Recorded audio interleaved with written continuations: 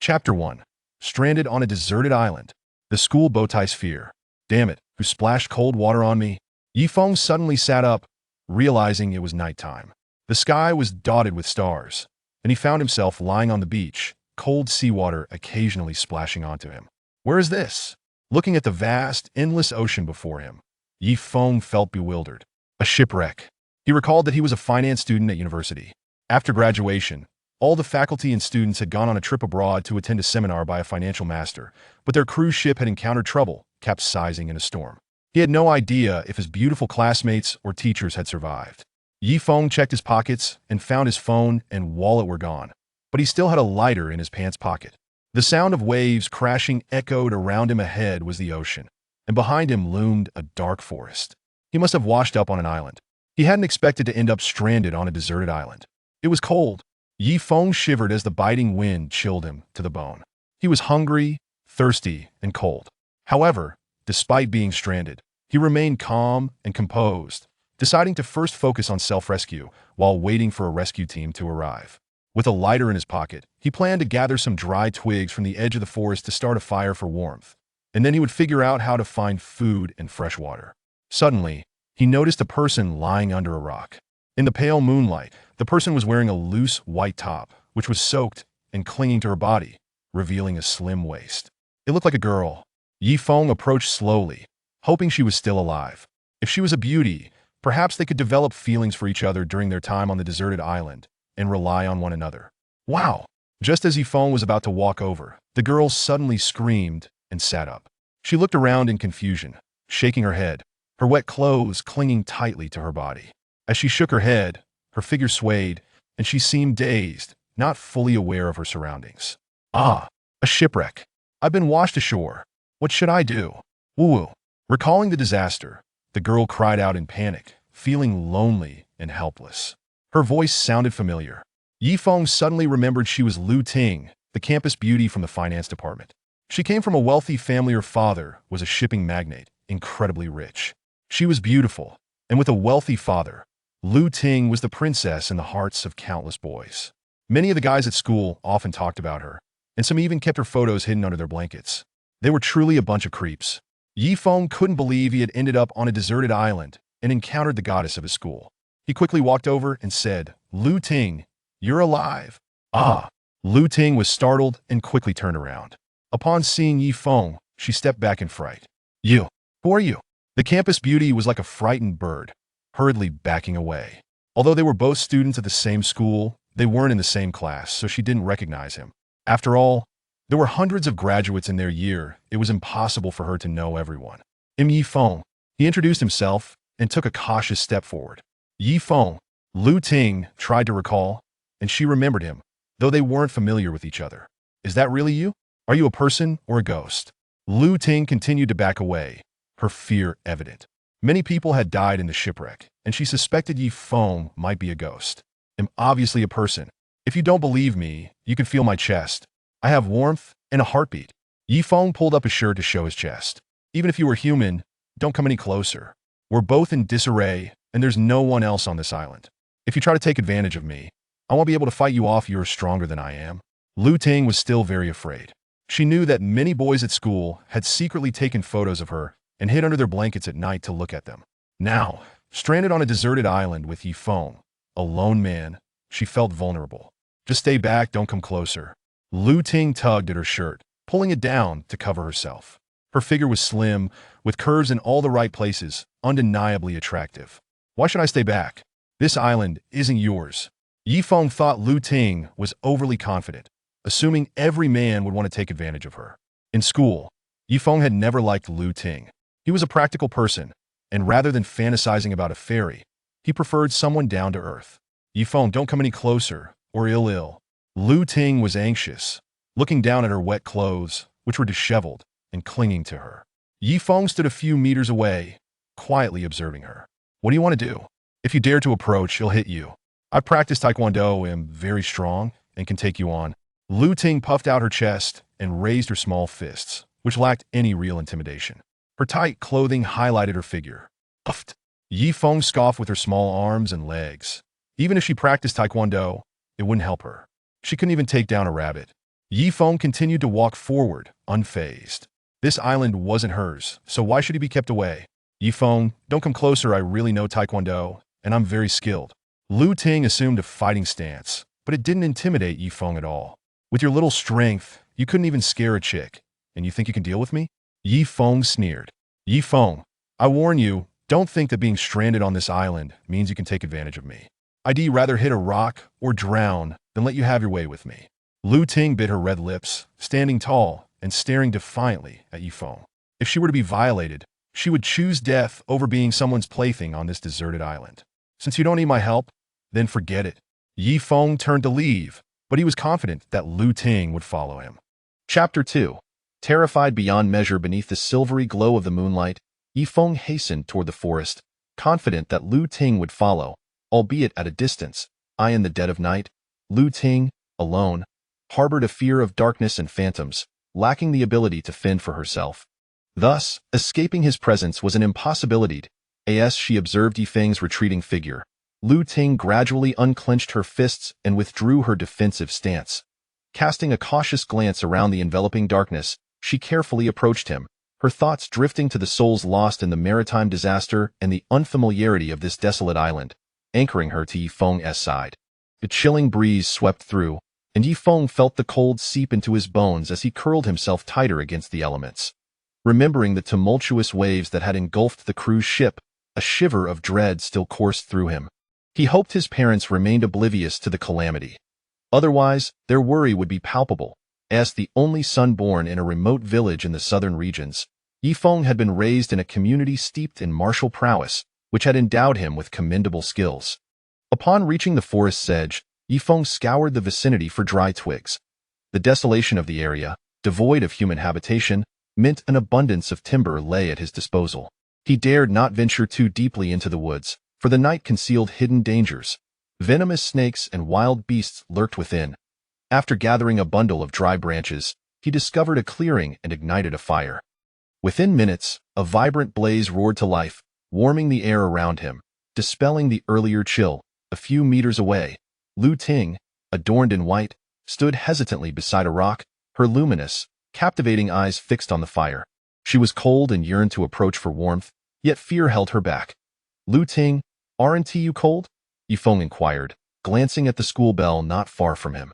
I am not cold, she stammered, her body curled inward, her damp attire clinging to her form, exuding an air of delicate allure. Are you truly not cold? Yifeng pressed on. Lu Ting replied, her face pale from the chill, lips tinged with a shade of purple, yet she persisted, too timid to draw nearer. Stop pretending. Come over and warm yourself by the fire, Yifeng said, his concern for her evident. Should the school bells succumb to a severe cold, it would be unlikely to find another companion on this island. I'm not cold. I can hold out until dawn, Lu Ting murmured, her voice barely audible, her body trembling. Beautiful Lu Ting, even if you can endure, are you not afraid of ghosts? Yifeng teased, hoping to coax her toward the fire. There are no ghosts in this world, Lu Ting retorted skeptically. Of course there are ghosts. Otherwise, what need would there be for Taoists and sorcerers? Yifeng countered. Even if there were ghosts, this is an island. There are no morgues or crematoriums, so there should be none here, Lu Ting reasoned, shaking her head. Ha ha, Yifeng chuckled softly. You may not yet realize that islands in the sea are often the most haunted, as many souls lost at sea converge upon these lonely shores. As a woman, your vital energy is weaker, making it perilous for you. Why, Yifeng? You're so cruel, trying to frighten me, Lu Ting exclaimed, her arms crossed defensively as she scanned her surroundings. Shh, quiet, Yifeng urged, raising his finger to signal her to be still, then lowered his voice to a conspiratorial whisper. They're coming. Who's coming? Lu Ting asked, her anxiety evident as she glanced around frantically. Silence! The spirits of the sea are approaching. Listen to the wind and the eerie sounds of the forest. Countless vengeful souls are gathering around us, he intoned, his voice heavy with gravity. In the night sky, Yifeng's words resonated ominously, as though phantoms truly lurked nearby. Suddenly, a gust of frigid wind swept through, and Lu Ting, her nerves frayed, could no longer contain herself. She cried out, sprinting toward the warmth of the fire. Oh no! Just as she neared the flames, Lu Ting stumbled, her ankle twisting beneath her, sending her sprawling forward. Be careful. Yifeng rushed forward, catching her in his arms. Embracing her soft form, he was instantly enveloped by a comforting warmth and a fragrant aura. Stay close. There's nothing to fear with me here, he assured her, holding Lu Ting firmly against him. Despite her height, which only fell short of his by a half head, the proximity felt pleasantly intimate. Lu Ting recoiled in fear, breaking free from his embrace, limping toward the fire. This was a predicament. Panic surged within Lu Ting as she realized her twisted ankle left her vulnerable. Should Yifeng harbor ulterior motives, escape would be futile. Fortunately, he did not pursue her. As she settled by the fire, bending to massage her ankle, she quickly straightened, the angle proving too uncomfortable. Why, Yifeng? We are both victims of circumstance. We should support one another. As the saying goes, a forcibly twisted melon is not sweet. Feelings cannot be coerced. Wouldn't you agree? Lu Ting suggested. Are you implying that you wish to engage in a meaningful dialogue with me? Yifeng asked, a teasing smile gracing his lips. Lu Ting felt a flush of embarrassment. His grin unsettled her. Perhaps we should establish some ground rules. You vow to behave, and as long as your requests are reasonable, I shall do my utmost to accommodate you, she declared, steeling herself. After all, she was in the weaker position. Why would you think of making such a vow? How naive, Yifeng replied, a triumphant smile crossing his face. Lu Ting's words hinted at her willingness to negotiate. She signaled that certain demands could be made, provided they did not exceed reasonable bounds. Chapter 3. The campus bell. I will strike at night. You dare to call me childish. It is you who is truly immature, resorting to ghostly tales to frighten me. Lu Ting seethed with anger, yet secretly delighted, for she had just hinted to Yifeng that he could make some reasonable requests, which he likely overlooked. How can you expect me to swear? Isn't that childish? Yifeng smiled as he gazed at Lu Ting, understanding her earlier insinuations about certain, not overly excessive demands. Humph, no one has ever spoken to me in such a manner. You infuriate me, Lu Ting coldly retorted. That is only because you think too highly of yourself. Following this exchange, Yifeng and Lu Ting engaged in a playful argument. He had once read a book that delved into human nature, suggesting that when seeking to connect with women, the most effective approach is not through flattery or appeasement, but rather through light-hearted, good-natured disputes. With just 2 words, Yifeng achieved this effect. The book stated that women are often wary. Overly accommodating behavior may provoke their suspicion or disdain, while questioning and denying can ignite their competitive spirit. In truth, dealing with women can be quite simple. After a few rounds of banter with Yifeng, Lu Ting was so exasperated that she felt speechless, infuriated by his insinuation of her foolishness and immaturity. Lu Ting suddenly rubbed her ankle, feeling a twinge of pain. Are you all right? Yifeng inquired. Mind your own business. It has nothing to do with you, Lu Ting snapped, harboring resentment. It indeed has nothing to do with me, Yifeng replied, picking up a piece of firewood and tossing it into the flames. You must be trying to drive me mad. It is all your fault, yet you remain utterly unconcerned. Lu Ting was furious, for no one had ever spoken to her in such a tone. Yifeng, you. As she was about to speak again, Yifeng interjected coldly. If you wish to survive, it would be wise to speak less. What do you mean by that? Lu Ting was at a loss for words. This man was far too arrogant, refusing even to engage in conversation with her. Speak less, conserve your strength. With that, Yifeng closed his eyes and sat by the fire, choosing silence to provoke Lu Ting's curiosity, knowing that women are often intrigued. Observing this male classmate, Lu Ting realized she could not see through him. Previously, during their time at school, she had merely known of Yifeng, but they had shared no bond. Lu Ting puzzled over Yifeng's mindset. Logically, upon encountering a beauty like her, he should have sought to curry favor or made unreasonable demands. Yet, he neither flattered her nor made any requests, instead dismissing her and belittling her. Yifeng, seated by the fire, wore a faint smile, fully aware of Lu Ting's thoughts. Time passed swiftly, and 2 hours later, their clothes were finally dry. After a prolonged silence from Yifeng, Lu Ting could no longer bear the quiet. She took the initiative to ask, "Why don't you speak with me?" "Must I speak with you?" Yifeng countered. Lu Ting was at a loss for words, unsure how to respond. "Your clothes are dry. You should get some rest," Yifeng suggested. Aren't you going to rest? Lu Ting asked. I will keep watch to prevent wild animal attacks, Yifeng replied. But we are by the sea. There are no wild animals here, and the fire can deter them, Lu Ting argued. Yifeng remained silent, his lips pressed together in contemplation. After waiting for 2 minutes without a response, Lu Ting felt a wave of frustration. This man was becoming increasingly inscrutable. Yifeng, I am hungry and thirsty. Could you perhaps find something for us to eat or drink? Lu Ting offered a sheepish smile, perhaps realizing her request was somewhat excessive. Sleep. Once you do, you won't feel hungry, Yifeng replied nonchalantly. Lu Ting pouted. Even if her request was a bit unreasonable, Yifeng should have responded more directly or offered her some words of comfort. Fine, I shall sleep then. Just as she lay down by the fire, she sat up again, saying, I forgot to mention, if anyone approaches me while I sleep, I will strike out. Yifeng chuckled lightly but did not respond. Lu Ting felt a rush of embarrassment. She sensed that she was an open book before him. After lying down, she turned away from Yifeng, feeling insecure about her back, prompting her to shift positions again, yet still feeling uneasy. Tossing and turning, Lu Ting could not find comfort. Your sleeping habits are quite amusing. It appears as though you are rolling around with someone, Yifeng remarked with a laugh. Lu Ting blushed, offering a shy smile, before folding her hands before her and quietly drifting off to sleep. Crackle, crackle, beneath the tranquil night sky, the firewood occasionally crackled. Yifeng sat quietly by the fire, vigilantly scanning the surroundings, wary of any potential wild animals. Though the fire could ward off threats, caution was wise. He glanced at Lu Ting not far away, admiring the enchanting silhouette of the campus belle as she slept. Yet, Yifeng refrained from approaching her. A man can be charming, but he must also possess grace. Charm must come with integrity. As moments turned into hours, the distant horizon in the east began to glow with the sun's ascent, a golden ray illuminating the earth. The vast, boundless sea welcomed the beautiful sunrise, a sight to behold. Alas, Yifeng was too parched and famished to appreciate it. With daylight breaking, Yifeng slowly rose, preparing to venture into the forest in search of water and sustenance. This forest was expansive, surely harboring mountain springs and plentiful provisions.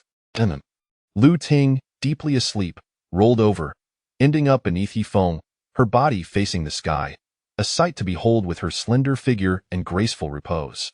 From his elevated position, Yifeng gazed down at Lu Ting, and at that moment, the campus belle happened to open her eyes.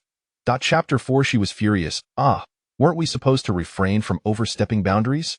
Lu Ting exclaimed, her hands clasped protectively in front of her as she swiftly turned over, half squatting before Yifeng. Your sleeping posture is rather appealing, especially that belt of yours. It must be a designer piece, right? Yifeng chuckled lightly before turning to leave. The belt. Lu Ting quickly rose to her feet, and upon realizing that her belt had not been tampered with, she let out a sigh of relief. Dawn has broken. I intend to venture into the forest in search of fresh water and food. Would you accompany me? Yifeng proposed. But my ankle hurts, Lu Ting replied, rubbing her ankle, which had been twisted the previous night and still throbbed painfully. A sore foot won't kill you, but starvation certainly will, Yifeng retorted. Lu Ting's anger flared. Did he possess no shred of compassion? If you choose to stay behind, that's your prerogative, but should a wild beast appear, you will find yourself in quite a close encounter. Beauty and the Beast, huh? Yifeng mused, recalling images from films where beautiful women roamed the jungle alongside ferocious beasts. Such scenes held a certain charm. Yet, if a wild animal were to truly appear, the campus belle would undoubtedly suffer a few bites. Yikes! Lu Ting cupped her face in her hands, a hint of fear in her voice. She did not want any wild beasts. Upon reaching the edge of the forest, Yifeng picked up a sturdy stick that was not only robust but also well suited for his grip. Lu Ting extended her hand, mistakenly believing Yifeng intended to offer her the stick as a crutch. This stick is quite good. It can serve as a means of defense. After nodding in satisfaction, Yifeng gripped the stick and ventured into the woods. Lu Ting's outstretched hand lingered in the air, exasperated with Yifeng for ignoring her injured ankle and her subsequent struggle to move. She picked up a stick from the ground and followed him into the forest. The expanse of the forest was vast, with distant peaks rising like emerald sentinels. Yifeng, do you think we can find a water source? Lu Ting inquired, maintaining a few meters distance behind him. This place is teeming with trees, and the broad leaves belong to deciduous plants. Such flora exists only in tropical rainforests or regions with ample rainfall, Yifeng observed as he navigated the terrain. People ascend to higher ground while water flows downward. By progressing towards the lower areas of the forest, they should be able to locate a water source. Furthermore, during rainy days, water on the forest floor flows downward, collecting in pools at certain spots. Provided they head in the right direction, they will undoubtedly find water. Lu Ting limped behind Yifeng, supporting herself with the stick, and after half an hour of walking, she felt utterly exhausted. Damn Yifeng! He hadn't even glanced back at her. She had initially been wary of him, but now she wished he would turn around and offer her a word of comfort. Ouch! Lu Ting deliberately cried out in pain, hoping to attract Yifeng's attention. However, he seemed oblivious, continuing to forge ahead. Ouch! She amplified her cries and then sat beneath a tree, fuming. Yifeng was utterly inconsiderate. What's wrong? Is it very painful? Yifeng finally turned to ask. Lu Ting felt a swell of indignation, thinking, now you realize I'm in agony. Yifeng approached her, squatted down, and grasped her ankle. What do you think you're doing? Lu Ting exclaimed, filled with anxiety and fear, apprehensive that Yifeng might overstep his bounds. In this dense forest, if he had malicious intent, her cries would be futile. Bear with it. Just as Lu Ting contemplated resisting, Yifeng held her ankle with one hand and supported her foot with the other, applying pressure simultaneously. Crack! A sound echoed, reminiscent of a bone realigning.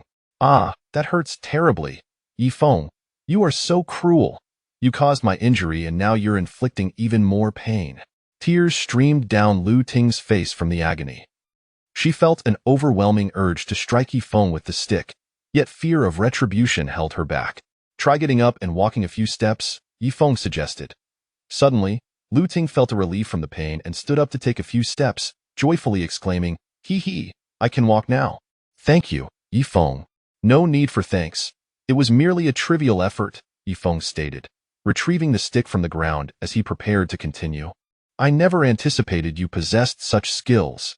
If you could set bones, why didn't you help me last night? I endured pain the entire night and limped through the forest for ages. Lu Ting inquired, her voice laced with irritation, expecting a reasonable explanation, only to be met with Yifeng's response that left her speechless. You're the one who was injured, not me. I had no obligation to assist you. With that, Yifeng turned and walked deeper into the woods. Lu Ting trembled with indignation, her body quivering with emotion. In her fury, she hastened towards him, forgetting to maintain her distance or her fear of his intentions. She merely sought to vent her pent-up anger. Yifeng, I am very angry, she declared upon catching up to him. If you're angry, then refrain from speaking. Talking won't alleviate your frustration, Yifeng replied coldly, continuing his path through the forest.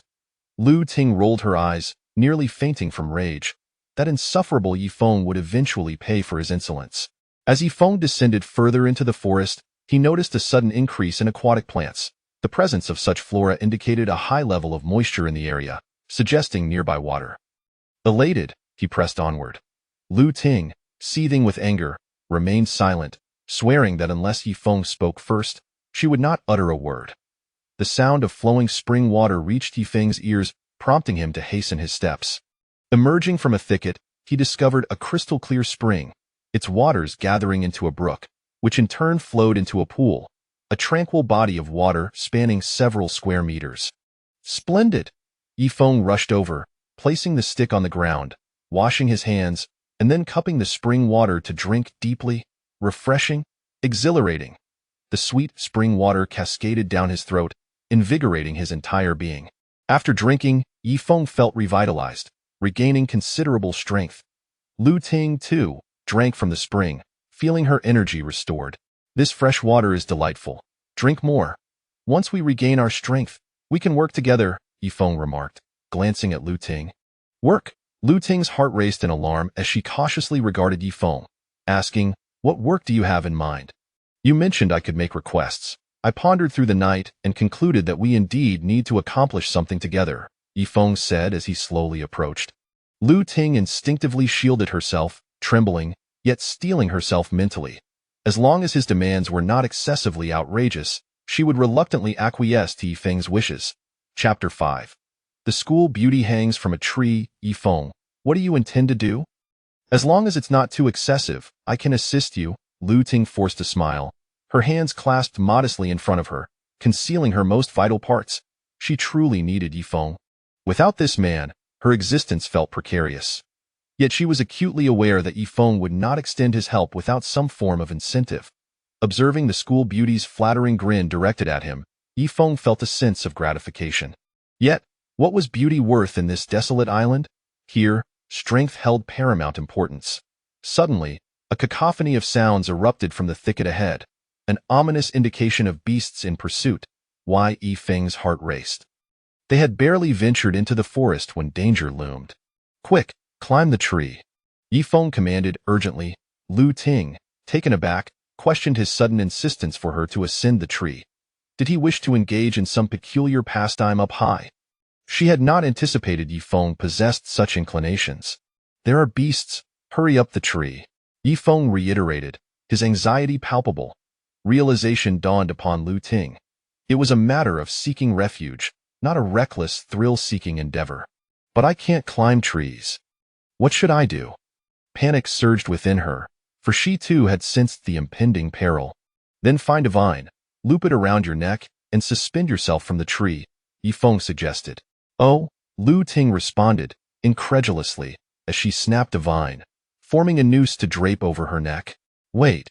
Frustration bubbled within her as she felt the absurdity of Yifeng's proposition. Yifeng shook his head, realizing that the school beauty's intellect was rather simplistic, at times adorably naive. Roars echoed through the forest, the sound of thundering footsteps drawing nearer. Yifeng, spotting a dark figure darting through the foliage, yelled, "Hurry! Up the tree!" and dashed forward. My goodness! Lu Ting screamed, terror gripping her as she witnessed Yifeng flee ahead. Despair washed over her. Yifeng's selfishness had left her to fend for herself in the face of danger. Driven by fear, Lu Ting scrambled upward, managing to ascend 2 meters. Suddenly, a menacing shadow burst forth from the underbrush. Meanwhile, Yifeng sprinted toward a nearby rock, leaping onto it with agility, performing a swift turn and thrusting a wooden stick with all his strength. Ha! He exclaimed, unleashing his ultimate technique, the dragon's return stab. With a resounding thud, the wooden staff connected with the beast's head. The creature collapsed, gasping for breath. It was a wild boar, gravely injured, its body marred by deep claw marks, 2 of which nearly exposed its innards. The boar, weighing approximately 100 pounds, had likely been assailed by another predator and had barely escaped, now lying in a pool of its own blood. Yifeng, it's a wild boar. How splendid! We shall have meat. Lu Ting exclaimed, her excitement palpable as she descended from the tree. However, a branch caught on her clothing, causing a button to pop open. Her garment was pulled upwards, revealing her slender waist. Yifeng, Lu Ting blushed, caught in the predicament of being unable to ascend or descend. If she exerted herself too forcefully, her attire would surely tear, leaving her exposed before Yifeng. What troubles you? Yifeng asked, approaching her as she clung to the tree, her gaze cast downward at the offending branch that held her clothing hostage. Please don't come closer, she implored, her hands wrapped tightly around the trunk, the breeze chilling her exposed skin. Very well, I shan't approach. Just hang on for a moment, be careful not to fall, the branch could injure you, Yifeng replied. Please, come over, Lu Ting, gripped by fear, conceded. Better to risk exposure than to sustain a serious injury. Yifeng climbed the tree, his vantage point revealing the scene below. The branch's predicament was indeed timely. There lay the school beauty, her figure a vision of alabaster, reminiscent of snowflakes adorning winter landscapes, akin to peach blossoms blooming amidst a snowy expanse, a breathtaking sight. Lu Ting, eyes shut in shyness, murmured, "Hurry and rescue me." Yifeng gently parted the branch, enveloping Lu Ting in his embrace as they descended together. Upon reaching the ground, Lu Ting swiftly turned, adjusting her disheveled attire. Be sure to check thoroughly for any injuries. We must ensure you're unharmed, Yifeng's voice floated to her ear as he turned his attention back to the wild boar. The The claw marks on the beast did not appear to be from a tiger nor a bear. What manner of creature had inflicted such deep wounds upon it? What are you examining? Lu Ting inquired as she approached, having managed to fix her clothing. The memory of their earlier encounter left her feeling somewhat flustered. This forest is perilous. We must make haste back to the shore, Yifeng stated with gravity. But we lack containers for fresh water. If we leave here to return to the beach, we shall surely succumb to thirst, Lu Ting worriedly replied. That can be remedied. I will devise a solution, Yifeng declared, rising to search for a hollow tree nearby. After breaking it, he sought suitable materials to fashion a stopper, sealing the broken end. After crafting several containers, he filled them with water. Once finished, Yifeng dispatched the gravely injured wild boar, hoisting it onto his shoulder while Lu Ting carried the water-filled containers. Together, they departed the forest. An hour later, they reached the beach. The vast expanse of the ocean surged with waves, crashing rhythmically against the shore. Yifeng dropped the boar onto the sand, feeling the weariness settle in after carrying the heavy load for so long. I'm utterly exhausted. I've never felt such fatigue, he admitted. Lu Ting placed the water containers beneath the rocks, perspiration glistening on her brow. Are you all right? Yifeng inquired with concern. Oh, look who's showing concern. It seems the sun has risen from the west. Lu Ting teased. Yifeng chuckled. Naturally, having seen your body, I feel a sense of responsibility. Lu Ting winced at the recollection of their earlier encounter, feeling a pang of sadness. I'm hungry, she declared, opting to divert her thoughts from the discomforting memories. Yifeng located a sharp stone along the beach, its dark surface suggesting a high iron content. Though it was not as effective as a kitchen knife, it would suffice for cutting the boar's meat. Lu Ting busied herself with kindling a fire, stoking it to a higher flame. Half an hour later, Yifeng sliced 2 pieces of boar meat, skewering them on sticks and grilling them over the charcoal fire. I'm on the brink of starvation. At last, we have meat, Lu Ting exclaimed, her excitement palpable as she clenched her fists in anticipation. Indeed, make sure to eat your fill. You'll need your strength for what lies ahead, Yifeng advised, his gaze intent upon her. Lu Ting's eyes widened, her mouth forming a Na shape, perhaps startled by the unfolding events. Chapter 6, The Campus Bell. You're not up to it, what? What do you intend to do? Lu Ting inquired cautiously. After we finish our meal, we shall construct a thatched hut and indulge in our own little world. Without a proper shelter, everything becomes inconvenient. Alas, Yifeng sighed. Lu Ting pouted, feeling an unsettling sense of insecurity. An hour later, a fragrant aroma wafted through the air. The wild boar meat was finally roasted to perfection. Gazing at the golden brown meat, Lu Ting couldn't help but salivate. It's ready. Let us eat, Yifeng said, picking up a stick and offering the skewered wild boar meat to Lu Ting. Thank you, Lu Ting replied with a sweet smile, extending her hand to grasp the meat. Be careful, it's hot, Yifeng cautioned. Lu Ting yelped as the heat scorched her hand, quickly retracting it, and exclaimed in annoyance, I just got burned, and you feign concern.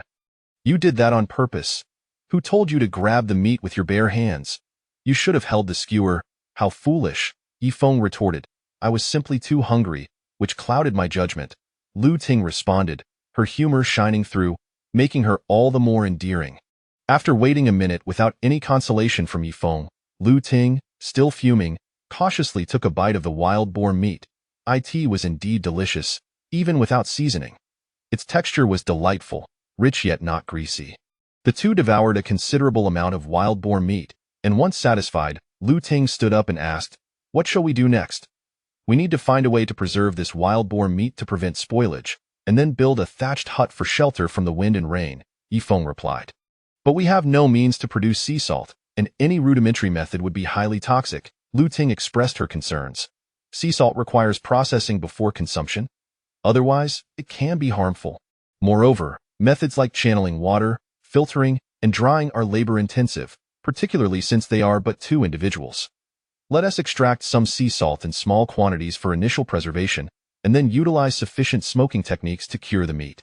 Once we turn the wild boar into smoked jerky, it will last for an extended period, Yifeng proposed. He recalled that villagers used this method for curing meat back in his rural hometown. But we lack an iron pot to boil seawater. How do we obtain sea salt? Lu Ting asked. We can create a small pond, add a bit of seawater, and once it evaporates, we shall have sea salt, Yifeng said, rising to leave in search of a suitable beach location to dry the seawater. Selecting the right spot was crucial. Sandy areas would easily leak water, while being too far from the shore would complicate transporting seawater. Lu Ting followed closely behind Yifeng until they discovered a rocky area that was ideal for salt drying. After 2 arduous hours, they finally managed to pour in the seawater, and barring any unforeseen circumstances, they should have sea salt by noon the following day. Next, Yifeng prepared to construct the thatched hut.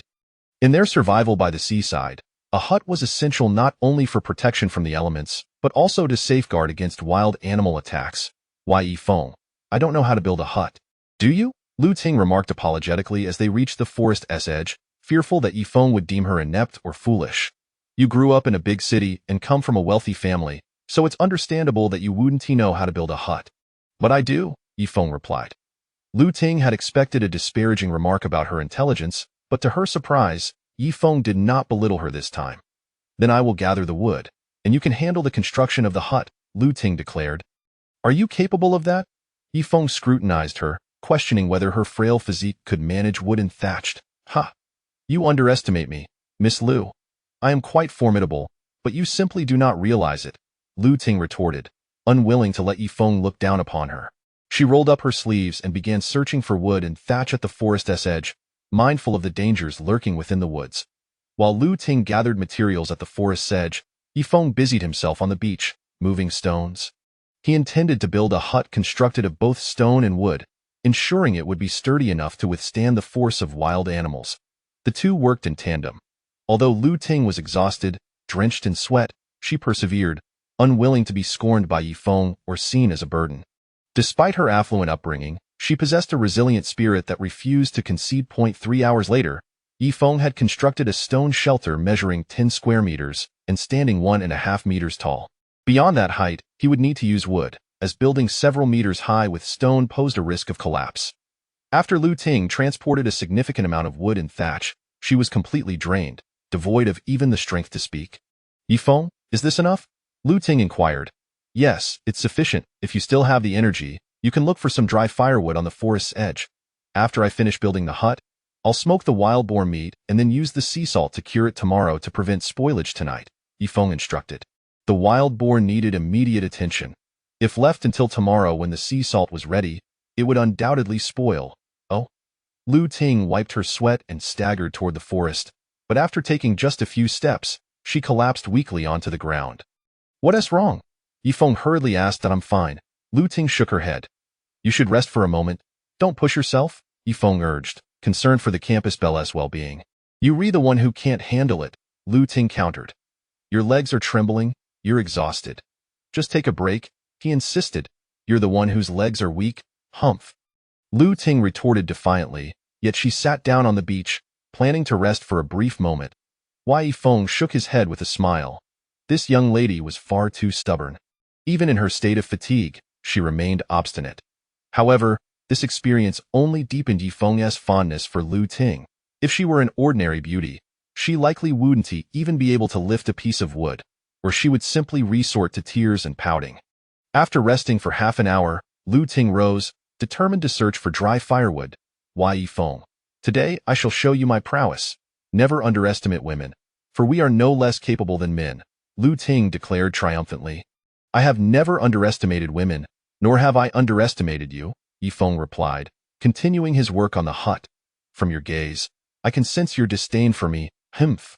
With a slight smirk, Lu Ting quickly made her way toward the forest's edge. Be careful, and do not venture too deeply into the woods, Yifeng cautioned, watching her retreating figure with concern. Rest assured, I intend to live to 99. So I won't take foolish risks in the forest, came Lu Ting's melodious voice from outside the woods. Chapter 007. Lu Ting's embarrassing plea as the sun gracefully descended in the sky. After a long day of toil, Yifeng finally completed the construction of a humble hut.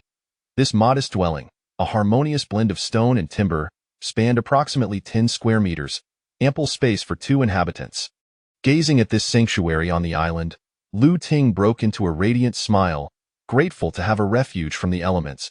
In a moment of relief, she raised her delicate hand to gently wipe the beads of perspiration from her forehead.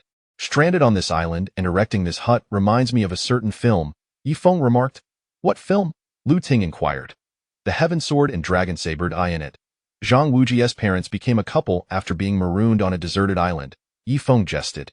Lu Ting rolled her eyes and replied, All I know is that you came from the stars. Let us focus on finding a way to save ourselves. For instance, we could gather an abundance of fresh branches or inscribe SOS on the vast beach. The SOS signal is a universally recognized distress call. Writing those 3 letters in the sand could prompt any passing aircraft to initiate a rescue operation upon spotting the plea. The fresh branches were essential as they retained moisture. When placed on a fire, they would emit thick black smoke, signaling nearby vessels for assistance. I'll leave these tasks to you. I'll prepare the smoked wild boar meat, Yifeng stated. All right, we shall divide our labor, Lu Ting nodded in agreement. After their discussion, Yifeng returned to the shoreline, wielding a sharp stone to slice the wild boar meat. Lu Ting ventured to a spacious stretch of beach, where she used a stick to etch the letters SOS into the sand, ensuring they were of grand proportions to attract the attention of aerial observers. Once she inscribed the letters, Lu Ting dragged numerous fresh branches from the forest's edge. Their high moisture content would produce dense smoke when ignited, enhancing their chances of being rescued. With these preparations, their chances of survival were significantly bolstered. When she had finished, Lu Ting, fatigued and weary, approached Yifeng's side. Oh my goodness, Yifeng, I'm utterly exhausted, she lamented, rubbing her waist, her face reflecting her weariness. Specks of wood shavings and dirt adorned her visage, rendering her reminiscent of a beautiful refugee, striking yet vulnerable. Do I have flowers on my face? Why are you staring at me? Lu Ting queried, noticing Yifeng's gaze fixed upon her. You have no flowers on your face, Yifeng replied. Then I must look quite disheveled, right? Lu Ting asked. Indeed, you appear rather disheveled. Yet there is a certain beauty in your disarray, he remarked. Ha ha, I didn't expect you to speak the truth. I thought you were only capable of flattery, Lu Ting said with a sweet smile, wiping her face. As a beauty, maintaining a good image was paramount at all times. Have you lowered your guard? Yifeng inquired, recalling how the campus belle had treated him like a thief the previous night. While it is said that a forcibly picked fruit lacks sweetness, I trust you now, so I shall not be on guard, Lu Ting replied. Though a forcibly picked fruit may lack sweetness, as long as I am content, who cares about the fruit's sweetness? Yifeng chuckled. I can't be bothered to engage with you. Lu Ting pouted, turning toward the sea, perhaps to wash up. Oh, I forgot to remind you. We are working in tandem, my task is complete, so the responsibility of smoking the wild boar meat falls to you now, Lu Ting gently reminded him. Understood, Yifeng nodded, acknowledging her efforts. The waves crashed rhythmically against the shore as the sun dipped below the horizon. Under the enchanting hues of dusk, Lu Ting strolled along the soft sands, her long, dark hair cascading around her shoulders, leaving delicate footprints upon the golden beach. Dusk, the ocean, the shore, the beauty. This picturesque scene was so breathtaking it defied description. Watching the alluring figure of the campus belle, Yifeng found himself momentarily entranced. Although he had never harbored a secret admiration for her during their university days, he had always appreciated beauty and longed for an opportunity to share such splendid moments with a fair maiden on the beach. Hello! Is anyone there? We are stranded on a deserted island and require assistance, Lu Ting called out, standing in the shallows, her voice echoing across the water. This was not a genuine plea for help, but rather a means to vent her inner frustration, for even the simplest of minds would recognize the futility of calling out. Hey, we need rescue. As dusk settled, Lu Ting's cries for help resonated along the shoreline. Approximately 2 hours later, Yifeng had finally sliced all the wild boar meat, placing it atop the fire to smoke. Tomorrow, he would add a pinch of sea salt, transforming the wild boar into preserved meat, ensuring its longevity. By the seaside. Lu Ting bent down to wash her feet, scrubbing away the remnants of dirt from her body. Nightfall was approaching. The sun had vanished, and a crescent moon began its ascent, promising a night illuminated by moonlight. As darkness loomed, Yifeng found himself filled with anticipation. After nightfall, he and Lu Ting would reside within the confines of their modest 10-square-meter hut. The space was limited, and with only the two of them, how romantic it seemed. Lu Ting frolicked along the beach, suddenly pausing to gaze at Yifeng. Noticing her stare, Yifeng mused whether the campus belle had developed feelings for him, captivated by his presence. However, such a notion appeared improbable, given that they had only interacted for a day. Despite being former classmates, he was merely one of countless inconspicuous faces to her. Why Yifeng? I have some unfortunate news to share, Lu Ting stated, her expression fraught with discomfort. What news? Yifeng remained composed, internally speculating about what misfortune could befall the campus belle, especially since it was not the end of the month. Woe is me! I accidentally stepped into a crevice between the rocks, and my foot is stuck. Lu Ting's face turned crimson with embarrassment, perhaps fearing Yifeng's reaction to, "Oh?" Yifeng responded nonchalantly, "Don't you have anything to say to me? Aren't you coming to help?" Lu Ting expressed her disappointment, expecting Yifeng to rush to her aid upon hearing her plight. To her surprise, he remained composed, showing little sympathy. "Greetings, beautiful campus belle. I have faith in your abilities. I believe you can free yourself," Yifeng assured her. "I can't," Lu Ting exclaimed in a state of panic, her foot wedged painfully between the rocks, and infuriatingly, Yifeng showed no concern for her predicament. "I have faith that you can do it," Yifeng repeated. "Woe is me," Lu Ting pouted, her voice turning pitiful. "Yifeng, I implore you to help me. If you don't assist, I might perish. Can you bear to let me die? To get your foot stuck while washing it?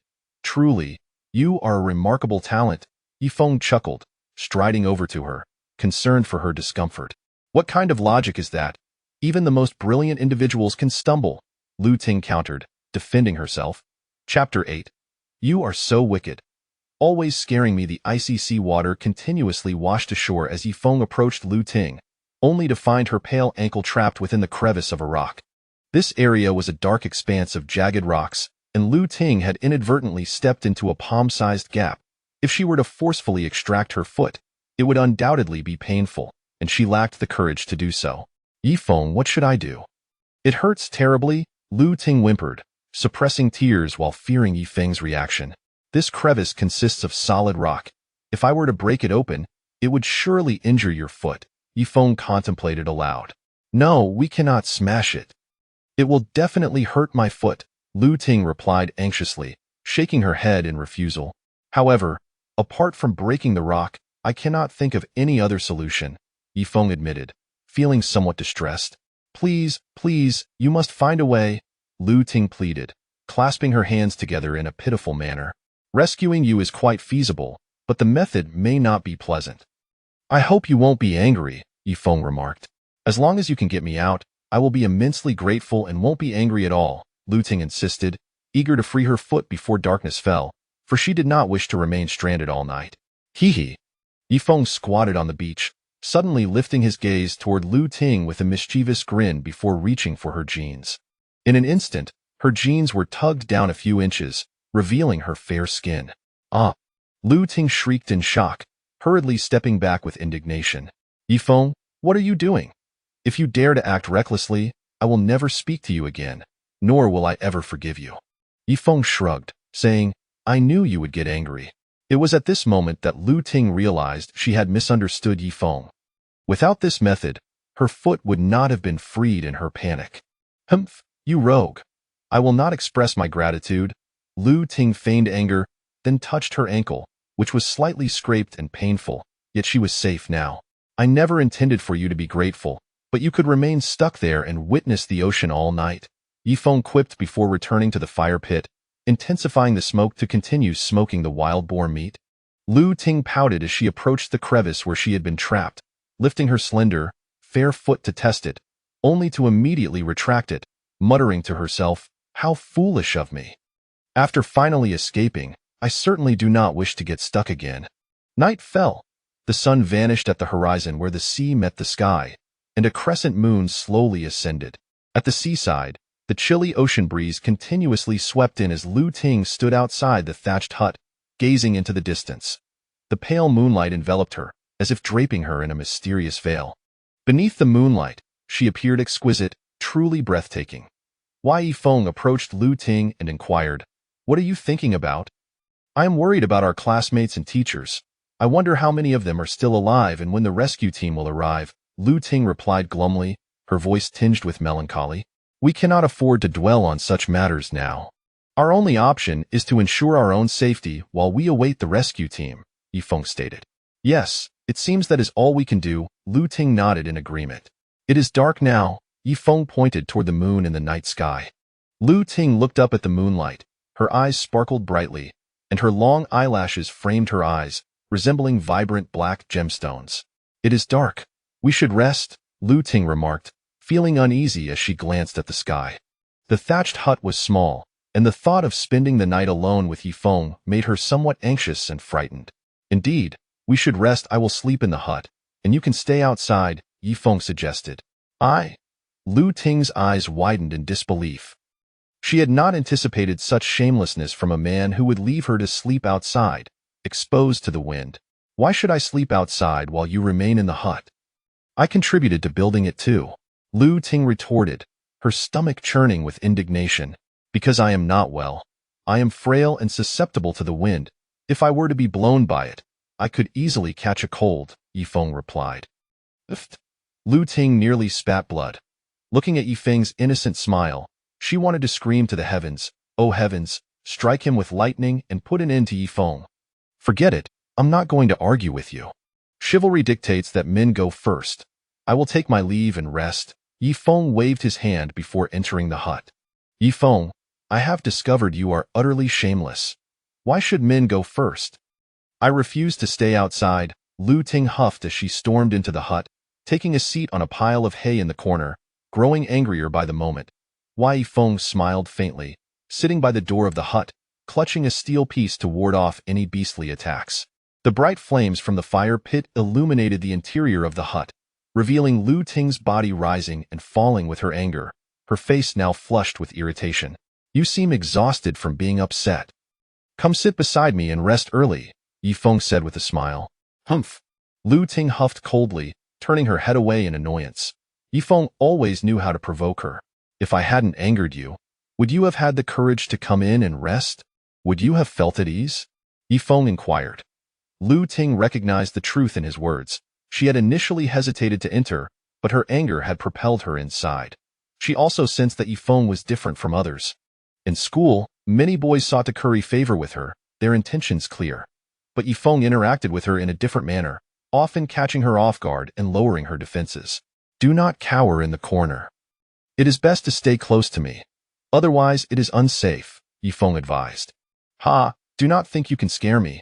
I was fooled once last night and will not be deceived again, Lu Ting insisted, remaining in the corner, trying to maintain some distance. After all, it was the dead of night, and there were only the two of them in the hut. She felt quite awkward and somewhat insecure. I fear there might be snakes at night. What if a venomous snake crawled up the rocks and suddenly fell into your arms? Yifeng explained. Please, do not mention such creatures. They terrify me, Lu Ting said, her anxiety suddenly escalating. Rustle! Suddenly, a rustling noise emerged from the roof of the hut, resembling something crawling. It was merely the wind stirring the thatch. Snake! Yifeng exclaimed, pointing at the ceiling. Oh my! Lu Ting yelped, rushing over to Yifeng and pressing closely against him, trembling uncontrollably. Haha, do not fear. I will protect you, Yifeng reassured her, embracing Lu Ting and holding her sideways in his arms. Her soft figure, along with her fragrant breath, felt delightful and warm. You are so wicked, always scaring me. If you frighten me again, I will truly ignore you. Lu Ting fumed, her frustration palpable, wishing she could throttle Yifeng for his antics. Chapter 9 Midnight. She is in trouble. The pale, silvery moonlight envelopes the thatched cottage, casting its ethereal glow over the land and the sea. Inside the cottage, Lu Ting lies in slumber, fatigue and exhaustion swiftly ushering her into the realm of dreams. The rhythmic sound of the waves lapping against the shore fills the air as Yifeng reclines within the cottage, listening to the gentle ebb and flow of the tide and the soft cadence of Lu Ting's breathing, though his heart is in turmoil. Calm your mind. Yifeng strives to still his thoughts. After a sleepless night and a day filled with toil, weariness soon overcomes him as well. Unbeknownst to him, he drifts into a dream. In his dream, he witnesses a maritime disaster, a cruise ship navigating the vast, boundless ocean, populated by hundreds of individuals, most of whom are graduates and students from the finance department, alongside a handful of wealthy merchants and outsiders. Crack, crack! The sound of grinding teeth reverberates through the cottage, jarring Yifeng from his slumber. Upon opening his eyes, he glances at Lu Ting beside him. The noise emanates from her, and he is taken aback to discover that the campus bell grinds her teeth in her sleep, shattering her beautiful image. This isn't right. Yifeng quickly rises and approaches Lu Ting, noticing that not only is she grinding her teeth, but she is also emitting distress sounds. Lu Ting, he calls out, but she continues to grind her teeth and moan in discomfort. Kneeling beside her, he places his hand on her forehead. How icy! The moment his hand makes contact, it feels as though he is touching cold iron. There is no warmth at all. Lu Ting is burning with fever, and it is severe in cases of ordinary fever. The body feels hot, which is manageable. However, when the body turns cold, it signals a shift to a more serious condition. When a fever reaches around 38 degrees Celsius, the body radiates heat, but when it exceeds 39 or even 40 degrees, the body becomes frigid. Lu Ting, wake up please. Yifeng urgently shakes her, unwilling to let her continue sleeping. Oh. Lu Ting shivers, curling up in a pitiful manner. Lu Ting, please wake up. Yifeng calls out loudly. Lu Ting stirs, her gaze unfocused, her voice trembling as she utters, Yifeng, my head is pounding. I feel so unwell. I think I might die. Do not speak such nonsense. You will not die, and I will not allow it. Yifeng replies sternly.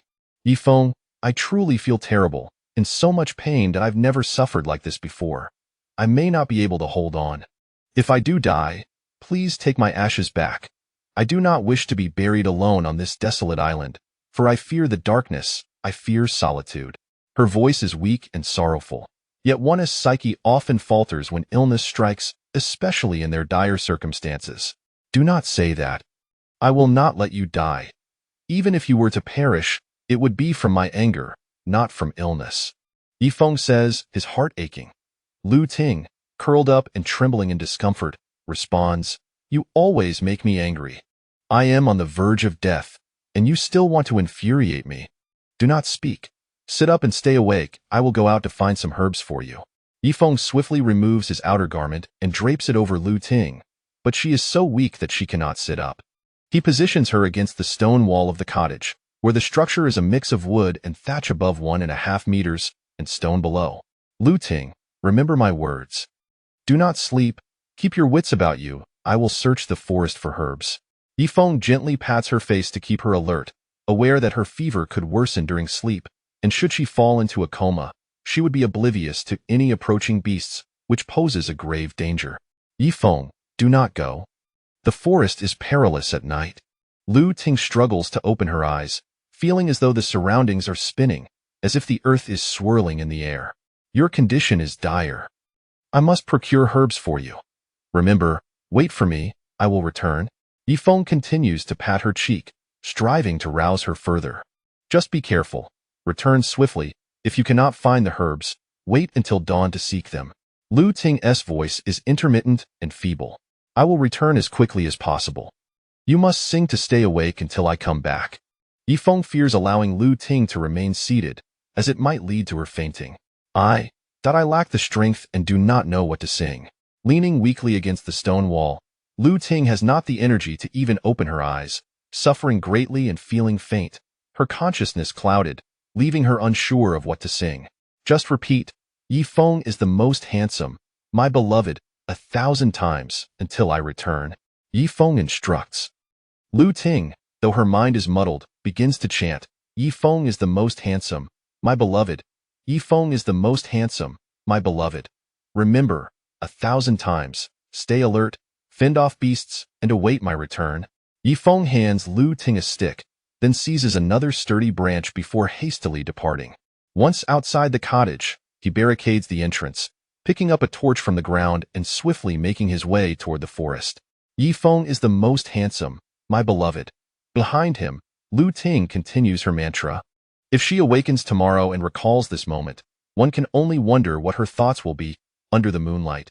Yifeng strides with determination, swiftly reaching the forest's edge, knowing that to find the herbs, he must venture deeper into the woods. Without a moment's hesitation, he grips the torch in one hand and the sturdy branch in the other, resolutely stepping into the embrace of the forest. This forest is vast.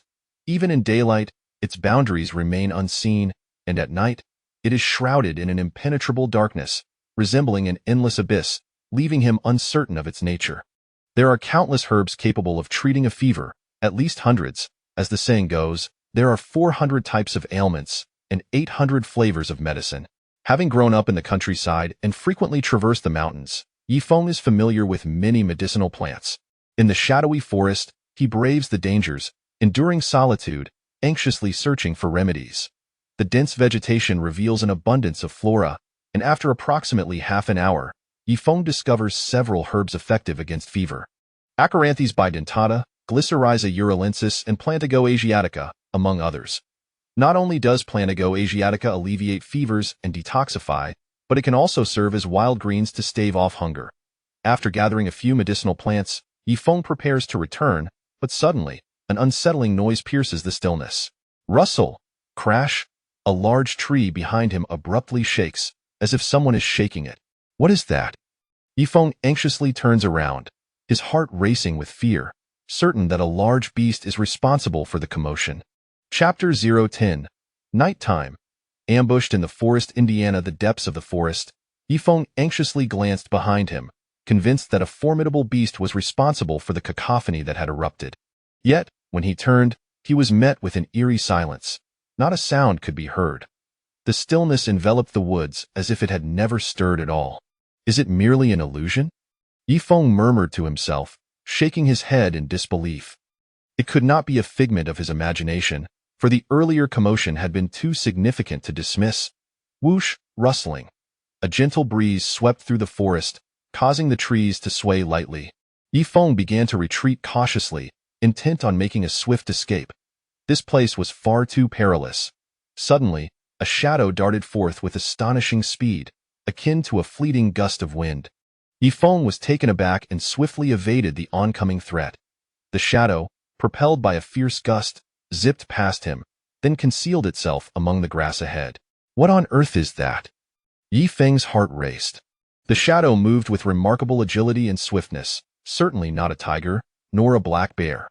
While a tiger possesses speed, it lacks such nimbleness, and a black bear is too clumsy to match this velocity. A sense of insecurity washed over Yifeng as he gazed up at the tree trunks, then leapt into the air. Up! He soared gracefully, landing upon a tree branch, scanning his surroundings with palpable urgency.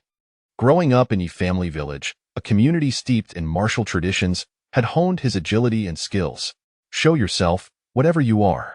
Yifeng bellowed, summoning his courage. Squeak! In an instant, the concealed shadow sprang forth once more, leaping toward Yifeng with the intent to attack. Ha! Yifeng executed a swift backflip, brandishing his torch mid-air. Thud! A resounding crash echoed as the torch struck the shadow, which emitted an eerie cry before vanishing into the depths of the forest, leaving Yifeng's torch extinguished. What was that creature? Yifeng was drenched in sweat. The shadow's rapid movements and the dim lighting had obscured his view of it, rendering him unable to identify the beast. This place was too hazardous. Gripping a wooden stick and gathering medicinal herbs, Yifeng slowly retreated from the forest. After a tense 15 minutes, Yifeng finally emerged onto the beach, where a cold wind swept over him. Covered in sweat, he breathed a sigh of relief. The beach, devoid of trees and obstacles, provided a safer refuge from the lurking threat. Worry for Lu Ting's safety propelled Yifeng to sprint towards the thatched hut. Crackle, crackle. The sound of burning firewood crackled before the hut. Lu Ting! Yifeng called out as he hurried towards the hut, fearing for her well-being. Yifeng! Came Lu Ting's weak voice from within. She appeared utterly drained, collapsing onto the ground as she murmured, "You frightened me to death. I thought you had lost your way." Thud! With those words, Lu Ting fainted onto the floor. Lu Ting! Yifeng exclaimed, striding into the hut with determination. He placed his hand on her forehead. It felt icy, even colder than before, indicating a worsening fever. "I'll prepare some medicine for you." Exiting the hut, Yifeng resolved to concoct a remedy. Though he lacked an iron pot or a clay vessel, he could utilize tree trunks. Even a sheet of paper, if filled with water, could withstand the heat and bring it to a boil. By the chilly seaside, Yifeng crouched on the sand, washing the herbs. With limited fresh water, he resorted to seawater for cleansing, planning to brew the medicine with fresh water later. Once finished, he returned to the fire, using 2 tree trunks, one for brewing the medicine and the other for boiling water. A patient vigil by the flames ensued, as the trunk's exterior warped from the heat, yet the water inside remained unharmed. After a few minutes, the water in one trunk reached a boil. Yifeng carefully lifted it, adding cold water until it was lukewarm, then returned to the hut to administer it to Lu Ting. Lu Ting, drink this. He gently propped her up, cradling her in his arms as he cautiously offered her the water. Mama, Papa, I feel so unwell. I miss you all so much. I think I'm going to die. In her delirium, Lu Ting lamented for her parents. Sighing deeply, Yifeng felt a pang of sorrow. The school beauty had been so resilient during the day, tirelessly gathering wood and building the hut alongside him. Yet now, illness had rendered her fragile. However, everyone is vulnerable in sickness, even men. After Lu Ting drank her fill, Yifeng laid her down gently. Rest for now. I'll fetch you some medicine, don't worry. I won't let you perish. Returning to the fire, he remained vigilant, brewing the potion. This night, the moon was waning, a slender crescent hanging high above the mountains. Bathed in the pale moonlight, Yifeng sat quietly by the fire point. 10 minutes later, the herbs were finally ready, releasing a strong medicinal aroma into the air. Yifeng carefully removed the trunk and set it down to cool. Once the concoction was no longer hot, he took it back to the hut. Lu Ting lay trembling amidst the dry grass, shivering uncontrollably. Lu Ting, drink the medicine. Yifeng supported her, allowing her to lean against him. I'm cold, so cold, she shivered, her teeth chattering. Yifeng, I truly feel freezing. Please, put me by the fire. Put her by the fire? Yifeng managed a bitter smile. The school beauty was clearly delirious. How could one roast a person over a fire? Besides, doing so would surely lead to severe burns. Just drink the medicine, please, he urged gently, carefully feeding her the brew. This was his first time caring for a beautiful girl, and he felt somewhat out of his depth. After Lu Ting consumed the herbal remedy, Yifeng laid her back down in the dry grass, hoping for its efficacy. If her fever did not subside after this, he would be at a loss. Yet he held faith in its potency, for he had seen many recover from fevers with such remedies in his rural upbringing. I'm so tired. Yifeng collapsed onto the ground within the hut, his body aching from exhaustion. He had gone nearly 2 days without rest, compounded by the arduous labor of the day. Overcome by fatigue, he closed his eyes and drifted into slumber once more. What a restful sleep it was. As dawn broke the following morning, Yifeng gradually opened his eyes. Morning had arrived. He turned around to find Lu Ting absent. Lu Ting. Yifeng sprang to his feet and rushed out of the hut, scanning the area anxiously, but Lu Ting was nowhere to be found, as if she had vanished into thin air. Lu Ting. He called out again. His voice echoed across the beautiful beach, yet still, there was no sign of her. What could have happened? Where has she gone? Yifeng's heart raced with dread. He feared for Lu Ting's safety. Had she fallen prey to a wild beast? Yet, that seemed unlikely, for the hut's entrance had been blocked by stones. If a beast had entered, it would have created quite a ruckus, awakening him in the process. Even if a beast had infiltrated the hut, it would have attacked him first, given that he lay in front of Lu Ting. Lu Ting.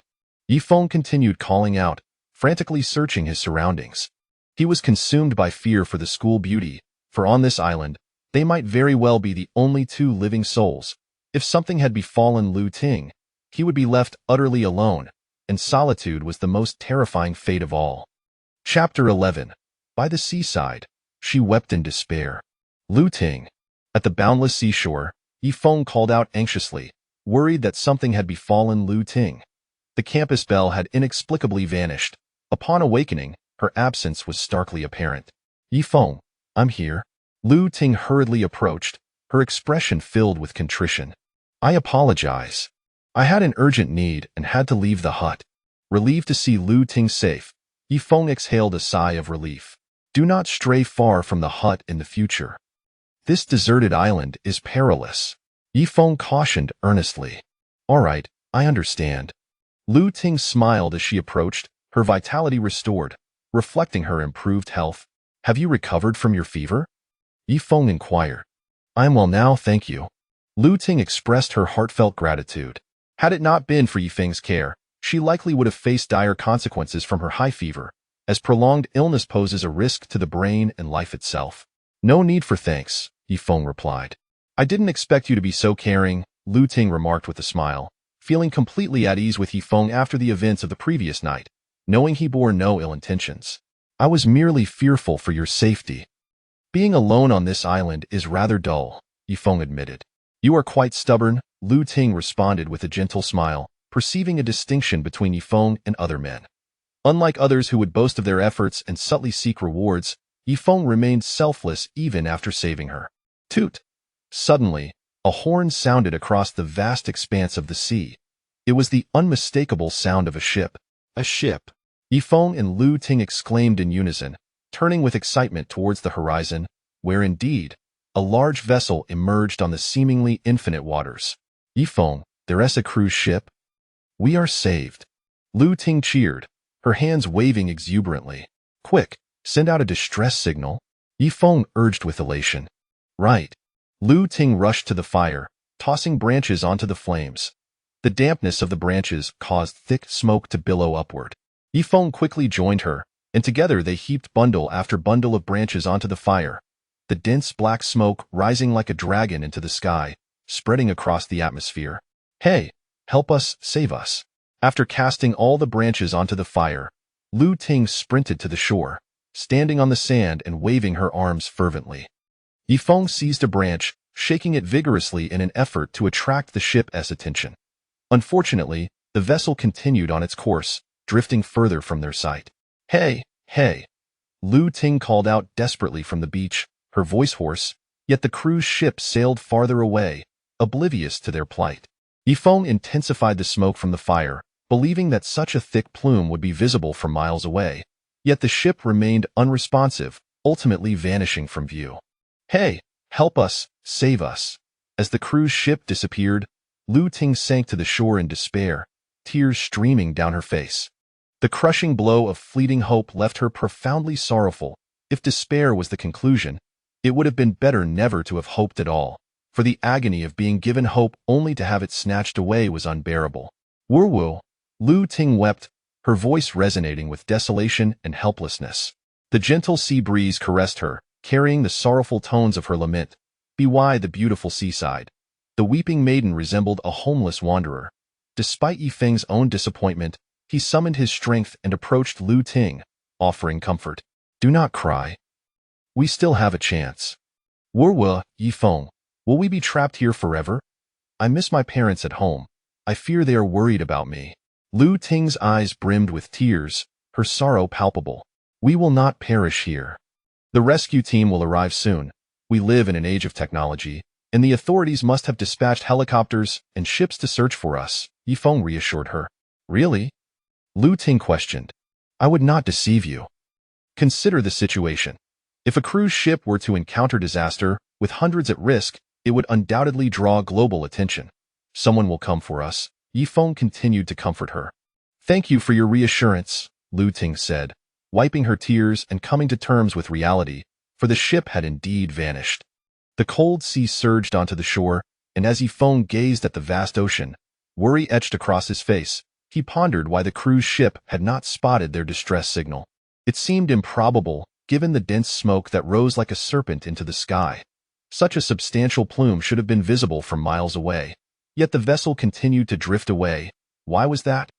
Could it be that the ship carried valuable cargo, prompting the captain to ignore their cries for help to avoid any complications? By the shore, Lu Ting regained her composure, her despair somewhat alleviated. Have you ever heard the story of a 60-year-old man and an 18-year-old girl stranded on a deserted island? Yifeng suddenly inquired. I have not, Lu Ting replied, shaking her head, intrigued by Yifeng's abrupt question. In truth, compared to that 18-year-old girl, you are quite fortunate. You are not at a disadvantage, for I am neither 60 nor unattractive, ha ha. Yifeng chuckled. Humph, how conceited. Lu Ting retorted, drying her final tear, feeling exasperated. Lift your spirits. Do not be pessimistic. We still have a chance. Trust me, I will ensure your safe return, Yifeng declared, rising with a determined gaze fixed on the horizon. He firmly believed they would survive and return home. All right, I believe in you. What shall we do next? Lu Ting asked. First, let us prepare some breakfast. Afterward, we will make sea salt to preserve the wild boar meat for lunch. We must devise a means to survive. Only by living can we await the rescue team, Yifeng explained. They had harvested sea salt the previous afternoon, and today they hope to reap the benefits. Very well, I will follow your lead. Together we shall survive. Lu Ting stood up and accompanied Yifeng back to the shore. Yifeng was resolute in his belief that they would return alive. As long as they maintained their faith and diligently addressed their survival challenges, they would have the opportunity to await the rescue team's arrival. Upon returning to the fire, they roasted wild boar meat for breakfast. Once they finished their meal, Yifeng planned to walk along the coastline to see if they might encounter other survivors. The strength of numbers could be pivotal. If they found others, they could collectively navigate the crisis. However, though there is strength in numbers, complications could also arise. Should any survivors harbor ill intentions, disaster could easily ensue. For this was an island, desolate and devoid of civilization, where the absence of constraints could easily awaken the greed inherent in human nature. Chapter 12. A contest with the enchantress. After finishing their meal, it was already midday, and the sun shone fiercely in the sky. Yifeng fashioned 2 straw hats from twigs to shield their skin from sunburn. They made their way to the salt flat they had visited the previous day, where layers of white sea salt lay scattered in the rock pools. However, this salt had not undergone any special treatment or filtration, rendering it detrimental to health. Yet, in a time when survival was paramount, concerns about health took a back seat. They could only afford to consume it sparingly. Yifeng, look at the sea salt. Lu Ting pointed towards the salt in the rock pool. Her mood markedly improved from before. Indeed. Yifeng nodded slightly. Then, adopting a leadership stance with his hands clasped behind his back, he declared, You should gather that sea salt and cure the wild boar meat. Why should I? How dare you command me, the belle of our school, to do such labor? Lu Ting protested, shaking her small fist. Because I am the king of this island, and you must obey me, Yifeng retorted. Humph, if you're the king, then I shall be the queen of this place, Lu Ting scoffed dismissively. Queen? Yifeng chuckled mischievously at her audacity. Bah! My mistake, Lu Ting raised her hand, waving her delicate fingers, and corrected herself. I am the empress here, and thus, you must heed my words. Let us settle this with a game of rock, paper, scissors. 1 round to determine the victor, Yifeng proposed. Very well, Lu Ting readily agreed, and they prepared to engage in the game. Yifeng clenched his fist, subtly protruding his middle and index fingers, feigning readiness to play scissors. Lu Ting, delighting in her cleverness, swiftly chose rock, only to find Yifeng had chosen paper. Ha ha, you have lost, Yifeng laughed triumphantly. I refuse to accept that. You are far too cunning. Lu Ting attempted to contest the outcome, though such antics were typical of a beauty. Losers must accept defeat. No excuses allowed, Yifeng insisted with utmost seriousness. Humph. Lu Ting pouted, grumbling as she approached the rock pool to collect the sea salt, muttering under her breath. What a misfortune it is to be stranded on this deserted island, and to encounter a lazy glutton who only seeks to command others while he himself does nothing. After Lu Ting had voiced her grievances for a while, Yifeng joined her in gathering the sea salt, determined to personally cure the wild boar meat. Oh, look who is suddenly industrious. The sun must have risen in the west today. Lu Ting teased. Truth be told, I am quite diligent. You simply have not noticed, Yifeng replied with a smile. You are undoubtedly the laziest person on earth, Lu Ting countered playfully. After collecting the sea salt, Yifeng returned to the fire, generously sprinkling it over the wild boar meat. With the sea salt curing and the smoke infusing it, the meat would be preserved for an extended period. In his rural upbringing, he had seen every household employing this method to cure pork, allowing it to be stored for years. However, considering the climate here, he estimated it would last only a month. Yet, a month was more than sufficient. He speculated that the rescue team would likely arrive within a week. Lu Ting rolled up her sleeves, ready to assist. Rest for now. Leave this task to me. I wouldn't want you to dirty your hands, Yifeng insisted. I believe in the adage of self-sufficiency, and I refuse to be seen as a burden, Lu Ting declared, disregarding the grease as she squatted beside Yifeng to help with the curing process. An hour later, they finally completed their task. They prepared to walk along the coastline in search of other survivors. The cruise ship had once carried hundreds, and perhaps some fortunate souls had been washed ashore, or even supplies from the ship had been cast upon the sands. With only a lighter in their possession, finding crucial supplies from the ship would greatly enhance their chances of survival on the island. The sound of the waves crashing echoed as the ocean breeze swept in, cascading layers of white foam upon the shore. Yifeng and Lu Ting walked along the beach, which stretched endlessly. It was likely they would not finish exploring it in 2 days, and they could not stray too far from their camp. How peculiar! Yifeng furrowed his brow, gazing at the expansive coastline. What troubles you? Lu Ting inquired. Yifeng remarked, this island is vast, with such an extensive coastline, yet there are no signs of human habitation. In this age of technology, islands suitable for human settlement are fiercely contested, yet here, there is not a trace of civilization. Lu Ting shook her head, replying, that is indeed strange. This island has a circular coastline and spans hundreds of miles. It is lush with vegetation, yet no one resides here, as if the entire world has forgotten about it. In a time where every inch of land is contested, one would expect even the smallest island peaking above the waves to be fought over by countless nations, even to the point of war. Yet this island was eerily devoid of human presence. The more Yifeng pondered, the more he sensed something amiss. Wow! Suddenly, Lu Ting exclaimed in delight as she dashed towards a rocky outcrop, picking up a dark object. It was a frying pan. Yifeng, look what I found. Lu Ting waved the frying pan joyfully, her spirits lifted. In this desolate island, a frying pan was of immense value, a treasure beyond mere currency, for it was a supply from the cruise ship. After the ship capsized, the waves had carried the frying pan ashore. Yifeng, luck is on my side. Wouldn't you agree? Lu Ting beamed, her charming dimples emerging as she smiled, radiating beauty akin to that of a sea princess. Lu Ting, your fortune is indeed remarkable. Let us continue our search. Perhaps there are more supplies to be found, Yifeng said, equally elated as he rushed over. Yes.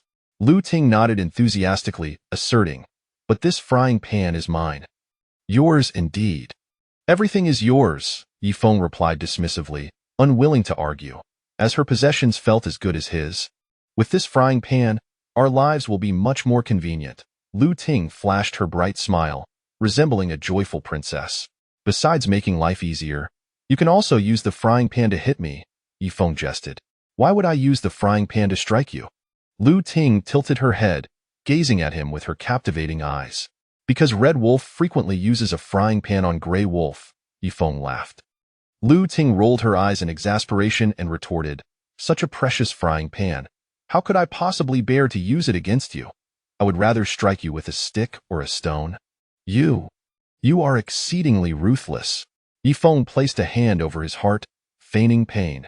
Now that you know my ferocity, I trust you will refrain from provoking me in the future. Lu Ting boasted with pride.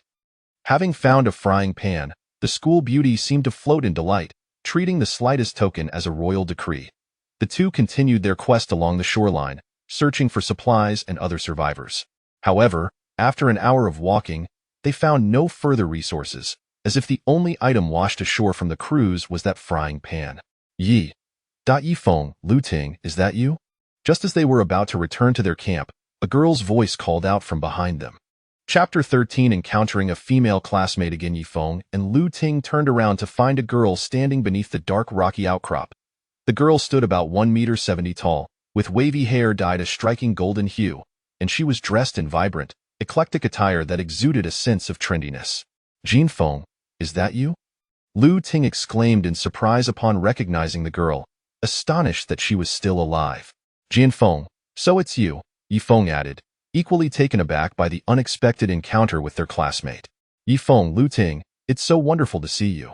Oh, how fortunate I am to run into you, Yifeng said, her excitement palpable, though she remained leaning against the rocks, perhaps too weak to approach them. Yifeng, also a student from the university's finance department, had a notorious reputation. It was rumored that in her pursuit of a lavish lifestyle, she frequently frequented high-end venues. Whispers circulated about her involvement with a 60-year-old man, a real estate mogul, with whom she had been entangled for several months. However, such matters were merely aspects of her private life, irrelevant to others. Yifeng, Lu Ting, I'm so relieved to see you both alive, Jin Feng said, her face breaking into a smile as they approached her. It's a pleasure to see you too. How did you manage to survive? Yi Feng inquired. Lu Ting regarded Jin Feng with curiosity, noting her apparent exhaustion and surmising that she had endured considerable hardship. I was on the deck, gazing at the sea when suddenly a tempest arose and towering waves crashed upon us. In my panic, I rushed towards the cabin, but the waves were too swift, and in an instant, I was swept into the ocean. I thought I was doomed, but miraculously, I was washed ashore, Jin Feng recounted, her expression reflecting the terror of that moment. Thank goodness you're safe. Did you encounter any other survivors? Yi Feng asked.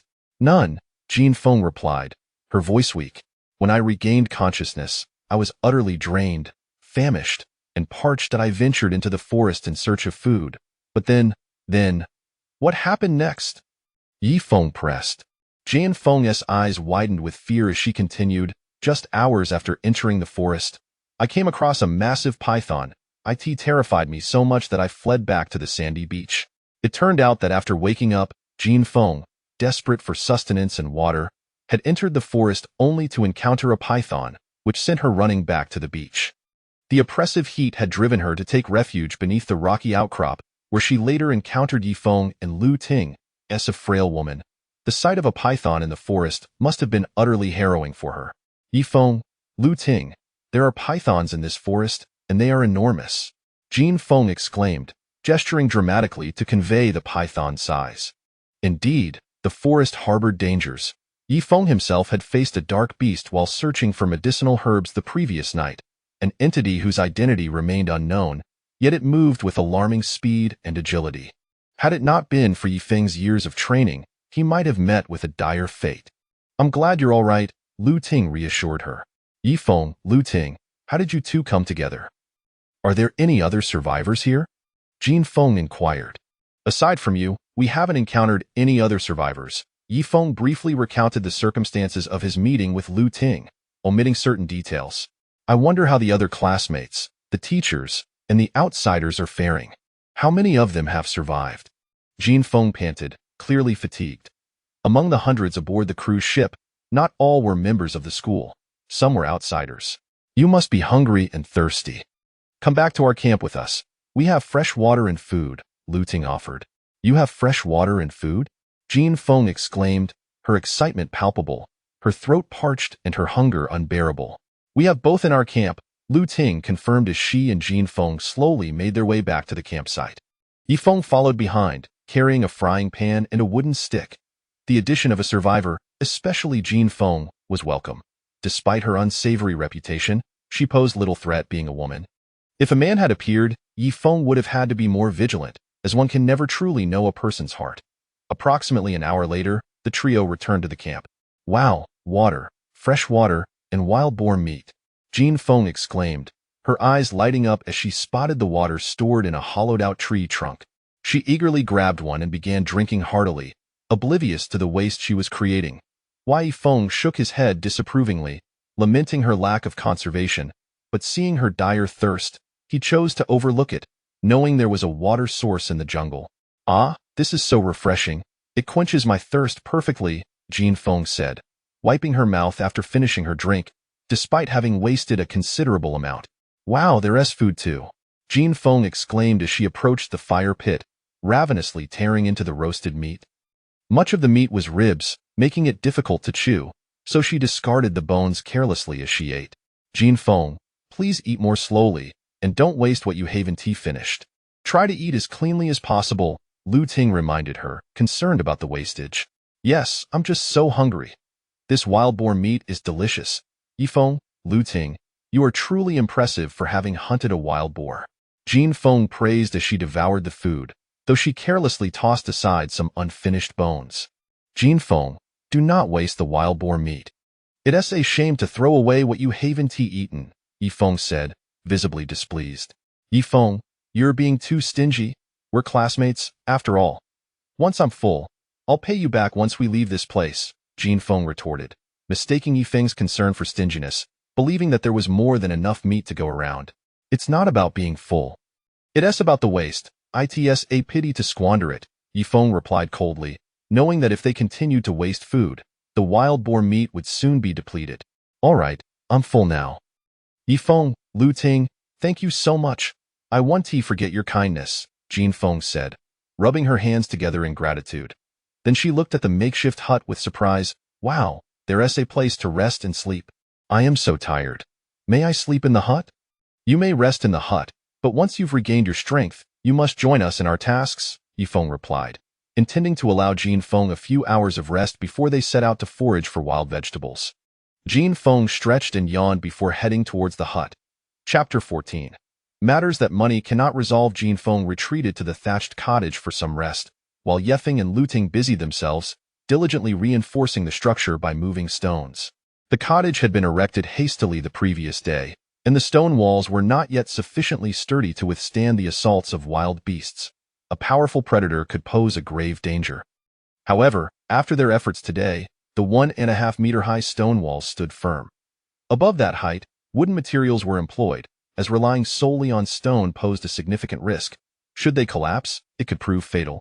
Once their work was complete, the two sat beneath a large rock, panting from exhaustion. Yefeng offered a hollowed-out tree trunk to Lu Ting, saying, "You must be tired.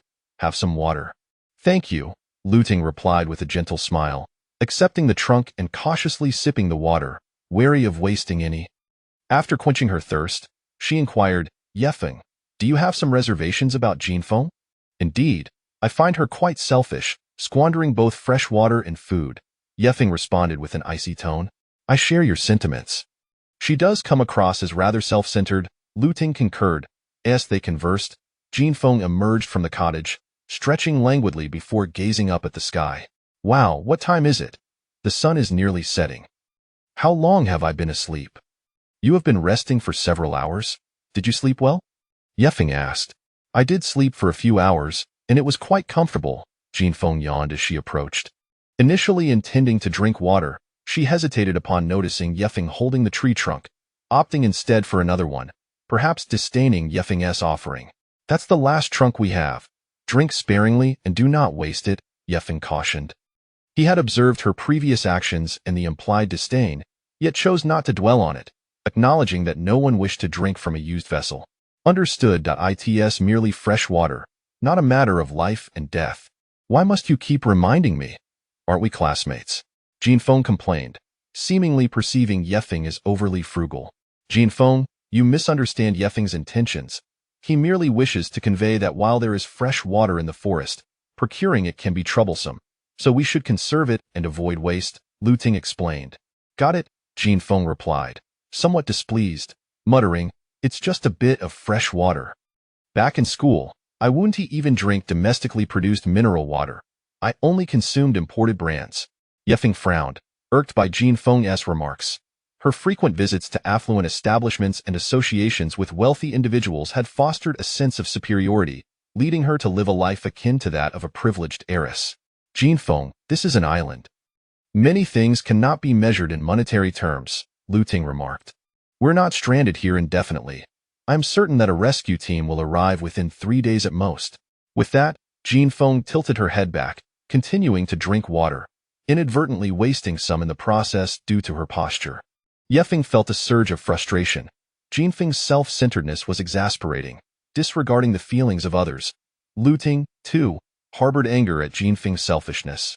"Let us venture into the forest to search for wild vegetables," Yefeng suggested as he stood.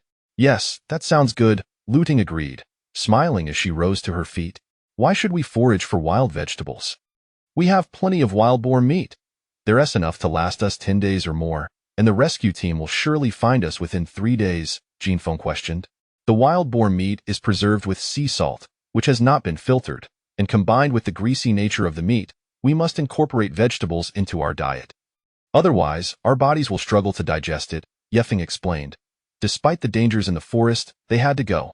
Relying solely on salted food would inevitably lead to health issues. "Jin Feng, come with us. It will be a good opportunity to take a stroll in the forest," Lu Ting invited. "I don't wish to go. You two can proceed without me," Jin Feng stated, resting on a rock, clearly uninterested in venturing into the woods. Yefeng, displeased, retorted, "On what grounds do you refuse?" "Because I simply do not want to go into the forest." "Yefeng, You and Lu Ting can go. I will remember your kindness, and once we leave this place, I will compensate you, Jin Feng mentioned, reiterating the notion of money, which further annoyed Yefeng.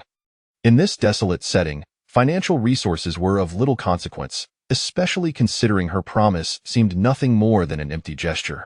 I have no interest in your money. If you find yourself marooned on this island, you must strive to survive. Otherwise, regardless of your wealth, you will succumb to starvation, Yefeng asserted. Yefeng, why are you so miserly? Are you not a man? Is it such a burden to do a little more? Once we leave here, I can certainly reward you, Jin Feng retorted, feeling disgruntled by Yefeng's perceived stinginess and looking down on him as a person of lesser means, believing that even in dire circumstances, he ought to cater to her needs, as she considered herself superior. I present you with two options. Either accompany us into the forest to seek wild vegetables, or fend for yourself. I lack the energy to care for someone so ineffectual.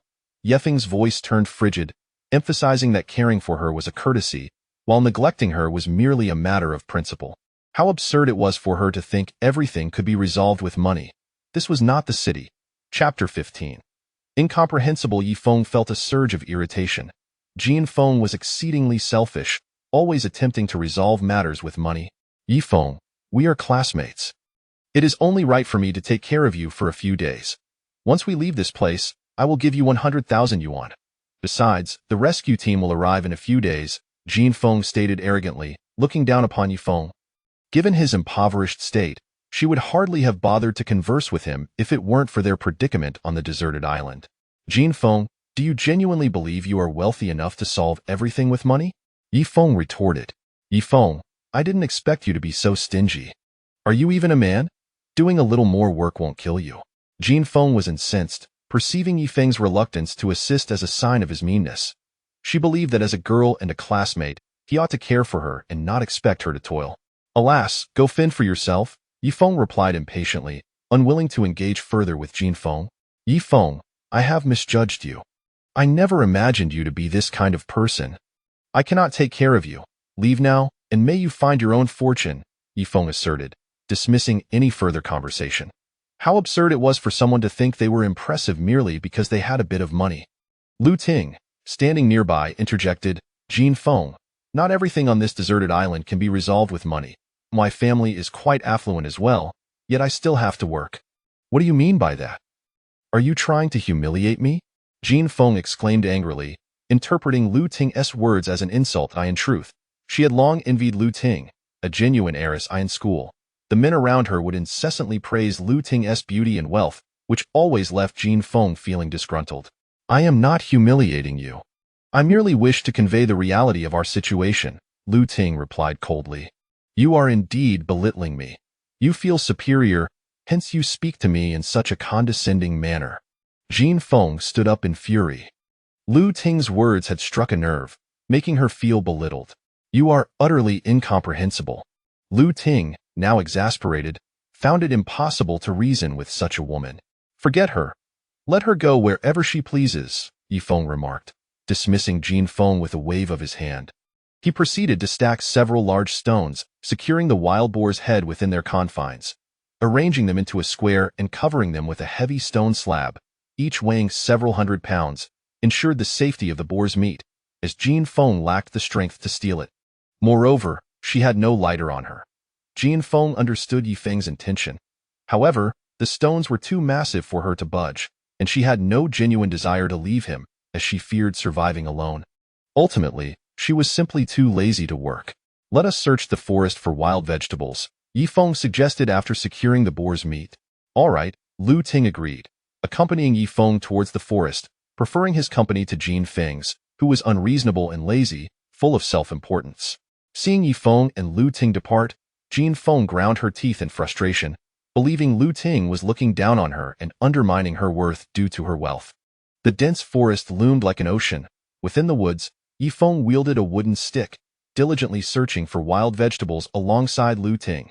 Despite the dangers lurking in the forest, they had to seek out sustenance, as a diet rich in fatty foods was hard to digest, compounded by the presence of untreated sea salt in their meals. There are actually many edible wild vegetables, such as plantain, dock, and shepherd's purse. These are quite common, Yifeng patiently explained as they walked through the forest. I am unfamiliar with these wild vegetables, but if you teach me, I will surely remember, Lu Ting replied attentively, eager to learn despite her lack of experience. In addition to wild vegetables, many mushrooms in the forest are edible, though the majority are toxic, Yifeng continued. Having grown up in a rural setting, he recounted how villagers would often venture into the mountains to forage for wild mushrooms, despite the yearly occurrences of accidents that befell some.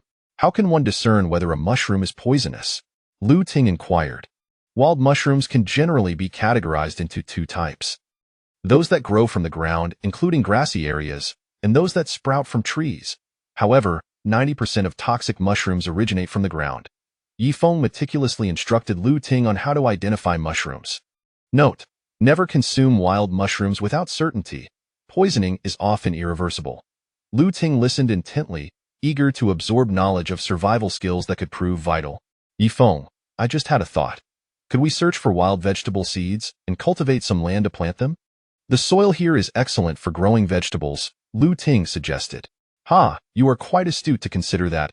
However, cultivating vegetables takes time, and the rescue team may arrive in just a few days, so it is unnecessary at this moment, Yifeng chuckled. Indeed, that makes sense. Lu Ting nodded slightly, continuing to search for wild vegetables alongside Yifeng. Chapter 16.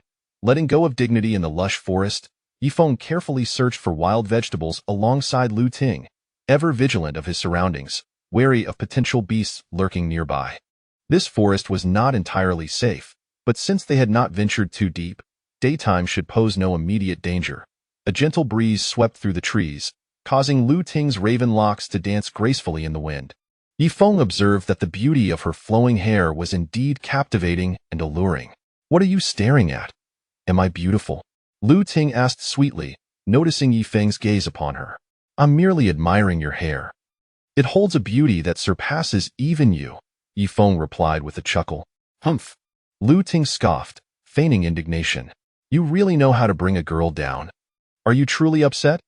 If so, perhaps you should cut your hair as a means of venting, Yifeng suggested playfully.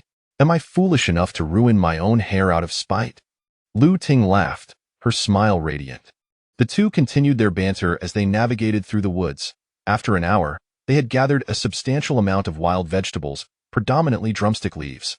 Though somewhat aged, the leaves were still edible, and few had likely tasted this variety, which bore a medicinal aroma yet was quite palatable.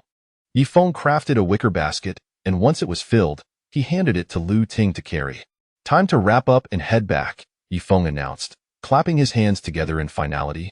All right, Lu Ting replied, passing the basket to him, indicating that he should carry it instead. You should take it. What will I do? She inquired with a smile. Why? Yifeng waved a wooden stick in his hand. I shall bear the responsibility of protecting you. Come on, I'm a lady. How can I carry things while the man lazes about? Lu Ting pouted. We are partners. I am teaching you about wild vegetables, so naturally, you must contribute, Yifeng countered.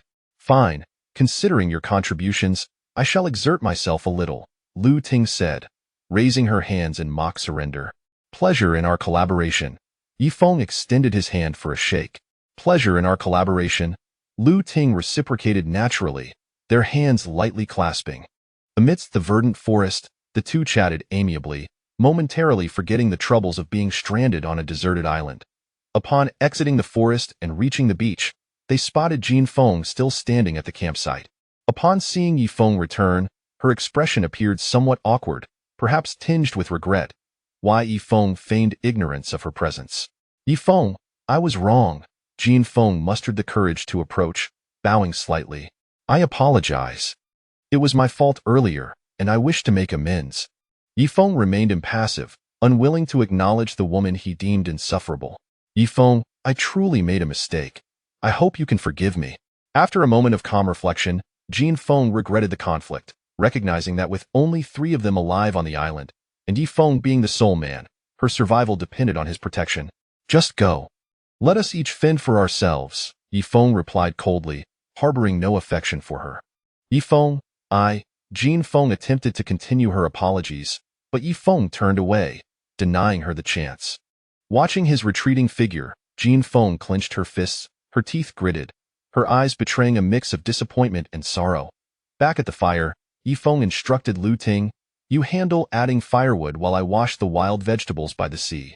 All right, but we are running low on fresh water. We must fetch some tomorrow, or we will run dry, Lu Ting expressed her concern. Leave that to me.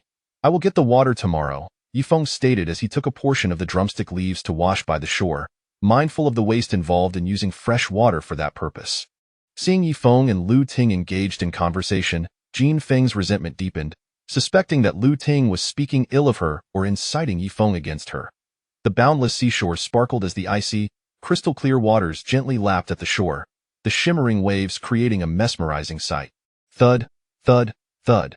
The sound of heavy footsteps approached from behind. Yifeng turned to see Jin Feng nearing him. Biting her lip, Jin Feng walked up to Yifeng, her mood heavy. What I did earlier was wrong.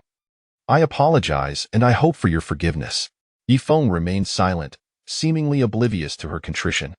Noting his lack of response, Jin Feng hesitated before murmuring, What must I do to earn your forgiveness? Yifeng continued to remain mute. Jin Feng bit her lip, feeling a tinge of embarrassment. Yifeng, as long as you forgive me and take care of me, I can give you anything, including myself. We are on a deserted island, with no one around during the day or night. If you need me, I can join you in the woods at any time. Yifeng looked up at Jin Feng, taken aback by her audacity. Yifeng, you will not regret taking care of me. I am willing to give you everything, including myself. In contrast, if you care for Lu Ting, you will gain nothing. She is a wealthy heiress who will forget you once she leaves here, leaving you with nothing. Jin Feng continued her persuasive plea. You're trying to sow discord, Yifeng replied with a cold smile. If Lu Ting had uttered such words, he would have been moved and rushed into the woods with her. However, Jin Feng, having frequented high-end establishments in the past, held no allure for him. Yifeng, what do you truly want? Jin Feng pressed, her teeth clenched. I maintain my stance. You should fend for yourself, Yifeng stated firmly. Yifeng, I was not angry with you earlier. I was upset with Lu Ting.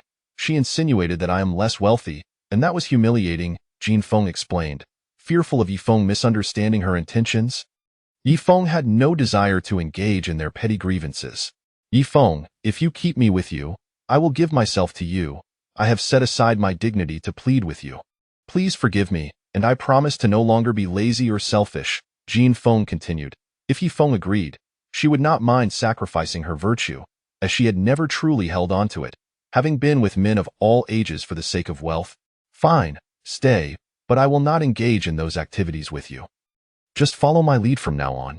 Given Jin Feng's willingness to abandon her dignity and offer herself, Yifeng decided to forgive her this once, though he was still apprehensive about the implications. Thank you. I promise to change my ways, Jin Feng smiled, though a flicker of resentment lingered in her eyes. Now, wash those wild vegetables thoroughly, Yifeng instructed.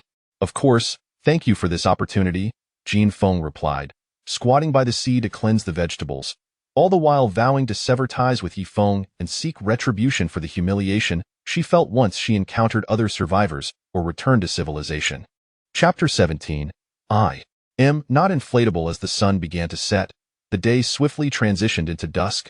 The vast, boundless sea shimmered under the golden rays, resembling a breathtaking masterpiece.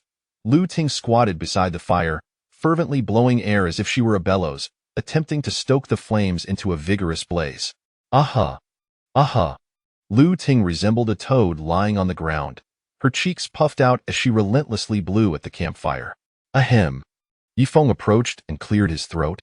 This infernal fire is insufferably temperamental. I've blown for ages to no avail, Lu Ting complained, her face smeared with charcoal. Your method is ineffective, Yifeng remarked. Why, Yifeng, I'm out of breath. Lu Ting whimpered, her body feeling weak, likely from excessive blowing. What is wrong? Have you deflated? Yifeng inquired. Lu Ting retorted angrily, You're the one who is deflated. I'm not inflatable. It's just that I've blown too much air, making me weak. Step aside. Let me handle it. Yifeng motioned for Lu Ting to stand back. The firewood was too dense for proper combustion and required some elevation. After extracting several of the largest logs, he laid some fine twigs over the charcoal and arranged the larger logs above them. Within minutes, a roaring flame erupted. Wow, Yifeng, you're truly impressive. Lu Ting applauded, genuinely admiring his skill. Igniting a fire depends on one's character. With good character, it ignites easily, but with poor character, it proves quite challenging, Yifeng explained while adding more firewood. How dare you say my character? I'll knock you out. Lu Ting playfully swung her fist, landing a light punch on Yifeng's back. Oh, I forgot to mention, I've asked Jin Feng to stay for a while, Yifeng added. You can make your own decisions. I have no authority to intervene, Lu Ting shrugged, as this was indeed Yifeng's domain. Jin Feng approached with a vine basket, having finished washing the wild vegetables.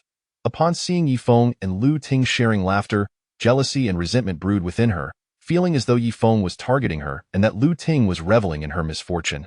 Yifeng, Lu Ting, I've washed the wild vegetables, Jin Feng announced with a forced smile, concealing her inner turmoil. Hand the vegetables over. I'll prepare a soup for you, Yifeng said, placing a flat pan on the stone stove, filling it with fresh water, and adding the vegetables. Gurgle, gurgle. The sound of boiling water emanated from the pan, and after approximately 10 minutes, the vegetables were ready. Yifeng snapped a few branches, saying to the two, let us use these branches as chopsticks. We can enjoy the wild vegetables while gnawing on the roasted wild boar meat. Sure thing. Lu Ting eagerly accepted the branch chopsticks, one hand holding the roasted boar meat. Yifeng picked up some vegetables. Although the greens were a bit tough, they were still edible, requiring more chewing. Jin Feng initially intended to grab some vegetables, but hesitated upon seeing Yifeng eat first, perhaps feeling rejected. Lu Ting, without hesitation, picked up several pieces of the wild vegetables and savored them with delight. How do they taste? Yifeng asked. They have a hint of herbal flavor, yet are quite fresh and enjoyable, Lu Ting replied. Make sure to eat plenty of wild vegetables. They are beneficial to your health, Yifeng advised. Of course, thank you. Lu Ting continued to relish the wild vegetables while also savoring the boar meat. Jin Feng hesitated for a moment before reluctantly picking up some vegetables, only to complain, these wild vegetables are dreadful. There's no oil, no salt, and no seasoning. Having something to eat is already a blessing, Jin Feng. Don't be so picky, Lu Ting chided. Am I being picky, Lu Ting? I sense you are deliberately targeting me, Jin Feng said, her anger flaring. She had been feeling wronged and suppressed, seeking an outlet for her frustration. While she dared not offend Yifeng, she felt bold enough to confront Lu Ting. I'm not targeting you. Don't overthink it, Lu Ting explained. Then what did you mean earlier? Why did you say I was being picky? I expect a reasonable explanation, Jin Feng pressed, glaring at Lu Ting. Lu Ting was at a loss for words. What was wrong with Jin Feng? Had she consumed gunpowder? Let us eat in peace. Anyone who stirs up trouble will face my wrath, Yifeng declared sternly, his expression serious. Yifeng, please don't misunderstand. I didn't mean to target you. I was just, Jin Feng began to explain, but upon seeing Yifeng's fierce gaze, she fell silent, fearing expulsion. Offending Lu Ting would merely cost her a companion to converse with, but crossing Yifeng would surely lead to dire consequences. After we finish eating, we'll head to the beach to search for sea snails, and then rest after sunset, Yifeng instructed. We already have wild vegetables and an abundance of wild boar meat. Why do we need to search for sea snails? Jin Feng queried. Why Yifeng chose not to respond to such a foolish question, preferring silence. Lu Ting interjected, Jin Feng, the food from the sea contains salt. While we have sea salt, it hasn't been specially processed and cannot be consumed frequently. We must rely on the food from the sea to obtain essential nutrients. Huh? Jin Feng scoffed coldly, feeling as though Lu Ting was humiliating her, likely seeking to embarrass her in front of Yifeng. The sun's afterglow illuminated the sandy shore, the vast sea glistening with light. After their meal, Yifeng led the two to the beach, where they meticulously searched for sea snails.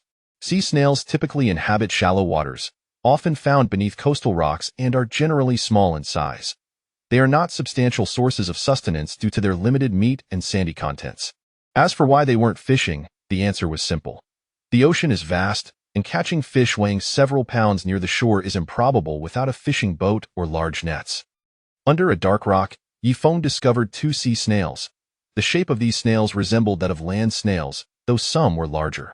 The trio scoured the shallow waters, but the expansive beach and numerous rocks made the search difficult. Lu Ting removed her shoes and rolled up her pants, trailing closely behind Yifeng. Jin Feng maintained a distance of several meters, occasionally casting cold glances at Lu Ting, who was near Yifeng. After about an hour, they had collected over 100 sea snails. Yifeng intended to crack them open to extract the meat, but this task was hazardous as it could easily result in cut fingers. Therefore, he instructed the two women to take a break. The tide surged in the dusky sea, producing a rhythmic sound of splashing waves. Yifeng knelt by the shore, smashing the sea snails, while Lu Ting sat on a rock, hugging her knees, her long, dark hair cascading as she gazed into the distance. In the glow of the sunset and the gentle breeze, she appeared breathtakingly beautiful, a vision of tranquility harmonizing with the stunning sea. This beauty embodied the essence of nature and humanity, a blend of the ocean and a lovely maiden. Yifeng also sat on a rock, her heart heavy as she stared into the distance, yearning to leave this place soon. Crack, crack! Yifeng picked up stones, shattering the sea snails. The dusk was deepening, and he needed to finish before darkness fell, as visibility would soon diminish. Chapter 18. Coastal Crisis. The schemes of Yifeng as dusk approached, the moonlight graced the evening, and the vibrant red sunset resembled a fiery cloud, casting a crimson hue across the vast ocean. Yifeng was crouched by the shore, tapping a conch shell, when an unsettling feeling washed over him. He noticed that the sea level seemed to have risen. The small stone ahead, which had previously remained dry, was now submerged. What could be the cause of this? Curiosity piqued. Yifeng felt a twinge of unease upon witnessing the eerie fiery clouds. Such an unnatural sight surely heralded strange occurrences. Lu Ting, Yifeng, come here quickly, he called out anxiously. What is the matter? The two women approached with brisk steps. Yifeng spoke gravely. We may need to relocate. It's no longer safe to dwell by the sea. Why? Lu Ting was reluctant to leave, as their makeshift stone hut by the shore provided both shelter and sustenance. Moving into the forest at dusk would make finding a suitable place to stay quite challenging. I suspect the tide will rise, Yifeng explained. That seems highly improbable, Lu Ting replied skeptically. Yifeng chimed in. How could the tide possibly rise? Our luck can't be that unfortunate, and tidal surges are a rare occurrence. Yifeng gestured towards a small black reef nearby, saying, I distinctly remember that reef being dry before. Now it's submerged. This is a clear sign of an impending tide, and the strange fiery clouds above might indicate something significant is about to transpire. Lu Ting scrutinized the shoreline, her eyes widening in surprise. The sea is indeed rising. Our footprints from earlier are now submerged as well, Yifeng observed closely, realizing she was right. He had been focused solely on the reef and had overlooked the footprints. We must relocate to the elevated forest for safety. Remaining here could be perilous if the tide rises, he stated firmly. All right, I'll follow your lead, Lu Ting agreed, yielding to Yifeng's judgment. You two are being overly paranoid. A slight rise in the sea level is perfectly normal, Yifeng ridiculed their concerns. Better safe than sorry, Yifeng replied sternly. I refuse to move. I have no desire to venture into the forest, especially with snakes lurking about. Besides, the tide won't rise. You're just overthinking it, Yifeng insisted, dismissing Yifeng's warnings.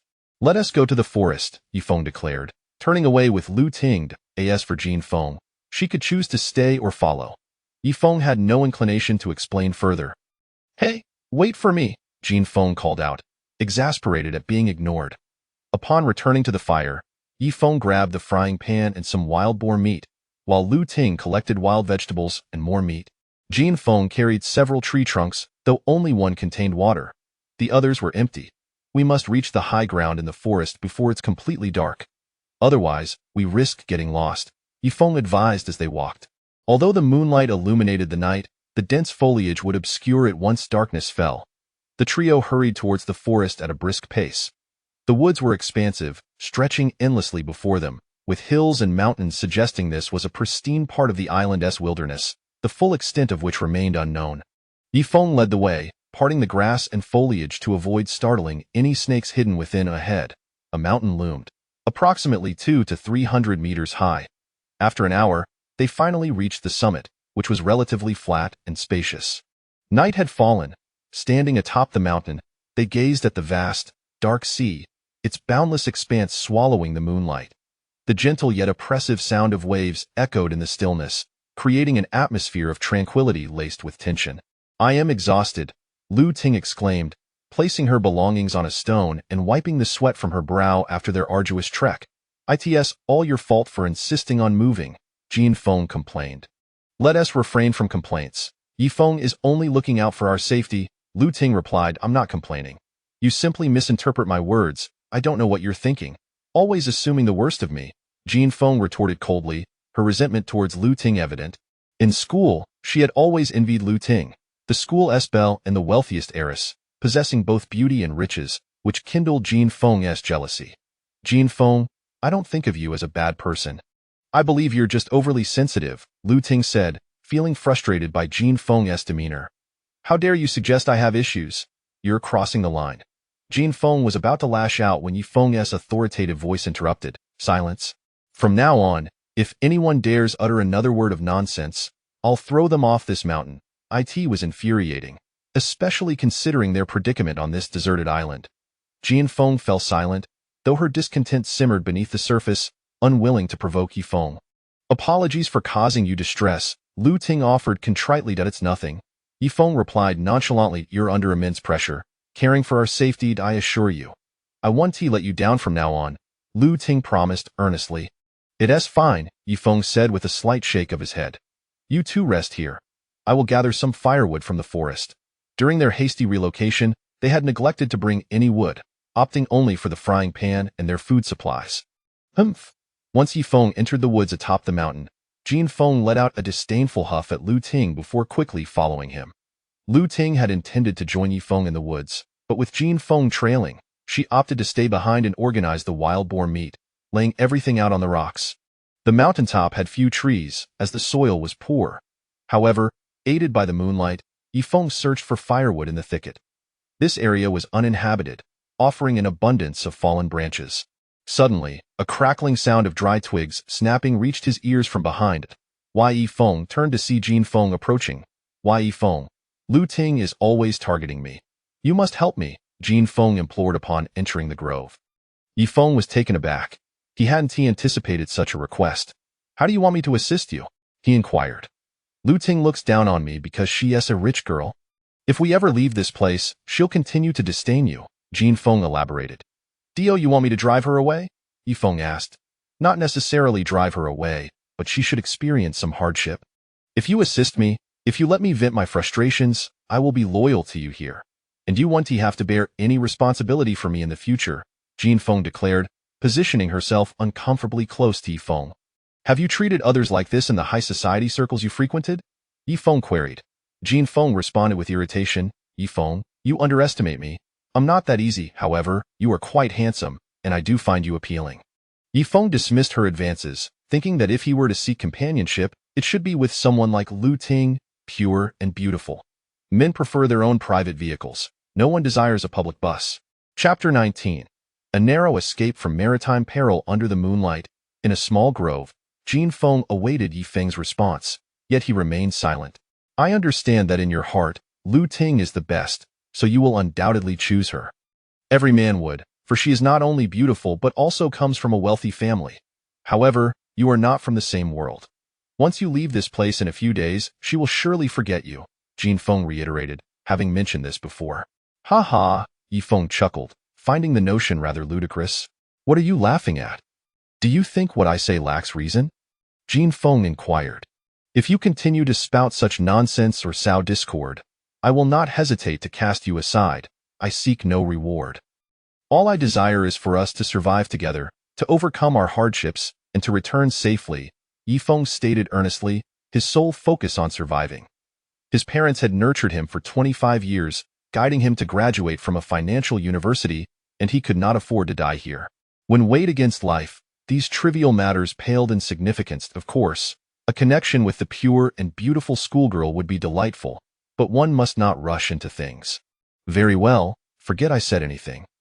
"I apologize. I shall refrain from such comments and will certainly heed your words," Jin Feng acquiesced, gathering firewood, unwilling to offend Yi Feng for fear of being cast out. After a brief interval, the two returned to the clearing atop the mountain. Lu Ting was busy arranging the wild boar meat, laying pieces upon the rocks. Upon seeing Yi Feng and Jin Feng return, she explained, "I intended to join you in gathering firewood, but I feared the wild boar meat would spoil if left in a heap. hence I separated it. Not a problem. Your efforts are appreciated, Yifeng replied, placing the wood on the ground before retrieving his lighter. Moments later, a roaring flame erupted at the mountaintop. The clearing was shielded by surrounding rocks, minimizing the risk of fire spreading. Yifeng placed a stone atop the coals and laid the conch meat upon it, which was ready to eat after about 10 minutes. Have some conch meat. Consider it a snack, Yifeng offered. Lu Ting responded, skewering a piece of conch meat with a wooden stick and chewing thoughtfully. The taste is quite good, though sandy, it is still edible. The conch and apple snails, having lived in muddy environments for extended periods, bore a strong, earthy flavor and gritty texture. Jin Feng too skewered a piece of conch meat, but soon spat it out. It's utterly unpalatable, filled with sand. If the rescue team does not arrive soon, we may face even greater troubles. Thus, we must acclimate ourselves to this environment, Lu Ting remarked. You can eat. So can I, Jin Feng retorted, continuing to skewer and consume conch meat, unwilling to let Lu Ting appear virtuous while she herself took on the role of the villain. Yifeng also consumed the conch meat, noting the excessive sand and poor texture. After some sustenance, the trio resumed their rest by the fire. Lu Ting rested her chin on her hands, the flickering flames illuminating her face, casting a rosy glow akin to that of a besotted beauty, captivating in her delicateness. Yifeng, when do you think the rescue team will arrive? Lu Ting asked, her spirits dampened by thoughts of her parents at home. It should be within the next few days.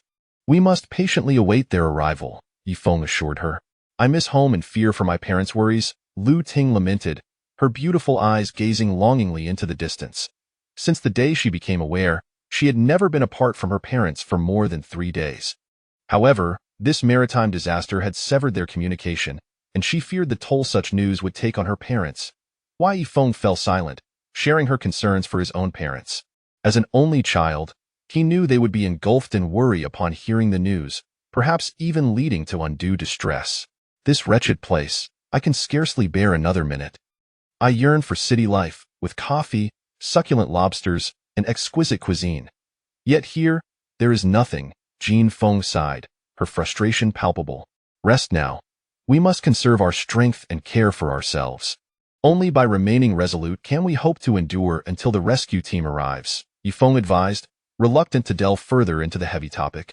You haven't slept since the night before last, and last night you barely rested to look after me. You should take the first watch tonight. Let me keep vigil, Lu Ting insisted. I can manage. You should rest first, Yifeng replied, preparing to keep watch until the latter half of the night. Absolutely not, Lu Ting retorted firmly. If you don't rest, then neither will I. If your health fails, who will care for us and protect us? All right then, I shall rest for a few hours, Yifeng conceded, recognizing Lu Ting's seriousness and his own fatigue. Jin Feng observed this exchange with envy, harboring resentment as she believed Lu Ting was vying for Yifeng's affections, deliberately trying to please him. Yifeng, may I rest well tonight without the need to keep watch? I have been too frightened to sleep alone these past 2 nights, and I am utterly exhausted, Jin Feng implored, her eyes wide and pleading. Wai Yifeng replied, given that you've been so anxious and sleepless, you should take this night to rest well. Thank you for your kindness, Jin Feng expressed her gratitude. Seemingly moved, her demeanor transformed. The gentle breeze continually wafted through the air as Yifeng reclined against the stone, preparing to devise a plan for the morrow to seek a safer refuge. Resting outdoors posed a significant risk. Lu Ting sat near the fire, cautiously scanning their surroundings, wary of lurking beasts. Jin Feng lay beside the fire on the rocky ground, succumbing to slumber almost immediately, having been deprived of rest for 2 nights. Yifeng, too, felt the weight of fatigue and soon drifted into a deep sleep. In his dreams, he was once again haunted by the harrowing images of the cruise ship disaster. Terrifying hurricanes, towering waves, the desperate gazes of countless individuals, and their anguished cries. Those swept away by the relentless ocean seemed to materialize one by one in his restless slumber. The horror of that fateful day was reminiscent of a hellish nightmare, boom, boom, in his dream. Yifeng felt as though he were once again confronted by the howling winds and tumultuous waves, the cacophony of thunderous roars reverberating through the air, more terrifying than the last maritime calamity. Yifeng, wake up! Wake up! A tidal wave is truly occurring in the ocean, and it is exceptionally terrifying. The voice of Lu Ting seemed to echo in his ears, urging him to awaken. Slowly, he opened his eyes to find Lu Ting's expression filled with terror, while the sound of boom resonated nearby, akin to the beating of war drums. Yifeng turned to look, and in the next instant, his face drained of color as he beheld a truly fearsome sight. Chapter 020. Astonishing discovery. Yifeng stood atop the mountain, gazing in astonishment at the tumultuous sea before him, where dark waters surged violently upwards. The earth-shattering sound echoed like the beating of war drums, and as far as the eye could see, the relentless tide seemed poised to engulf the vast expanse of the land.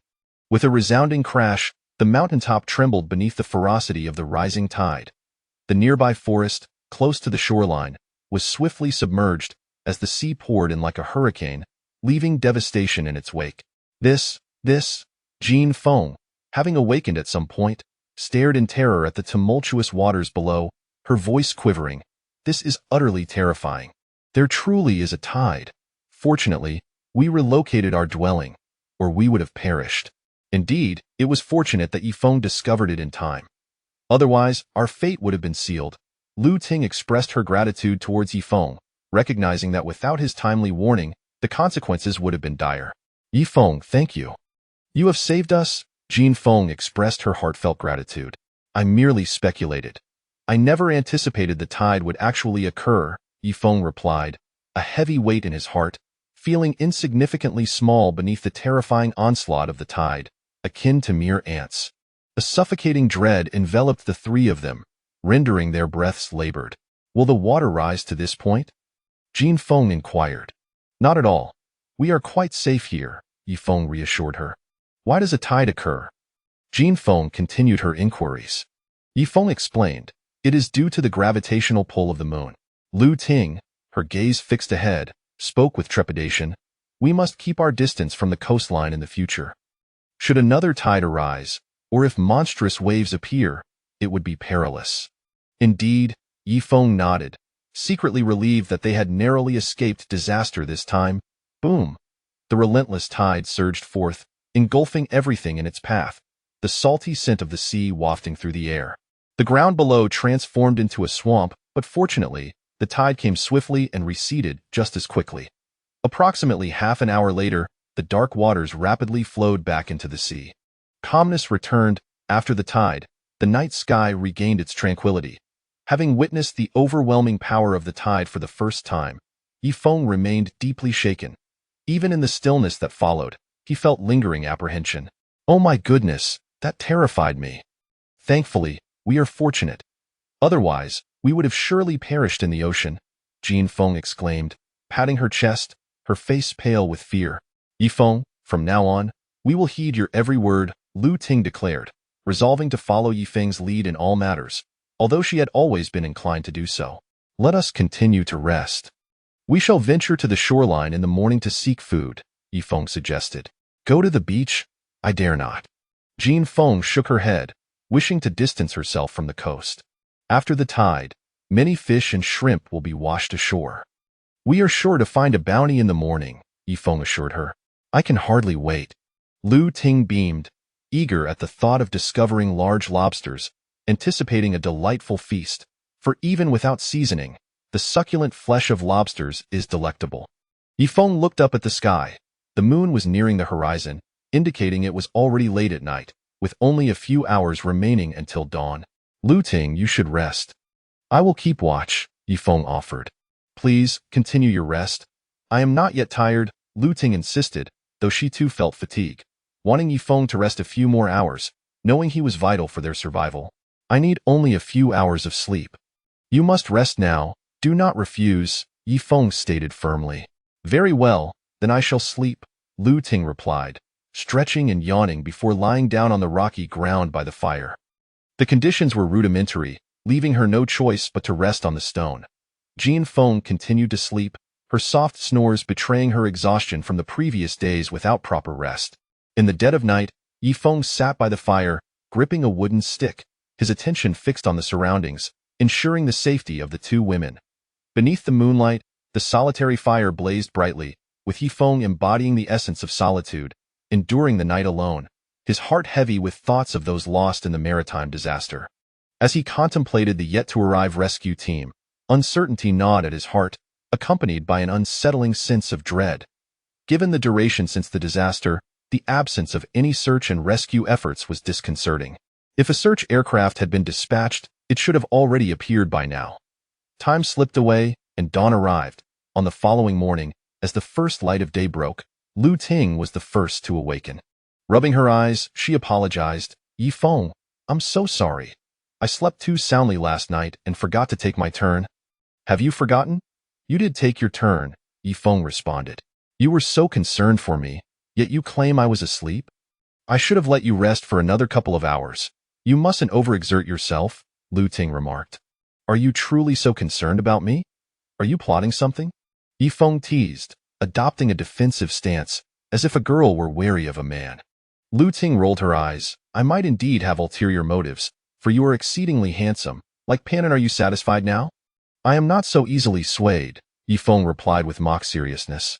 Wow. Lu Ting placed a hand on her stomach, feigning nausea.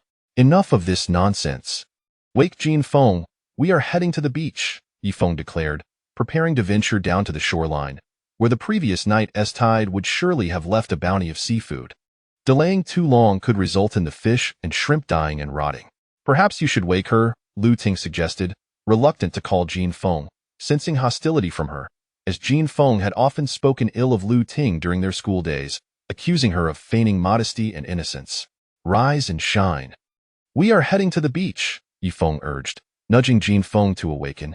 I haven't slept in 2 days. I'm so tired. Can't I sleep a little longer?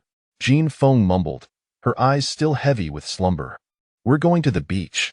It's too dangerous for you to remain here alone, Yifeng insisted.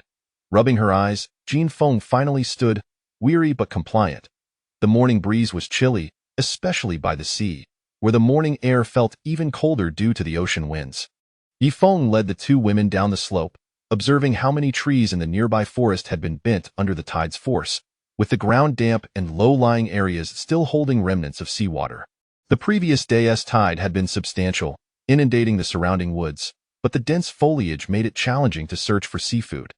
Emerging from the forest, they arrived at the beach, where countless fish and shrimp lay scattered across the sand, densely packed, though most of the fish were lifeless, while some resilient shrimp still wriggled. Wow, wow, wow! Jin Feng exclaimed joyfully upon seeing the abundance of seafood. Yifeng, there are truly so many. This is enough to feed us for a year and a half. Seeing the seafood, Yifeng's spirits lifted as well, though he lamented the absence of a freezer to preserve their bounty. Yifeng, look over there. What is that? Lu Ting suddenly pointed ahead, her expression filled with surprise. Chapter 21. A vanished ship by the seaside. Yifeng followed the direction pointed by Lu Ting and beheld a sizable vessel upon the beach, measuring over 20 meters in length and 10 meters in width. However, the ship lay capsized, likely washed ashore by the tumultuous tides, and it was not as grand as their original cruise liner. The hull was encrusted with seaweed and marred by rust, suffering from severe corrosion. Is that truly a ship? But how could there be a vessel here? Jin Feng also spotted the ship, her curiosity piqued. Lu Ting remarked, perhaps decades ago, a ship sank in these nearby waters, and the immense tides from last night brought it to light. I am well aware of that. Do I need your reminder? Jin Feng retorted, her dissatisfaction evident. Lu Ting fell silent, unwilling to engage in a futile argument with Jin Feng, especially as she did not wish to trouble Yifeng. Let us investigate further, Yifeng proposed, hastening towards the ship, hoping to discover any useful supplies that could significantly aid their survival. Yet, even if there were provisions, they were likely to be completely decayed. The trio traversed countless fish and shrimp, swiftly advancing towards the vessel. Despite the abundance of marine life upon the shore, they did not rush to collect them, knowing these creatures would remain where they were. The ship loomed large, and as the three stood beneath its shadow, they felt like mice gazing up at an elephant. Upon the ship's hull was a line of vivid red lettering, beginning with letters followed by numbers, and that sequence was remarkably clear. MA091. Lu Ting raised her gaze and softly recited the ship's identification number. MA091. Yifeng felt a strange familiarity with the number, as if it had echoed in his memory, yet he could not place it. This ship is enormous. What a pity that any food aboard is undoubtedly expired. It's likely that anything salvageable has been thoroughly eroded. Otherwise, we would surely find something useful, Jean Feng lamented, shaking her head in disappointment, as though her heart ached at the thought. Yifeng remained silent, his mind occupied with the number, which lingered in his thoughts, familiar yet elusive. Lu Ting, too, was lost in contemplation, her bright eyes fixated on that line of numbers, as if drawing connections in her mind. Wait a moment, this cannot be right. Lu Ting murmured suddenly, shaking her head in disbelief. What is not right? Stop being so dramatic. We should check inside for anything useful, then gather some seafood from the beach. Jean Feng expressed her discontent, perceiving Lu Ting's behavior as mere theatrics. Lu Ting chose to ignore Jean Feng, turning her attention back to Yifeng. I recall reading a magazine during my high school years that mentioned a certain incident. A century ago, a large ship from overseas mysteriously vanished into the ocean. Subsequently, extensive resources were mobilized by the nation to search for the vessel, but to no avail. If my memory serves me correctly, that ship was called the Voyager MA-091. Indeed, that is accurate, Yifeng suddenly recalled, the familiarity striking him anew. He continued, later, numerous rumors circulated that a decade afterward, many had sighted this ship upon the water, yet no matter how they pursued it with their vessels, they could never catch up. No signals were answered by the ship, regardless of how fervently they called out. Yes, many similar tales emerged thereafter, with some claiming it to be a ghost ship. Rumors suggested that the souls aboard had long perished, and the vessel lay sunken at the ocean's depths. What people saw was merely the specter of that ship, Lu Ting added, astonished that a vessel lost for a century would manifest here.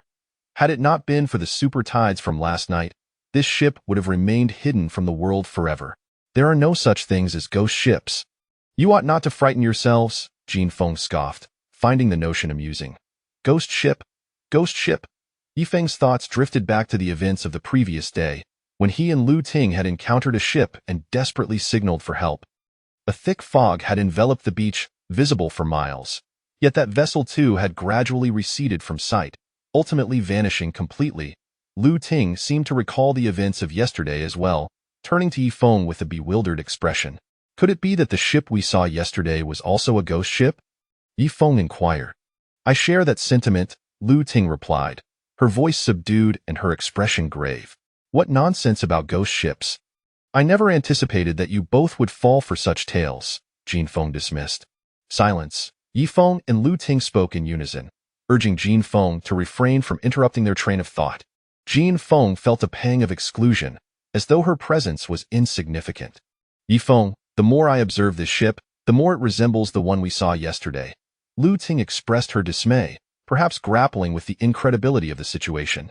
I too feel that this vessel bears a striking resemblance to the one from yesterday, in terms of appearance, height, length, and width. Everything seems so similar, Yifeng concurred. Could it be an illusion? Lu Ting questioned, gazing upon the vessel before them, the fabled ghost ship that had vanished a century ago. Yifeng found it increasingly reminiscent. As it was morning, the sea breeze carried a chill, filling him with an unsettling discomfort. Yifeng, think carefully. How much time elapsed from the moment we discovered the ship until it vanished? Lu Ting queried. Yifeng contemplated calmly before responding. After we spotted the ship, we ignited the smoke signal, and then you rushed over to call out. It could not have been more than 3 minutes. It was likely no more than 3 minutes, certainly not exceeding 5. Considering a ship's normal speed, it should not have disappeared from our sight within such a short span, should it? Lu Ting asked. It felt as though that ship vanished abruptly, yet also as if it faded away gradually. However, in my disappointment yesterday, I did not pay much attention to those details. Yifeng's voice grew subdued under the cold wind at the shoreline. In their urgency and despair yesterday, they had overlooked critical details, but upon reflection, the ship's disappearance indeed seemed peculiar. From the moment they spotted it to its vanishing, it had been a mere few minutes. Moreover, when they first noticed the vessel, it had not been very far away, perhaps only a dozen miles, as they had seen it clearly. At such a close distance, it was implausible for it to vanish in mere minutes. Yifeng, could this truly be a ghost ship? Lu Ting's voice trembled, her apprehension evident as she grappled with fear. Let it be. Whether it is a ghost ship or not, we are in broad daylight, and besides, As long as we harbor no guilty conscience, we need not fear the knocking of spirits at midnight, Yifeng declared with resolute conviction, undaunted by such fanciful notions. Even if it were a ghost ship, what of it? Why fear the deceased when one has no fear of the living? I find myself exceedingly curious as to why a ship that vanished a century ago would reappear here, Lu Ting mused, shaking her head slightly, but feeling reassured by Yifeng's presence. Let us set aside these musings for now. We must find a way to board and see if there are any useful items within, and also gather some seafood to take back, Yifeng suggested. Yes, indeed. Lu Ting nodded, preparing to advance, but suddenly felt a chilling sensation beneath her feet, as if a frigid tendril had ensnared her ankle. In a panic, she glanced down, her eyes widening in terror, her complexion paling as she trembled uncontrollably. Upon noticing Lu Ting's frightened expression, Yifeng too looked down, only to see a snake slithering over her foot, gradually coiling up her pant leg. It was a serpent with alternating bands of black and yellow, adorned with distinct rings. This was likely a sea snake, known for its potent venom, reputedly more toxic than that of a cobra. Yifeng, I. Lu Ting stammered, her voice quaking with fear. Sure. Yifeng raised a finger to his lips, signaling her to remain still and not to startle the sea serpent. He cautiously approached, preparing to rescue Lu Ting. Chapter 22. Expelling the scheming woman just a moment ago, immersed in her thoughts, Lu Ting failed to notice the ground beneath her, only to be startled by the sudden appearance of a sea snake, which began to slither up her pant leg. There are numerous species of sea snakes, most of which are venomous, and their toxicity is often far more potent than that of terrestrial snakes. Indeed, many of the world's deadliest creatures inhabit the oceans. Yifeng, Lu Ting was so frightened that she was on the verge of tears. Do not be afraid, remain still. Whatever you do, do not move. Just pretend it is my hand, Yifeng instructed calmly as he crouched down, intending to grasp the snake by its tail and swiftly toss it away. However, it was imperative that Lu Ting remained motionless. Any sudden movement could provoke the snake and lead to a potentially fatal bite. Okay, I won't move, I promise. Lu Ting trembled uncontrollably, her very soul seemingly shaken from her body. Lu Ting, a snake. Jin Feng suddenly shrieked, her voice piercing the air. Silence. Do not move, Lu Ting. Yifeng quickly admonished. There's a snake. Lu Ting, run. Throw it off. After a brief moment of hesitation, Jin Feng's eyes revealed an unsettling glint, and she rushed forward to shove Lu Ting. Lu Ting screamed, terrified that the snake might react. This is bad. Yifeng exclaimed in alarm, swiftly seizing the snake's tail with a grip as quick as the wind and flinging it away. Whoosh! The 1-meter-long serpent was propelled several meters away, quickly vanishing among the debris of driftwood and refuse that littered the beach, concealed by the rising tide. Woo, my goodness, that scared me to death. Lu Ting sank weakly to the ground, overwhelmed by fear and on the verge of tears. Are you all right? Jin Feng lingered for a moment before approaching, feigning concern. Smack! Yifeng, infuriated, delivered a sharp slap to Jin Feng's face. He had never struck a woman before, but her malice was intolerable, deserving of punishment. Jin Feng cried out in pain, covering her face with tears welling in her eyes as she looked at Yifeng. Why did you hit me? You wicked woman, do you wish for death? Yifeng raised his hand again in anger, contemplating delivering another blow, but ultimately refrained. Striking a woman seemed futile, and his earlier impulse had gotten the better of him. Yifeng, I do not understand your reasoning. Why did you strike me? Jin Feng asked, her voice tinged with hurt. Were you not attempting to end Lu Ting's life? I specifically warned you not to move, yet you chose to push her. Was that not intentional? Yifeng was seething. Had Jin Feng been a man, he would have undoubtedly unleashed a barrage of punches and kicks upon him. Yifeng, how could you perceive me in such a light? Am I truly that kind of person? I was simply frightened and wanted to push Lu Ting away. I never intended for this misunderstanding to occur. Woo-woo. Jin Feng wept, her tears streaming down her face as if she had suffered a grave injustice. Jin Feng, you nearly caused my demise just now. Lu Ting interjected angrily, recalling the incident with palpable fear. Yifeng had cautioned Jin Feng against moving, yet she had still taken those steps forward to push Lu Ting away. It was clearly intentional. You all misunderstand me. I am not a malicious person. How could I wish harm upon anyone? We are classmates and fellow victims of circumstance, Jin Feng lamented, her sorrow evident. Why Yifeng's voice turned icy. I warned you moments ago. You hesitated, then pushed Lu Ting forward, all the while feigning innocence. Woo, Jin Feng cried. Yifeng, you genuinely misunderstand me. Though your logic may be sound, it varies from person to person. I was simply too tense. Despite Jin Feng's fervent explanations, Yifeng remained steadfast in his judgment. Yifeng, please, cease this quarrel. Look at my leg. Am I bitten? Lu Ting, trembling, dared not roll up her pant leg to inspect the potential wound, paralyzed by the dread of discovering a bite. Why Yifeng promptly knelt down, rolling up Lu Ting's pant leg. Lu Ting sat with her eyes tightly shut, praying fervently for her safety. Upon pulling up her pant leg, Yifeng carefully examined her skin, noting that the snake had only slithered up to a maximum of 20 centimeters, leaving no trace of injury upon her pristine foot. Ah!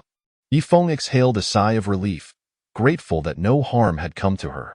Otherwise, it would have been a dire predicament. Wu, what is it? Is there an injury? But I cannot feel anything. Lu Ting, interpreting Yifeng's sigh as a sign of trouble, felt tears welling in her eyes. All is well. Rise, Yifeng reassured her. Thank heavens. Thank you for your protection, ancestors. I have emerged unscathed. Lu Ting opened her eyes, lowering her pant leg, yet she remained seated, possibly too weak to stand. Yifeng, I truly did not intend to harm Lu Ting. What must I do for you to believe me? Jin Feng cried, her desperation evident, fearing expulsion for her actions. Get lost.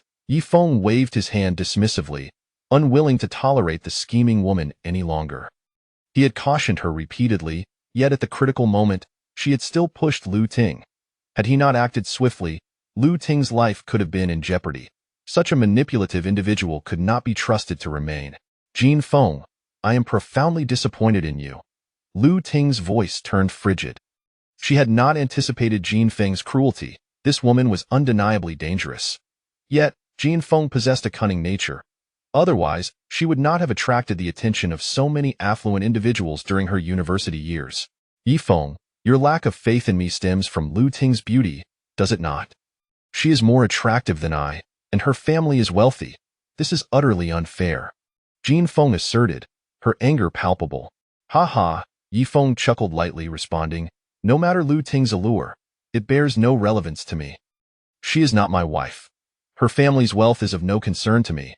I would not spend a single penny of hers. Even if you were less beautiful or less affluent than Lu Ting, it would not matter. Do you understand?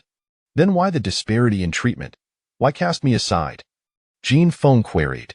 Because your scheming nature and malicious character render you intolerable. Yifeng glared at her, acknowledging her cunning.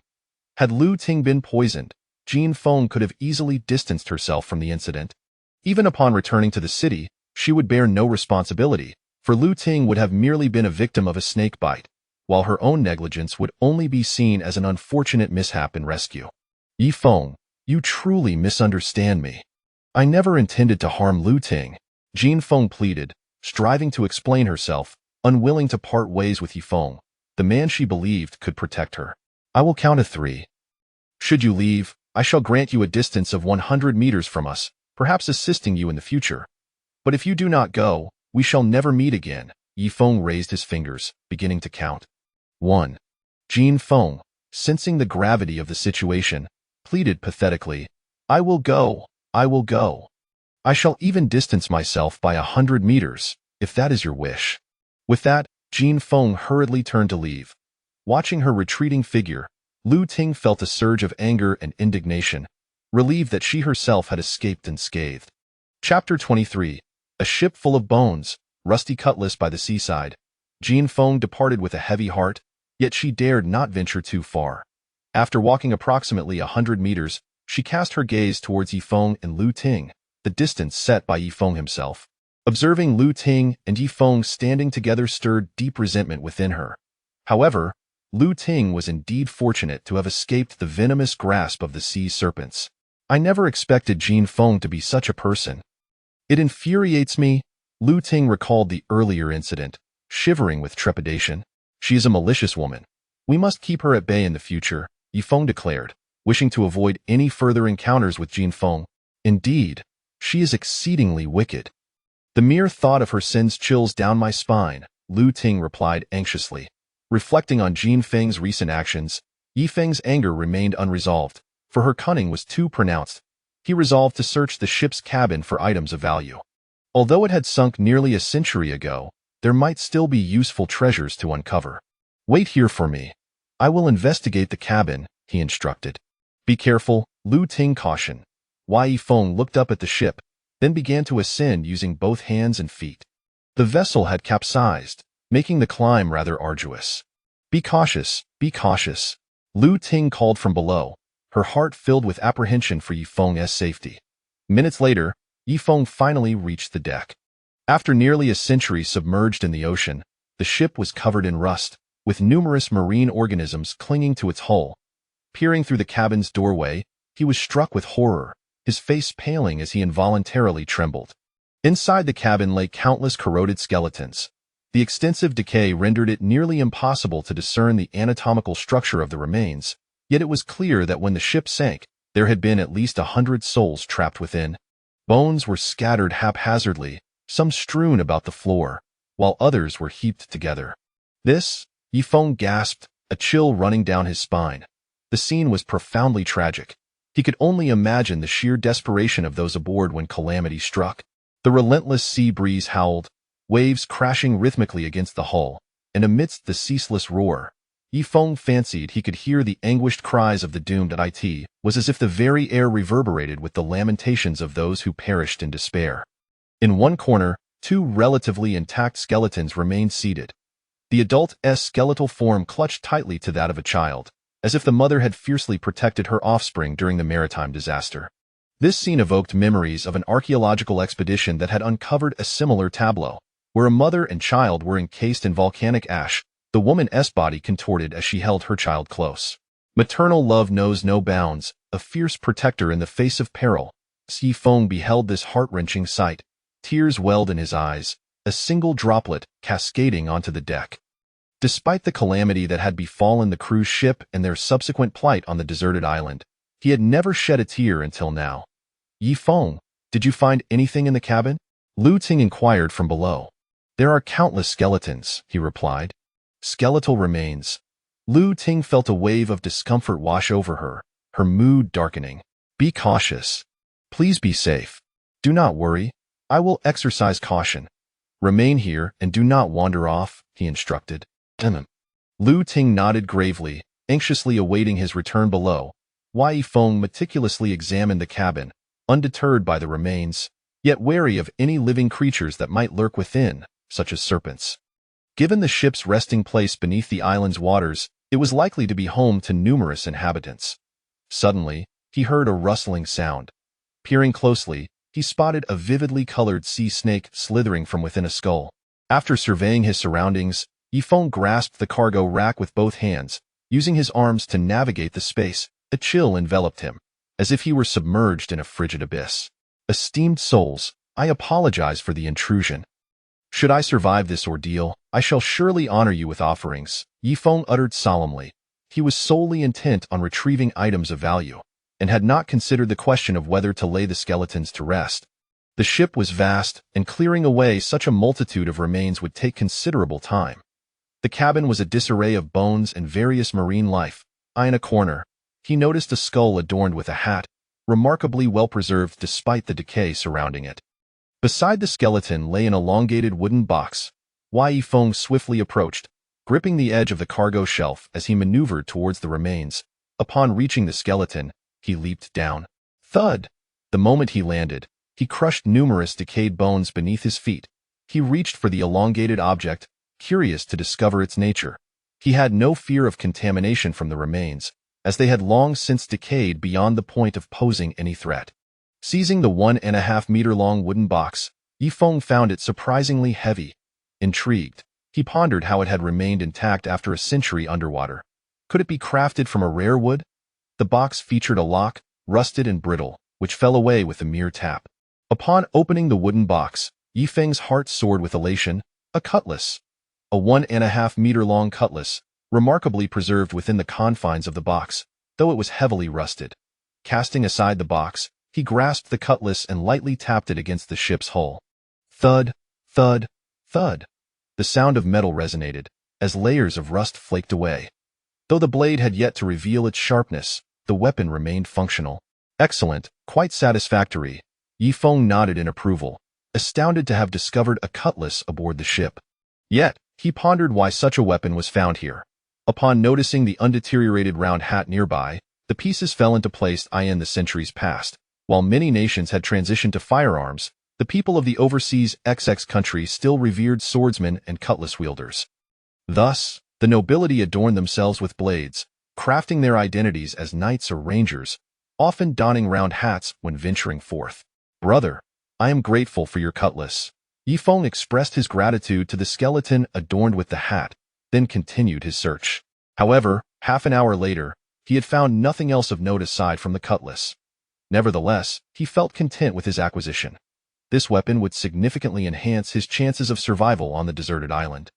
Although rusted, it could easily be restored with the aid of sand and stone. Chapter 024.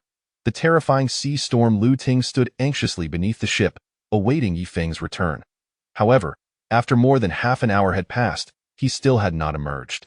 Yifeng, Lu Ting called out in worry, fearing for his safety, especially given the numerous skeletons that lay within the ship's hold. An ominous sight indeed. Yifeng, she called again, her voice laced with urgency, yet met with silence, as if he had vanished into the depths of the cabin.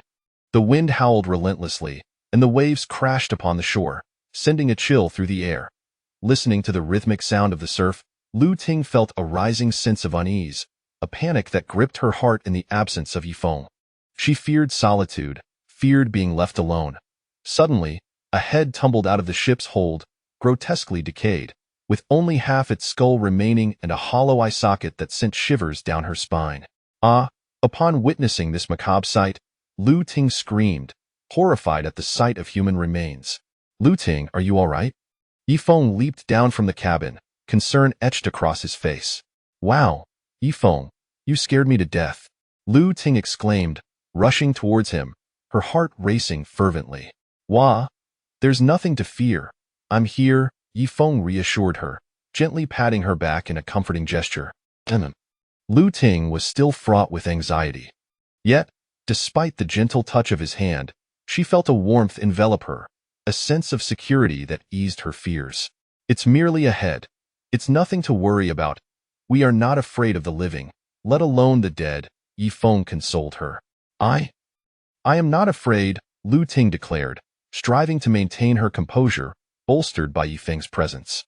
I just found a dagger in the cabin. With it, our chances of survival on this island have significantly improved.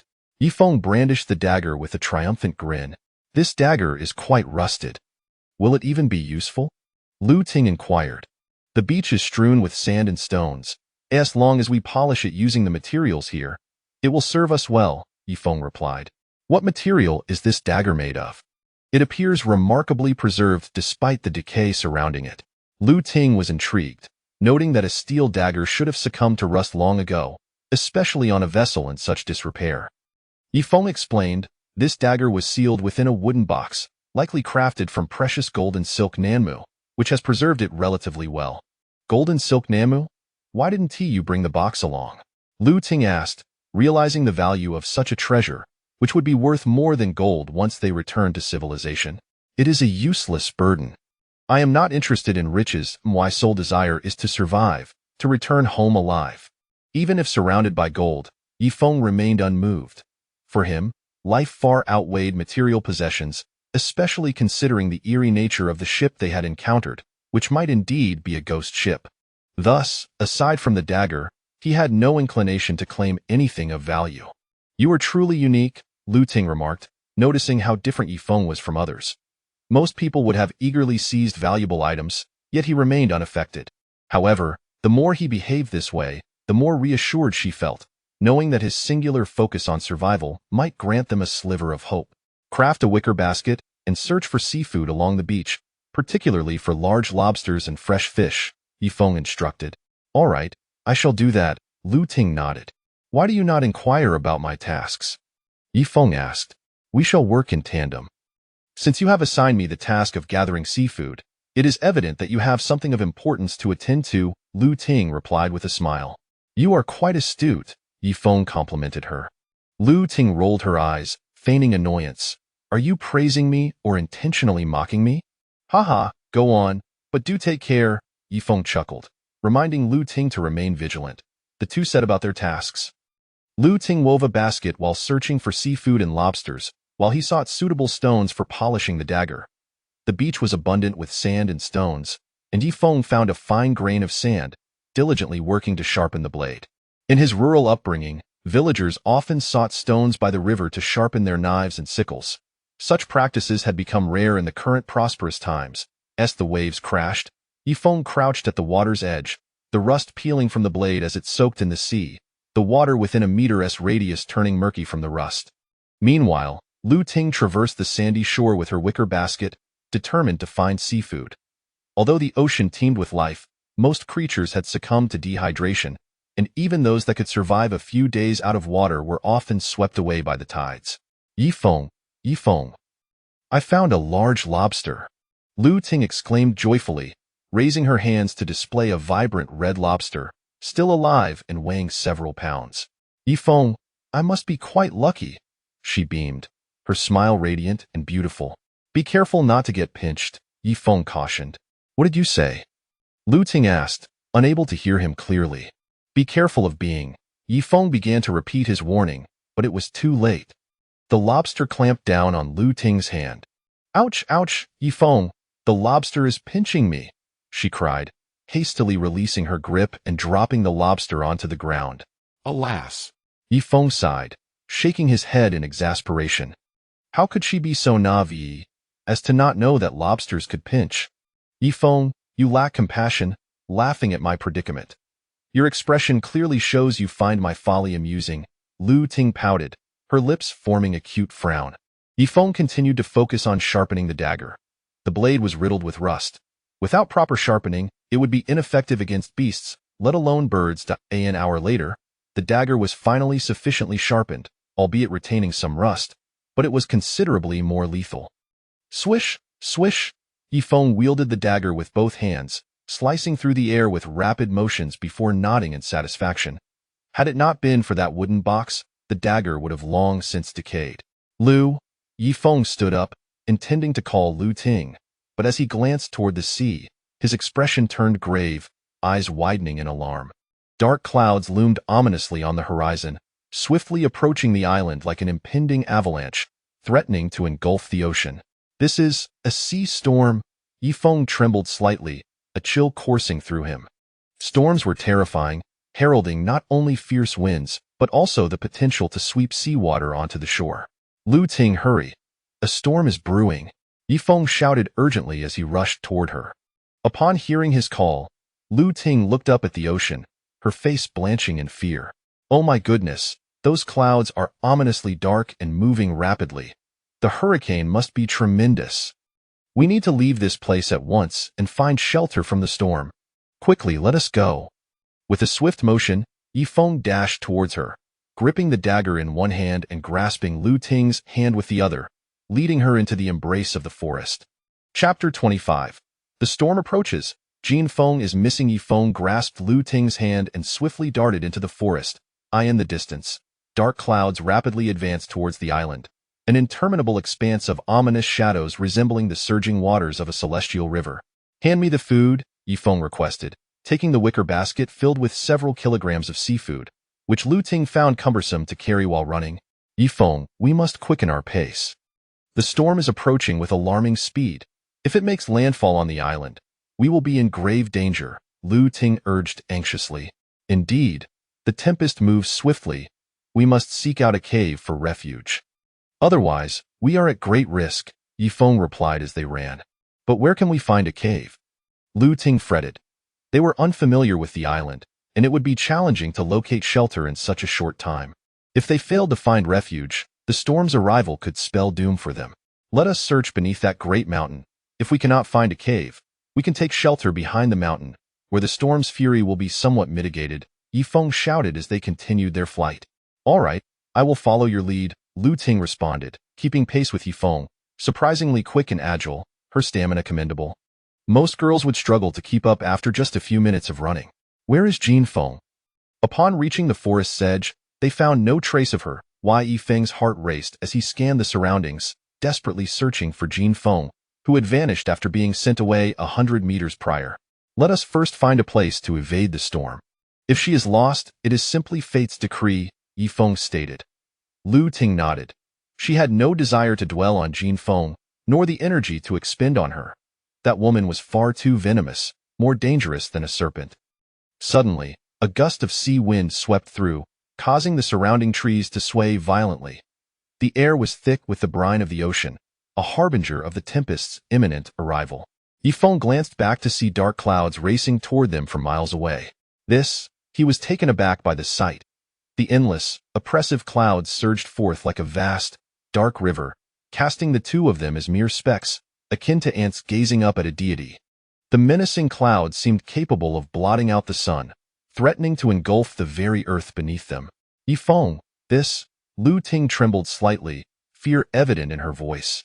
Run! Yifeng exclaimed, akin to a cunning rabbit, clutching the food and his dagger as he hastened toward the mountains within the forest. Lu Ting followed closely, the two of them resembling primitive beings racing through the underbrush, snapping branches and trampled grasses in their wake. Whoosh, buzz! The discordant sounds of chaos echoed behind them, the voice of the storm and the cries of countless souls lost at sea. The tempest was drawing near. Yifeng pressed on through the forest, his mind fixated on one thought: to find shelter from the storm, lest they face dire consequences, even the threat of death. Lu Ting stumbled over a tree root, tumbling to the ground. Yifeng turned back, witnessing her sprawled in the dirt. He hesitated momentarily, contemplating whether to assist the school beauty, but ultimately decided against it. She needed to rise and continue fleeing. If she could not overcome such a minor setback, survival on this desolate island would prove exceedingly difficult. Lu Ting made no sound of distress, quickly regaining her feet, barely pausing to brush the dirt from her clothes. Yifeng, we must hurry, she urged, prompting him to resume their flight, her lack of complaint or reproach for his earlier hesitation notable. The two of them traversed the forest at an astonishing speed. Whoosh, buzz! The terrifying storm made landfall, the cacophony of chaos deafening, akin to the roar of 1,000 warhorses. Yifeng turned to witness countless trees along the forest's edge collapsing, some uprooted entirely. Crack, crack, giant trunks splintered and fell, as if a divine dragon had swept through. Lu Ting beheld this scene with wide eyes, her voice quivering. Heavens, this is utterly terrifying. Those trees are breaking and falling. Run! Yifeng urged, taking Lu Ting's hand as they surged forward into the depths of the forest. Even if they could not find a cave, they needed to reach the mountain's rear, seeking advantageous terrain to shield themselves from the storm. The magnitude of the tempest rendered it perilous. Even if they were not swept away, the risk of suffocation amidst the storm loomed large. Lu Ting gritted her teeth, racing alongside Yifeng, her stride steady and breath even, her arms swinging rhythmically, revealing her athletic background and exceptional physical condition. Yifeng had initially feared Lu Ting would slow him down, but to his surprise, she matched his pace, her long legs a clear advantage. Crack, whoosh, suddenly, a tree behind them splintered, a powerful gust of wind sweeping toward them, lifting Yifeng and Lu Ting off their feet. Lu Ting screamed, feeling weightless as the wind threatened to carry her away. Be careful, Yifeng shouted, grasping her hand as he too felt the force of the wind lift him. They were blown several meters before crashing to the ground. The storm had arrived, yet an even more ferocious gale loomed behind. The sheer force of the wind made conversation nearly impossible, drowning their voices in the tempest's roar. Yifeng clung to Lu Ting as they struggled to rise.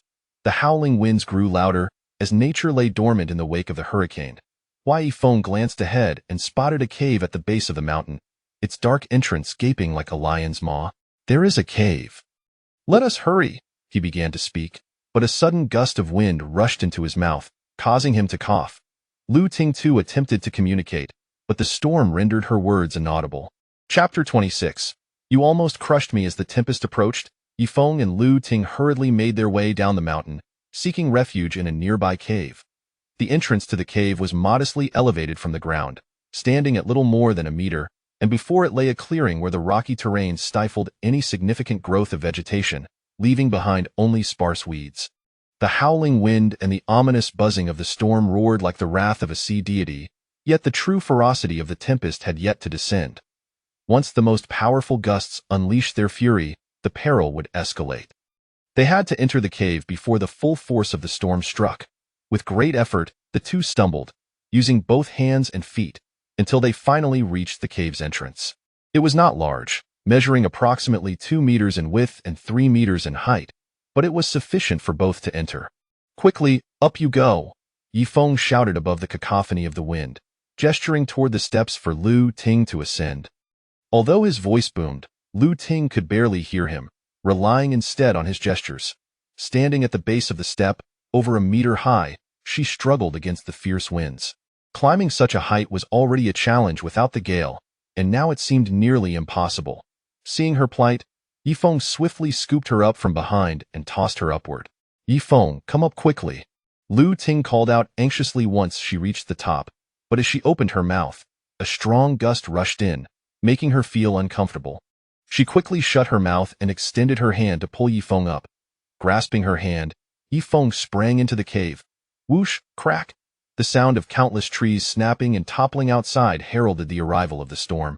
Yifeng quickly embraced Lu Ting and rolled into the cave, pressing his hands over his ears.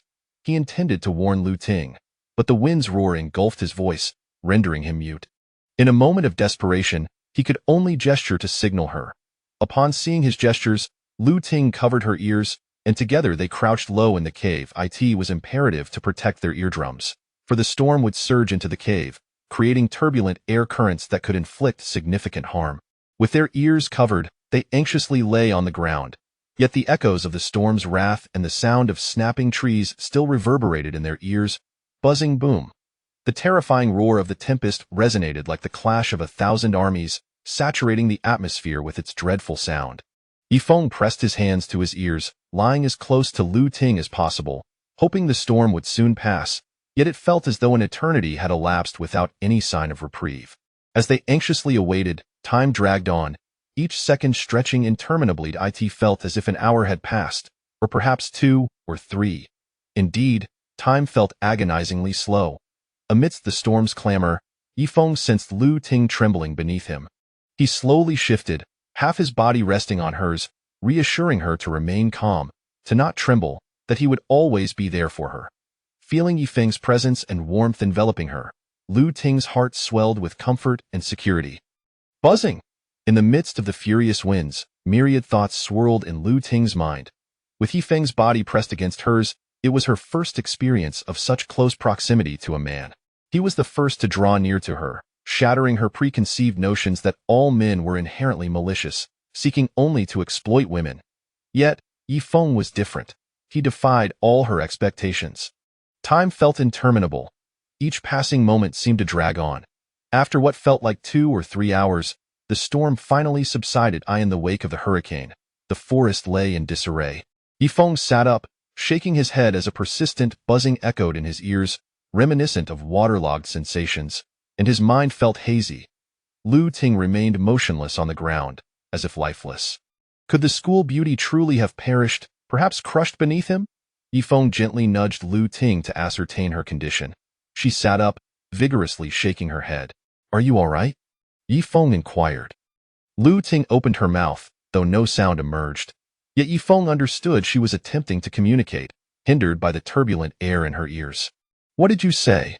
I can't hear you," he shouted. Lu Ting continued to mouth words, likely speaking loudly, but her voice was lost to him. Yifeng tilted his head, one hand pressing against one ear while the other patted, trying to expel the trapped air. Lu Ting mimicked his actions, persistently patting her ears. After a few minutes, the pressure in their eardrums finally dissipated. Yifeng breathed a sigh of relief, reveling in the fresh, invigorating air that enveloped them. "Are you okay?" he asked again. "I'm fine. How about you?" Lu Ting replied. "I'm also fine," he responded. "You were on top of me for quite some time, nearly suffocating me," Lu Ting remarked. Yifeng replied seriously, "School beauty, you must take responsibility for your words. When did I ever crush you? Am I that kind of person?" Humph, considering your good intentions, I'll let it slide this time. Lu Ting smiled lightly, showing no anger. The two gazed at the devastated forest outside, struck by the formidable power of nature. Despite the advancements of human technology, they remained dwarfed by the might of the natural world. Yifeng surveyed the cave, noting its modest size of merely a few dozen square meters. Yet, it was damp inside, with water dripping from the ceiling, rendering it unsuitable for habitation, save for temporary refuge. Yifeng, do we have to stay in this cave? Lu Ting asked. He shook his head. This cave is too moist for living, but it can serve as a temporary shelter.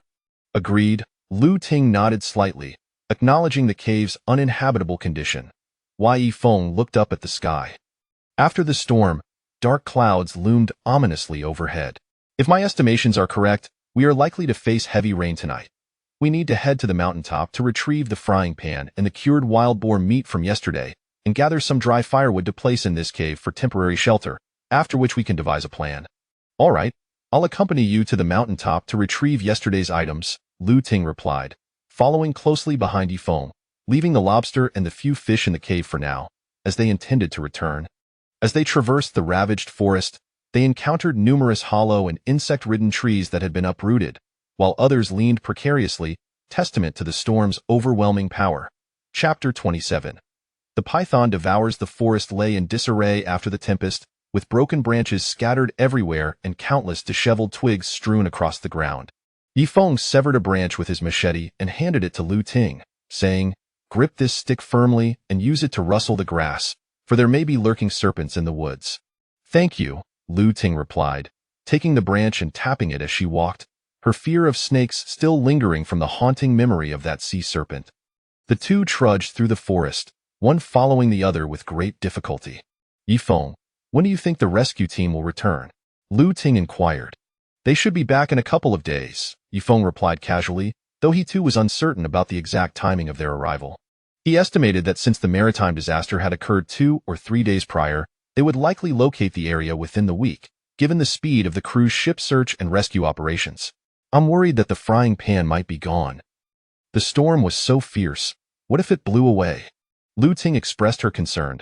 Yifeng shared her apprehension. He would rather lose the wild boar meat than the frying pan. Food could be sought anew, but the absence of the frying pan would pose a significant inconvenience. In the forest, Lu Ting's hair was a tangled mess, her long, dark locks cascading chaotically over her shoulders, yet despite her disarray, she remained strikingly beautiful. "What are you staring at?" Lu Ting asked, noticing Yifeng's gaze upon her.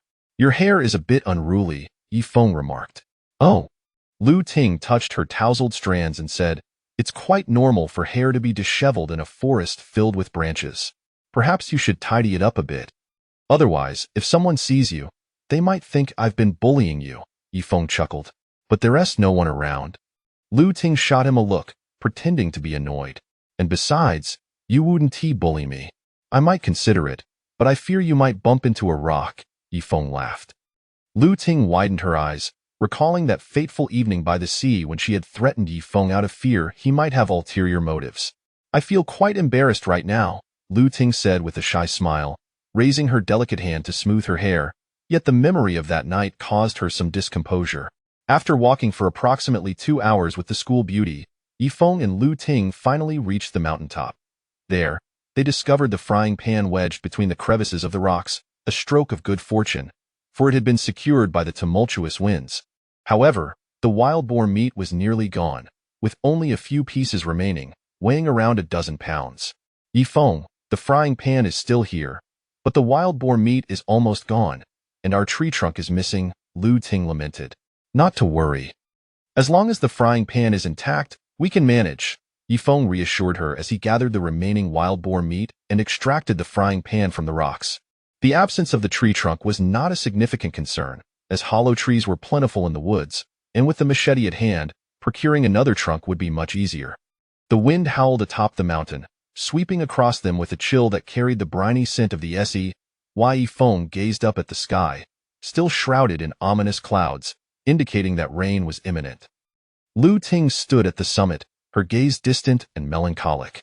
"We should descend immediately, gather some dry firewood to store in the cave, and find a way to procure fresh water."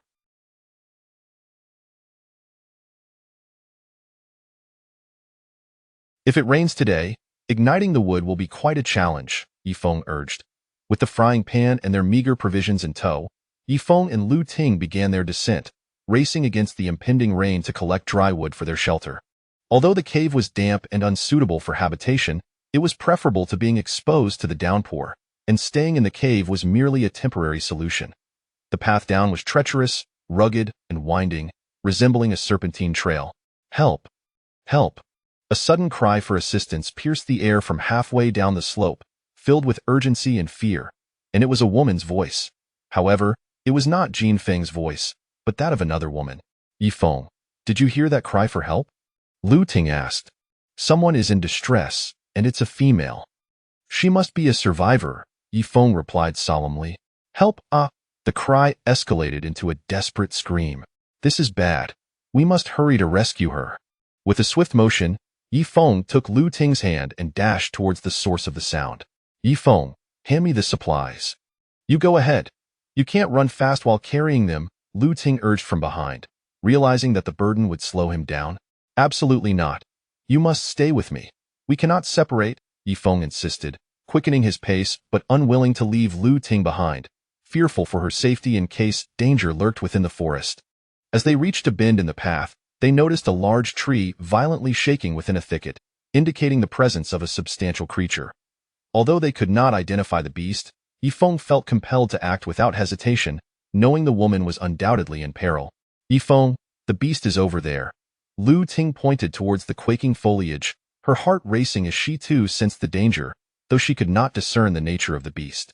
Lu Ting, you must stay close to me. Do not stray from my side, Yifeng urged anxiously as he prepared to charge forward, emboldened by the machete in his possession. Don't delay. We must save her. Lu Ting summoned her courage, setting down her burden and clutching the wooden stick as she ran alongside Yifeng. As they approached, they beheld a large, emerald-green python coiling around a girl, attempting to constrict her life away.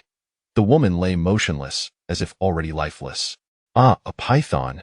Upon sighting the terrifying creature, Lu Ting was struck with alarm, yet she did not retreat, driven by the desire to save the girl.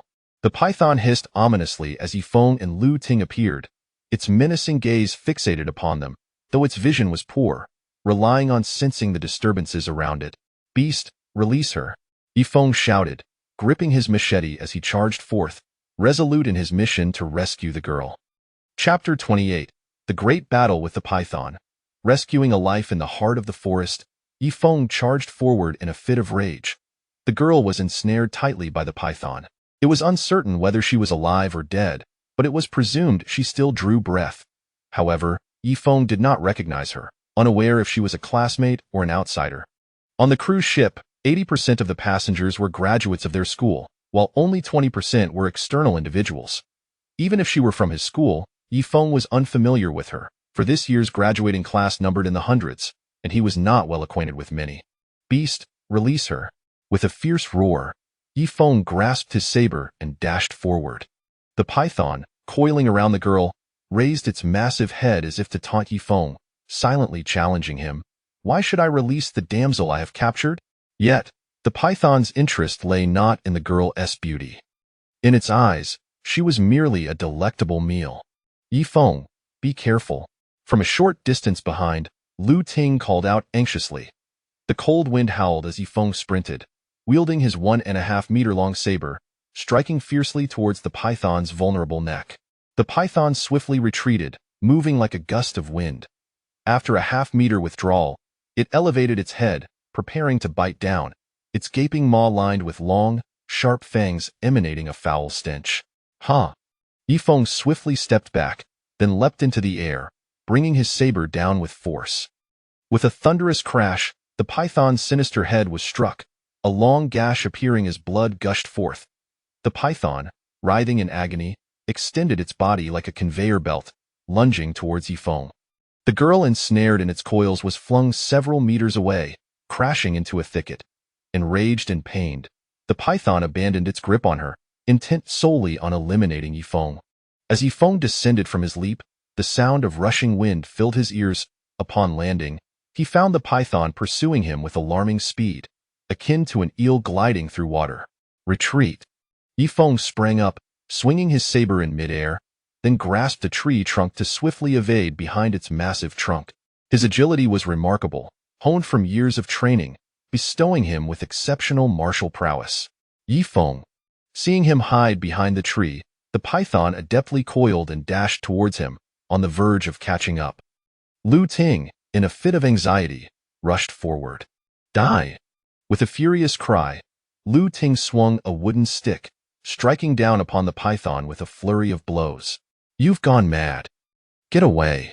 Yifeng shouted in desperation, fearing for Lu Ting's safety. The python, stung by the blows, relinquished its pursuit of Yifeng, its body bending dramatically like a bridge as it turned to strike at Lu Ting. Lu Ting! Yifeng exclaimed, leaping up and kicking off the tree, propelling himself several meters forward. Slash! In midair, he swung his saber, carving a wound across the python's back. The python writhed in pain, momentarily abandoning its attack on Lu Ting to turn and target Yifeng.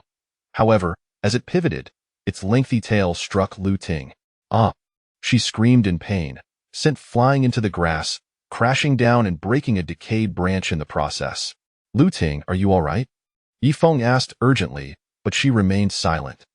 The giant serpent, dragging its elongated body, raised its head menacingly, preparing to strike at Yifeng, seeking to ensnare or devour him. Damn it, I will end you. Yifeng seethed with fury. If he could not slay a python with the skills he had honed over the years, all his training would have been in vain. Up! He leaped quickly, grasping a branch above. Standing on the ground was a disadvantage, as attacking from below while the python raised its head would leave him vulnerable to its bite. Now elevated at least 2 meters above the ground, he could launch a more advantageous assault. The python's enormous head approached, ready to open its maw, but Yifeng unleashed a flurry of strikes with his saber. Swish, swish, bang, bang. After a relentless barrage, the python's head bore numerous new wounds. The python coiled its long tail, attempting to either strike or ensnare Yifeng. Why Yifeng let go, leaping down as the bent branch rebounded violently. Bang! The rebounding branch slammed against the python's tail, causing its body to veer. Seizing the moment before the python's tail hit the ground, Yifeng thrust his saber into the creature's abdomen. As the python writhed in retreat, the wound was elongated, and bright red blood gushed forth. The python, gravely injured, dared not pursue Yifeng any longer. Instead, it dragged its wounded form in a panicked flight into the depths of the forest. Yifeng chose not to pursue the python, allowing it to escape. With such severe injuries, it would likely not survive long, as the extensive wounds would lead to infection. Even if he were to catch up and slay it, it would bear no significance. Lu Ting. Once the python had fled, Yifeng hurried to the thicket, eager to check on the girl. Ugh!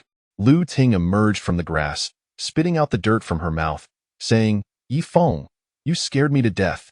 I thought I would never see the sun again. Haha. Yifeng chuckled lightly. As long as you're all right, that's what matters. Even if you could not see the sun tomorrow, as long as you can see me, that is what truly counts. I am more important to you than the sun. Yifeng, stop being so vain. I could still live without you. But without the sun, no one in the world would survive. Lu Ting brushed the dirt from her clothes, having been knocked into the grass by the python's tail. Thank you for disregarding everything to help me. Yifeng expressed his gratitude, surprised by Lu Ting's bravery. If you had perished, I could not have lived either, so I had no choice but to assist you. Lu Ting replied. Even if you were to perish, I would not. Yifeng corrected her. Let us go check on that girl. Lu Ting moved out of the thicket, eager to see how the girl was faring. As they approached the glade, they found a girl with delicate features lying on the grass. She was not tall, standing at around 1.60 meters, but her round face was sweet and charming. Zhao Shui. Upon recognizing the girl, Lu Ting was slightly taken aback, as though she had not expected it to be her. Do you know her? Yifeng inquired. Of course, she is also a graduate of this year. Lu Ting affirmed. Then why do I not recall her? Typically, one would remember any beautiful female classmate, even if they were not in the same class, for boys tend to pay attention to attractive girls. She transferred in the second half of the semester, which is why you do not recognize her. Moreover, she is quite reserved, so not many people are familiar with her. Lu Ting explained Zhao Shui had transferred in during the latter half of the semester and kept to herself, which accounted for Yifeng's lack of recognition. Yifeng, quickly check if she is alive, Lu Ting urged with growing concern, fearing Zhao Shui might be dead. Chapter 029. Her mind is quite simple. Zhao Shui lay pale amidst the grass, her eyes tightly shut, long lashes fluttering gently in the breeze. She resembled a slumbering little princess. Yifeng extended his hand, slowly positioning it over her heart. Suddenly, Lu Ting struck the back of his hand sharply, exclaiming, "What do you intend to do?" "I merely wish to check her heartbeat," Yifeng replied, exasperated by Lu Ting's incessant suspicion. "Then you could ascertain her pulse at her wrist. Why go for her heart?" Lu Ting retorted, "I sense a lack of trust from you. Am I truly that sort of person?" Yifeng expressed his dissatisfaction. Lu Ting offered an awkward smile, saying, "I apologize. I was a bit hasty just now." In her school days, although revered as a goddess by countless men, Yifeng discerned that her mind was quite simple and a one is perfect. Every individual possesses flaws. Many men mistakenly believe that a beautiful goddess is flawless, oblivious to the fact that beauty and ugliness are but superficial attributes. "Then hurry and check if Zhao Shui is all right," Lu Ting urged, anxiety creeping into her voice as she feared for Zhao Shui's well-being. Yifeng placed his palm over Zhao Shui's heart, noting the rapid rhythm of her heartbeat. She was not in immediate danger, likely just injured and fainted from fright.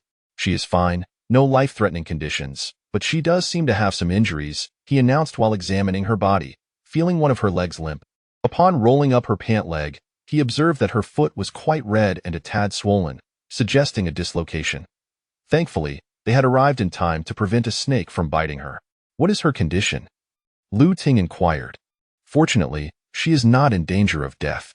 Although she has injuries, they are not severe, but one of her feet is dislocated," Yifeng replied. "What should we do?" Lu Ting asked.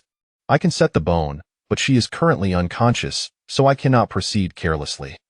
"We must wait until she regains consciousness," Yifeng explained. "You can set bones?" Lu Ting was somewhat taken aback, not anticipating such a claim from him. "Indeed, I can.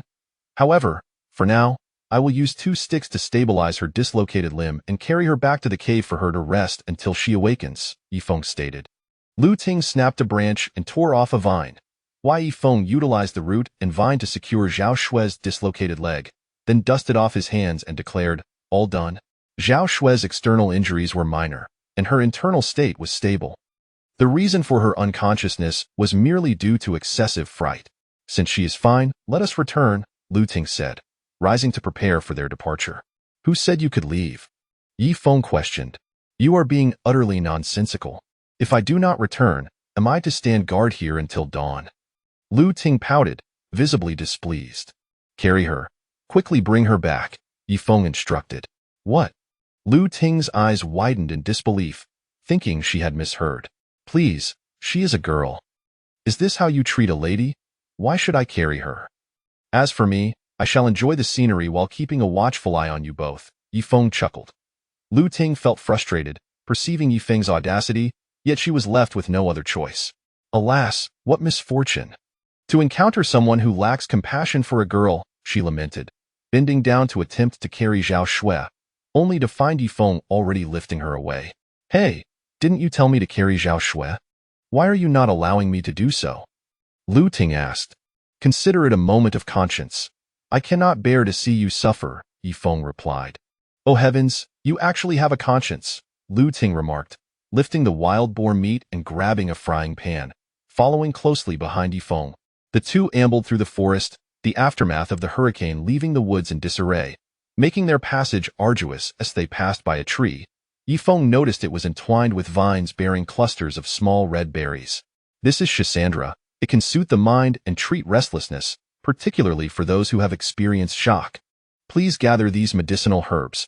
We shall seek additional herbs along the way," Yifeng instructed. "Sure, but how come you know so much about medicinal herbs?" Lu Ting queried, plucking the herbs with curiosity about Yifeng's knowledge. "Because when I was studying herbal medicine, you were still playing in the mud at home," Yifeng replied. "Humph, as if you are significantly older than me," Lu Ting retorted defiantly. After walking for a while longer, they stumbled upon various other herbs, such as poria, mint, and 3-leaf grass. Some of these plants could treat mental distress, while others could remedy internal injuries. The mountains were abundant with medicinal herbs, nearly covering the landscape, yet many were unknown to the average person. Yifeng, you truly possess extensive knowledge of herbs, Lu Ting praised, genuinely impressed by his expertise. I aspire to learn even more herbs, so that I may gather them in the mountains to support you in the future, Yifeng declared. I would not want you to do that. Lu Ting turned her head away, seemingly uninterested. Thank you. I did not anticipate your concern for me, Yifeng expressed his gratitude. Lu Ting appeared bewildered, unsure why Yifeng had suddenly thanked her. It is because gathering herbs in the mountains is quite strenuous. To avoid burdening me, you are reluctant to stay by my side, Yifeng elaborated. Haha, your reasoning is spot on, Lu Ting replied with a radiant smile. Yifeng recalled a story from school about a boy who, after exhausting his savings, had his girlfriend suddenly approach him one day, expressing her desire to spare him from the burden of her presence. After uttering those words, she left him. The boy was moved to tears, feeling overwhelmed by the thought that his girlfriend could not bear to weigh him down and thus left him heartbroken. As they continued their conversation while walking, 2 hours later, they finally returned to the cave. Upon their arrival, Yifeng placed Zhao Shui on the ground. Due to the dampness of the earth, he could only position her at the entrance of the cave. This cave was unsuitable for habitation. They needed to find another or construct a hut nearby in the future. This cave would serve as a temporary refuge, allowing them to seek shelter in case of emergencies while residing in the hut during normal times. Currently, they lacked fresh water. It was imperative to locate a source, as they needed it to prepare medicine. There should be a water source nearby. Water drips from the cave ceiling, and the ground is exceedingly damp, indicating the presence of a spring. Let us divide our tasks. I shall search for fresh water, while you gather firewood, Yifeng proposed. All right, Lu Ting nodded in agreement. Zhao Shui remained quietly lying on the ground, her complexion as pale as snow, devoid of any color. Do not fear. You are safe now. We will take care of you, Yifeng reassured her as he and Lu Ting departed, though they could only venture nearby, wary of potential wild beasts. Chapter 030. The bones beneath the pine tree. It has arrived. The two emerged from the cave, with Yifeng intending to search for fresh water while Lu Ting set out to gather firewood. Upon entering the forest outside the cave, Yifeng discovered a hollow tree, which he promptly cut at the knot to fashion a makeshift water container, before resuming his quest for fresh water. The cave's ceiling was perpetually damp, with droplets constantly falling, indicating the proximity of a water source. Yifeng, farewell for now. I shall seek dry wood. Lu Ting waved her hand in a gesture of parting. All right, take care. I won't see you off, Yifeng nodded in response. Humph, this isn't your home. No need for such formality, Lu Ting remarked with a slight smile. Do you not understand the principle of mutual respect? Yifeng inquired. I do not, Lu Ting shook her head. The two exchanged a smile before parting ways, careful to remain within each other's line of sight, for the forest harbored many dangers. Ribbit, ribbit, ribbit. Suddenly, Yifeng was alerted by the croaking of frogs, and he spotted several plump frogs leaping about in a patch of grass. Frogs! Yifeng exclaimed with delight, for the presence of frogs indicated the existence of fresh water, as they could only thrive in such environments. One frog persistently hopped ahead in a particular direction, prompting Yifeng to follow. Upon traversing the grassy area, he discerned the faint sound of flowing water. Splash, splash, splash. Not far ahead, he heard the gentle trickle of a spring. Due to its modest size, the sound was quite subtle. Yifeng hastened forward, parting the grass, and indeed found a small spring on the ground, though it was no larger than his thumb. Splendid! Yifeng rejoiced, and he began to dig a small pit beside the spring. Once the pit filled with water, he could transfer it into the tree container, and since the water was flowing, it would soon become clear. After a few minutes, the small pit brimmed with water. Yifeng filled the tree containers and, carrying 3 of them, made his way back, relieved that he had discovered a source of fresh water, alleviating any concerns about water scarcity in the future. Not far away, beneath a pine tree, Lu Ting was diligently collecting wood. Ah! Suddenly startled, Lu Ting let out a sharp scream. What is wrong? Yifeng rushed over with the tree containers, bemused by her constant fright. If this continued, she might very well scare herself into a predicament. Yifeng, bones, Lu Ting said, her voice trembling with fear. Bones? Yifeng was puzzled. In this remote forest, on an isolated island. Where could bones possibly come from?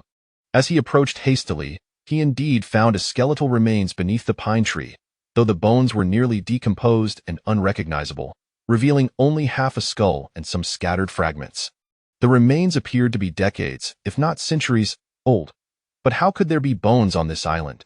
Did someone perish here decades or even a century ago? Yifeng, this place is truly eerie. There are bones here. It's quite frightening. Lu Ting curled up, visibly uncomfortable at the sight. Now do you understand my significance? Yifeng asked. Lu Ting remained silent, stepping back slightly to distance herself from the remains. Ah? Yifeng suddenly noticed a leather bag beside the bones. Due to the passage of time, the leather bag was severely damaged and corroded, nearly buried beneath the soil. Yifeng drew his knife and carefully lifted the handle of the bag, pulling it upwards. Whoosh! The leather bag was raised, but it was in a state of decay, spilling forth numerous tattered items, all fragments of what once was. Yifeng, why are you examining the belongings of the deceased? Lu Ting questioned. Yifeng remained silent, using his knife to sift through the torn remnants, revealing that the contents of the leather bag consisted primarily of clothing and notebooks. Notebooks? Yifeng hastily continued to search for anything of value, as notebooks are vessels for recorded knowledge.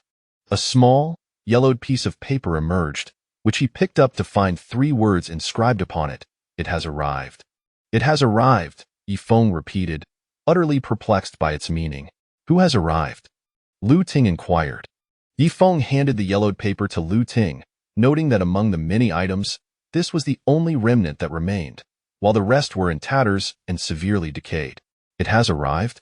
Upon reading the 3 words, Lu Ting murmured to herself before stating, this person must have been one of our compatriots, hence the use of Chinese characters, likely from decades or even a century ago, given that they wrote in traditional script. Indeed, Yifeng nodded in agreement. But why does this small piece of yellowed paper contain those 3 words? What does it refer to? Could it be that this person mistakenly wrote it instead of he or she? Lu Ting mused aloud. No. These 3 words are written with skill. He could not have made an error. The third-person pronouns he and she refer to a man and a woman, while it denotes something other than a human, perhaps a fierce tiger, a black bear, or some monstrous entity. Yifeng pondered heavily, realizing the deceased must have recorded something significant or encountered perilous experiences on the island, only to perish later. Due to the passage of time, all belongings, including the notebook, had decayed beyond recognition. Yifeng, can you find any other fragments? Lu Ting asked. All other fragments are fused together, completely decomposed. Yifeng shook his head, filled with regret. The term it could imply countless entities. Anything non-human could be described as it. A sudden gust of cool wind swept through, and Yifeng glanced back at the skeletal remains on the ground, as if the owner of those bones was narrating the island's looming dangers to them. Yifeng, we must exercise caution from now on, Lu Ting declared solemnly. Let us bury these bones, and then return to the cave to tend to Zhao Shui, Yifeng suggested, filled with sorrow. Agreed. Lu Ting nodded in affirmation. The 2 gathered materials, procuring yellow earth and stones to bury the remains, before swiftly turning away to head back to the cave. Having walked a few meters, Yifeng glanced back at the pine tree, contemplating the formidable creatures that might inhabit the desolate island. He recalled the night he had been attacked by a shadow while searching for herbs in the forest, a shadow that moved with alarming speed. Upon returning to the cave, they found Zhao Shui lying on the rocky entrance, as the cave was quite damp and provided limited space for resting. You prepare the medicine. I will bring the wood inside the cave to prevent it from getting soaked in the rain, Yifeng suggested. Lu Ting shook her head. Let me handle the wood. You focus on the medicine, as I have never prepared traditional remedies. Yifeng began to prepare the medicine, hoping Zhao Shui would awaken soon. After all, he was her savior, and when this lovely girl opened her eyes and beheld her dashing rescuer, she should express more than just a simple thank you. Perhaps there would be a reward in store. Chapter 031. She fell asleep from exhaustion. Yifeng was concocting medicine in the cave, while Lu Ting busily transported all the firewood from outside into the cavern. After making 20 trips with several bundles, she was drenched in sweat. I'm utterly exhausted. My arms are aching, she lamented, collapsing against the stone wall at the entrance of the cave. I must say, you are quite impressive, more so than any man, Yifeng remarked, stirring the pot. I had no choice. I had to toil and move the wood, Lu Ting replied, her face a picture of weariness. Rest if you're tired, I'll handle the rest.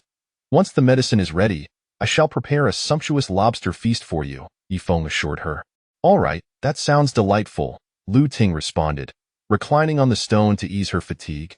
Gurgle, gurgle, the medicinal concoction bubbled away in the pot, filling the cave with a potent aroma of traditional Chinese herbs. Zhao Shui lay pale on the ground, still unconscious, likely from sheer Perhaps it refers to some kind of beast, Yifeng replied anxiously. After a moment of contemplation, Lu Ting stated, while I cannot ascertain what it refers to, I am certain it is neither a pack of wolves nor ferocious tigers or black bears. How can you be so sure? Yifeng questioned. The reasoning is quite simple. If it were a tiger or a bear, the person would have written the tiger or the bear instead of it. The use of it suggests that the writer has never encountered such a creature and does not know its name, Lu Ting explained.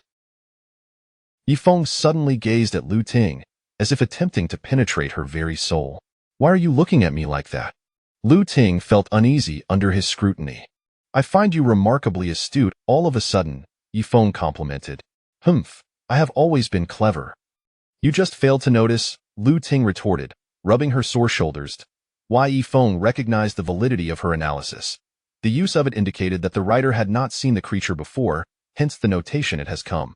Unfortunately, due to the under the dreary clouds, the forest appeared stifling, devoid of life, as if it were shrouded in a threat of death. This place seemed a forbidden ground for the living. Even if that creature were to consume humans, it is of little concern, Yifeng replied, shaking his head. Aren't you afraid? Lu Ting pressed. I am certainly not, for you are by my side, Yifeng smiled. But I cannot protect you, Lu Ting said glumly, wishing for Yifeng's protection instead. I understand that you cannot, but if that creature were to approach, it would undoubtedly feast upon you first, and then me, simply because you are a girl, Yifeng jested. You're impossible. I can't even take you seriously, Lu Ting murmured, before lying back on the rock to rest. Within moments, she had drifted into a peaceful slumber, her serene breaths echoing softly through the cave. Rustle, rustle. Outside, the leaves danced in the wind, while the school beauty lay quietly asleep, utterly exhausted. Watching her sleep and admiring her enchanting visage, Yifeng smiled gently, shedding his outer garment and suddenly, a gust of cold wind swept in, whisking away the garment from Lu Ting's shoulders. Yifeng bent down, retrieving the clothing and tenderly placing it back on her, wishing for the wind to cease, allowing the weary beauty to rest undisturbed. You've worked hard. Please rest well, Yifeng murmured as he returned to the warmth of the fire. They had only just been conversing, yet the school beauty had fallen asleep so quickly. Once the medicinal brew was complete, Yifeng poured a portion into a hollowed tree trunk, gently lifting Zhao Shui into a semi-reclined position in his embrace before administering the remedy. Though Zhao Shui remained unconscious, she gradually swallowed the medicine he offered.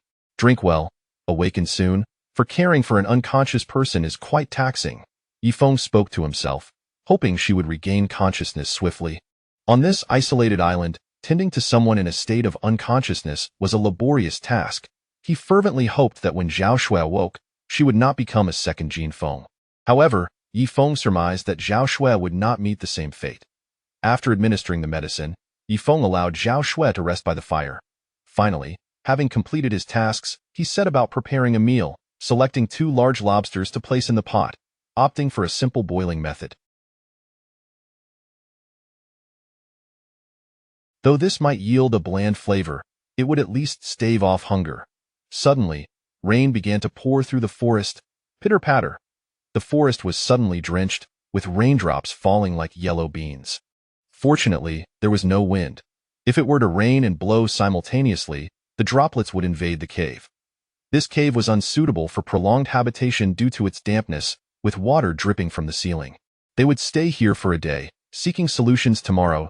Yifeng sat on a stone at the cave's entrance, gazing at the rain and lost in thought, burdened by uncertainty about when the rescue team would arrive. Drip, drip.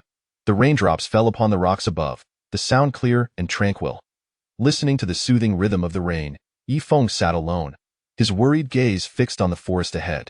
An endless expanse of greenery stretched before him, resembling an ocean of foliage with no end in sight. Sigh. Yifeng sat cross-legged, letting out a quiet lament, suddenly feeling a pang of loneliness. Despite the company of two women, Lu Ting was asleep, and Zhao Shui remained in a state of unconsciousness. Deep mountains, rainforests, loneliness. Only Yifeng could comprehend this feeling, reminiscent of a book he once read, 100 Years of Solitude. As the rain continued to fall, the forest became increasingly damp.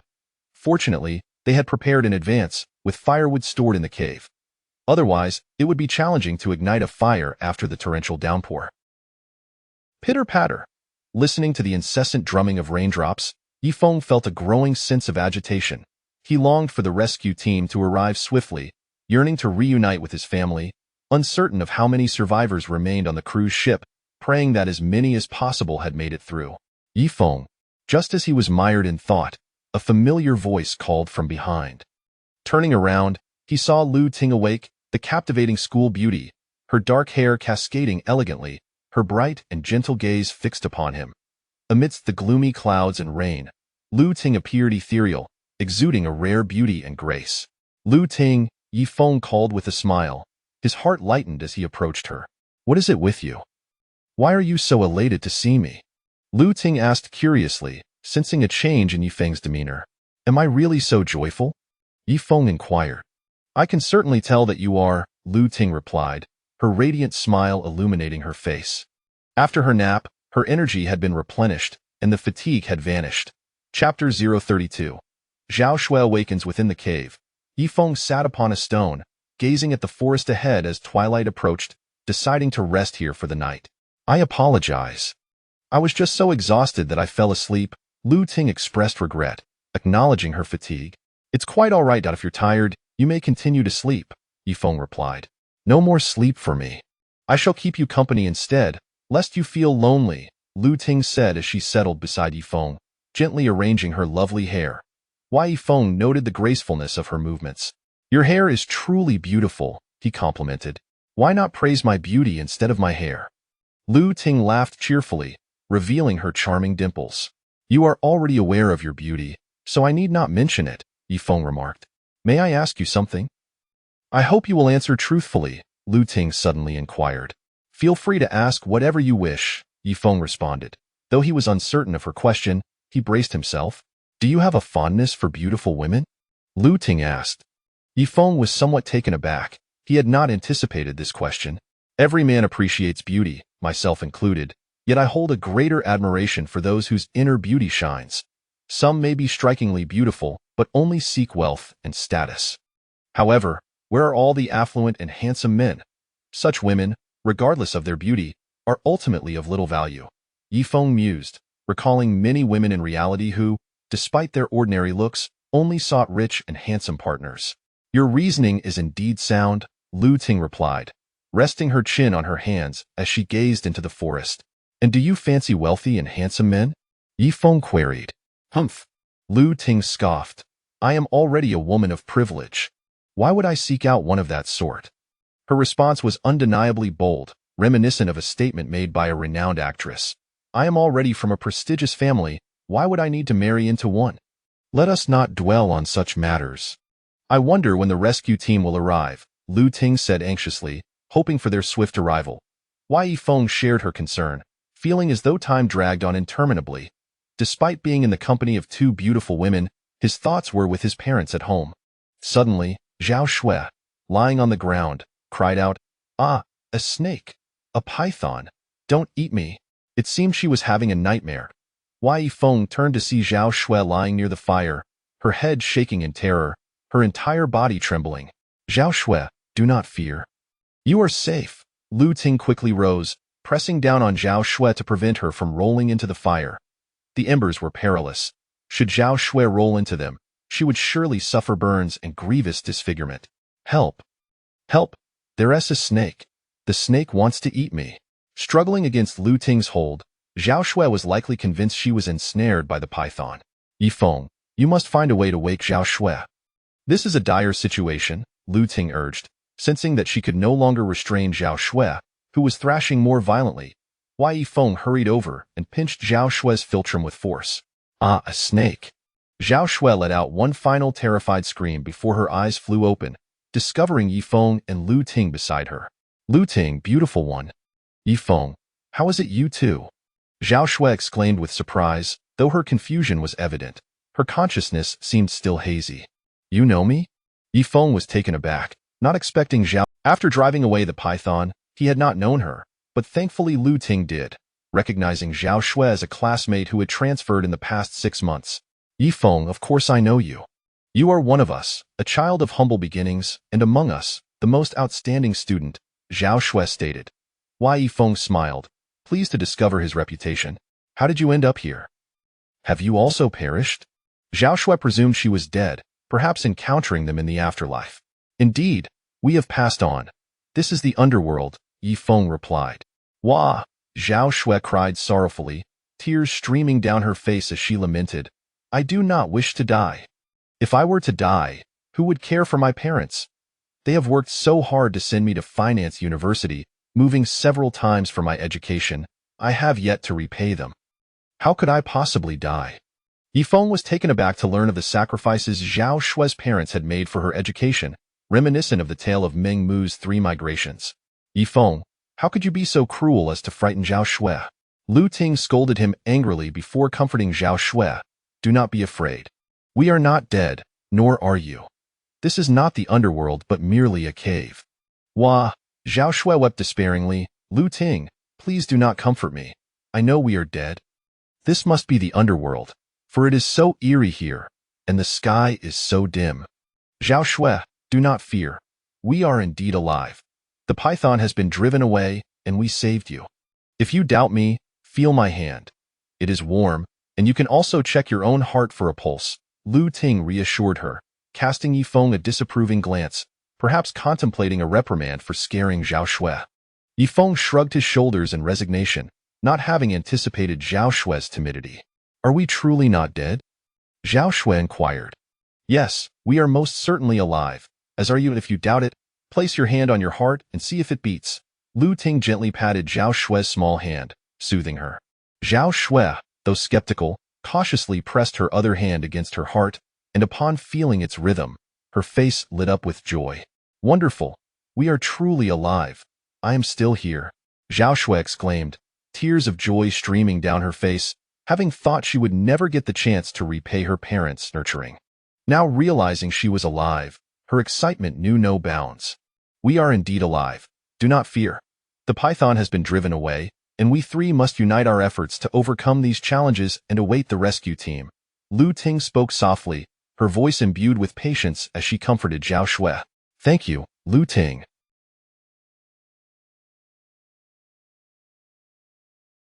Thank you for saving me. I shall repay this great kindness, Zhao Shui said, deeply moved, her eyes brimming with tears as she looked at Lu Ting. You need not thank me. It was not I who saved you, but Yifeng, Lu Ting replied. Ha, indeed, it was I who rescued you, not Lu Ting, Yifeng chuckled, positioning himself before Zhao Shui, unwilling to downplay his role, as the credit would serve him better than Lu Ting. After all, Lu Ting was not in need of monetary compensation, and as a woman, she could gain nothing from Zhao Shui, making it more advantageous to claim the merit for himself. Yifeng fancied he could hear Zhao Shui's heartfelt gratitude, contemplating how she might offer herself in return, vowing never to marry anyone else. Chapter 33. She is a self-doubting girl, classmate Yifeng. Thank you for saving me. I will surely repay you, Zhao Shui said, deeply moved, at a loss for words. How do you intend to repay me? Yifeng inquired with a smile. Zhao Shui hesitated, unsure of what to say, as she felt incapable of offering anything in return. Being a student from a humble background, her family lacked financial means. Yifeng, are you looking for trouble? Can't you see how weak Zhao Shui is right now? Why are you deliberately making things difficult for her?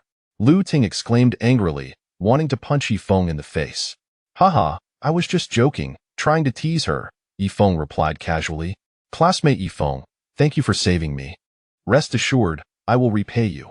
Once I earn money, I will buy you gifts, designer clothes, and watches, Zhao Shui said, her mind muddled from the shock, struggling to articulate her thoughts.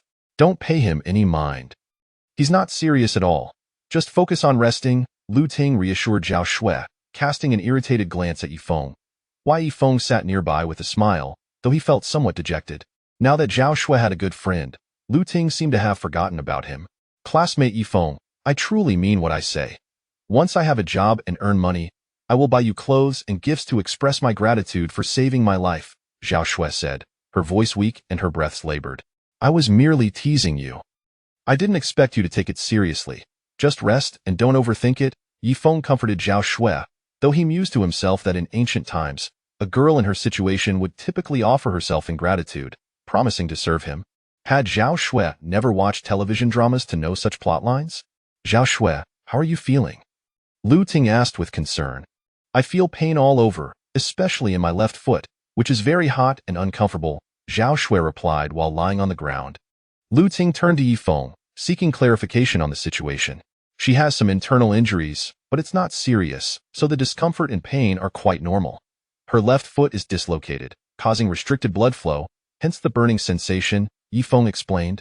Then hurry and set her bones, Lu Ting urged anxiously. All right, Yifeng said, squatting beside Zhao. He had intended to assist her earlier, but she had been unconscious at the time.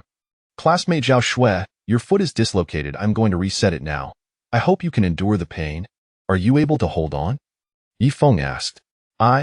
I'm afraid. Zhao Shui trembled violently, her consciousness hazy and her mind in disarray, rendering her timid. Zhao Shui, don't be afraid. I am right here with you, and I will take care of you, Lu Ting said, gripping Zhao Shui's hand tightly to offer warmth and comfort. Okay, I won't be afraid, Zhao Shui mustered her courage, overcoming her inner dread. Yifeng grasped her dislocated foot, locating the joint and swiftly resetting it. Crack. Ah. A sharp sound echoed, and Zhao Shui cried out in pain. There, all done, you're all right now. Yifeng released her foot, indicating that the ordeal was over. Classmate Yifeng, thank you. I am at a loss for how to repay you, Zhao Shui gasped, breathless and seemingly unable to continue speaking. Don't speak. Focus on resting. We will prepare something for you to eat shortly. Yifeng intended to joke but refrained, sensing that Zhao Shui was a sincere and straightforward girl, and he didn't want to tease her. Thank you. How did you manage to drive away the python? Zhao Shui inquired. To save you, I risked my life, battling the python against all odds, nearly losing my life several times, yet I still gripped my knife. Even if it meant certain death, I would do anything to save you. Yifeng exaggerated the perilous nature of the situation, making it sound as if he had come close to death multiple times.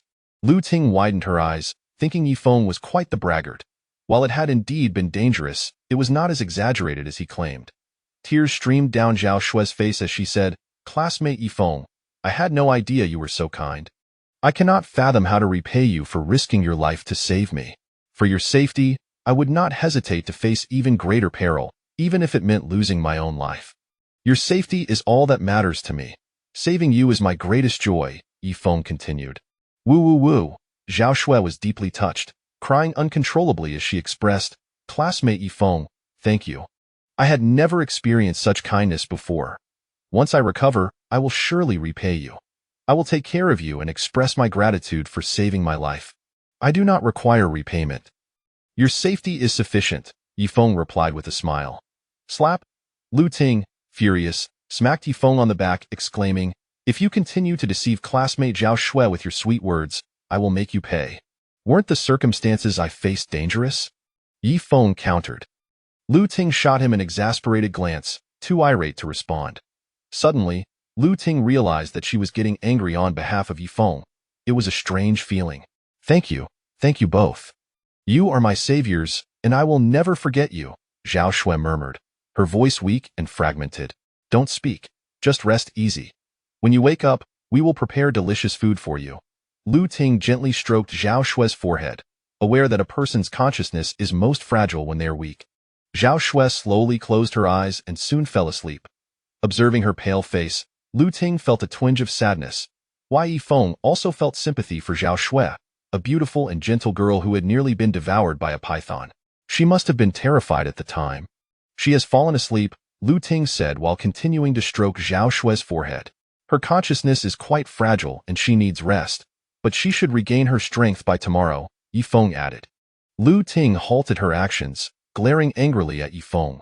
Why are you looking at me like that? Yifeng asked, feeling uncomfortable under the gaze of the school beauty. You have quite the way with words. I didn't expect you to be so eloquent, Lu Ting remarked suddenly. Haha, I didn't realize that, Yifeng chuckled casually. If you were so articulate, why not use those talents on me? Lu Ting feigned anger, as if questioning him. Because you are too dense. I fear you might fall for it, Yifeng replied. I can't be bothered with you, but I must warn you not to say such things to Zhao Shui. You do not understand her. She is a bit self-conscious, and if you mislead her, she might genuinely. Lu Ting trailed off, reluctant to continue. Chapter 034, Midnight. The green eyes in the forest Yifeng comprehended Lu Ting's implication and felt a twinge of guilt for having made light-hearted jokes without fully understanding Zhao Shui. Thank you for your reminder. I shall refrain from such remarks henceforth, Yifeng declared. During my time at school, I interacted with Zhao Shui on 2 occasions, and I sensed a profound insecurity within her. A person burdened by such self-doubt is easily moved. I trust you grasp my meaning, Lu Ting articulated. I understand, and I shall reserve such comments for you in the future, Yifeng replied. Why is that? Lu Ting inquired. Because you possess a thick skin, thus you are not easily moved, he responded. Huh. Upon hearing Yifeng's words, Lu Ting nearly choked in indignation. Goodness, it is the first time someone has remarked on my fortitude. In truth, I used to be quite thin-skinned, but after encountering you, I have developed a tougher exterior. Lu Ting laughed heartily, bending over in amusement, clearly not offended. What led to this transformation in your demeanor after meeting me? Yifeng asked. To coexist with a man of your caliber, I must also fortify my own resilience. Lu Ting playfully pinched her cheeks, signifying her newfound boldness. Yifeng smiled faintly, finding Lu Ting's banter truly delightful. The lobster was finally cooked, and after sharing some light-hearted conversation, they each took a large lobster and began to savor their meal. However, devoid of seasoning, the boiled lobster was rather bland. Yet, as a delicacy from the deep sea, its flesh was of superior quality. After consuming half of her lobster, Lu Ting offered the remaining portion to Yifeng, saying, I cannot finish this. Here, take the other half. Thank you for your concern, but a single lobster is not a substantial amount, so I must decline your offer, Yifeng replied politely. You are overthinking it. How could I possibly care for you? I merely abhor waste, so I am passing on my surplus, Lu Ting asserted. You are quite obstinate, Yifeng remarked, aware that Lu Ting was not genuinely unable to finish, but rather did not wish for him to go hungry. Pray tell, why are you so concerned for me? Do you harbor ulterior motives? Yifeng teased. How audacious of you to flatter yourself. What could I possibly gain from you? However, as a man, your appetite is likely greater. Thus, it is essential that you are well fed. I can manage a little hunger, for I require you for survival in the face of various perils. Lu Ting's voice was soft yet earnest. Yifeng was touched, realizing that Lu Ting possessed remarkable insight and consideration for others. Since you are so concerned for my well-being, I assure you, I will not let you go hungry. Do not fear for my sustenance. This untamed forest is vast, and food will not elude us, he stated confidently. Then I shall eat on my own. Lu Ting slowly retracted her hand, having noticed that Yifeng did not accept her half of the lobster. Please, indulge yourself. Do not mind me. You truly embody the qualities of a devoted wife, always considering others, Yifeng expressed, feeling a strong urge to embrace Lu Ting. Do you wish to infuriate me? Do you aim to make me lose my appetite? Lu Ting said, both amused and exasperated, yet her conversation with Yifeng remained light-hearted and pressure-free. After finishing their lobsters, Yifeng skewered a piece of wild boar meat with a stick and placed it over the fire, for he had not eaten his fill. One lobster remained, reserved for Zhao Shui, as the tender meat would be easier for her to digest given her injuries. Night descended. Outside, the rain in the forest began to taper off, a gentle patter that suggested it would cease shortly. The nocturnal forest was serene, the only sound being the soft drizzle of rain, devoid of any other noise. The firelight at the cave entrance illuminated the surrounding area for several dozen meters, a solitary beacon in the vastness of this primordial wilderness.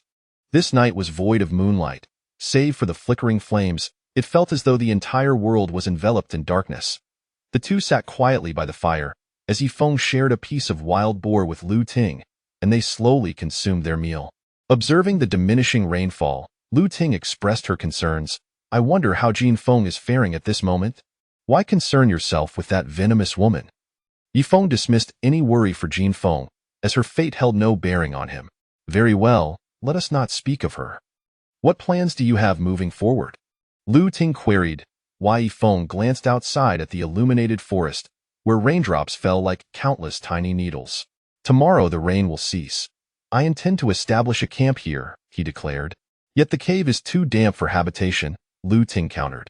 We shall construct a hut in the clearing before the cave, and seal the cave entrance, leaving only a stone door. In the event of an emergency, such as a beast attack, we can abandon the hut and seek refuge within the cave, Yifeng resolved. Your plan is quite astute. If danger does not present itself, we shall reside in the dry hut, and if an emergency arises, we can retreat to the cave for temporary shelter. Lu Ting nodded with a smile, approving of Yifeng's proposition. Moreover, this location is not far from the coast.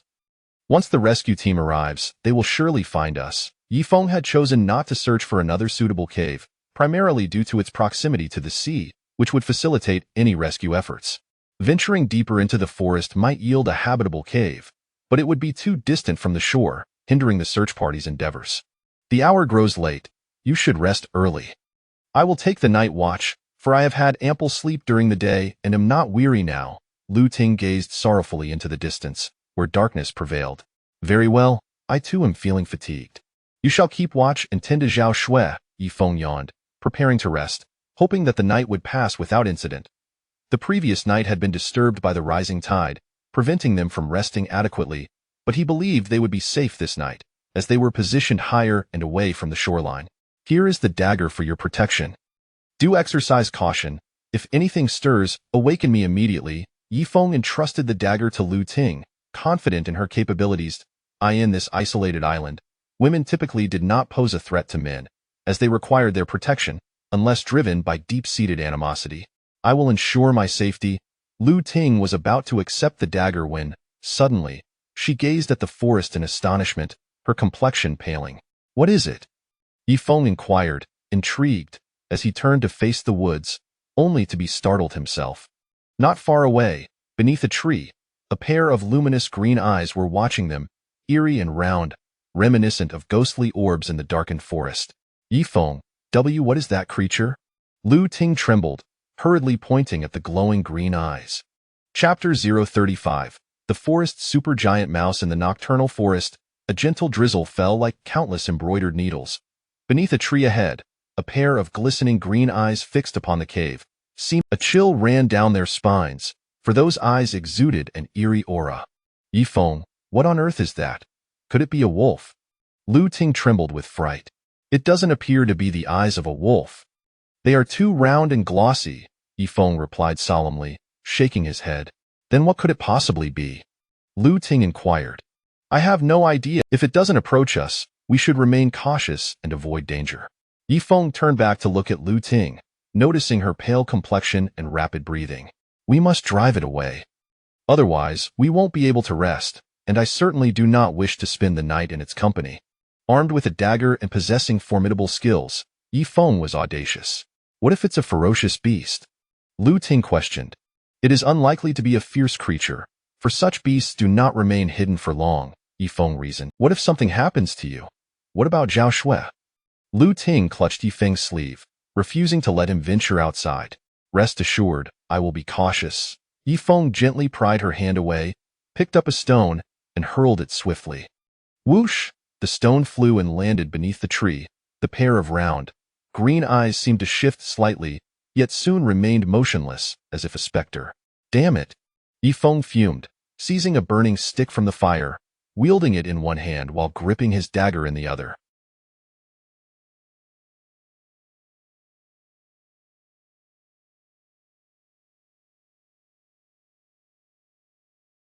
The rain outside was light, ensuring that the torch would not extinguish just yet. Yifeng, be careful, Lu Ting cautioned, picking up a stick and cautiously positioning herself at the cave's entrance, ready to rush to his aid if he were to encounter danger. Whoosh! The cold wind howled outside, sending chills through Yifeng as he trudged forward, heavy footsteps approaching the glowing eyes. Although he could not discern what it was, he was confident it was not a savage beast, for such creatures, like tigers or black bears, would not linger in one spot for long. In the forest, the sinister green eyes continued to fixate on Yifeng. Due to the dim light and surrounding foliage, it was impossible to ascertain what it truly was. After a few meters, Yifeng strategically kicked a stone from the ground, sending it hurtling forward. Whoosh! Bang! The stone appeared to strike the creature, eliciting a sound in response. Squeak! Squeak! That sound was oddly familiar, reminiscent of a rodent's call. Yifeng positioned the torch in front of him, holding the dagger horizontally for added safety. Pitter-patter! The incessant rain dripped onto the torch, producing a faint hissing sound. As he edged closer, Yifeng was astonished to discover that beneath the tree stood a mouse, an enormous one, resembling the size of a wolfhound. Its sharp teeth and eerie green eyes were terrifying. What? Yifeng was taken aback.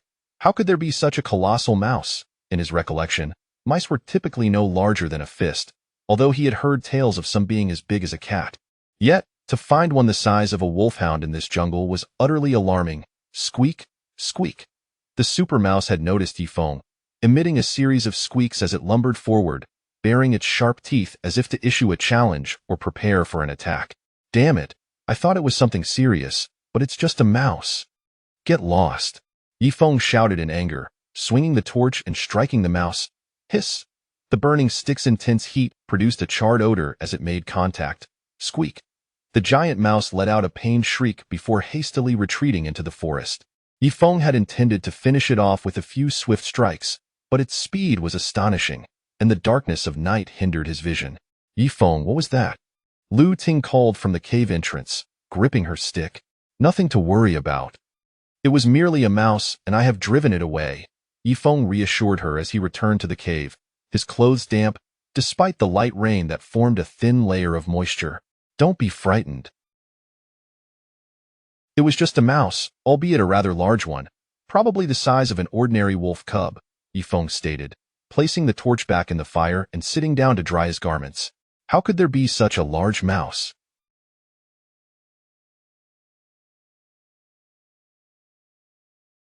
This forest appears quite peculiar.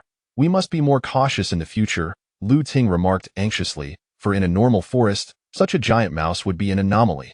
Chapter 036, Zhao Shui. The shy girl crackle, from the fire pit in the cave. The intermittent sounds of burning firewood could be heard. Yifeng and Lu Ting sat by the fire, both lost in heavy thoughts.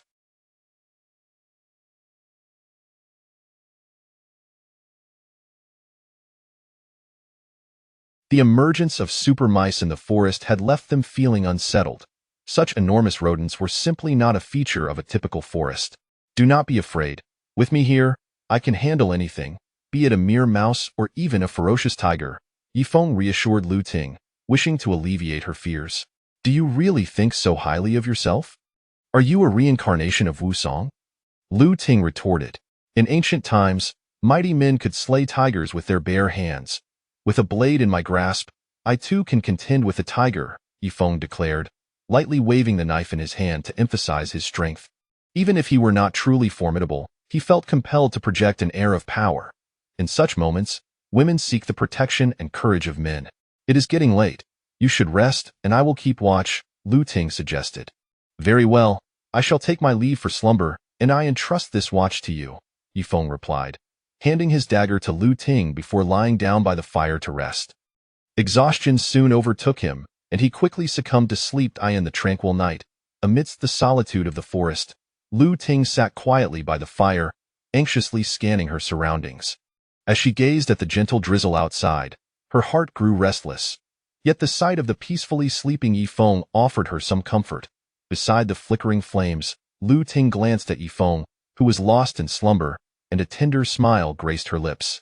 How fortunate it was to have met him on this deserted island. Time trickled by, and within the depths of his dreams, Yifeng seemed to envision the bones beneath the pine trees. It is coming! It is coming! The echo of those 3 words reverberated through his dreams. What exactly was it? What experiences had the owner of those bones endured? After an indeterminate span of slumber, Yifeng was roused by the sound of conversation near him, as if it were Zhao Shui's voice. It appeared that Zhao Shui and Lu Ting were engaged in hushed dialogue, their whispers barely audible. Zhao Shui, is that you awake? Yifeng inquired as he propped himself up. Yifeng, thank you. Thank you for rescuing me. I apologize for waking you with my chatter with Lu Ting, Zhao Shui murmured, her head bowed in modesty. It is quite all right. I have had ample rest, Yifeng responded with a slight smile, indicating that it was of no concern. I am truly sorry for disturbing your slumber. Lu Ting and I were speaking so softly, yet we still managed to wake you, Zhao Shui expressed regretfully, revealing her charming dimples. Not to worry, I have rested enough. What time is it? Yifeng asked. I am unsure. It should be the latter part of the night, Lu Ting replied. Why Yifeng peered outside. The rain had ceased, and the forest lay in serene stillness, devoid of both rain and wind. Drip, drip, in the darkness, the occasional sound of water droplets falling from the leaves broke the silence, creating a soothing melody that calmed the spirit. Please enjoy it yourself. Yifeng waved his hand dismissively. Yigu, I am quite full. I cannot finish it, Zhao Shui insisted. Her cheeks flushed, perhaps from the awkwardness of addressing him as Yigu. One lobster is hardly excessive. You have not eaten well these past days, so please indulge yourself. Yifeng understood that Zhao Shui was reluctant to eat, not truly full. Zhao Shui, do not mind him. He is a man, and he can go without food for days without issue. Do you truly wish to starve me? Yifeng retorted playfully. Yigu, please do not be upset. Lu Ting was merely joking, Zhao Shui replied earnestly, genuinely fearful of provoking Yifeng's ire. I know she is jesting. How have you managed to survive? Yifeng inquired. After the incident on the cruise ship, I was swept away by the waves. I thought I was doomed, but upon waking, I found myself on the beach, exhausted and famished. I ventured into the forest in search of food, yet I have been too afraid to sleep these past few days. I encountered a python, and I was certain I would be devoured. When I awoke, I was fortunate to find you both. Zhao Shui's eyes reflected her fear and her emotions surged as her breathing quickened. Wai Yifeng gently placed a hand on her back, offering comfort. Do not fear.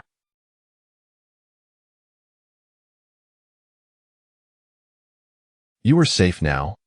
Yigu, thank you so much. Thank you for saving me. I shall repay you. Zhao Shui's face flushed crimson at Yifeng's gentle gesture of concern. As long as you are unharmed, I seek no repayment, Yifeng replied with a faint smile, retracting his hand. Lu Ting yawned and said, I am utterly exhausted. Wai Yifeng, if you have rested enough, allow me to take my turn. Yigu, Lu Ting, you both should rest. I will keep watch since I have already had my fill of sleep, Zhao Shui offered. I too have rested enough. Let Lu Ting rest while I engage in conversation with you, Yifeng declared, feeling uninclined to sleep any longer. In the dead of night, you two can leisurely discuss life and aspirations while I take my leave for slumber, Lu Ting said as she lay down by the fire, closing her eyes. Under the tranquil night sky, Yifeng and Zhao Shui sat together, though Zhao Shui's heart raced fervently. Chapter 37 Midnight. Her nervous shyness in the tranquil night of the forest, Yifeng and Zhao Shui sat by the fire, while Lu Ting slumbered peacefully. Due to the limited space at the cave's entrance, the two were seated quite close to one another, almost touching. Although the cave spanned several dozen square meters, its dampness and the incessant dripping from the ceiling rendered it uninhabitable. Yifeng glanced at Zhao Shui beside him, noticing her flushed cheeks and evident embarrassment, akin to a young maiden shyly contemplating marriage. Brother Yi, thank you for saving me. I will repay you, Zhao Shui murmured, her gaze cast downward, seemingly overwhelmed by shyness. Is that all you wish to say? Yifeng asked, feeling somewhat exasperated. If only she could engage in a different topic. I don't know what else to say, Zhao Shui replied nervously, avoiding his eyes. Are you cold? You seem to be shivering, Yifeng inquired. I'm cold. No, I'm not cold, Zhao Shui stammered. Why are you so afraid of me? Yifeng questioned.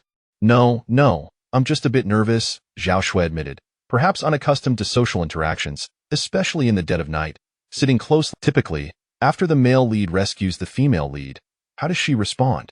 Yifeng smiled, posing the question. Brother Yi, Zhao Shui seemed to stutter, struggling to articulate her thoughts, which made Yifeng feel a pang of concern for her. Have you never interacted with anyone before? He probed. I rarely speak with others, especially men. I am sorry, I'm just so foolish. I don't know what to say, Zhao Shui confessed, trembling nervously like a butterfly caught in the cold. All right, I won't tease you any longer. I don't require repayment. I only ask that once you recover, you join us in our efforts to survive, and that we support one another, Yifeng stated. Brother Yi, rest assured, I am quite diligent. I will do whatever you ask. I will follow your lead, Zhao Shui replied, still avoiding his gaze, seemingly too shy to look at him directly. Sigh. Yifeng shook his head, feeling that conversing with Zhao Shui was rather dull. He preferred chatting with Lu Ting. Lu Ting was carefree, able to joke about anything, and teasing her was quite amusing. Yet, Zhao Shui was different. Brother Yi, you should rest, I'll keep watch.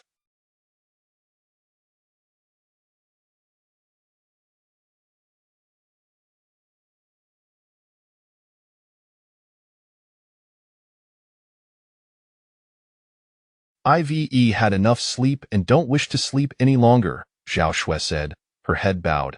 Never once raising her eyes to meet his, her demeanor reflected a deep-seated shyness, perhaps also a manifestation of her insecurities. Very well. If you feel drowsy, wake me, Yifeng replied, preparing to rest, as the lack of conversation with Zhao Shui made the atmosphere rather awkward. Brother Yi, don't worry. I want to fall asleep.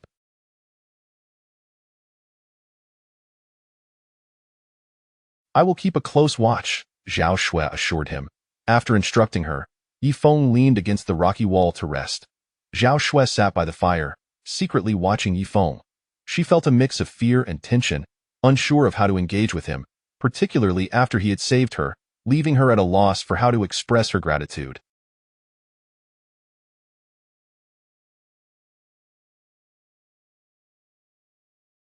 The weight of these thoughts made her feel breathless. Time flew swiftly, and dawn broke, the distant horizon aglow with the rising red sun. The morning air was refreshing, filled with the melodies of birds and the chirping of crickets. The crisp atmosphere and the lush green woods invigorated the spirit. Yifeng and Lu Ting awoke simultaneously, their eyes meeting at the moment of awakening. Good morning. It's wonderful to wake. I hope that every morning, the first sight I behold is you, Yifeng smiled. Every morning? Aren't you afraid of nightmares? Lu Ting teased. There will be no nightmares, only sweet dreams, Yifeng replied with a grin. How optimistic of you, Lu Ting pouted, then sat up to tidy her hair. You're awake, Zhao Shui chimed in, a bright smile illuminating her face as she looked at them.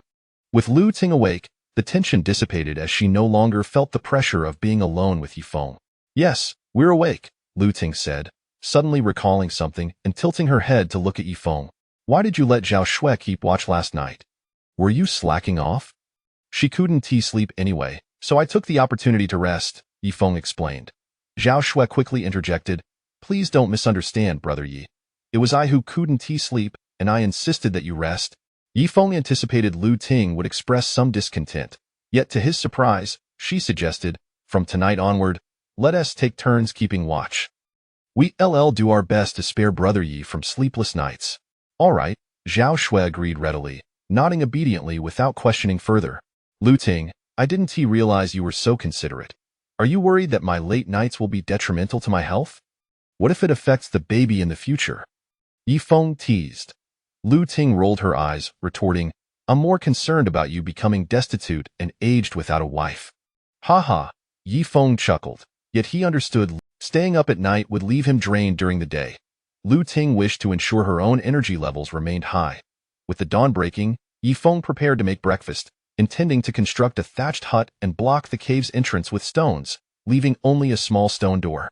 Though the cave was unsuitable for habitation, it could serve as a temporary refuge in emergencies, while they would reside in the thatched hut when it was safe.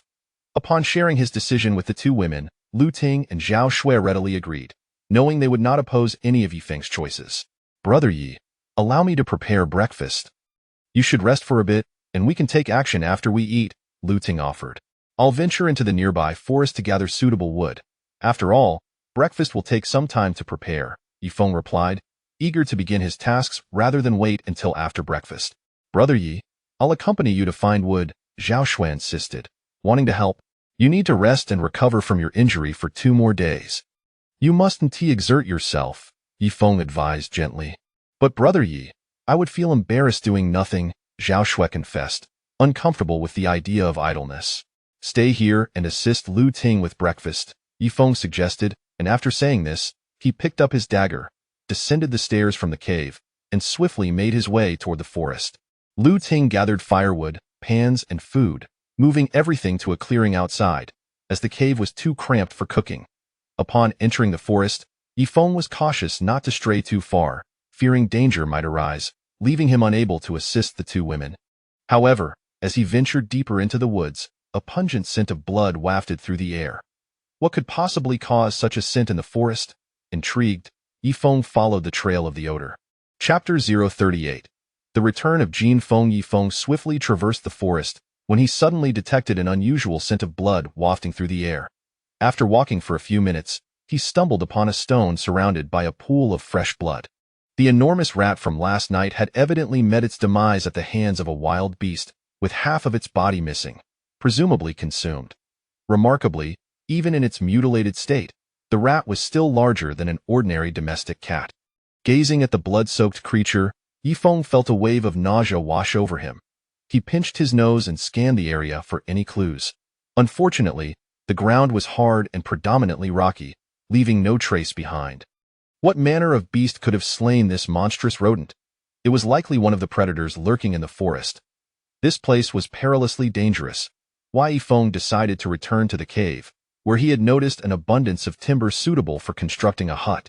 Fearing for the safety of the two women, he did not dare to linger. Jin Feng, what do you mean? You actually want to take our food? Came the furious voice of Lu Ting from an open area ahead. Jin Feng had returned. It was astonishing that this insufferable woman had survived the fierce storm from the previous night. Haha, Lu Ting, did you think I perished when you abandoned me? Luckily, I survived.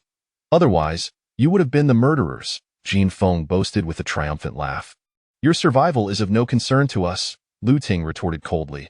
Zhao Shui, trembling with fear, spoke up, Jin Feng, we are all from the same school. We should help one another. I hope you will not seize our food. We can discuss any issues amicably. You? Upon hearing Zhao Shui's words, Yifeng quickened his pace, suspecting that Jin Feng was not alone. Shi Dalong, Shi Dahu, Lu Xiaochuan, if you want food, you must wait for Yifeng's return. Without his consent, you shall not touch a morsel, Lu Ting declared, her voice laced with anger. After passing a large tree, Yifeng peered through the branches toward the camp and indeed spotted several individuals, including 3 men alongside Jin Feng. Among them were Shi Dalong and Shi Dahu, 2 brothers notorious for their bullying ways at school, rumored to be the sons of a local tyrant, thus endowed with wealth. Their father's influence rendered them particularly arrogant, and few dared to cross them. The third individual, Lu Xiaochuan, was a classmate of Yifeng's. Their relationship was neither particularly good nor bad. Lu Xiaochuan also hailed from a humble background, but possessed a timid disposition, rarely speaking up at school. It was surprising to see the 3 of them alive, especially in the company of Jin Feng. Lu Ting, the school bell, we are indeed starving. We kindly implore you to share some food with us so we may warm ourselves by the fire while roasting pork, Shi Dalong pleaded. If you desire food, you must wait for Yifeng's return. This food belongs to him, and we cannot make decisions on it. Lu Ting anxiously glanced towards the forest, hoping Yifeng would return soon. Shi Dalong, we truly cannot make decisions on this matter. Please understand, Zhao Shui added cautiously. This was an isolated island, devoid of constraints, and even fellow classmates could pose a threat. Shi Dalong, you are utterly useless. Why waste time talking to them? Just go over and take all their food. If they resist, teach them a harsh lesson, Jin Feng commanded imperiously, her eyes brimming with malice. After being driven away by Yifeng, she had initially kept her distance from him and Lu Ting. However, upon needing to relieve herself, she had ventured into the woods. Upon returning, she discovered that Yifeng and Lu Ting had vanished, shortly followed by the storm. Terrified, she had hidden in a pit to escape the tempest. After the storm passed, she felt desolate and afraid, unable to locate Yifeng and Lu Ting, and alone in her struggle for survival, especially at night. Luckily, she encountered Shi Dalong and his companions in the forest, rendering Yifeng unnecessary. Brother, I believe Jin Feng has a point. We outnumber them. Why negotiate? Let us just seize their provisions, And if they dare to oppose, well, Shi Dahu smirked wickedly at Lu Ting and Zhao Shui, reveling in the prospect of confrontation. Do you dare? Be careful, or I will ensure you regret it upon our return, Lu Ting warned, her expression dark, eyes flashing with menace. This is not school, nor is it Sioux City, Shi Dalong replied arrogantly, dismissing Lu Ting's threat. Shi Dalong, Shi Dahu, let us negotiate calmly. We are all classmates. Why must we escalate tensions? Lu Xiaochuan interjected with a smile, hoping to ease the situation. Slap! Shi Dahu suddenly struck Lu Xiaochuan across the face, fuming, You're not a man at all. Get out of my way. After being struck, Lu Xiaochuan did not retaliate but merely stood to the side with a forced smile. His character was meek, and having been raised in humble circumstances, he had always feared bullies like Shi Dahu and refrained from provoking them. It was said that the Shi brothers' father owned several companies, acquired through unscrupulous means, with many underlings at his command, which explained their brazen behavior at school. You are utterly useless. You deserve to be hit. Being poor is one thing, but lacking even a shred of courage makes you less than a man, Jin Feng jabbed, her words sharp and cutting. Shi Dalong, go and take all of Lu Ting's food. Yi Feng is not here, and even if he returns, do you really think 3 men cannot handle him? Jin Feng urged. Anyone who dares approach, be warned that I will not hold back, Lu Ting threatened, brandishing a fiery stick, her glare fierce and unyielding. Zhao Shui stood trembling behind Lu Ting, too frightened to utter a word. Who the hell dares to steal my food? Whoever has the gall to try, I swear I will chop off their hands, Yi Feng declared as he strode out of the forest, his voice booming with authority. Yi Feng, you're back. Lu Ting exhaled in relief. Though she had acted bravely, her courage had been a facade. Zhao Shui also rejoiced at Yi Feng's return. Nevertheless, both women felt a wave of anxiety wash over them. Despite Yi Feng's presence, they were still at a disadvantage. The opposing side boasted 3 men, while they had only Yi Feng to rely on. Would he be able to hold his own against such odds? Which fool dares to seize my food?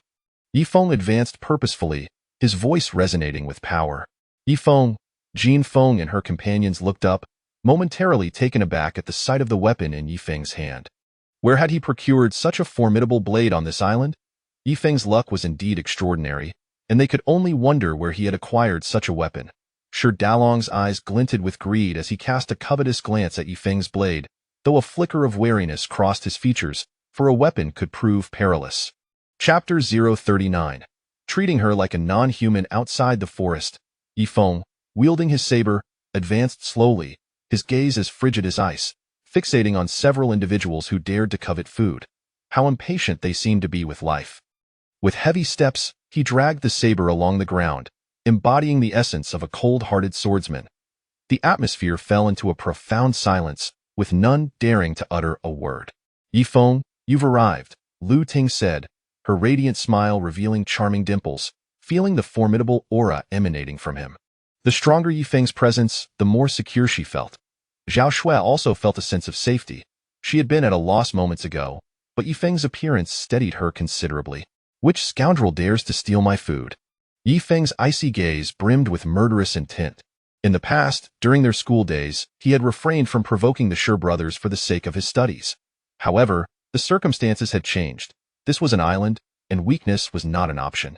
Haha, Yi Feng, it's you. I never expected you to still be alive. It brings me great joy to see you, Shi Dalong exclaimed with a hearty laugh, though his eyes remained fixated on the saber in Yi Feng's hand, puzzled as to where he had procured such a weapon. Shi Dahu, too, felt envy and resentment, believing Yi Feng to be exceptionally fortunate. After being cast away on this island, he not only encountered 2 beautiful women but also acquired a weapon. Beauty and arms, these were the 2 treasures of the island. Yi Feng regarded the 2 with a frosty demeanor, choosing silence. This was an island, not a school or Sioux City, and he saw no need to extend them any courtesy. Noticing Yi Feng's indifference, Shi Dalong's mood soured. Back in school, they were notorious bullies, and now a mere pauper dared to act so arrogantly in their presence. Yi Feng, so you truly are alive. I'm delighted to see you, Lu Xiaochuan said with a slight smile, acknowledging him. Indeed, I am equally pleased to see you, Yi Feng nodded in response, for he and Lu Xiaochuan had been classmates, both hailing from humble backgrounds. While their relationship had not been particularly close, it was amiable enough. Yifeng, do not think that just because you wield a blade, we would fear you.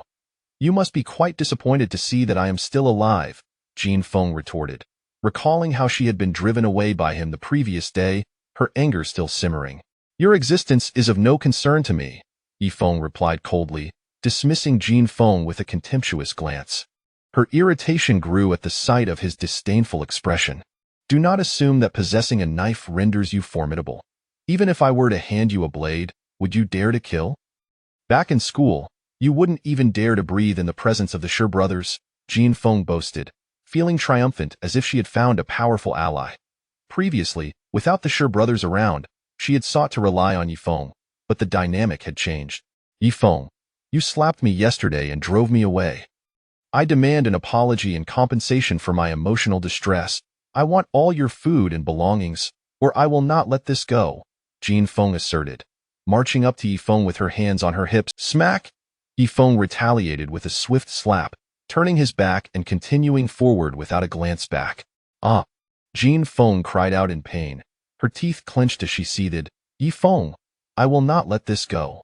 Upon reaching Lu Ting and Zhao Shui, Yifeng inquired, Are you both unharmed? Yes, we are fine, Lu Ting affirmed with a nod. Yi Gu, I am fine as well, Zhao Shui replied, her voice trembling as she feared a confrontation given the presence of 3 males. That's good to hear, Yifeng responded. Yifeng, I will not let this go, Jin Feng seethed, clutching her face in anger and hatred as she glared at him. She had initially believed that with a powerful ally, Yifeng would not dare to act against her, fueling her arrogance. However, she had underestimated him, as he regarded her as nothing more than a dog, a slight she could. Yifeng remained silent, entirely dismissive of Jin Feng, regardless of her supposed backing. Shi Dalong, Shi Dahu, Lu Xiaochuan, are you still men? Did you not witness me being struck? Why do you not take action? Jin Feng demanded, her ire rising as she stood amidst the 3 men who had yet to intervene. Haha, we are all classmates. Why must we tear each other apart? It is far better to coexist harmoniously, Shi Dalong said, his face adorned with a smile, seemingly filled with goodwill, though his dark gaze remained locked on Yifeng's weapon. Brother. Shi Dahu bristled with indignation, eager to speak, but a glare from Shi Dalong silenced him. He dared not voice his thoughts, fearing his elder brother, Lu Xiaochuan, too, remained silent, caught in a dilemma, uncertain of which side to join. Yifeng, that was merely a misunderstanding. We were simply famished and sought something to eat, Shi Dalong explained. If you desire food, seek it out yourselves. I am neither your parent nor your ancestor. On what grounds should I provide you with sustenance? Yifeng countered. Yifeng, do not be so arrogant. Do you believe that wielding a knife makes you impressive? Should you offend us brothers, beware of the consequences, Shi Dahu retorted, unable to contain his frustration. In school, the 2 brothers had been tyrants, instilling fear in everyone. Even now, stranded on this desolate island, Shi Dahu aspired to assert his dominance, not only over Yifeng but also over Lu Ting and Zhao Shui. If you wish to kill me, then come at me. I am eager to see who meets their demise first. With a swift motion, Yifeng brandished his saber, the blade's tip pointing menacingly at Shi Dahu. Chapter 040. Inevitable conflict in the heart of the forest. Yifeng brandished his knife menacingly at the 2 individuals before him. He possessed a keen understanding of human nature, aware that weakness was not an option, especially on this isolated island. He knew that if he displayed even a hint of leniency, Shi Dalong and Shi Dahu would seize the opportunity, potentially leading to dire consequences for him. If you dare to steal food, I will ensure that your hand is severed, Yifeng declared, his voice laced with authority as he glared at Shi Dahu. The latter ground his teeth in fury, having never before endured such an affront in their school days. He had looked down upon Yifeng and others hailing from humble backgrounds, considering them mere victims of his bullying. Yet on this island, not only did Yifeng refuse to grant him any respect, but he also dared to threaten him, a profound humiliation. Shi Dahu, do not fear him. I refuse to believe he would truly dare to harm you. Your father is a well-known figure with hundreds of followers at his command. If he disrespects you, you could easily eliminate him once you leave this place, Jin Feng interjected, hoping to incite Shi Dahu against Yifeng. Brother Shi Dahu, let it go. We are all classmates. We should discuss this amicably, Lu Xiaochuan urged from the sidelines. What the hell? Are you out of your mind, Lu Xiaochuan? Whose side are you on? Jin Feng exclaimed in frustration, wishing to slap Lu Xiaochuan. I simply do not wish for any conflict between you, Lu Xiaochuan replied, taken aback by Jin Feng's outburst. Despite being a man, he was inherently timid, and he could not afford to provoke any of those present, be it Jin Feng, Shi Dehu, or even Lu Ting. Lu Ting's father was a wealthy merchant, while Shi Dalong and Shi Da's father was a local tyrant. He dared not cross any of them. As for Jin Feng, though she too was from a humble background, her beauty had allowed her to forge numerous connections outside. Brother, step back, Shi Dalong commanded his younger sibling at this critical moment. Brother, he is being excessively arrogant, showing us no respect. If I do not deal with him today, how will I ever hold my head high again? Shi Dehu refused to back down, itching for a fight, but he refrained from acting due to the knife in Yifeng's hand. Brother, we are classmates with Yifeng.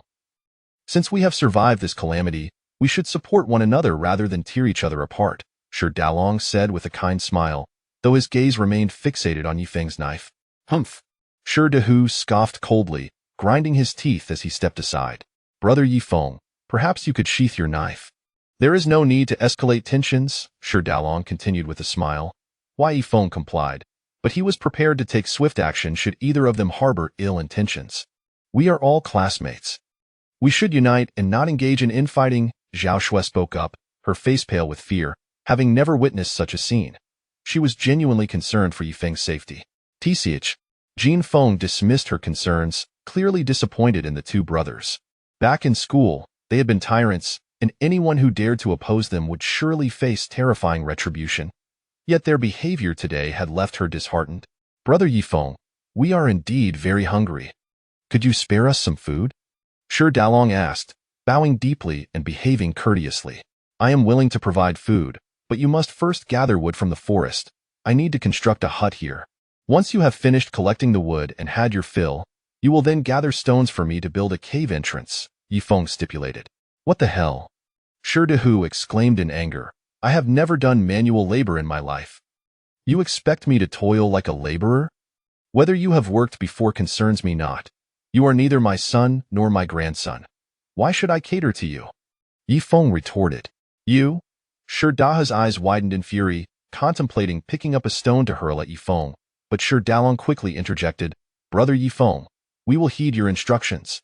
We will go to the forest to gather wood and, after satisfying our hunger, we will collect stones to construct the cave entrance.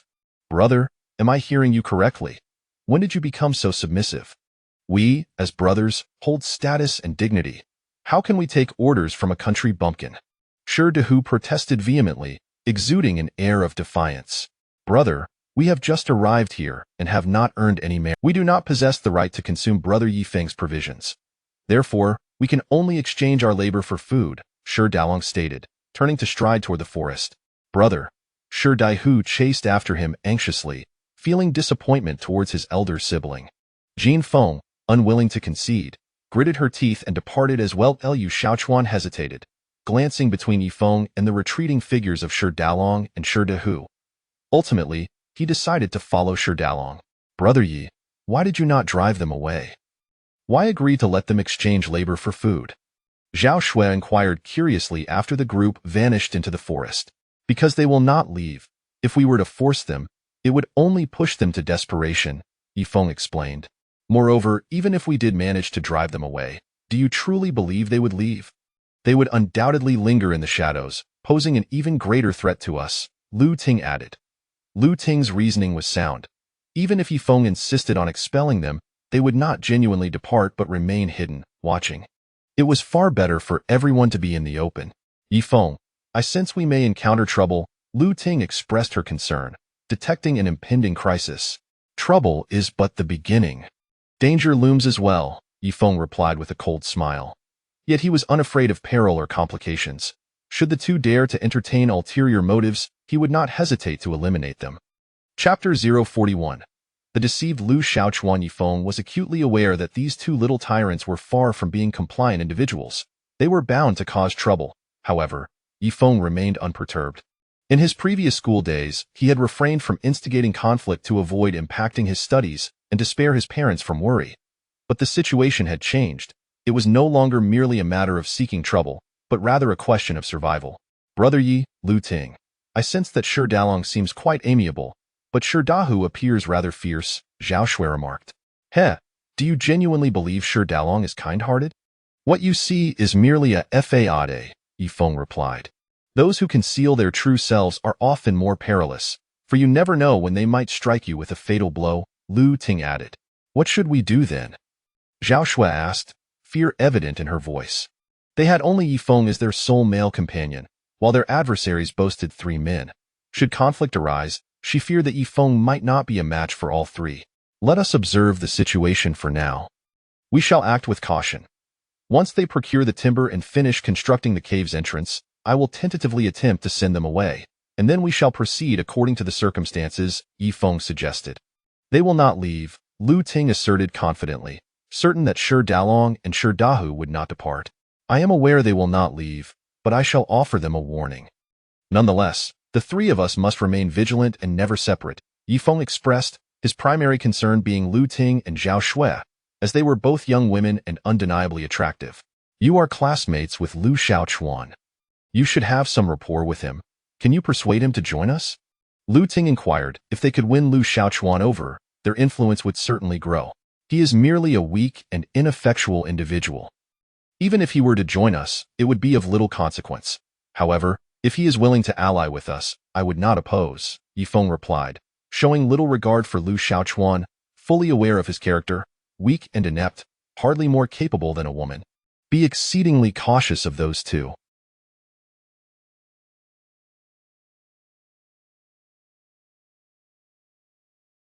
Do not let your guard down. Should the need arise, I can assist you, Lu Ting offered. You can assist me? Yifeng chuckled, amused by the thought of Lu Ting, with her petite frame, believing she could help him. Do you look down on me? As the campus belle, I have practiced taekwondo. Generally, I can hold my own against most men, Lu Ting declared, shaking her small fist in a show of bravado.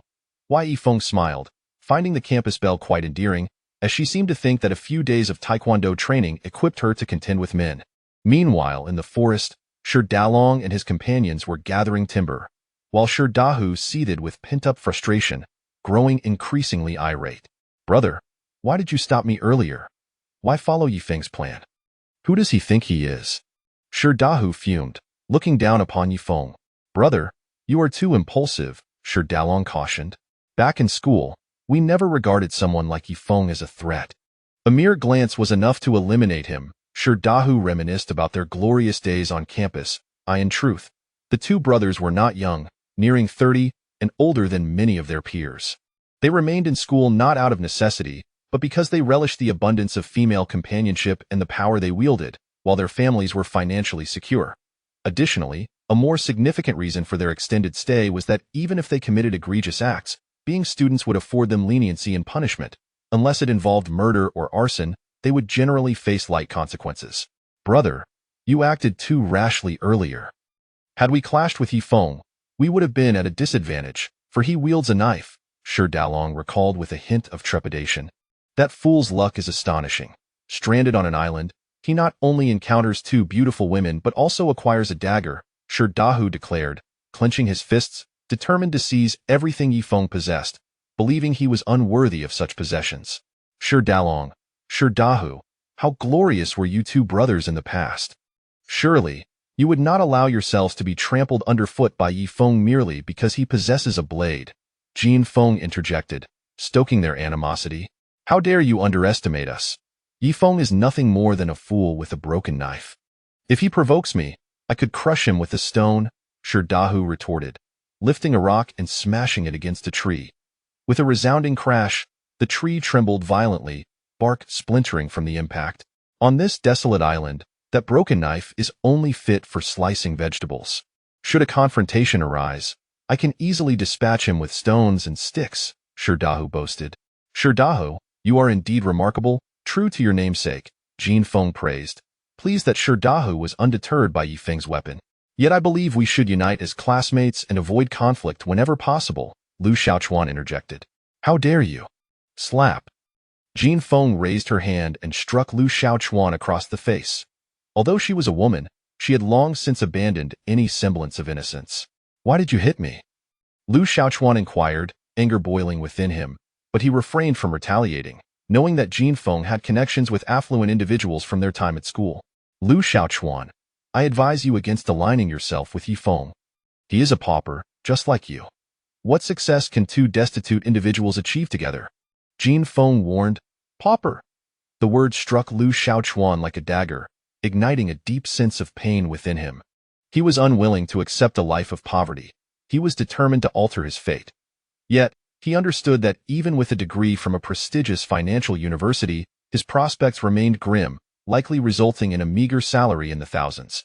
The notion of becoming wealthy overnight through finance was a mere fantasy, achievable only by extraordinary talent or substantial family wealth. If you remain steadfastly loyal to Shi Dalong and Shi Dahu, upon leaving here and returning to Sioux City, they will look after you, Jin Feng asserted. My father acquired a company a few months ago, Lu Xiaochuan. If you become our friend and follow us loyally, I will ensure you are appointed as the general manager of that company once we leave this place. Shi Dalong extended an olive branch. General manager. Lu Xiaochuan felt a surge of excitement. If he truly attained such a position, he would bask in glory and return to his rural hometown with pride. Brother Long, you are not deceiving me, are you?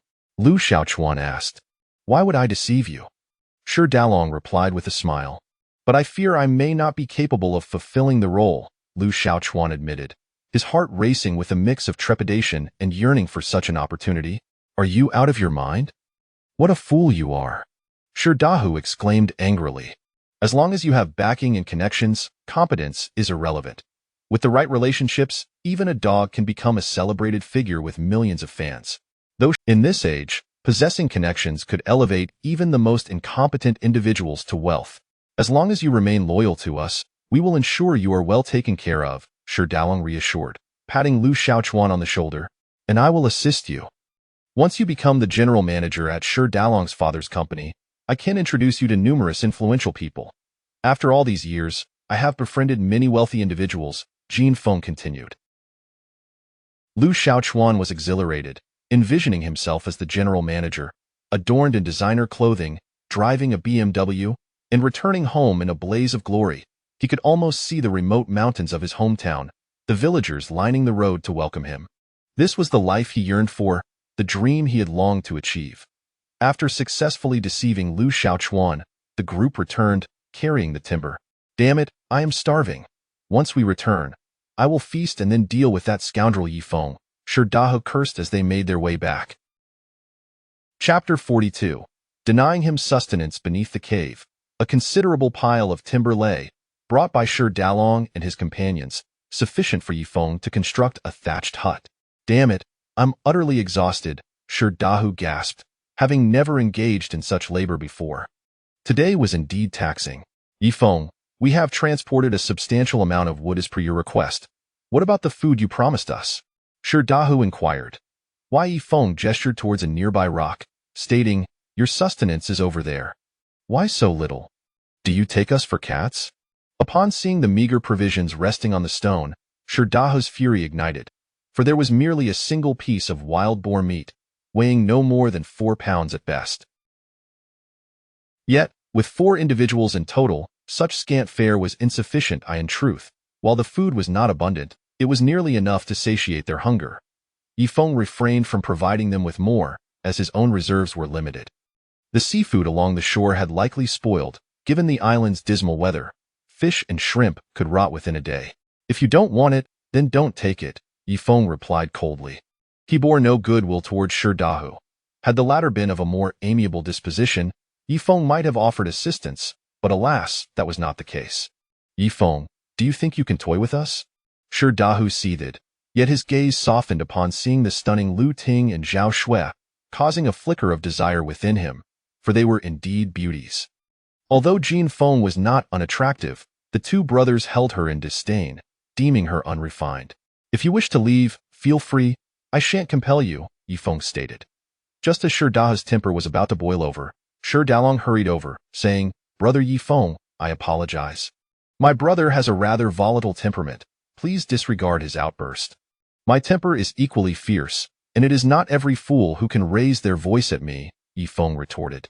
I will ensure my brother behaves, and I am truly sorry for the trouble caused, Shi Dalong said earnestly, pulling Shi Dahu away while also taking along several pounds of roasted meat. Shi Dahu left begrudgingly.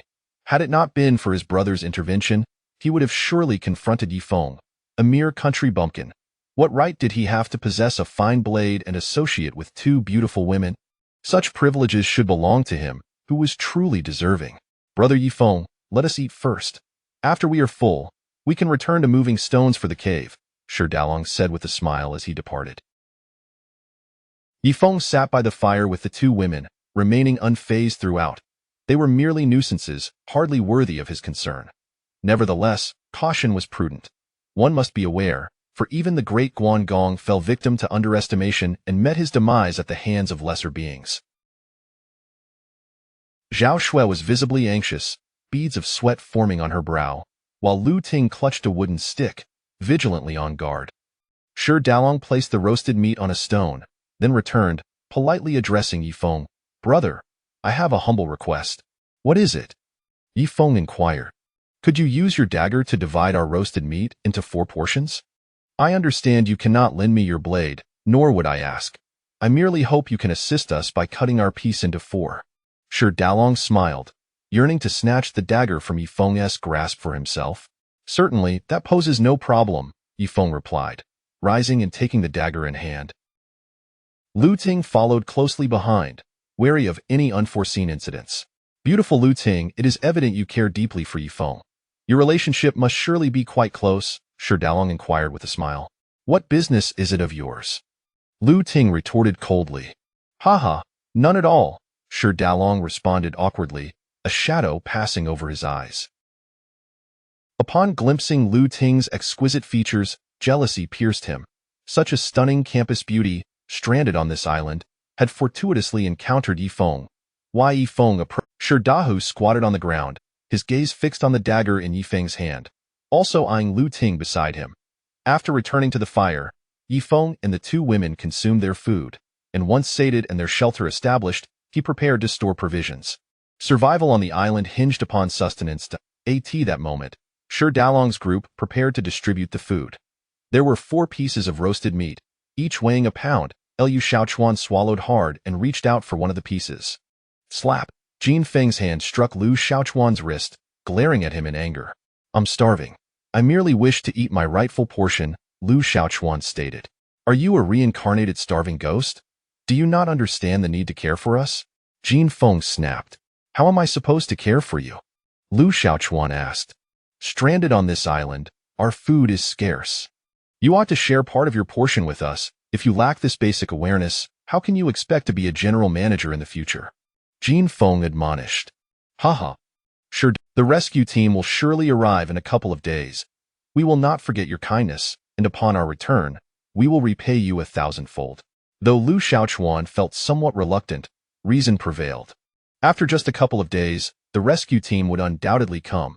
He could endure a little hardship now, knowing that Shi Dalong and the others would surely repay him after they left the island. After all, you are poor and accustomed to hunger, so just eat a little to fill your belly, Jin Feng declared, tearing off a bit from Lu Xiaochuan's piece, then dividing the remaining roasted meat into 3 portions. Brother Lu Xiaochuan, you've been wronged. We will remember your sacrifice, rest assured. I shall not let you suffer, Shi Dalong said, patting Lu Xiaochuan's shoulder with sincerity. Brother Long, brother Hu, since we are friends, I don't mind taking a loss, Lu Xiaochuan replied with a smile. Good, excellent. It is not in vain that we consider you a brother, Shi Dalong nodded in satisfaction. Meanwhile, Zhao Shui noticed the trio's refusal to share food with Lu Xiaochuan and whispered, Brother Yi, they are bullying Lu Xiaochuan. Indeed, Yifeng nodded slightly, acknowledging her concern.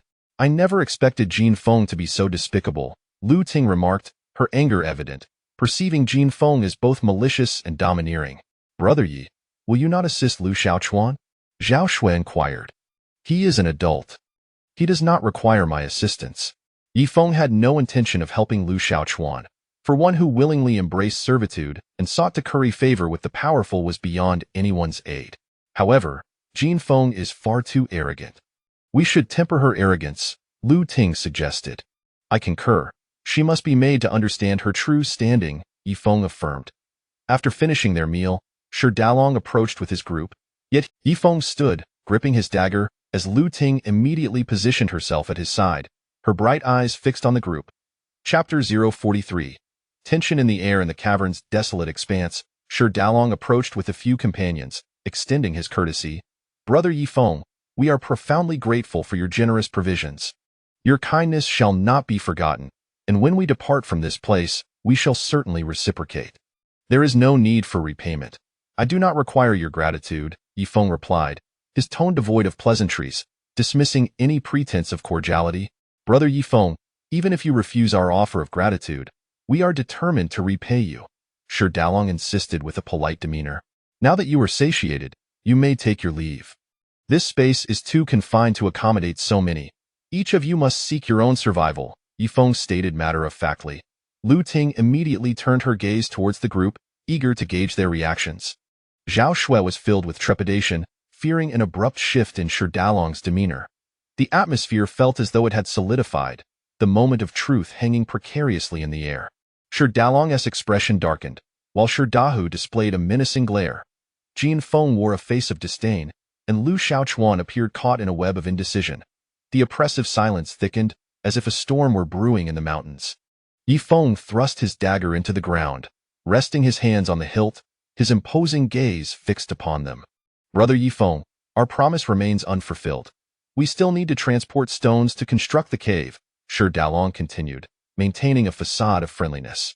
If you depart now, moreover, we are uncertain where to go after leaving this place, Shi Dalong replied, portraying a sense of dilemma as if departing meant being lost. The island is vast. There are numerous areas to explore beyond this one. This space is too limited for so many. You must seek survival elsewhere, Yi Feng reiterated. Damn it! Shi Dahu erupted in fury, exclaiming, Yi Feng, this island does not belong to you. By what right do you expel us? You have no authority to do so. I refuse to leave today. What can you do about it? Indeed, this island is not owned by anyone. We shall remain wherever we choose. Who dares to challenge us? Jin Feng added, rolling her eyes in indignation. Lu Xiaochuan remained silent throughout, at a loss for words.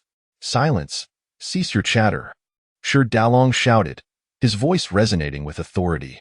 Brother Yi Feng has shown us kindness by offering shelter and sustenance, yet you dare to speak thus. Do you possess no sense of decency? Brother, Shi Dahu protested, ready to retort, but Shi Dalong's stern gaze silenced him. If you dare speak again, you shall no longer be my brother. Humph! Shi Dahu scoffed, standing defiantly to the side. Yet he refrained from speaking, intimidated by his elder brother. He is merely testing our character, seeking to discern whether we are grateful or ungrateful. I did not expect you to turn hostile. Shi Dalong glared at Shi Dahu and Jin Feng, as if he perceived Yi Feng's intentions. The two remained silent, aware of Shi Dalong's authority within their group. Are we the sort to be ungrateful? If Yi Feng truly wished to rid himself of us, we would take our leave without any conflict, Shi Dalong declared loudly, though his words carried an underlying message. His cunning was not lost on Yi Feng. Brother Yi Feng, I apologize for their ignorance. They acted rashly, but we genuinely have nowhere to go. We are all survivors, and separating would hinder our chances of survival. Shi Dalong spoke amicably, a smile gracing his face. Since you are unwilling to depart, then proceed with the construction of the cave. Gather the finest stones to fortify the entrance, and leave a stone door, Yi Feng commanded. Brother Yi Feng, rest assured, we shall fulfill your request without fail, Shi Dalong readily promised. Brother, we are not mere laborers. We are brothers of distinction, not dogs. How can we follow his orders? Shi Dahu retorted in discontent. Shi Dalong delivered a swift kick to Shi Dahu, commanding, If you still consider me your elder brother, cease your complaints and obey my orders. Dejected, Shi Dahu lowered his head, filled with resentment. Yet he dared not confront Shi Dalong, though his discontent simmered beneath the surface. I expect you all to take this seriously. Do not disappoint me, Yi Feng instructed firmly. Rest assured, we shall exert our utmost effort, Shi Dalong assured him with a smile. However, as he turned away, a flicker of Yi Feng, accompanied by the two women, set about constructing a thatched hut.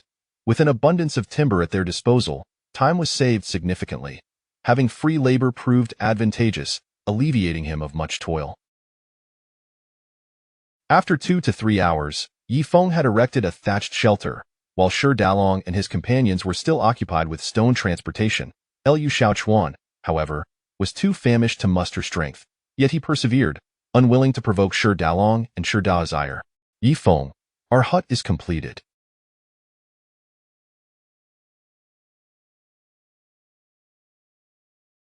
What shall we do next? Lu Ting inquired. Let us venture into the forest in search of prey, Yifeng replied, arming himself with his dagger, ready to accompany the two women in the pursuit of sustenance. The dagger was his most vital means of defense. It must not fall into the hands of Shi Dalong and his group. Chapter 044 Is She Dreaming? The remaining food was scarce, and Yifeng planned. However, before departing, he intended to take with him the few remaining pounds of wild boar meat from the cave. There had been a considerable supply of wild boar meat, but after being swept away by the storm yesterday, only a dozen pounds remained. After consuming some upon his return, only a few pounds were left. This food could not be stored in the cave to prevent it from being pilfered or poisoned by Shi Dalong and his companions.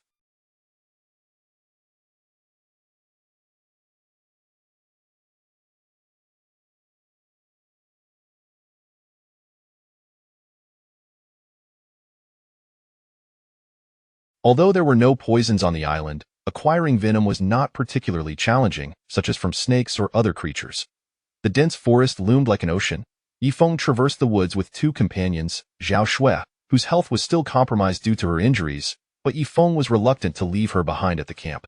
Yifeng, you just let them go, and Shi Dahu reacted quite fiercely, Lu Ting remarked. This was all within my expectations. Since they are unwilling to depart, let them serve as free labor, Yifeng replied. Brother Yi, aren't you concerned they might cause trouble? Zhao Shui expressed her apprehension, still shaken by the earlier incident.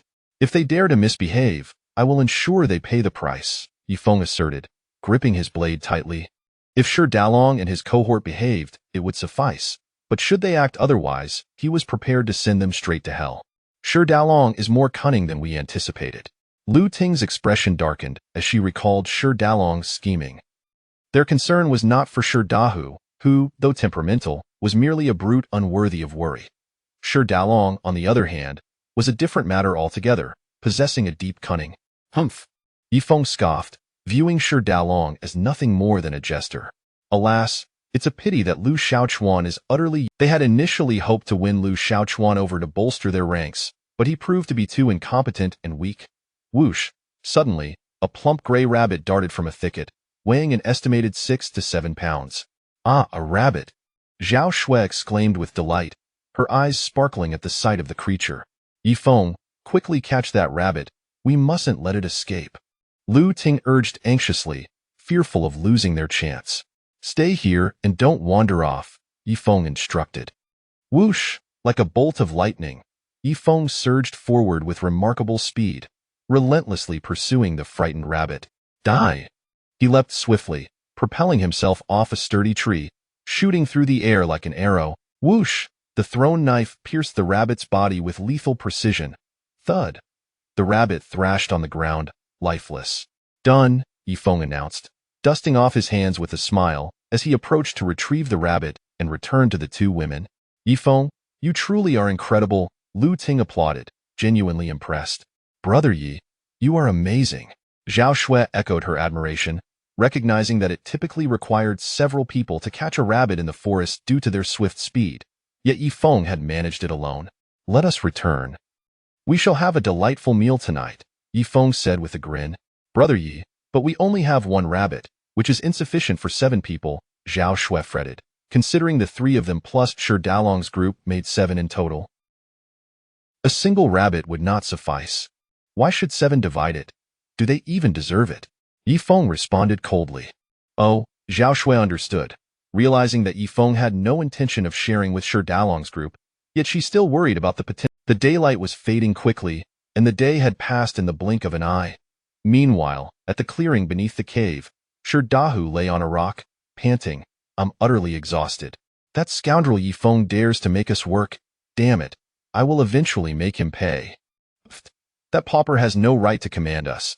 Stranded on this deserted island, he should be taking care of us, for we are far away. Those like you who constantly speak of violence will never achieve greatness. Brother, so you had a plan all along. Haha. Sure Dahu rejoiced, envisioning the day he would rid himself of Yifeng. Hey, Lu Xiaochuan, now is the time to prove your loyalty. As long as you steadfastly follow Shi Dalong and Shi Dahu, you shall become the general manager of their family's company upon our return, Jin Feng declared. The three suddenly realized they had been chatting for quite some time without any response from Lu Xiaochuan. Hey. Jin Feng stood. Shi Dalong quickly rose to ascertain Lu Xiaochuan's condition. Brother, he can't be dead. Though he may be useless, he still holds some value to us, Shi Dahu remarked. Shi Dalong placed a finger near Lu Xiaochuan's nose and then said, he is not dead. He must have fainted from exhaustion due to the lack of food and the labor he just performed. Jin Feng spat in frustration. This worthless dog can't even endure a couple of missed meals. What a disgrace. Upon returning to the camp with Lu Ting and Zhao Shui, Yifeng observed that the cave's entrance had been constructed quite well, with stones neatly stacked, resembling a solid wall. Brother Yi, you have returned. We have completed the tasks you assigned. Do take a look and see if you are satisfied. Shi Dalong stood and smiled, inquiring. Quite good. Yifeng nodded slightly, though maintaining an indifferent demeanor. Brother Yi, we are serious about joining your ranks and will obey your commands wholeheartedly, Shi Dalong continued, hoping to ingratiate himself with Yifeng. Shi Dalong, I hope you recognize the reality. I require your labor not to recruit you into my ranks, but rather to exchange your efforts for the food provided earlier, Yifeng clarified. Yes, you are absolutely right, Shi Dalong responded, still smiling and nodding vigorously. Haha, we have a plump rabbit. We shall feast. Jin Feng exclaimed joyfully upon seeing the rabbit Yifeng carried. Why Yifeng shot her a disapproving glance, wondering if this foolish woman was lost in fantasy, thinking she would be eating rabbit. Chapter 045. You are worthless, haha, I am absolutely famished. I must indulge in some more rabbit meat and wild boar, Jin Feng exclaimed, seated on a stone while caressing her emaciated belly. Wai Yifeng let out a cold chuckle, bemused by the sheer lack of intelligence displayed by this insufferable woman. How audacious of her to think she could demand more. Lu Xiaochuan remained sprawled on a rock, having fainted from hunger. However, neither Jin Feng nor Shi Dahu cared for his plight. They would not shed a tear even if he were to perish from starvation. Wai Yifeng skillfully gutted the rabbit, meticulously cleaning it before erecting a wooden frame and placing it over the charcoal to roast.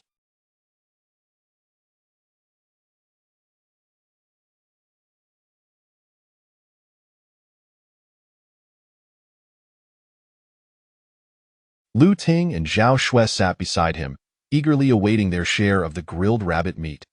After approximately half an hour, a tantalizing aroma wafted through the air, the scent of the roasted rabbit proving irresistible. Just inhaling this fragrance makes my mouth water. Heh, Lu Ting said, her smile tinged with slight embarrassment, akin to a glutton. Patience, it's not ready yet, Yifeng replied. Lu Ting nodded, her gaze fixated on the rabbit meat. The alluring scent roused Lu Xiaochuan from his stupor, and he sat up, cradling his belly. What is that delightful aroma?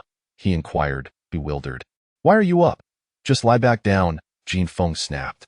I'm starving, Lu Xiaochuan lamented, clutching his abdomen, feeling dizzy and weak. Just go back to sleep. You won't feel hungry if you're asleep, Jin Feng retorted. But I'm truly starving, he insisted, his hands still pressed against his belly, too weak to articulate further.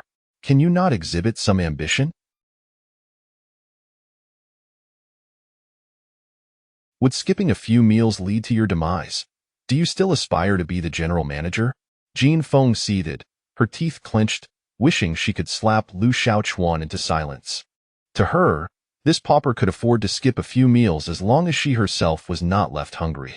I certainly wish to be the general manager, Lu Xiaochuan stammered, his desire evident. If he could cultivate a good rapport with the Shi brothers, in a few days, once they left the island and returned to Sioux City, he could secure a position as general manager in Shi Dalong's father's company. If you aspire to be the general manager, then endure a bit longer. Suffer for a few days, and you shall enjoy a lifetime of happiness. What a bargain!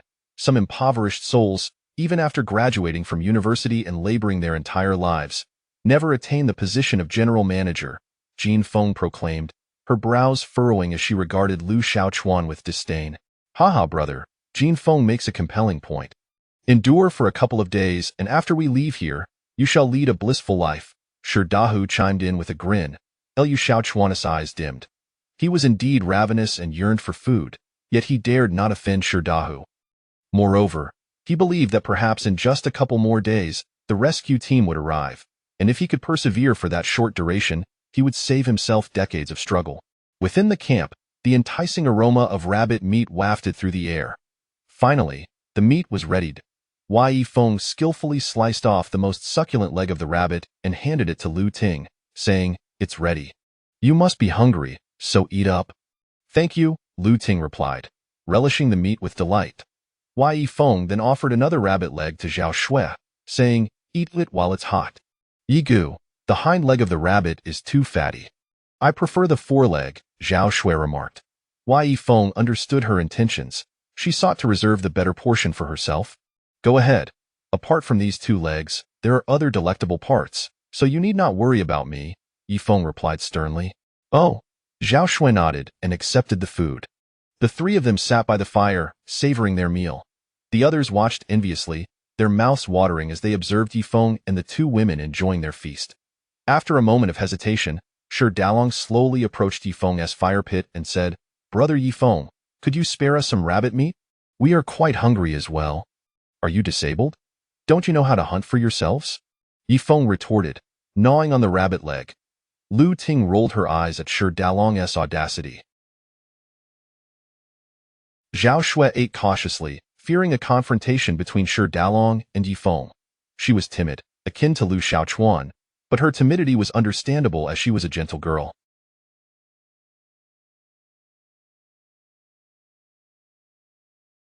Lu Xiaochuan, however, was and it is often said that a woman's beauty can alter her fate.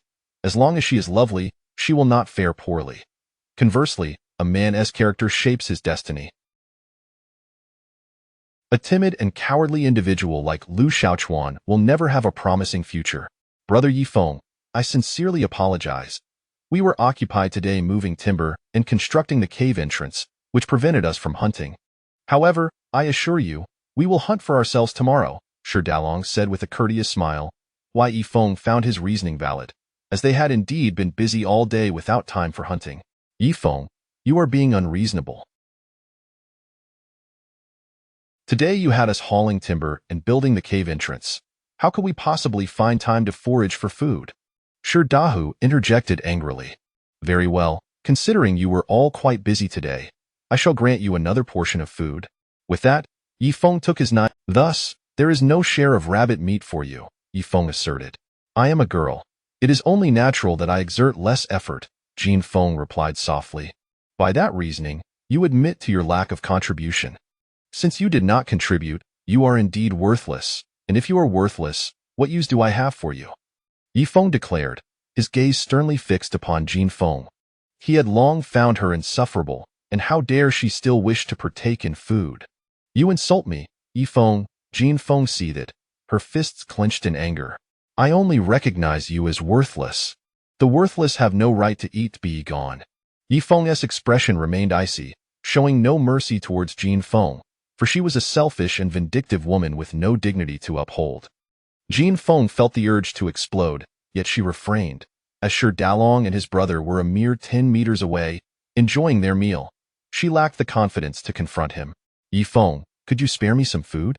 Lu Xiaochuan approached, clutching his belly, overwhelmed by hunger and weakness. Yifeng sliced off a chunk of rabbit meat, approximately a pound, and handed it to Lu Xiaochuan. He made a point to care for him, as they were classmates from humble beginnings. Thank you, Lu Xiaochuan said, accepting the food with gratitude. He was deeply moved, having expected Yifeng to offer him only a small morsel, yet here he was with a substantial portion. Lu Xiaochuan, it's too hot here. Why don't you eat over there? Jin Feng pointed to a tree not far away, attempting to isolate him so she could claim the remaining meat. Lu Xiaochuan, sit here and eat. If you dare move over there, leave the food behind, Lu Ting interjected, having discerned Jin Feng's intentions and wishing to assist Lu Xiaochuan. Chapter 046.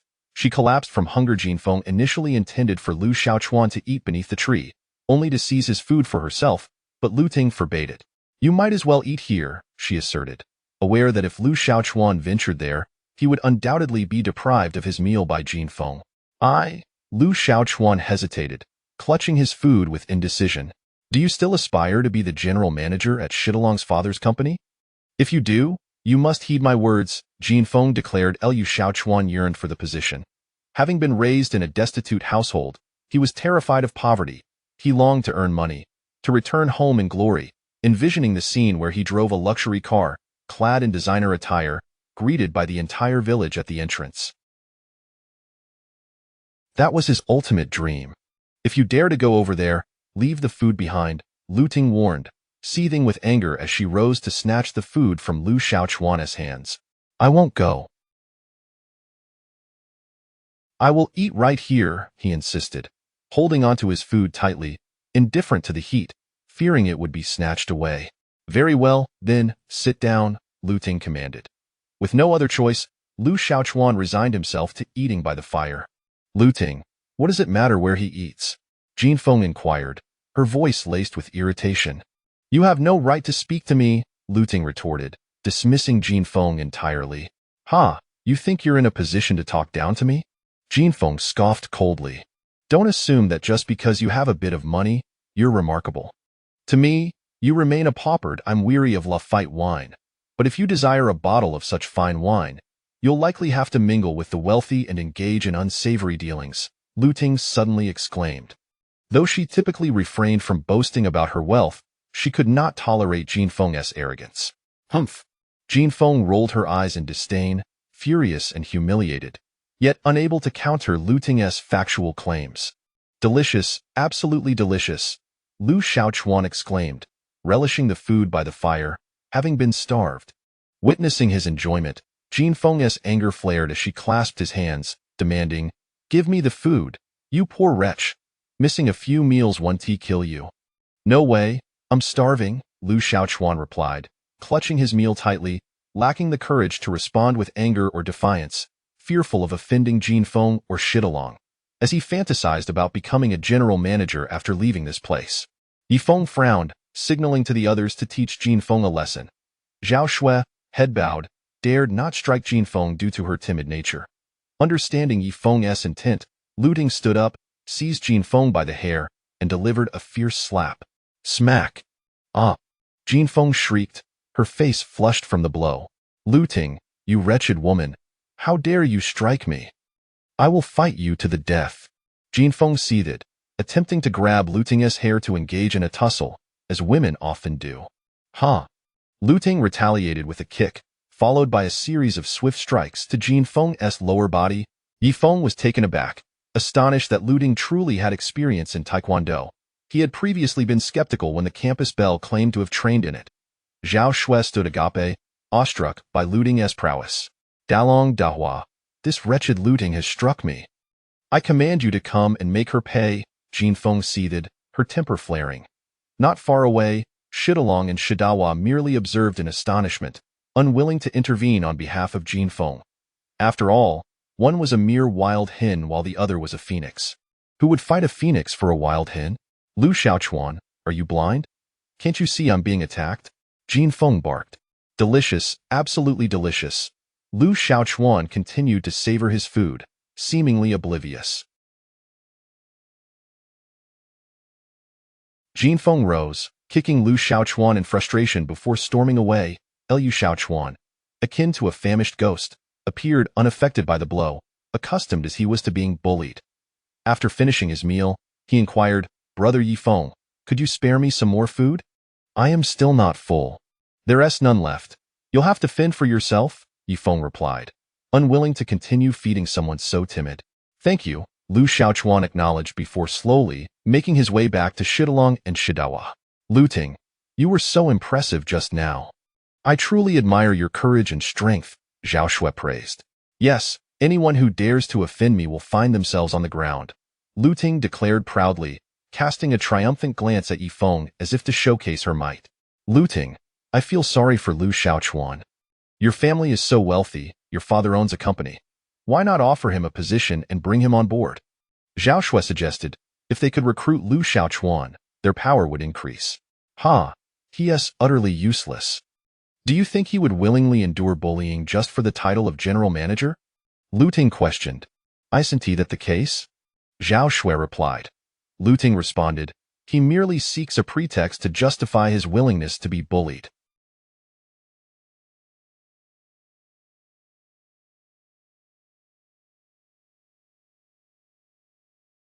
He is incompetent. Yifeng found Lu Ting's perspective to be quite reasonable. Indeed, Lu Xiaochuan was pathetically weak. Even without any promises from Shidalong, he wouldn't dare retaliate and willingly accepted his fate. At that moment, Jinfeng stood beside Shidalong and Shidawa, feigning innocence. Dalong, Dahua, could you spare me some food? Shidalong finished the last morsel, rubbing his hands together. Jinfeng, why didn't you speak up sooner? We've already finished eating. Jinfeng felt a surge of frustration, having stood by for so long without their notice. Yet, despite her anger, she dared not complain, for Shidalong and Shidawa were not Lu Xiaochuan. Jinfeng, hang in there. We'll find food tomorrow, and I promise you'll be full, Shidalong reassured her. Shidawa chimed in, yes, we will definitely find something to eat tomorrow. But I'm so hungry. Jinfeng, it could alleviate the sensation of hunger, Lu Xiaochuan suggested from the sidelines. How dare you speak to me, you pitiful wretch? What gives you the right to concern yourself with my well-being? Jinfeng retorted angrily. Smack! Infuriated, Lu Xiaochuan exclaimed, why are you hitting me? Are you defying me? Believe it or not, once we return to Sioux City, I'll have someone slaughter your entire family. I know many powerful and ruthless individuals, Jinfeng threatened, pointing a finger at Lu Xiaochuan as her rage boiled over, stemming from his earlier refusal to share his food. Lu Xiaochuan remained silent, swallowing his pride. He understood Jinfeng was in a foul mood and chose not to escalate the situation. Just as Jinfeng was, panic surged through her as she stood still, secretly wondering if Yifeng intended to come and end her life. Chapter 047. Midnight. Do not let them approach. Jinfeng, once arrogant and complacent, felt a shiver of fear as she observed Yifeng striding towards her with his saber in hand. Could it be that Yifeng intended to strike her down? Shi Dalong and his companion also rose, warily regarding Yifeng, for they were unarmed. Lu Xiaochuan's gaze was dim, yet he managed to offer Yifeng a smile. Hee, brother Yifeng, may I inquire if you have any tasks for us? Shi Dalong smiled. After casting a cold glance over the group, Yifeng spoke. I am aware that you have no intention of leaving this place, correct? Shi Dalong replied with a smile. Brother Yifeng, we are classmates from the same school, and we are all survivors. We ought to assist one another. I hope you will grant us the opportunity and refrain from driving us away. Shi Dahu interjected with displeasure. Yifeng, do not overstep your bounds. This island is not your property, and you have no authority to order us to leave. Since you refuse to depart, then you shall behave yourselves. I am establishing a rule. No one is permitted to approach another's resting area after dark. Otherwise, do not blame me for being impolite. The sky was darkening, and tonight there was no moonlight. Nightfall brought danger, for one is most vulnerable while asleep and cannot easily defend themselves. Brother Yifeng, rest assured, we will not encroach upon your space, Shi Dalong said, his gaze covertly assessing the saber in Yifeng's hand. If he could acquire such a weapon, survival on this island would be considerably easier. I hope you remember my words.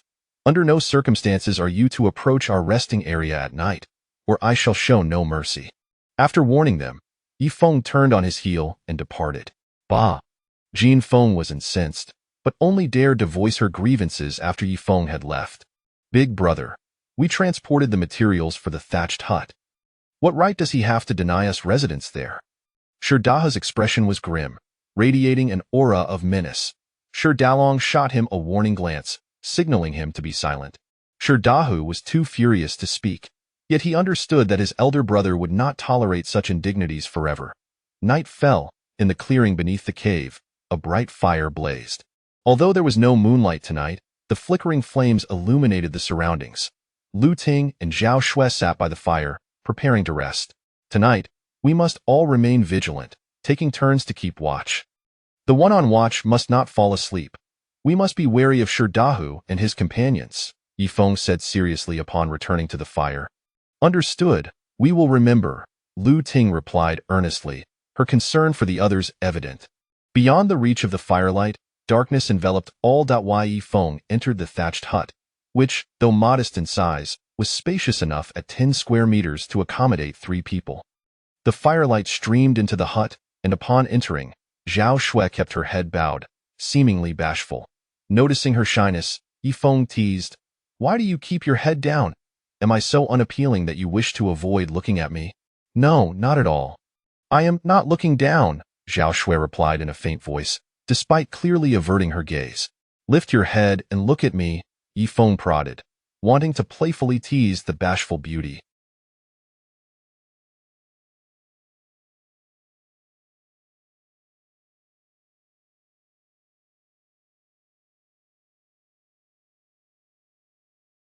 Zhao Shui's face flushed deeper, her embarrassment palpable. "Yifeng, are you teasing the lovely Zhao Shui again? Is it not your intent to have her gaze upon you?" "I, for one, am willing to look at you," Lu Ting said, her large eyes seemingly attempting to peer into Yifeng's very soul. "Ha ha," Yifeng chuckled, finding the campus beauty amusing. "Cannot you see how embarrassed she is?" Lu Ting rolled her eyes. Zhao Shui continued to keep her head down, her shyness overwhelming. Had it not been for Lu Ting's presence, she would likely tremble in nervousness if alone with Yifeng. "Do not be so bashful. You will grow accustomed to it in time," Yifeng said as he settled onto a pile of grass. The conditions within the hut were quite rudimentary, offering nothing but dried grass. "Yifeng, enough of your nonsense.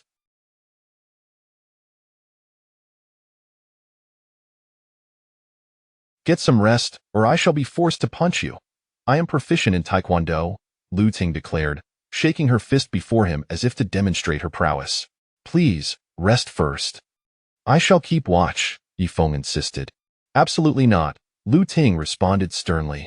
"Leave the watch to us. You need to rest well to maintain your strength during the day." "Brother Yi, Lu Ting is entirely correct. You cannot keep watch. Allow us to handle this minor task. We are capable of managing it," Zhao Shui chimed in. Why Yifeng intended to refuse, but Lu Ting's serious demeanor compelled him to acquiesce. "Fine, if the 2 ladies insist, then I shall rest. Only by resting well can I have the energy to look after you." Zhao Shui's cheeks reddened further, her embarrassment evident. Bang! Lu Ting playfully struck Yifeng, saying, "Are you seeking a beating? Calling us 2 ladies indeed." After a brief bout of playful banter with Lu Ting, Yifeng settled down to rest, and Zhao Shui prepared to do the same. Lu Ting agreed to keep watch for the first half of the night.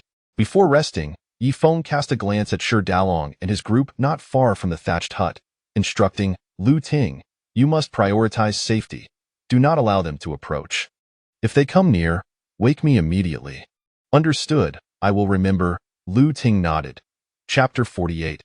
They are courting death. Lu Ting sat in the thatched cottage, gripping a dagger, her gaze warily fixed on the outside, ever vigilant against the approach of Shi Dalong and his companions.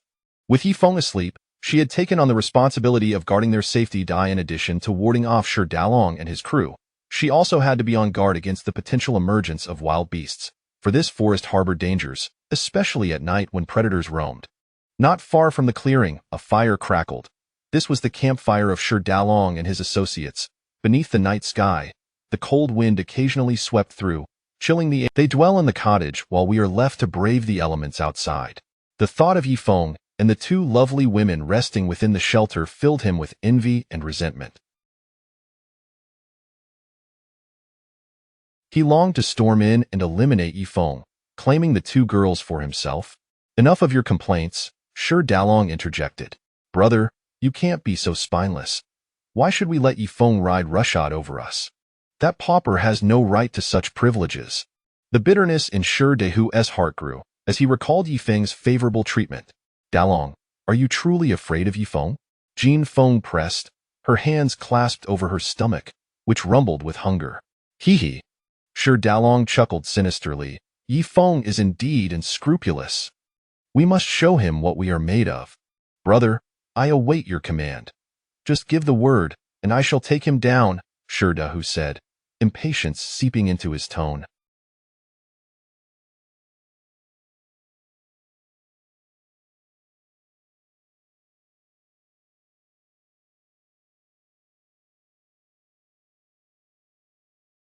Shi Dalong turned to Lu Xiaochuan, asking, "Brother, if we were to clash with Yifeng, whose side would you take? Dragon brother, tiger brother, let us strive for harmony. We are all colleagues here."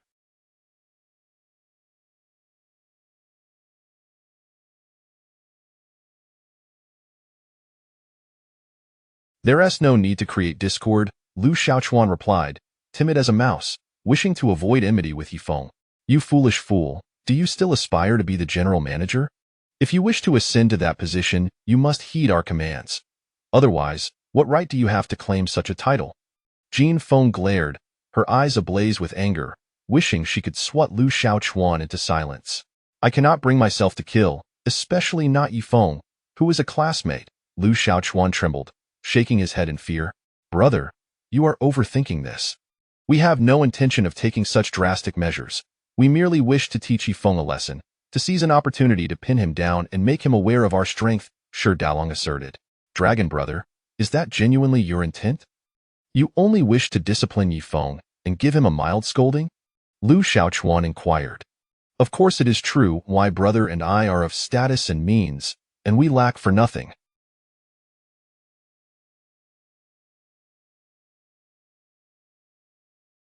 We would never stoop to such acts of murder and arson," Shi Dalong stated confidently. "Dragon brother, as long as you do not harm Yifeng, I shall be relieved." Lu Xiaochuan exhaled. Though he longed for the position of general manager, he dared. "It is no wonder you will remain poor for life. Your father, your grandfather, your ancestors, they must have shared your ineptitude, for it seems your lineage has been impoverished for generations." Jin Feng's words dripped with scorn. "Lu Xiaochuan, we are running low on firewood. Please venture into the nearby forest and gather some," Shi Dalong instructed. "Dragon brother, but it is dark now. The forest is poorly lit. Where am I to find wood?" "Lu, do you not aspire to greatness? Dragon brother tasks you with a job, and you dare to make excuses." Jin Feng fumed, her hunger gnawing at her patience. "Very well, I shall do my utmost," Lu Xiaochuan acquiesced, rising to depart. Though night had fallen, the firelight illuminated the surroundings, casting a faint glow over the nearby woods. After he left, Shi Dalong inquired, "Brother, do you truly only wish to discipline Yifeng? Merely to discipline him would be too lenient." "I desire his demise," Jin Feng seethed, her anger palpable. Despite being a woman, her thoughts were venomous. "I never grant my enemies the chance to live, for many tales tell of striking a snake and being bit. If we were to express our intent to take Yifeng's life, he would lack the courage to stand with us and might even be frightened into betraying us, leading to troublesome consequences," Shi Dalong explained. Shi Dalong and Jin Feng found his reasoning sound. Lu Xiaochuan's weakness made him a liability.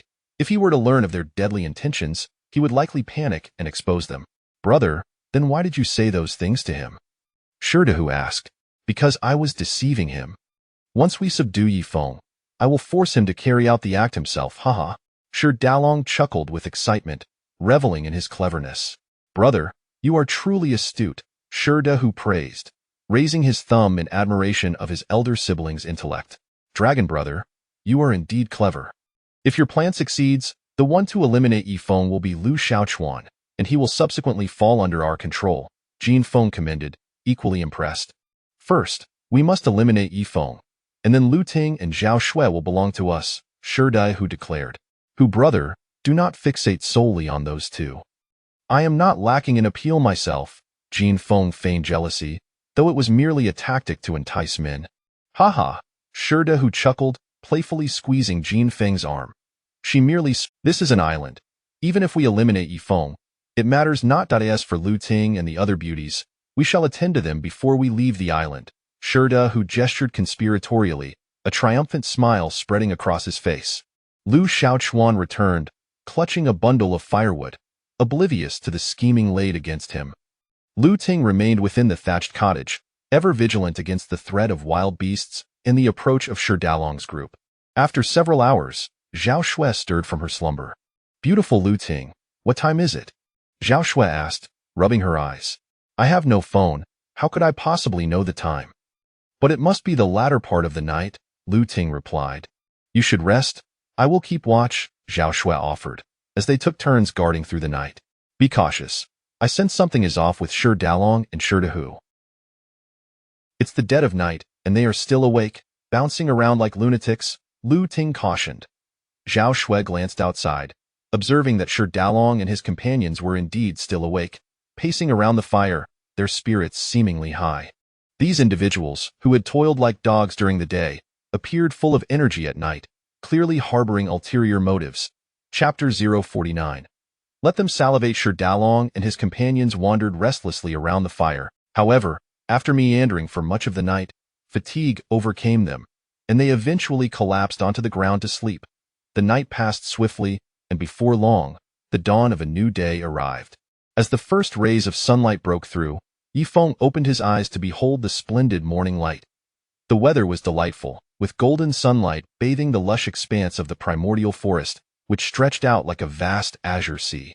Having rested well the previous night, Yifeng felt particularly invigorated that day. Brother Yi, are you awake? Zhao Shui, holding her machete, gazed nervously outside.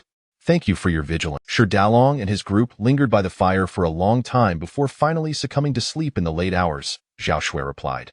Curious about their peculiar behavior, Yifeng wondered if Shi Dalong and his companions had lost their minds, meandering about the fire in the dead of night. Were they simply bored, or had hunger kept them from resting? They didn't approach us, did they? Yifeng asked. They maintained their distance throughout the night, Zhao Shui confirmed. That's good to hear. Yifeng sat up, noticing that Lu Ting was still deep in slumber within the thatched hut, having only rested in the last. You should rest a little longer, Zhao Shui offered politely. I've had enough rest and wish to be up. However, do prepare some breakfast for yourself. After we eat, we must venture out to hunt, Yifeng stated, for their food supplies had dwindled. On the deserted island, sustenance was paramount, as starvation could spell doom. Very well, I shall prepare something to eat right away. Zhao Shui handed her machete to Yifeng and stepped outside to cook.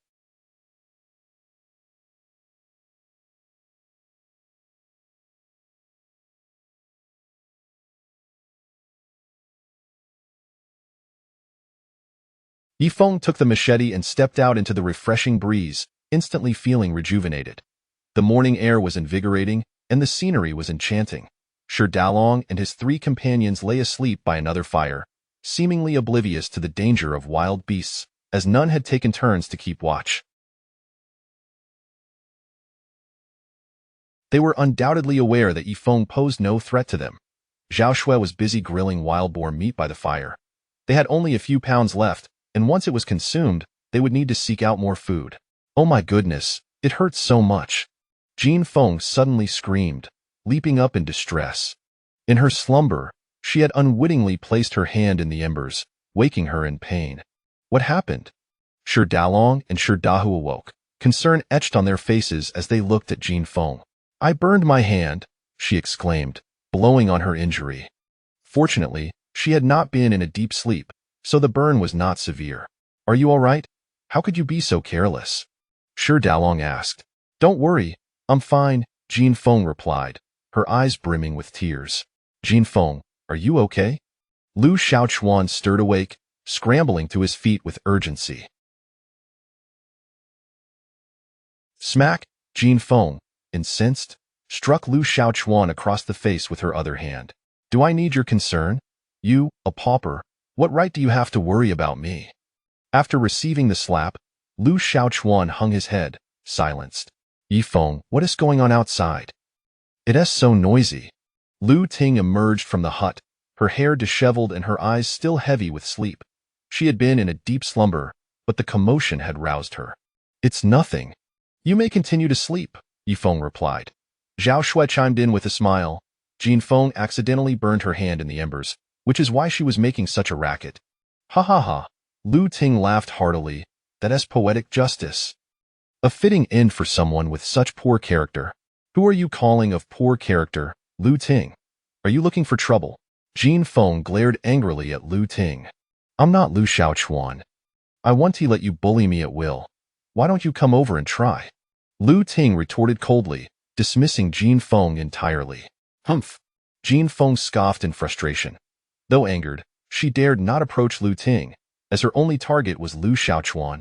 Brother Yi, you're awake. Did you sleep well last night? Shi Dalong asked with a smile. Yes, it was satisfactory, Yi Feng replied coolly, his tone somewhat frosty. Shi Dahu's jealousy simmered beneath the surface as he covertly eyed Lu Ting and Zhao Shui. Brother Yi, do you have any plans for today?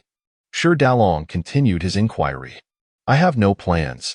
It would be best if each of you sought food independently. Do not assume I will provide for you, Yi Feng cautioned, making it clear that he would no longer be sharing food with Shi Dalong and his group. The previous day's offering had been a reward for their labor, but today, he had no tasks for them. Rest assured, Brother Yi, we will venture out to find food. However, we would like to accompany you.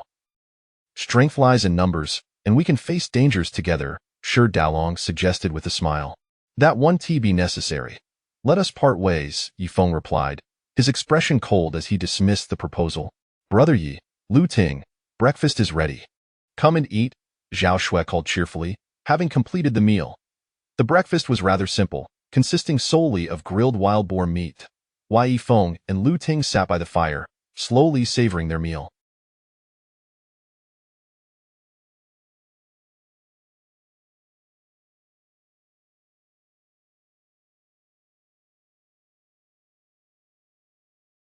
Watching the three others eat, Jin Feng could not help but salivate, pressing her hands against her stomach in hunger. Shi Dalong and Shi Dahu shared in her longing. While Lu Xiaochuan's gaze dimmed, his throat involuntarily swallowed. Could you spare a bit of breakfast for us? Shi Dalong asked. Our breakfast is limited. You will have to find your own way, Yi Feng stated firmly, unwilling to share. Well, if your breakfast is insufficient, we shall find our own way. Once you finish, we can all hunt together, Shi Dalong maintained his cheerful demeanor.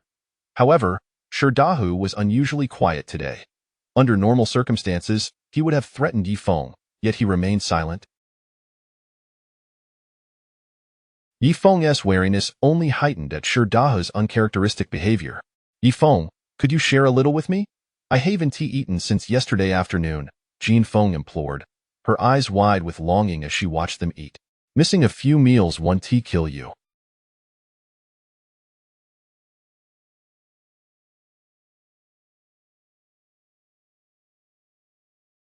You'll have to endure for a bit longer, Yi Feng retorted, returning the sentiment she had shown Lu Xiaochuan the day before. Brother Yi, could you give me something to eat? I am quite hungry too, Lu Xiaochuan added, adopting a pitiful expression. Come here, I'll share a little with you. In light of their shared class, Yi Feng decided to offer Lu Xiaochuan a portion. Thank you, Lu Xiaochuan expressed gratefully, quickly approaching and bending down to receive the food. Yi Feng cut a piece of wild boar meat for him, about half a pound. Thank you, Brother Yi, Lu Xiaochuan said sincerely, before continuing to bend down, softly uttering 3 words, be careful. With that, he turned and walked away. Yi Feng took note of his warning, understanding it to be a subtle caution to remain wary of Shi Dalong and Shi Dahu. Chapter 50. Crisis in the Jungle. Lu Xiaochuan's admonition echoed in his ears. He understood the intent behind it. He was being cautioned to be wary of Shi Dalong and Shi Dahu. After parting ways with Yefeng, Lu Xiaochuan returned to the group, a smile gracing his face. You miser, you destitute fool, what are you grinning about?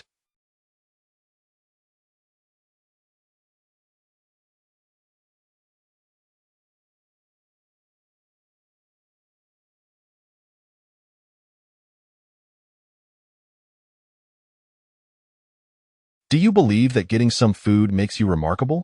I truly wish to bestow upon you a name, and I shall call you beggar. Jin Feng's ire was palpable as she unleashed a torrent of insults. Beggar? The others were intrigued as to why Jin Feng would choose such a moniker for Lu Xiaochuan.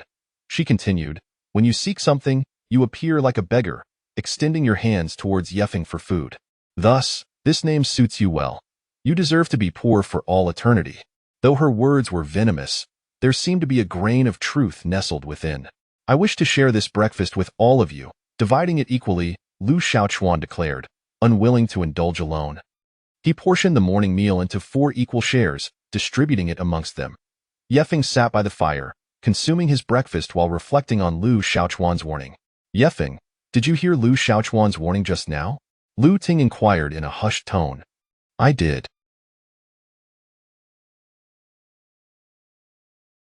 He advised us to be cautious, Yefeng replied quietly. What does he mean? Is he suggesting that Shi Dalong intends to take action against us? Lu Ting's voice was barely above a whisper. It seems that Shi Dalong indeed harbors ulterior motives, Yefeng remarked with a hint of disdain, a cold smile gracing his lips. These two scoundrels dared to conspire against him. Yefeng, what should we do? Zhao Shui trembled with fear, her natural timidity exacerbated by the looming threat. With 3 men on Shi Dalong's side, even if Lu Xiaochuan remained neutral, Yefeng would still need to confront the two brothers. Those two imbeciles, should they dare to make a move, I will not hesitate to take their lives. Yefeng's eyes gleamed with a murderous intent. He believed in the principle of reciprocity.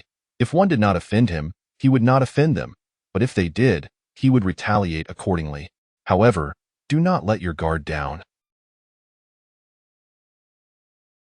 Exercise caution. Those brothers are treacherous and ruthless. A prudent approach will serve us well, Lu Ting advised. Indeed, Yefeng nodded, acknowledging her counsel. Though he held little respect for the two men, he understood that underestimating them could be perilous. Ha, brother Yefeng, have you finished your breakfast?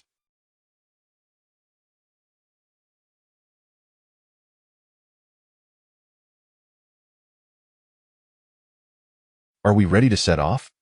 Shi Dalong approached with a jovial demeanor, a grin plastered on his face as if he were an obedient child. We have completed our meal, but I suggest we all seek food independently.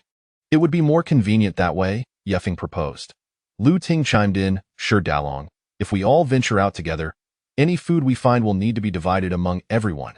If we split up, our chances of finding sustenance will greatly increase. Indeed, it would be best for us to search for food separately. Yet Zhao Shui was merely a well-behaved girl, and her fear was understandable, while Lu Xiaochuan was a man. Brother Yefeng, beautiful Lu Ting, if we separate, encountering danger will be difficult to manage, so it would be wiser for us to stick together. Should we find food, we will not contest with you for it. We can divide it equally, or even in a 60-40 or 70-30 split, according to your discretion, Shi Dalong asserted earnestly, his demeanor sincere. Very well, since you insist on departing together, we shall proceed as one, Yefeng acquiesced, rising to his feet and preparing to arm himself.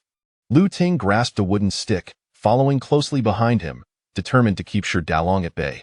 Zhao Shui also wielded a stick, aware of the forest's inherent dangers. Having a weapon in hand offered a sense of security. For instance, while traversing through the underbrush, a stick could be used to rattle the grass, startling any hidden snakes into retreat. Brother Yefeng, today marks our first venture. May fortune smile upon us. Shi Dalong approached with a smile, but Lu Ting extended her stick, brushing against his shoulder, and warned, do not come any closer. Maintain your distance. Your body odor is overwhelming.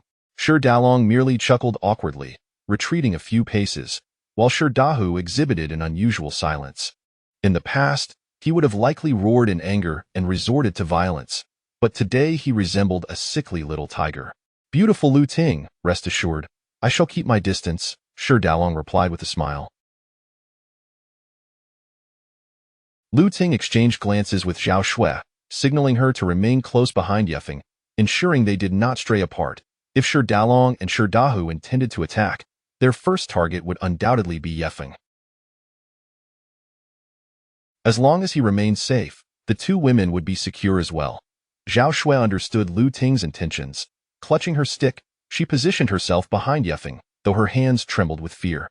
Yefeng navigated the forest with his weapon in hand, fully aware that Shi Dalong and Shi Dahu would undoubtedly target him sooner or later. Yet, he was unafraid. He merely needed to remain vigilant and wait for these two rogues to strike first, at which point he could justify. Should these two fools seek their own demise, he would show no mercy. When the time came, even if he dispatched them, it would be merely self-defense. The group walked through the forest, exchanging laughter, seemingly harmonious, yet each harbored their own concerns. Approximately an hour later, Yefeng and his companions arrived in a dense part of the forest, far removed from the campsite, where towering ancient trees abounded. The foliage here was lush, the undergrowth more plentiful, and the fragrant aroma of vegetation filled the air. Yefeng surveyed the surroundings, searching for signs of prey. Yefeng, what is that? Lu Ting suddenly pointed at the ground ahead. Following her gesture, Yefeng's gaze fell upon a series of deep footprints etched into the soft earth, numerous and lined up in rows. Upon seeing these tracks, Yefeng's expression turned grave, his voice low and tense. Everyone, be cautious. Danger lurks here. Brother Yefeng, what kind of animal left those tracks? Zhao Shui inquired, sensing the severity of the situation. Jungle wolves, how can they exist in the jungle? Zhao Shui, visibly anxious, scanned her surroundings. Yefeng explained, wolves are not confined to the grasslands. Jungle wolves exist in the underbrush, just as desert wolves inhabit arid regions and snow wolves roam the... We may be in for trouble. Yefeng tightened his grip on his weapon, anxiously surveying the area, unprepared for the discovery of wolf tracks. Chapter 051. Danger. Save Lu Ting, everyone. He hoped the creatures had ventured far away, for their presence could pose a significant threat, given that wolves are social animals. The tracks suggested at least 3 wolves had passed through, and while that number was not excessive, a pack could easily swell to a dozen or more.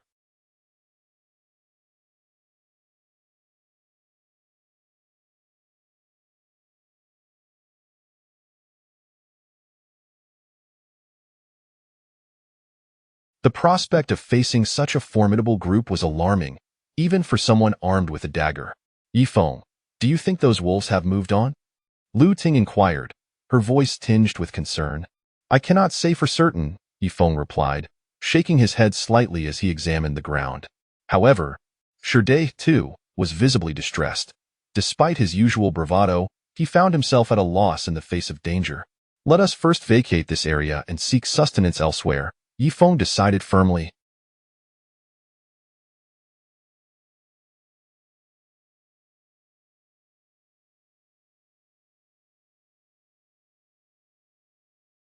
They could not afford to return directly, as their quest for food remained paramount. Without it, starvation would be their fate. Understood. We shall follow your lead, Shi Dalong responded, guiding his companions to retreat. I will protect you all, Yifeng reassured her. Yes, as long as you are with us, we have nothing to fear, Zhao Shui affirmed, her resolve bolstered by his presence. Suddenly, a gust of wind swept through the forest, rustling the leaves that cascaded to the ground. Just as Yifeng prepared to lead his group away, an instinctual sense of danger prickled at his awareness. Everyone, stay alert. Danger approaches, he warned. Unbeknownst to him, something lurked in the shadows of the trees. As anticipated, 3 wolves emerged from the thicket. Wolves, there are wolves. Jin Feng screamed in terror upon sighting the trio. Lu Ting, Zhao Shui, and Lu Xiaochuan were These were no ordinary wolves. They were formidable forest dwellers, far larger than the typical 60-pound canines found on the plains. A howl pierced the air as one of the wolves raised its head, signaling for its companions.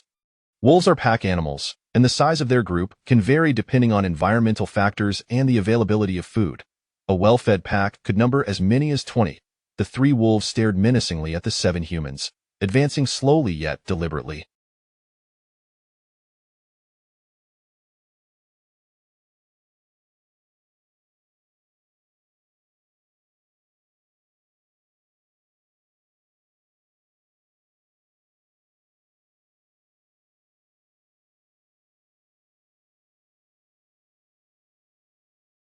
Wolves are inherently cautious and typically refrain from attacking unless provoked, especially when outnumbered. Yifeng, Lu Ting, and Zhao Shui whispered, their voices laced with fear and tension. Shi Dalong, wolves are generally timid creatures. As long as we remain calm, they are unlikely to attack, Yifeng urged, sensing the rising panic among them. Are you suggesting these 3 wolves won't engage us? Shi Dalong asked. Yifeng nodded. So long as we maintain our composure and do not flee in fear, they will refrain from attacking. However, they may delay and wait for reinforcements. Brother Yifeng, instruct us on what to do. We will follow your guidance, Shi Dalong implored, his confidence waning. We must remain steadfast and devise a plan to eliminate these wolves. Otherwise, they will summon more of their kind, Yifeng insisted, hoping to instill a sense of calm in the group. Oh dear, more wolves will come. Jin Feng shrieked, her panic escalating as she turned to flee, desperate to escape. This is bad, Yifeng thought, cursing under his breath.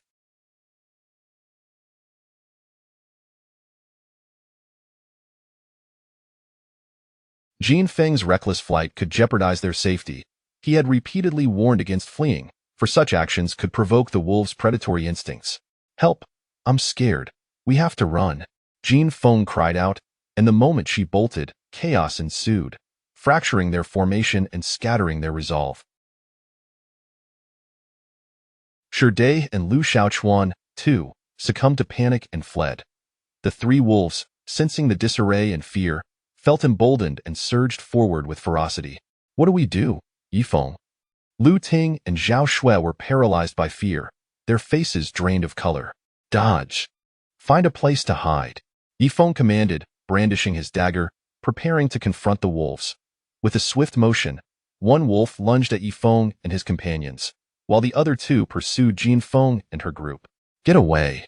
Yifeng leaped into action, delivering a powerful kick to the wolf's head as it lunged.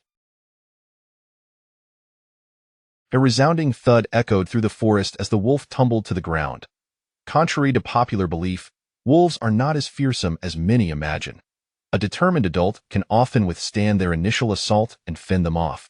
Yet the downed wolf sprang back, launching itself again. Leaping over a meter in height, Yifeng narrowly evaded its attack. "Ah!" Lu Ting cried out in alarm. Seizing the opportunity while the wolf was momentarily incapacitated, Yifeng charged forward, plunging his dagger into the creature's neck. A howl of agony erupted from the— "Thank you," Lu Ting exclaimed, her face pale and her heart racing. "Are you all right, Lu Ting?" Yifeng inquired, concern etched on his face.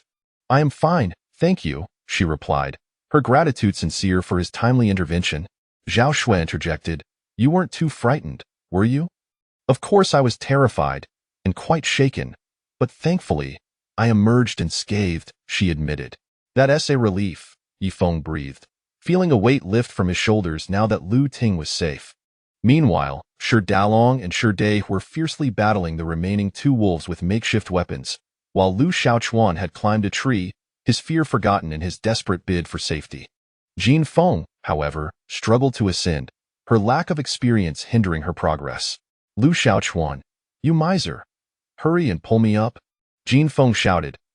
"Save me!" she screamed, terror overwhelming her. Chapter 52. Jin Feng bitten by a wolf. "Ah, help!" Jin Feng clutched the massive tree with both hands, desperately attempting to climb it, but time was not on her side. Lu Xiaochuan stood atop the tree, originally intending to pull Jin Feng to safety, yet his reach fell short. "Howl!" The gray wolf dashed forward with alarming speed. "Get away!" Enraged at the sight of the wolf attacking her, Jin Feng extended her hands in an attempt to push the beast away, but the wolf sank its teeth into her arm, thrashing violently as it sought to sever her limb.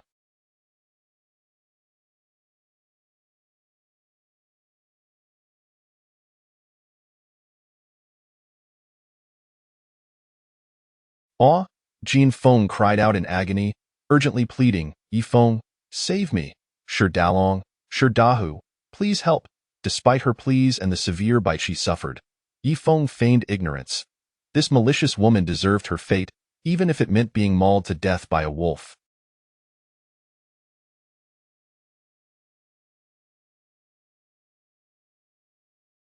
"Help! Help me, please!" Overcome with terror, Jin Feng lost control of her bladder, and the injury on her arm was grave. "Jin Feng, we're coming to your rescue." Shi Dalong and his companion swung their clubs. Bang, bang, bang. The two men swung their wooden clubs with fervor, forcing the wolf to relent and attempt to flee. "Don't let it escape." With a swift motion, Yifeng charged forward, determined to eliminate this wolf. The combined weight of the two wolves was around 400 pounds, a substantial amount of meat that could sustain them for some time, though wolf meat would surely pale in comparison to wild boar.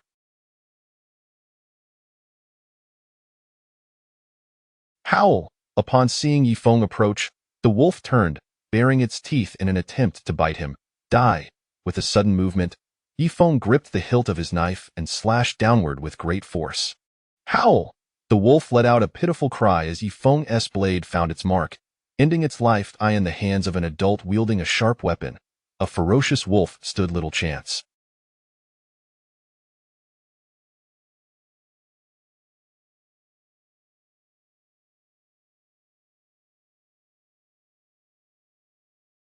"Yigu, You're incredible, Zhao Shui exclaimed excitedly from the sidelines.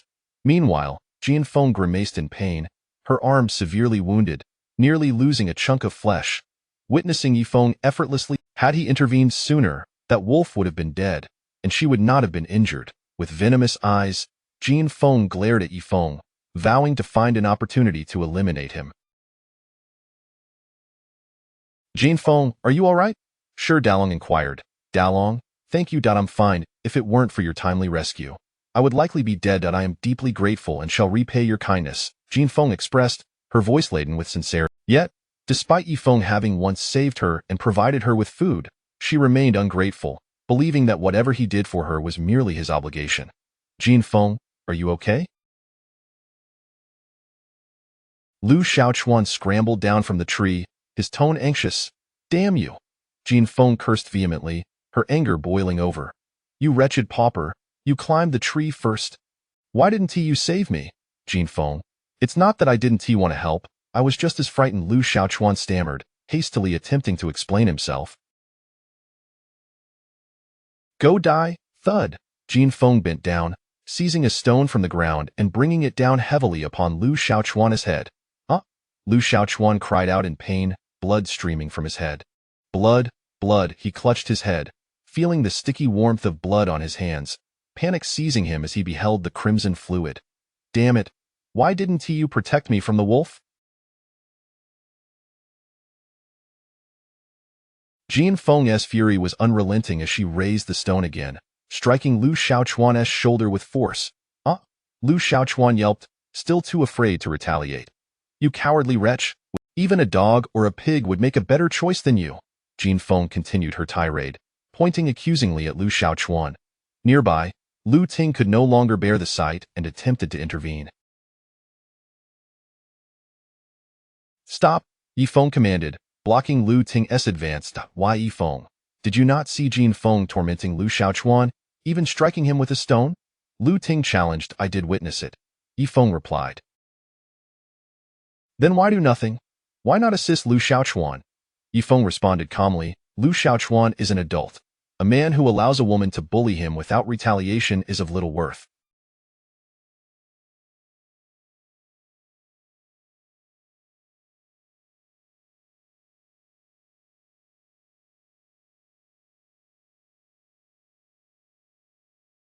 If he were being assaulted by a burly man, I would certainly step in to help, but what is Jin Feng compared to that? Yigu, I too believe Lu Xiaochuan is overly timid. For the sake of becoming general manager, he often endures bullying from Jin Feng and has also been mistreated by Shi Dalong and his companion. Zhao Shui expressed her sympathy for Lu Xiaochuan. Lu Ting, you insolent woman, what are you staring at? Jin Feng seethed, her mood sour, lashing out at Lu Ting for simply looking in her direction. Do you not think your behavior is acceptable? Lu Ting queried. What business is it of yours? Lu Xiaochuan is not your man. What right do you have to defend him? Jin Feng retorted. Lu Ting, do not waste your breath on her.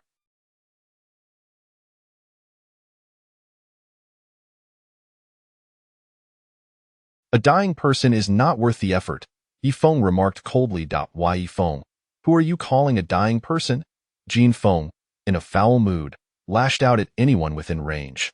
Wolves and dogs are nearly of the same species. Many bacteria and viruses coexist. You were bitten by a wolf, and the wound is severe. If left untreated, you will surely succumb to tetanus or succumb to an infection, Yifeng informed. Oh my God, I do not wish to die. I do not want to die. Upon hearing Yifeng's words, Jin Feng was struck with terror, her spirit crumbling. Authoress note.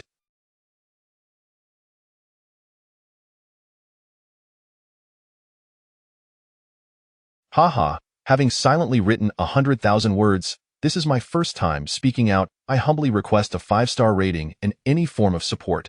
Thank you, dear friends. Chapter 053. Your life or death is irrelevant to me in the dense forest of the island.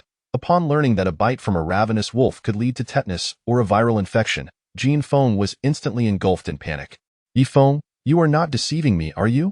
She inquired anxiously. Do I appear to be in the mood to deceive you? Yifeng retorted. Jin Feng was terrified, her previous arrogance dissipating in an instant. She had once looked down upon Yifeng, even resorting to ridicule and plotting with the Shi brothers to eliminate him. Now, however, her complexion was pale with fear. DeLong, Dehu, save me, please. She raised her uninjured hand, clutching tightly onto the Shi brothers. Jianfeng, we are at a loss as to how to save you, Shi DeLong said, caught in a dilemma, genuinely unsure of how to assist her. I beg of you, save me. Jianfeng rushed over, her demeanor now pitiful as she implored Yifeng for help. Huh? Yifeng scoffed coldly. A woman as venomous as you deserves to perish.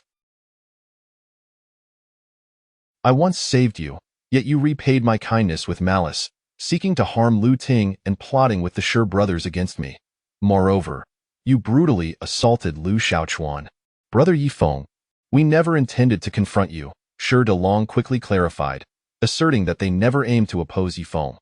Yet, Yifeng was acutely aware of their hidden malevolence. Lu Xiaochuan sat beneath a tree, pressing his hand against his head, where Jianfeng's attack had left a gaping wound, blood still oozing.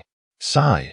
Noticing Lu Xiaochuan as a man, he found it disgraceful that Lu Xiaochuan lived in such a feeble manner. Yifeng, I was wrong. I implore you, save me, or I shall surely die. With a thud, Yifeng feigned ignorance. A woman so wicked ought to perish, whether by wolf or by starvation. Her existence was a blight upon the earth, her schemes profound and her cruelty extreme, having nearly brought about Lu Ting's demise previously. Now, she feigned innocence and vulnerability. A drowning dog should not be saved, for it would only bite back. Ignoring Jianfeng's pleas, Yifeng slowly approached Lu Xiaochuan. Oh dear! Lu Ting and Zhao Shui soon joined him, their hearts aching at the sight of his bloodied head. You are truly pathetic, to be beaten to a pulp by such a malicious woman. Do you not know how to fight back? Yifeng questioned. Fearful, Lu Xiaochuan replied, Brother Yifeng, a true gentleman does not strike a woman, and I cannot afford to offend Jianfeng. She holds power in Sioux City, and should I cross her or retaliate, she would undoubtedly have me killed upon my return. Yifeng was infuriated, tempted to kick Lu Xiaochuan for his cowardice.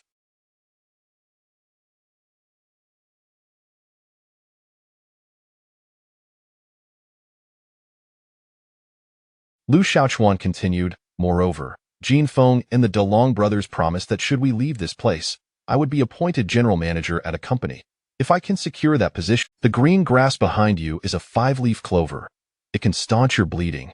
Lu Xiaochuan hastily plucked the herb, chewed it, and applied it to his wound. Jianfeng remained kneeling, filled with anxiety and dread. I acknowledge my past errors. If you rescue me, I promise never to oppose you again. Huh? Yifeng coldly laughed. Do you think you are worthy to oppose me? Do you possess the qualifications to challenge me? Despair washed over Jianfeng as she realized she was out of options. Regret consumed her as she pondered why she had treated Yifeng so poorly. Had she maintained a cordial relationship with him, perhaps she would have found salvation. Yifeng, the truth is, you cannot save me. You are powerless, merely putting on a facade of superiority. Having failed in her pleas, Jianfeng resorted to provocation. Attempting to provoke me will not work, Yifeng replied icily. I shall not save you, Yifeng declared. With that, he turned his attention to the Shi brothers, stating, There are 2 wolves here, both of which I have slain, hence they belong to me. They were devoid of food, and wolf meat could serve as sustenance. Thus, Yifeng intended to drag the 2 carcasses back. On what grounds? Why do these wolves belong to you? You are being excessively unreasonable. Shi Dehu fumed, eager to argue with Yifeng. On what grounds? Yifeng waved the dagger. The wolves were his by virtue of having been slayed by him. Noticing Yifeng brandishing the dagger, Shi Dehu felt a twinge of fear and fell silent, though greed flickered in his eyes as he coveted the weapon. Brother Yifeng, these wolves are indeed yours, and we shall not contest that.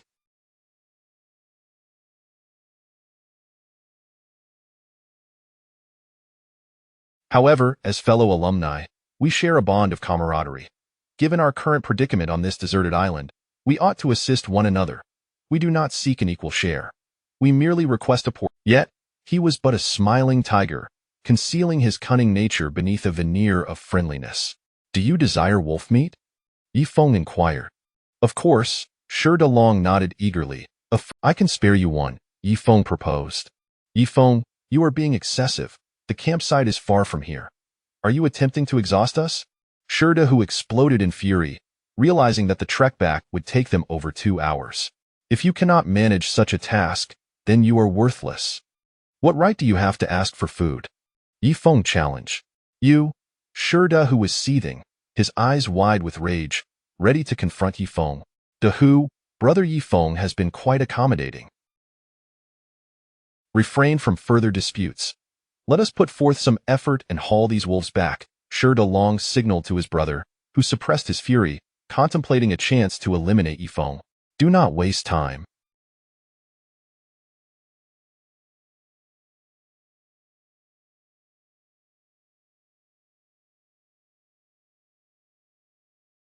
We must depart swiftly, for the remaining wolves will undoubtedly return, Yi Feng urged. Shi Dalong and Shi Da, who quickly began dragging the wolf carcasses, preparing to leave with Yi Feng and the others.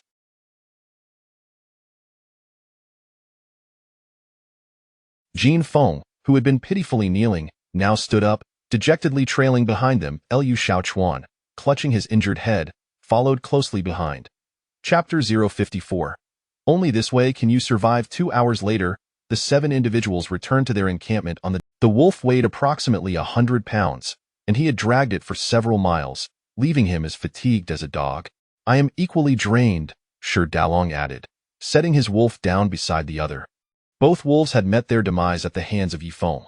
Fortunately, their journey had not encountered any other wolves, but the forest was no longer a safe haven. The territory of the wolf pack was extensive, and it was only a matter of time before they encountered more wolves. Do you stand by your word? Shi Dahu inquired. Shi Dalong, too, felt anxious, fearing Yi Feng might renege on his promise, as he was not yet ready to confront Yi Feng openly. The timing was not right.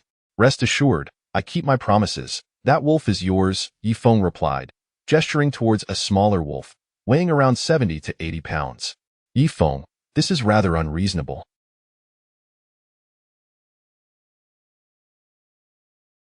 Our group comprises 4 individuals, while yours consists of only 3. You should give us the heavier wolf, Shi Dahu retorted angrily. The size of your group is of no concern to me. Were it not for my intervention, you would have returned empty-handed, Yi Feng replied coldly. Shi Dahu was about to erupt in anger, but Shi Dalong interjected sternly, Dahu, Yi Feng has already shown us kindness by granting us a wolf. Do not be so picky. Humph. Shi Dahu fumed, turning his head in irritation. Liu Shaochuan sat on a stone, cradling his head in his hands, feeling the throbbing pain. Fortunately, he had successfully— Bang! Jin Feng approached and kicked Liu Shaochuan in the back, exclaiming, You fool! You wretched miser! Is this your seat? Can't you see I'm injured? You can't even offer your seat. How dare you talk back? Believe it or not, when we leave here and return to Sioux City, I will have someone kill you. Jin Feng cursed vehemently, venting her frustrations on Liu Shaochuan. Among the group, he was the only one she felt she could bully, as Zhao Shui and Lu Ting were part of Yi Feng's camp, and she dared not provoke them.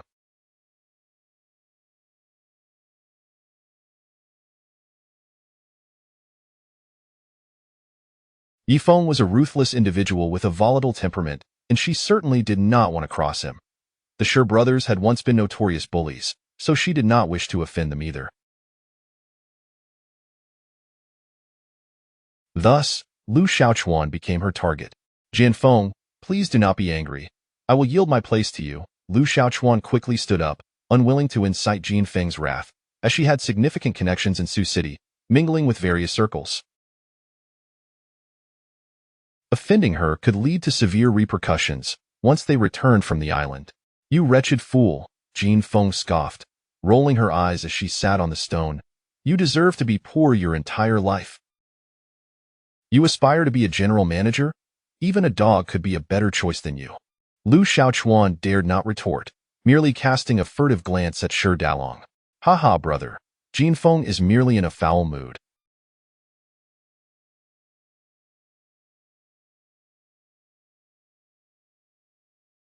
It would be wise to indulge her. Once we leave this place and return to Sioux City, The position of general manager at my father's company will be yours forever, Shi Dalong reassured him, patting Lu Xiaochuan on the shoulder. Brother Long, you aren't deceiving me, are you? My father owns several companies. Giving you a general manager position is inconsequential. As long as we agree, even a dog could be appointed, let alone a person like you. Brother Long, brother who, thank you, Lu Xiaochuan responded, elated. As long as he could attain the position of general manager, all the suffering he endured on this island would be worthwhile. You're a dog, a dog, a dog. You are nothing but a dog, Jin Feng incessantly berated Lu Xiaochuan, seething with anger and frustration. When the wolves appeared, it was Lu Xiaochuan who first climbed the tree, failing to protect her selflessly, and thus resentment brewed within her. Ye go, I find Jin Feng exceedingly arrogant, Zhao Shui remarked with dissatisfaction. So long as she does not offend me or bull, I feel he is truly pitiable, Zhao Shui expressed her compassion, observing Lu Xiaochuan's plight as he bore the brunt of Jin Feng's anger, sustaining injuries while remaining submissive. He would only be a burden. Yet Jin Feng's arrogance is excessive. Do you not wish to temper her arrogance? Lu Ting questioned. Yi Feng agreed that Jin Feng's behavior was indeed intolerable. Oh dear. Jin Feng gasped. Sitting on a stone with one hand in pain, she noticed Yi Feng approaching with his dagger, which caused her to rise abruptly, as she feared him. Yi Feng was nothing like Lu Xiaochuan, who was merely a cowardly weakling.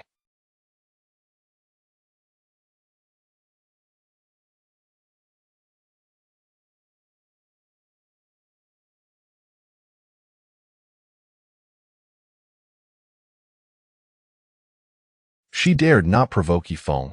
Alas! Yi Feng sighed, stating, your injury is quite severe. If left untreated, you risk contracting tetanus and a viral infection in no time. Your entire arm could rot, placing your life in peril. Tears welled in Jin Feng's eyes. Otherwise, your life is at stake, Yi Feng insisted. Yi Feng, do not think to deceive me. I will not fall for your tricks, Jin Feng retorted, gritting her teeth. Harboring resentment towards Yi Feng, it is the most primitive and ancient form of sterilization, and the only means to preserve your life, Yi Feng explained. Perhaps the wolf bore no virus? Jin Feng queried. Yi Feng responded. Wolves live in the wild. Their teeth are not only teeming with bacteria but also host numerous parasitic eggs. If you wish to live, you must adhere to my advice. Yi Feng, do not think to deceive me. I will not be fooled, Jin Feng declared, her anger simmering, although she appeared somewhat swayed. Believe it or not, it is of no consequence. With that parting remark, Yi Feng dragged the largest wolf away, intending to go to the stream, where he would eviscerate the wolf and clean it thoroughly with his dagger. Yi Feng, wait for me. I shall accompany you and require your assistance, Shi Dalong called out, urging his brother to follow closely as they hurried after Yi Feng, necessitating his help due to their lack of knives. Jin Feng stood by the fire, contemplating Yi Feng's words as the charcoal burned in the fire pit. The author wishes to say, if possible, please grant a 5-star rating.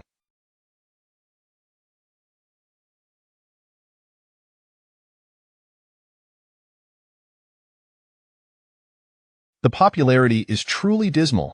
Chapter 055. The ferocity of the golden phoenix. Yi Feng dragged the wolf carcass along the stream, walking downstream for approximately 10 minutes. The pool was not large, nor deep, measuring about 10 meters in width and 7 to 8 meters in length, with a depth of roughly 1 meter. After placing the wolf's body on the ground, Yi Feng prepared to eviscerate it. Wolf meat would serve as sustenance, ensuring that they would not suffer from hunger for the time being. The two brothers, Shi Dalong and Shi Dahu, also approached, panting as they dragged the wolf carcass alongside them. Brother Yi Feng, I have an ungracious request, Shi Dalong said as he Do not come any closer, Lu Ting warned, brandishing a stick against Shi Dalong's shoulder to push him back.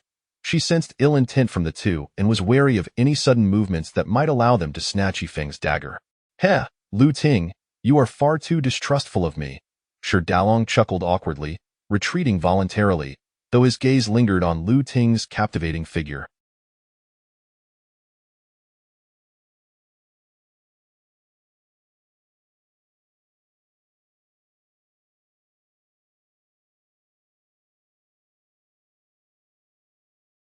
He fantasized about overpowering Yi Feng one day so that he could pin Lu Ting, the campus belle, to the ground. How dare she brandish a stick against him? I never trusted you to begin with, Lu Ting retorted. Shi Dalong maintained a smile, feigning friendliness. What is it that you wish to say? Yifeng waved his hand impatiently, his feelings towards Shi Dalong far from favorable. Brother Yifeng, it is this. Could you assist us by using your dagger to eviscerate our wolf as well? Shi Dalong cautiously scrutinized Yifeng's expression. Of course, I would not be foolish enough to borrow your dagger.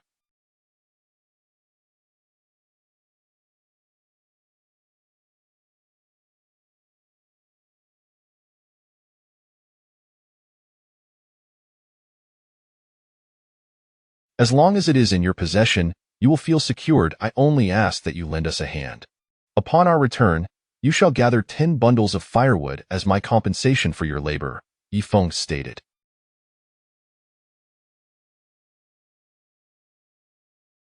Shi Dalong's face darkened immediately. 10 bundles were quite a lot. Yifeng, you are being unreasonable and excessively greedy, Shi Dahu exclaimed, anger flaring within him as he contemplated rushing. Once Yifeng was out of the picture, the two brothers could have their way with Lu Ting and the obedient Zhao Aha. You may refuse, but I am equally entitled to deny your request, Yifeng replied dismissively to their grievances. All right, it's a deal, Shi Dalong. What a fine weapon it would be to wield. If they could seize it, his first course of action would be to eliminate Yifeng and then claim Lu Ting and Zhao Shumei as theirs. In this desolate island and within this forest, lost in thought, Shi Dalong could not help but chuckle. What are you laughing at? Lu Ting inquired, her curiosity piqued. It clearly betrays your ulterior motives. Lu Ting's wariness towards Shi Dalong intensified, perceiving him as a sly wolf eyeing a sheep. Yifeng grasped his dagger and commenced eviscerating the wolf beneath him, subsequently moving. Meanwhile, Lu Ting and Zhao Shumei stood vigilant with their sticks raised, wary of any sudden aggression from the two men that could result in the seizure of Yifeng's dagger. Do not regard us with such suspicion, ladies. We are not the villains you imagine us to be, Shi Dalong laughed. You are indeed villains, harboring ill intentions, Lu Ting retorted. Zhao Shumei remained silent, her timid nature preventing her from speaking up. Once they had finished eviscerating the wolves, Yifeng returned to his original spot, preparing to clean the meat that belonged to them. Yifeng, you should rest. Such tasks should not fall to you. Allow us women to handle it, Lu Ting declared, rolling up her sleeves and squatting down to clean the wolf meat. Zhao Shumei joined her, smiling as she helped, while Yifeng stood guard nearby. On high, we brothers are unfamiliar with such tasks, Shi Dalong suggested. Get lost, Lu Ting shot back, glaring at the two men. How dare they expect her to do their bidding? Shi Dalong merely smiled faintly, choosing not to respond further, though frustration bubbled within him.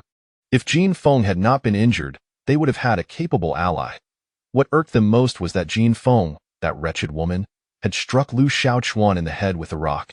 Brother, do not plead with her.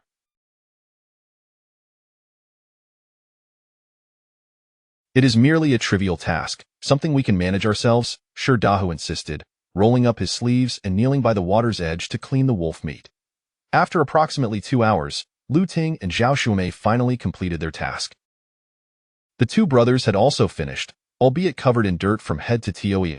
Yifeng used his dagger to cut the wolf meat, assisting Shi Dalong and Shi Dahu under the condition that they would help him afterward.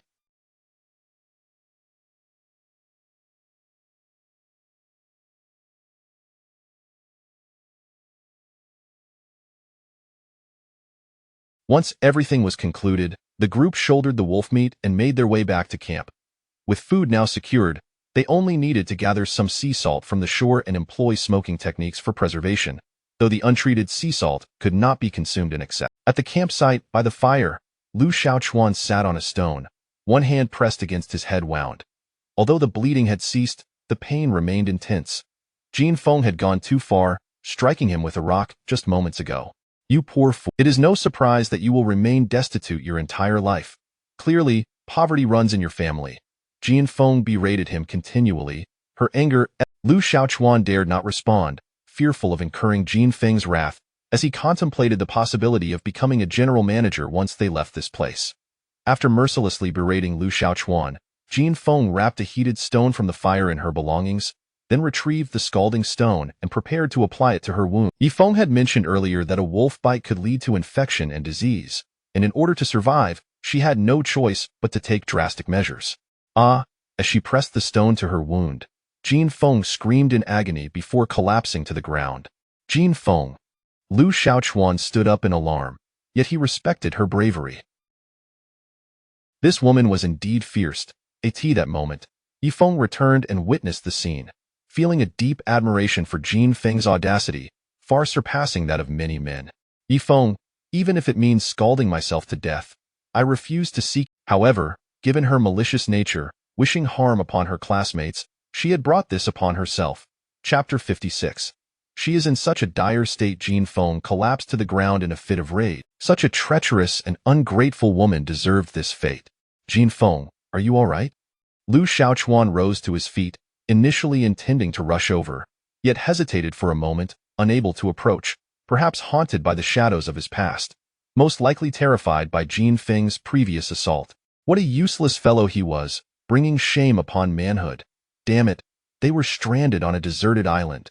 If he were truly a man, he should have stood up and retaliated with conviction. Jin Feng, are you okay? Sure Dalong, though this woman was unclean in spirit, on this desolate island, who could afford to be choosy? After propping up a makeshift frame, the three men placed the wolf meat on it, preparing to smoke it into jerky, but they were currently lacking sea salt. Yifeng decided to gather something to eat first, planning to venture to the shore for salt after their meal. Meanwhile, Jin Feng regained consciousness. Lying on the stone, she groaned, I loathe Yifeng. I utterly despise him. Dalong Dahu, you must go and kill him for me. Jin Feng, your health is in a precarious state. Refrain from speaking recklessly.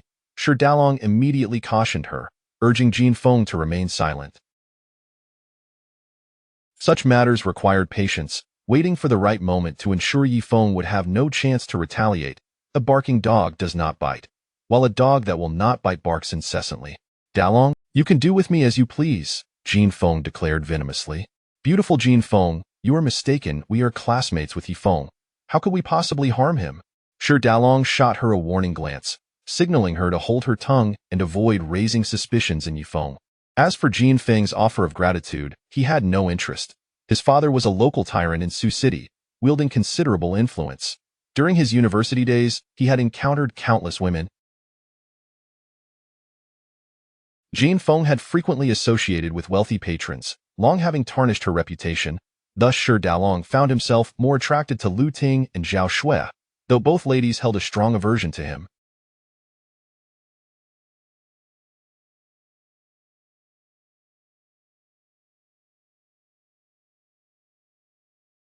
Understanding Sure Dalong's intentions, Jin Feng clenched her teeth in silence, yet vowed to eliminate Yifeng, followed by Lu Ting and Zhao Shui. Here on this deserted island, who would know if she succeeded?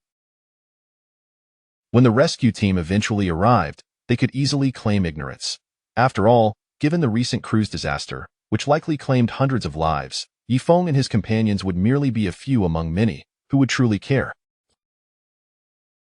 Yifeng overheard Jin Feng's malicious complaints and glanced at Lu Ting beside him, saying, You heard that, right?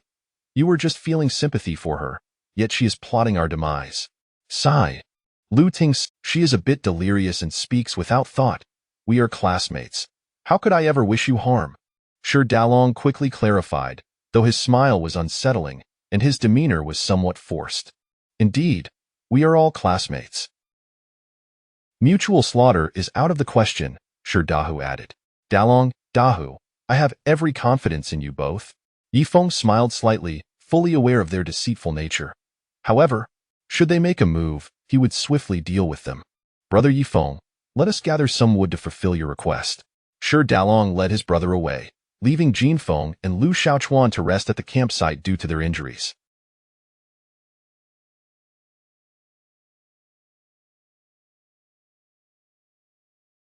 Yifeng, along with Lu Ting and Zhao Shui, resumed their positions by the fire, roasting wolf meat in preparation for a hearty meal before heading to the shore for salt.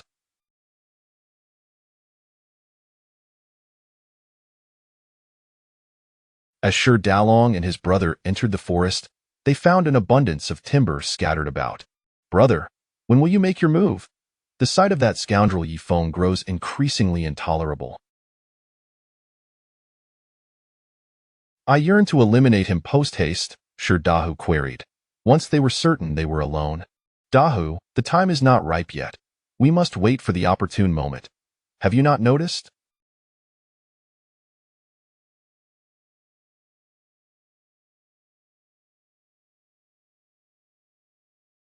Yifeng, Lu Ting, and Zhao Shui are ever vigilant against us. If we strike now, not only will we fail, but we may also find ourselves outmatched by Yifeng, especially since he wields a machete. "Damn it," Shi Dahu muttered in frustration. "That impoverished wretch Yifeng is uncommonly fortunate, possessing a machete and entangled with such beautiful women. I envy him immensely. I wish to eliminate him and claim those two lovely ladies for myself. Brother, do not act rashly. We must avoid provoking him for now, or we may face dire consequences. Consider Jian Feng's fate. Her foolishness led her to offend Yifeng, and she is now suffering greatly," Shi Dalong admonished, placing a hand on Shi Dahu's shoulder with a serious expression. Reflecting on Jian Feng's predicament, Shi Dahu felt a twinge of fear. That venomous, thoughtless woman had brought her own misery upon herself by crossing Yifeng and previously attempting to harm Lu Ting. "Yifeng, should we reveal our murderous intent prematurely, I assure you, our fate would be far worse than Jian Feng's," Shi Dalong continued. "Brother, I will heed your words. I am entirely at your command, but you must act swiftly to seize an opportunity," Shi Dahu replied, reluctant yet resolute. "Trust me, an opportunity will present itself soon." "Understood, brother," Shi Dahu affirmed, and together they began their search for firewood in the forest. Chapter 057. The plan to eliminate two in the forest of the deserted island. Amidst the clearing before the cave entrance, Yifeng and Lu Ting were consuming roasted wolf meat. Although the taste left much to be desired, it sufficed to satiate their hunger. After all, being away from the island, having any food was a blessing, so they were not particular, content as long as their bellies were filled.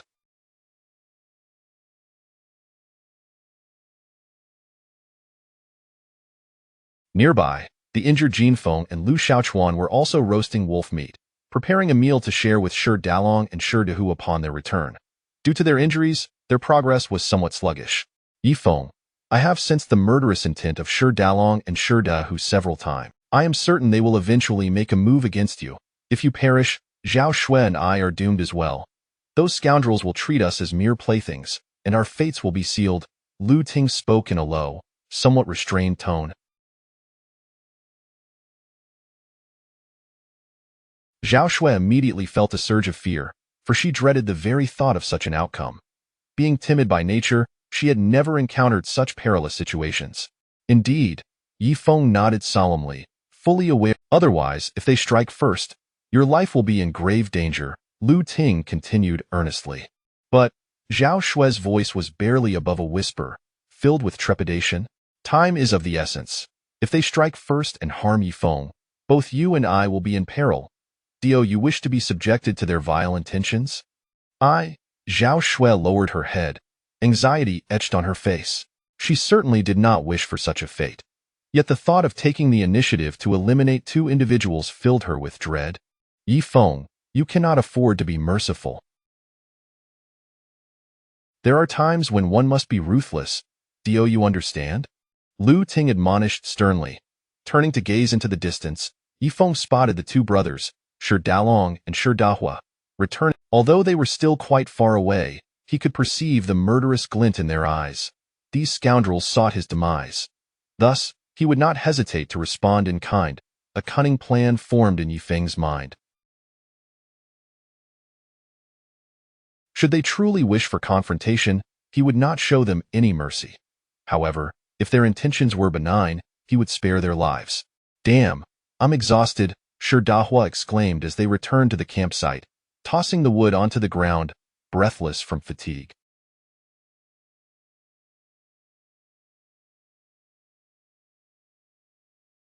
The two brothers were not accustomed to such labor.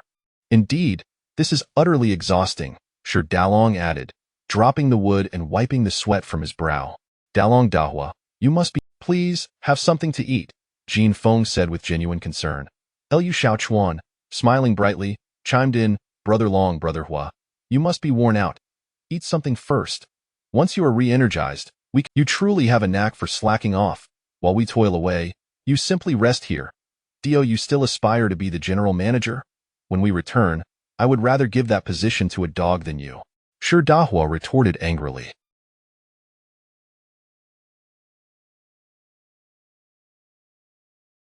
Lu Xiaochuan maintained his cheerful demeanor. Brother Hua, I am not being lazy. My head is injured, rendering me unable to work. But rest assured, once I recover, I will contribute much more. In his quest to ascend to the position of general, take a break and have something to eat. There is no need to gather firewood right now, Yifeng called out from a distance of several meters. The two brothers were taken aback, not expecting Yifeng to express such concern for them. In their minds, Yifeng was a heartless individual, exceedingly harsh towards them. Yet now he seemed surprisingly benevolent. Haha, Brother Yifeng, when did you become— Why must we go to the seaside? Shi Dahua complained. Shi Dalong quickly turned and shot Shi Dahua a meaningful glance. He sensed an opportunity had arisen, a once-in-a-lifetime chance. This would grant the two brothers the chance to seize it, and once they possessed the dagger, they could eliminate Yifeng. Their hesitance to act thus far stemmed from Yifeng's weapon.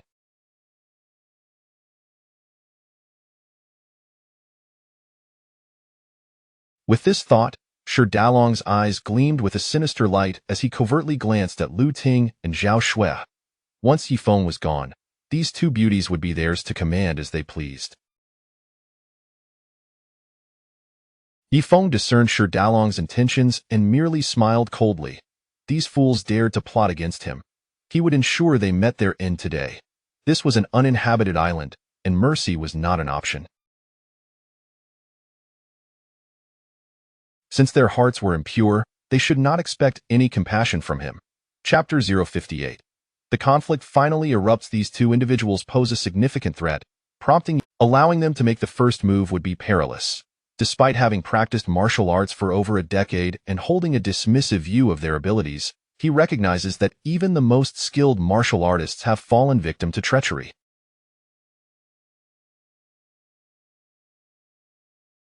History is replete with cases where masters of the craft have met their demise at the hands of the unscrupulous, often due to their own complacency and disdain for the seemingly insignificant. Yifeng is resolute in ensuring that such a fate does not befall him. Thus, it is imperative to eradicate these two brothers, ensuring their demise. Among the four, the greatest danger emanates from these two siblings.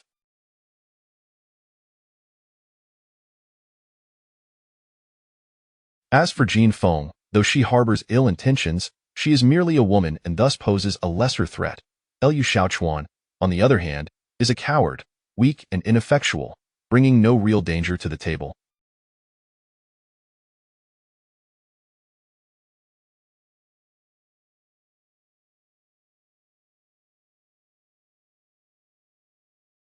By the fire, Shi Dalong slowly savored the wolf meat, plotting how to dispose of Yifeng. When the time comes to venture to the seaside to prepare salt from the sea, Yifeng would undoubtedly be preoccupied with labor, lowering his guard.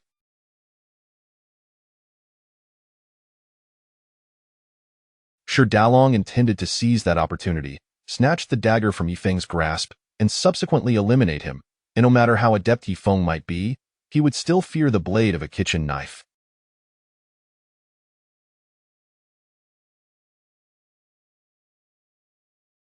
In this desolate wilderness, finding the right moment to dispose of Yifeng would suffice, after which they could bury him discreetly. Once Yifeng is gone, Lu Ting and Zhao Shui would become their women, and the two brothers would reign freely upon this forsaken island.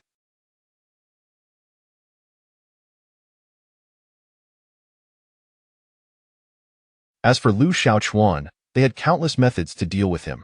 The mere thought brought a smile to Shi Dalong's face. About an hour later, noon arrived, and the sun blazed fiercely in the sky. Everyone had their filled. Wai Yifeng stood, dagger in hand, and smiled. Shi Dalong, Shi Dahu, I trust you are satisfied. let us proceed to the seaside to gather sea salt. Very well, brother Yifeng. Dahu nodded subtly, understanding his elder brother's intent. This was a silent cue for him to seize the opportunity to wrest the dagger from Yifeng when they reached the coast, after which they would join forces to eliminate him. Once Yifeng was dead, Lu Ting and Zhao Shui would belong to them, and they could do as they pleased. Let us depart, Yifeng announced, dagger in hand. We shall accompany you, Lu Ting declared, grasping a wooden stick, ready to set off together.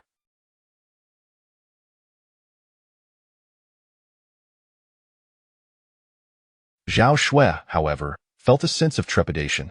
She sensed that the conflict was about to erupt. Although both parties appeared amicable on the surface, an impending clash, perhaps even bloodshed, loomed.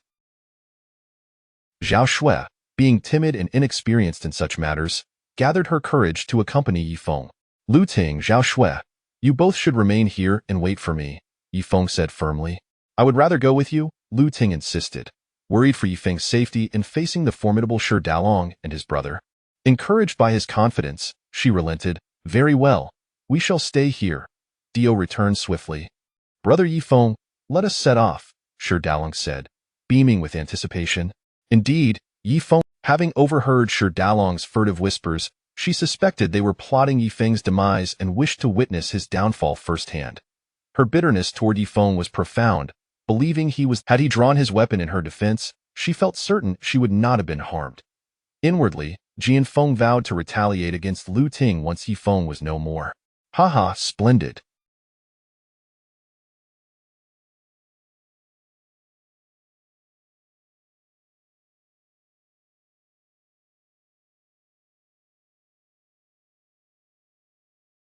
Since you wish to join, let us proceed together, Shi Dalong laughed. Jianfeng kicked Lu Shaochuan, fuming. You wretched miser. What are you doing just sitting here? Do you think you can leave this place and become a general manager? Once we leave here, I shall ensure you are appointed as a general manager in my father's company. Shi Dalong patted Lu Shaochuan on the shoulder, grinning with pride. Lu Ting, Zhao Shui, remain here and await my return.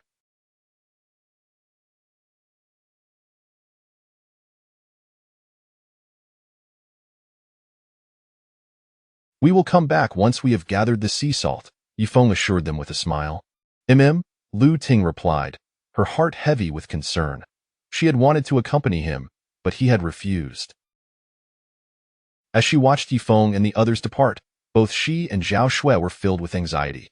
Yet, being women, they felt powerless in this situation, simply wishing for Yifeng's safe return and hoping that no misfortune. The endless shore was alive with the relentless ebb and flow of the Sea.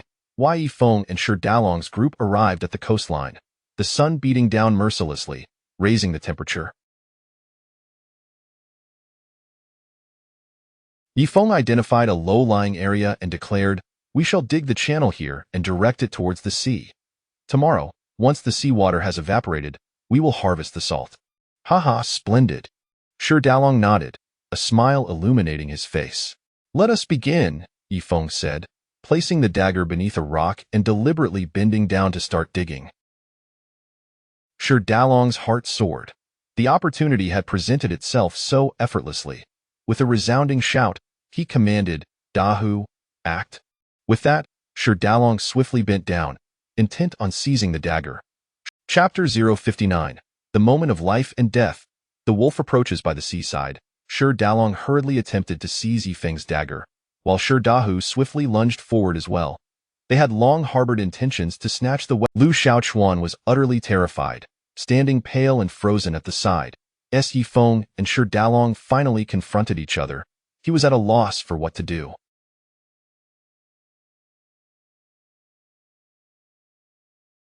However, he had no intention of aiding Yifeng. Self-preservation was his priority, or perhaps aligning himself with the two brothers, hoping to become the general manager once they escaped the deserted island. Although he and Yifeng were classmates, their bond held little value, too insignificant, really. As Jianfeng had pointed out, associating with the impoverished led nowhere, and he had no desire to remain destitute, thus he sought to align with the two. Just as Shi Dalong and Shi Dahu were about to seize the dagger, Yifeng sprang into action, executing a series of aerial kicks. With remarkable agility, He dispatched them to the ground before they could lay hands on the weapon, his movements fluid and seamless, a testament to over a decade of martial arts training that began when he was merely— Thus, they were no match for him. Ah! Ah! They both cried out in pain as Yifeng sent them crashing to the earth. Dalong, Dahu, hurry! Jean Feng had been shouting excitedly, but her voice faltered as she witnessed the two brothers being hurled to the ground. What? What just happened? Panic set in as she realized Yifeng's extraordinary prowess had effortlessly dispatched both of them. After incapacitating them, Yifeng seized the dagger, his voice cold as ice. Do you two bastards wish to die? Yifeng, why did you kick us? Shi Daolong protested. Shi Dahu added, we merely wanted to take a look at your dagger. You could have just said no. There's no need to resort to violence. You are being unreasonable. Feigning innocence due to their failed attempt, the two brothers acted as if they bore no ill will towards Yifeng. Jean Feng, also incensed, chimed in, Yifeng, you truly are petty. They only wish to see your dagger. With a swift motion, Yifeng backhanded Jean Feng, sending her sprawling to the ground. You dared to conspire against me. Now you shall reap the consequences. Yifeng's eyes glinted with murderous intent. Jean Feng, clutching her face, fell silent, fully aware of the peril she faced in the presence of Yifeng's wrath.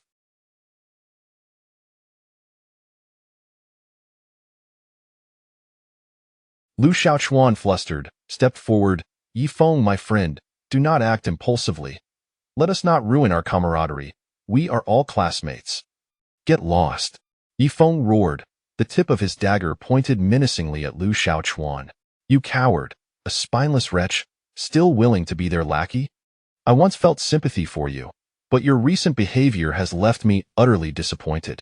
Previously, Lu Xiaochuan had evoked pity as he suffered bullying and beatings, prompting Yifeng to share his food, fearing starvation would claim him.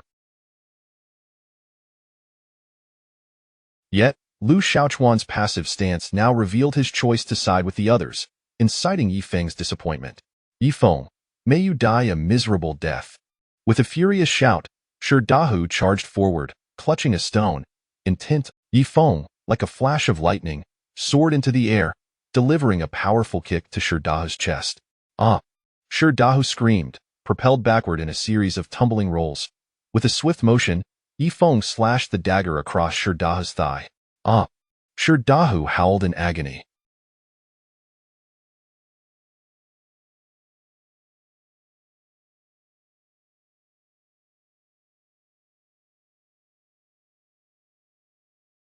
At the same moment, Shi Daolong, having picked up a stone, aimed to strike Yifeng.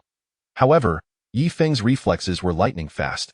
He executed a swift backward kick, sending Shi Daolong flying 3 meters away.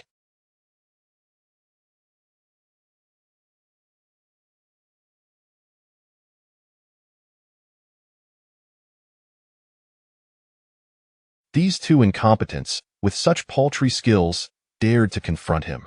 How could this be? Witnessing Yifeng's formidable prowess, Jean Feng's face drained of color. Oh whoa! Oh whoa! The haunting howls of wolves echoed, signaling the arrival of a pack. Earlier, they had encountered 3 wolves, slaying 2 and allowing 1 to escape. Undoubtedly, that lone wolf had returned with companions. Wolves are social creatures, and a pack can comprise anywhere from a few to over 20 members. They do not merely inhabit grasslands, but also roam through forests, deserts, and icy terrains. Swoosh! Suddenly, a horde of wolves surged forth like a tidal wave. Oh no! Yifeng gasped in horror, fearing for Lu Ting and Zhao Shui's safety at the camp. Concern for the 2 women propelled he had no time to deal with these useless foes, yet he knew that with so many wolves present, their survival was unlikely. Ah, wolves, wolves! Upon seeing the approaching wolves, Jean Feng screamed in terror. Run! Save me! Jean Feng clutched Shi Daolong in sheer fright. Get off me, you wretched woman! Shi Daolong kicked Jean Feng to the ground, hardly having time to spare for her. Not far away, a wolf charged toward Jean Feng, intent on sinking its teeth into her. Yifeng, save me!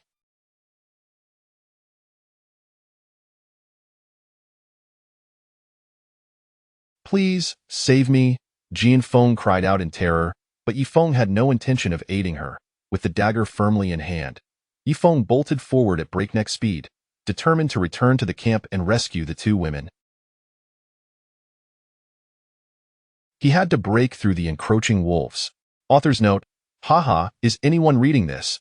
If so, a little support would be appreciated. I suspect this book has the worst performance on the entire site, and I'm feeling quite disheartened. Chapter 060. The Jungle. The ferocity of Yi Feng. Yi Feng, I beg you, save me. Jin Feng extended her hand, her eyes wide with terror and despair as she gazed at Yi Feng, filled with regret over her past grievances against him and her reckless choices. Oh.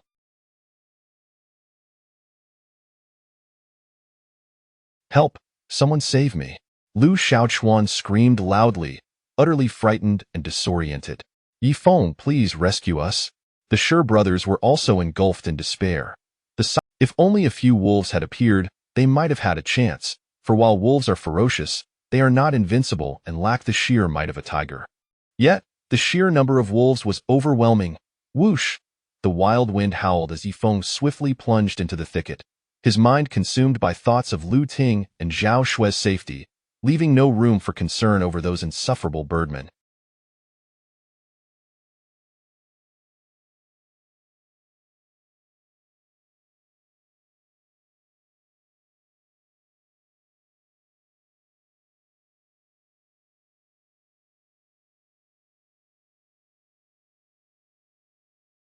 Their demise would be beneficial, alleviating him from their incessant scheming, though he felt a tinge of guilt for Lu Xiaochuan, who was somewhat innocent.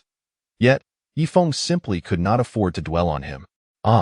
Behind Yi Feng, the anguished screams of his companions echoed, but he did not look back.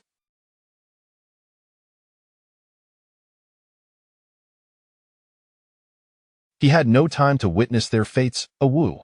In the forest, 3 wolves charged towards him, their jaws agape, revealing razor-sharp fangs, eager to rend him apart. Up! Yi Feng sprang into the air, grasping the vine of a towering ancient tree.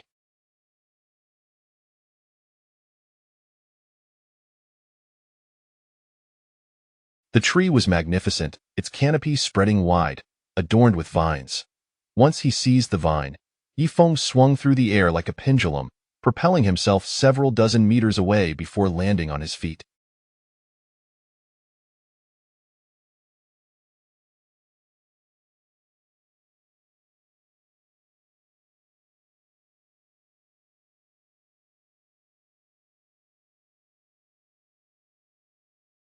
His speed was remarkable, and his agility unparalleled. Awu! The 3 wolves howled, initially intent on pursuing Yi Feng, but suddenly veered towards the Shi brothers, perhaps sensing that it would be easier prey. Zhao Shui, run! Lu Ting's anxious voice pierced through the trees ahead.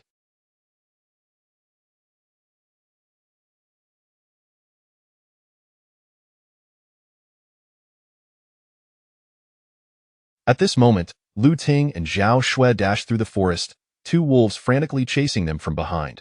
The 2 women, concerned for Yi Feng's safety, had decided to stealthily follow him, intending. However, they never anticipated encountering wolves immediately after leaving the camp. Lu Ting, what do we do? The wolves are too fast. Zhao Shui sobbed in fear as she ran, her tears flowing. Run, run! Lu Ting grasped Zhao. As long as they returned to the camp and hid in the cave, they would be safe. Awu! One wolf lunged forward, knocking the 2 to the ground, and another wolf swiftly followed, aiming to deliver the fatal bite. They screamed in terror, as if death itself had descended upon them. They felt hopeless, never expecting to perish on this island. Whoosh! Just as despair enveloped them, a dagger flew through the air with lightning speed, piercing the body of the wolf like an arrow. Awu! The wolf let out a mournful howl and collapsed, slain on the spot. Yi Feng, Lu Ting, and Zhao Shui, in their moment of despair, were astonished to see Yi Feng appear.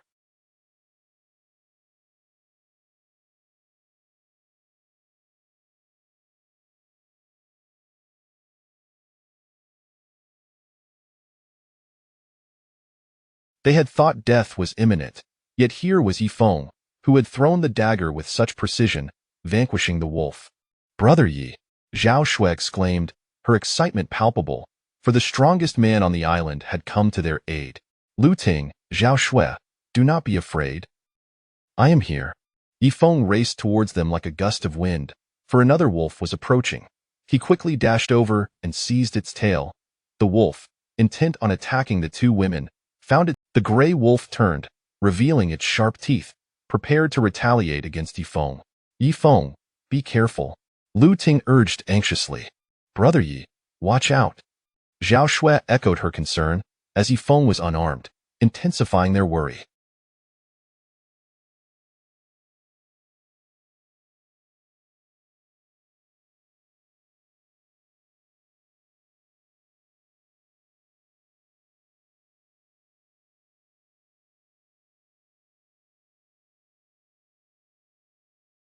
In that instant, Yifeng held the gray wolf's tail with one hand, and as it turned, he swiftly wrapped his other arm around its neck. If he could immobilize its head, it would boom, crack. A resounding noise echoed as the wolf's spine shattered upon impact. Yifeng quickly knelt, driving his knee into the wolf's throat. Crack! The wolf's throat shattered under the blow, and it lay lifeless on the ground. The two women stared in shock at Yifeng. They had never imagined he could be so formidable, effortlessly slaying a wolf with such strength, akin to a god of war. However, given Yifeng's extensive training since the age of 7 or 8, it was no surprise. The people of Yi Family Valley revered martial arts, with a legacy of combat skills passed down through generations. Brother Yi, you are truly impressive. Zhao Shui was astounded, her admiration for Yifeng intensifying. Even Lu Ting felt a profound sense of security in following such a powerful man. Only by remaining with a warrior like him could they hope to survive, for they could perish at any moment on this island. Quickly, a pack of wolves was still assaulting the Shi brothers. If they all turned to attack, even if he could escape, it would be challenging to ensure the safety of the two women.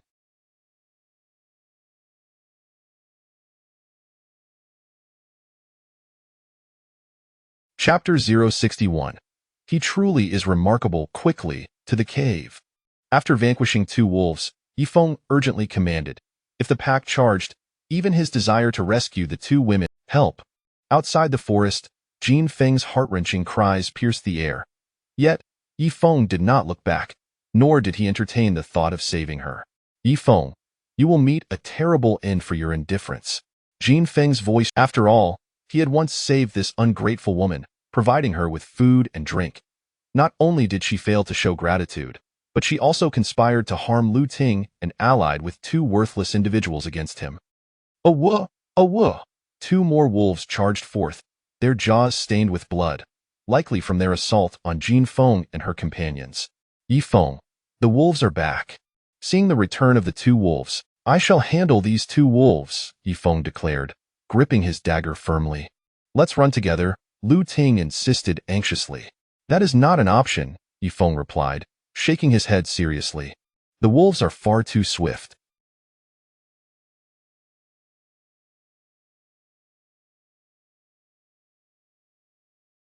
If I do not eliminate these two, we will soon be overtaken while fleeing together. Then be careful, Lu Ting urged, grasping Zhao Shui's hand as they hurried toward the cave. Once inside, they would be safe, for the cave had but one entrance.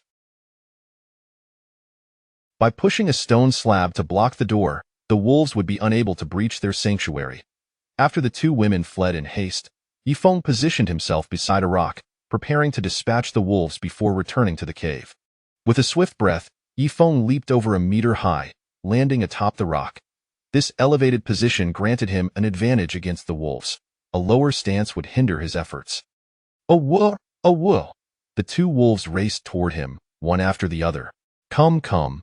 Yifeng gripped his dagger tightly, his icy gaze fixed on the approaching beasts.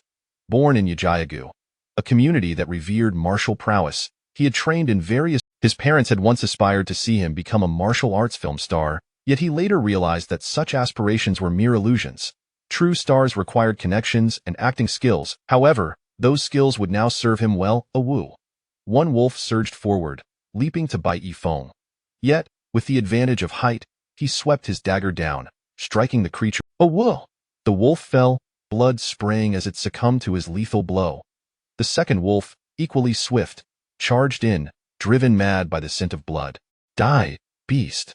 Yifeng propelled himself, the sharp blade, combined with his weight, easily pierced its flesh. It was dead. Yifeng had dispatched the wolf with relative ease. After eliminating the second threat, Yifeng seized his dagger. He never regarded them as worthy adversaries, Lu Ting realized, as clarity washed over her. She had always known Yifeng was strong, but this was beyond her expectations. Such a man is bound to win the favor of women, Zhao Shui proclaimed, her admiration evident as if she were a devoted fan. Let us move. Just as they were speaking, Yifeng charged toward them. Are you unharmed? Lu Ting inquired. I'm fine.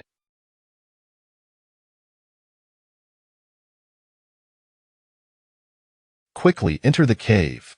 Yifeng urged the two women to take refuge within. He could hear the ominous sounds of numerous wolves approaching from the forest.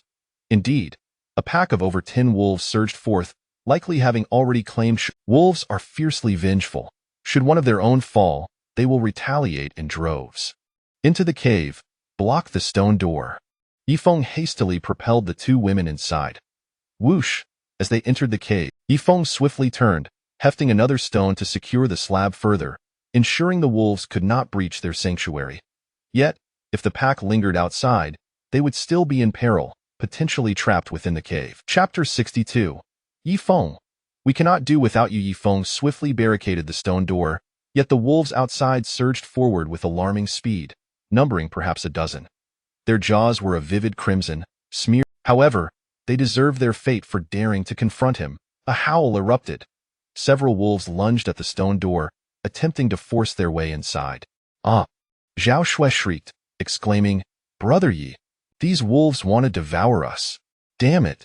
Yifeng cursed vehemently, declaring, You beasts dare to feast upon my sister? I have yet to indulge myself. Yifeng turned to see Zhao Shui and Lu Ting tightly embracing each other. Observing their close proximity, he mused that it would be delightful to be in the midst of them. Brother Yi, what did you just say? Zhao Shui asked, a hint of shyness in her tone. With a gentle smile, Yifeng replied, I merely stated that as long as I am here, I shall protect you. Yifeng, we truly cannot do without you. Lu Ting exclaimed anxious. Without him, both she and Zhao Shui would be doomed in mere moments. Brother Yi, I cannot bear to be without you either, Zhao Shui echoed. Her fear palpable, the chorus of howls pierced the air.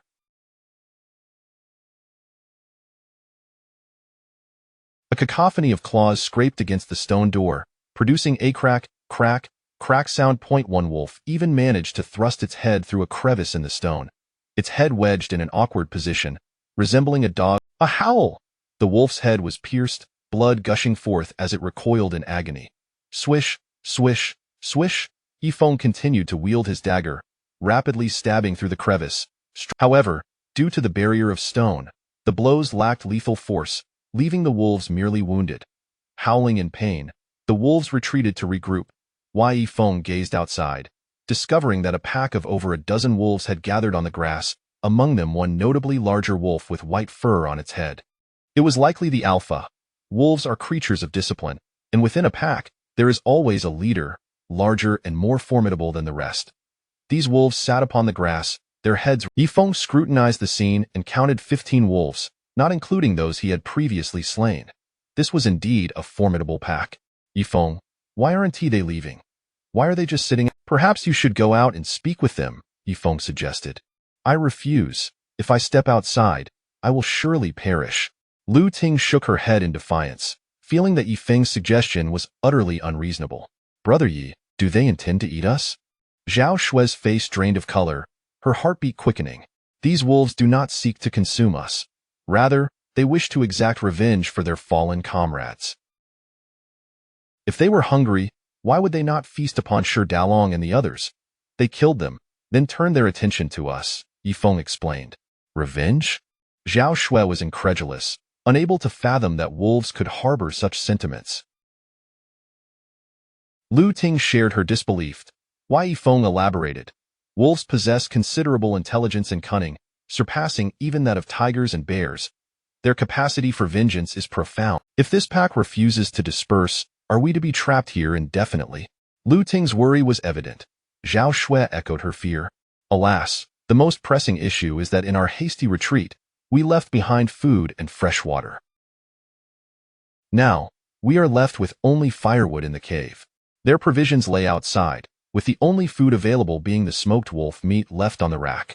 If we remain trapped here for days, we will surely perish from thirst and hunger. The two women were filled with dread. Without water and sustenance, they could not endure for long as the wolves maintained their vigil outside. Starvation was inevitable. The pack may very well depart tomorrow, Yifeng reassured them, noticing their growing trepidation. Drip, drip, water droplets continually fell from a stalactite in the cave's ceiling. Yifeng looked up at the falling droplets, saying, "If all else fails, we shall collect these drops to quench our thirst. The cave is dark and damp.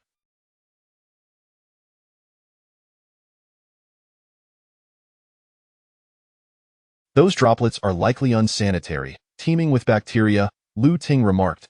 Yifeng found her concern amusing. At such a critical juncture, the school beauty was still preoccupied with hygiene. He thought that if it came to that, even the murkiest water would be drinkable. The wolves remained outside, resolute in their vigil, and Yifeng furrowed his brow, momentarily at a loss for a solution. "Perhaps you should stay hidden in the cave while I confront the wolves outside, risking my life to— What will we do if you die?" With both arms enveloped in their embrace, Yifeng felt a surge of warmth and smiled, saying, "Rest assured, I will not seek death. I cannot allow you to become widows." "Brother Yi, you jest." I, Zhao Shui stammered, gradually loosening her grip on his arm. "Very well, then you may go out and fight. If you perish, we shall remarry." Lu Ting shot Yifeng a glare, albeit with a more generous spirit than Zhao Shui. "There is but one man on this desolate island. Who shall you marry?" Yifeng queried. "Enough with the jokes. You must devise a plan. Otherwise, we will truly be trapped here until we starve," Lu Ting insisted, releasing his arm. Yet she found it peculiar that when Yifeng had suggested confronting the wolves, she had felt an overwhelming fear. "This cave is far too damp. Then we can devise a strategy," Yifeng proposed. "Yes, indeed," Lu Ting nodded, and she along with Zhao Shui gathered dry twigs, searching for a suitable spot to ignite a fire.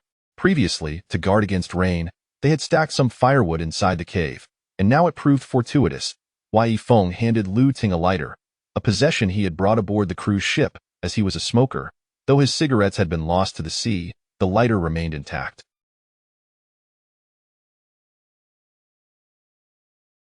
The two women crouched by the firewood, attempting to ignite it, while Yifeng kept watch over the wolves outside, pondering how to deal with these savage creatures. 15 wolves remained seated on the grass, their chilling gazes fixed on the cave, as if they would not depart until they had claimed the lives of Yifeng. Chapter 063.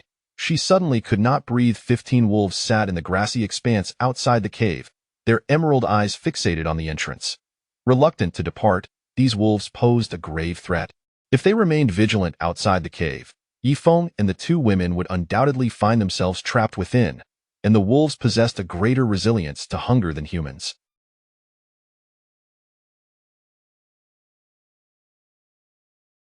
The endurance of wild beasts in the face of starvation surpasses that of mankind, for they inhabit the wilderness where food is not guaranteed and may go days without sustenance, thus rendering their capacity to endure hunger far superior.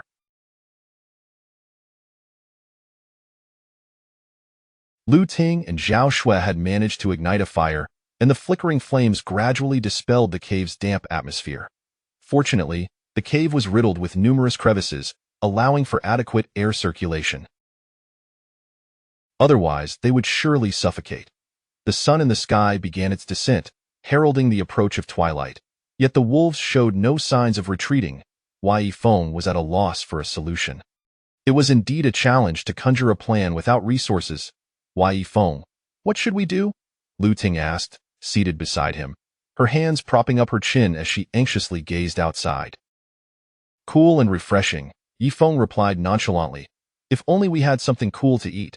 I'm quite famished right now," Lu Ting lamented. Glutton, Yifeng marveled at Lu Ting's ability to think of food even in such dire circumstances.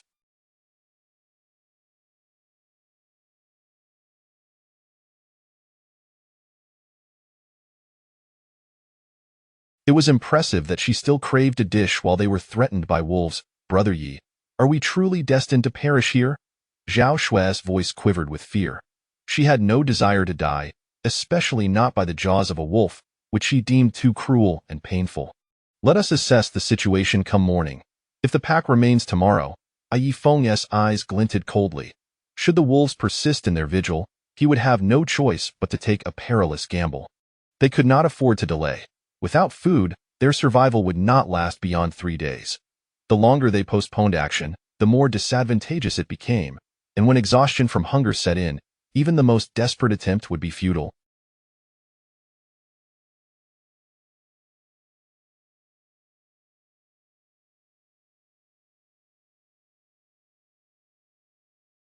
A howl erupted from the wolf pack as the alpha raised its head to the sky before lying down.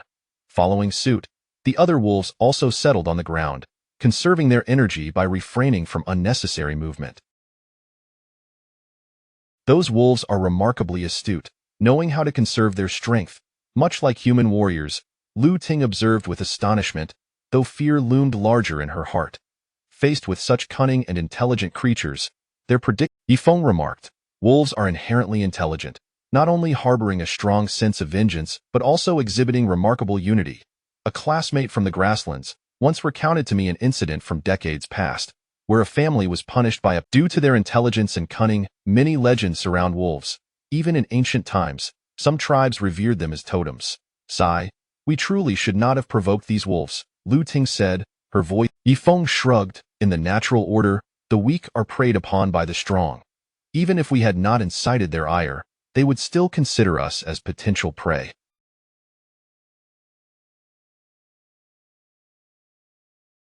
Zhao Shui, her anxiety mounting, felt her heart race as she absorbed the implications of the wolves' cunning nature. Tremors coursed through her body. What is the matter with you? Lu Ting inquired, concern etched on her features. Zhao Shui gasped, seemingly unable to draw a breath. What is happening to her, Yifeng? Lu Ting asked urgently. She is experiencing extreme anxiety, causing inadequate blood flow to her. We must soothe her emotions, Yifeng explained. Please, find a way to calm her down, Lu Ting urged, deeply worried that Zhao Shui might be frightened to the brink of collapse. Zhao Shui, being timid, was easily frightened. Some individuals, due to congenital heart issues, might struggle to breathe when under duress. Shui, dear, do not fear. I shall protect. He then tenderly patted her back. Oh, not be afraid. I will shield you. Please believe in me. Nothing shall happen to you, nor to us, he reassured her while stroking her hair, striving to stabilize her emotions. Yi brother Yi, you frighten me. I do not wish to be devoured by wolves. Zhao Shui eventually regained her breath. Yifeng helped her sit up, continuing to soothe her back. Fear not, even if the sky were to fall, I shall stand firm for you. Your brother Yi is the most formidable. Thank you, brother Yi, Zhao Shui replied, feeling her composure returning as she gazed at Yifeng's handsome visage. Suddenly perceiving him, sitting beside him, she felt a sense of security, as if she had found her place in the world, a profound sense of belonging with the strongest protector by her side.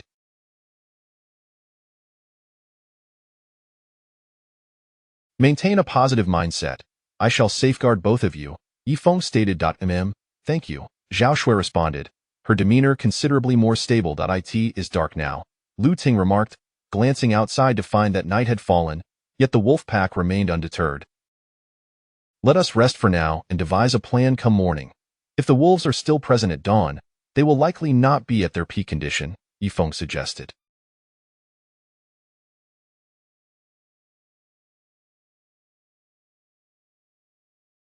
But how can we possibly sleep here?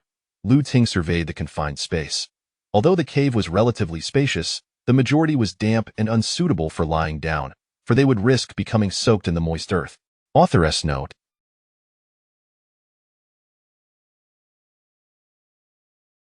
Brothers, I humbly request a 5-star review from all. Thank you. Thank you. Chapter 064. The wolf has departed. She awoke in pain. Night had fallen. Outside, a pack of wolves lingered, their emerald eyes glimmering like enchanting jewels as they lay upon the grass, gazing intently at the cave. Within the night sky, those pairs of luminous green eyes resembled otherworldly emeralds. Yifeng and his companions found themselves trapped within the cave, unable to venture outside. You two should rest first. I will keep watch to prevent any unforeseen events, Yifeng declared. Although the cave was fortified with a stone door, making it difficult for the wolves to enter, it was always wise to prepare for the unexpected.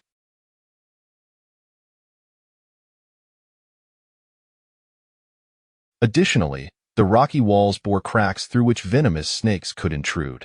Yifeng, you should rest. I will keep watch for the first half of the night, and Zhao Shui will take over for the latter half. You are the only man here, and we need you to be in peak condition to confront the wolves, Lu Ting insisted. Brother Yi, Lu Ting makes a valid point. You are our sole protector. We all rely on you, so it is imperative that you conserve your strength, Zhao Shui chimed in softly, her voice gentle and low. Very well, Yifeng acquiesced. He lay down on the ground, yearning for restorative sleep to rejuvenate his energy. Zhao Shui also reclined on the ground, though the space was limited. Despite the cave encompassing several dozen square meters, the area suitable for rest barely exceeded 2 square meters, while the rest remained damp and uninviting. Zhao Shui turned on her side, making an effort to maintain some distance from Yifeng. Lu Ting positioned herself against the rocky wall, her body pressed against the stone. The space was too confined, creating an uncomfortable closeness. Yifeng shifted his position, drawing nearer to Zhao Shui.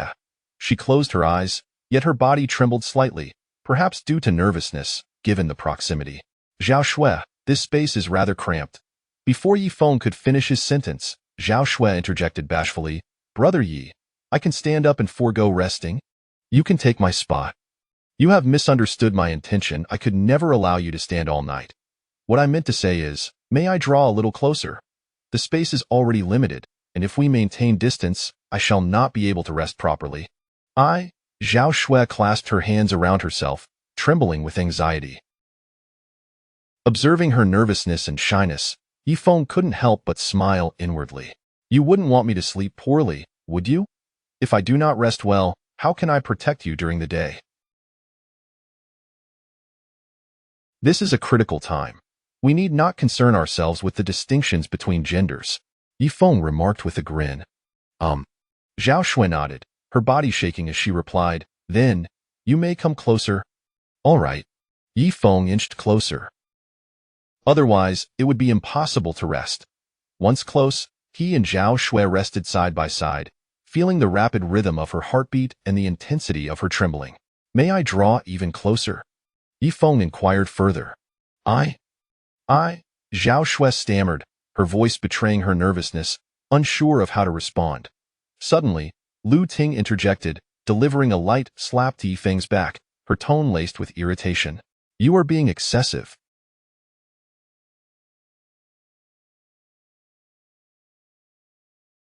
How dare you intimidate Zhao Shui?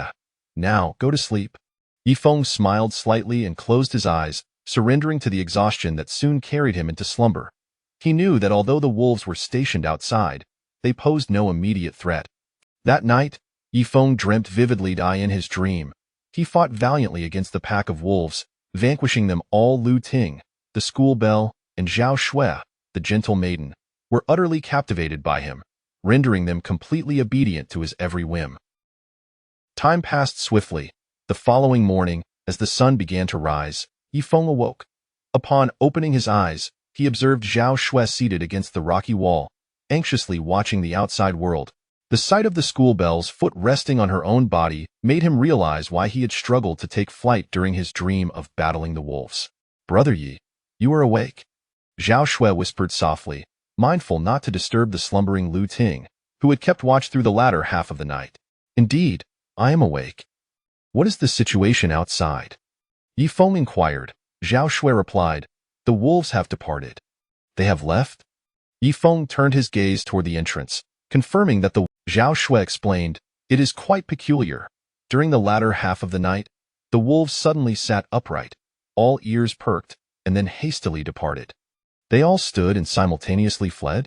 Yifeng murmured. The wolves had not simply lost patience. It seemed likely that a more formidable threat had emerged, perhaps more dangerous beasts from the forest encroaching upon their territory, prompting the wolves to flee in haste. Did the wolves leave quickly or slowly? Yifeng queried. Zhao Shui answered, they all hurriedly departed in a panic. Ah, Yifeng furrowed his brow, realizing his suspicions were correct. A more savage and vicious creature must have appeared in the area, instilling fear in the wolves. Their keen sense of smell would have alerted them to danger from a considerable distance. Furrowing his brow, Yifeng sat up, intending to press his hands against the wall. Yet he accidentally placed them on Lu Ting's body instead, feeling the softness beneath his. Chapter 065. The Cave.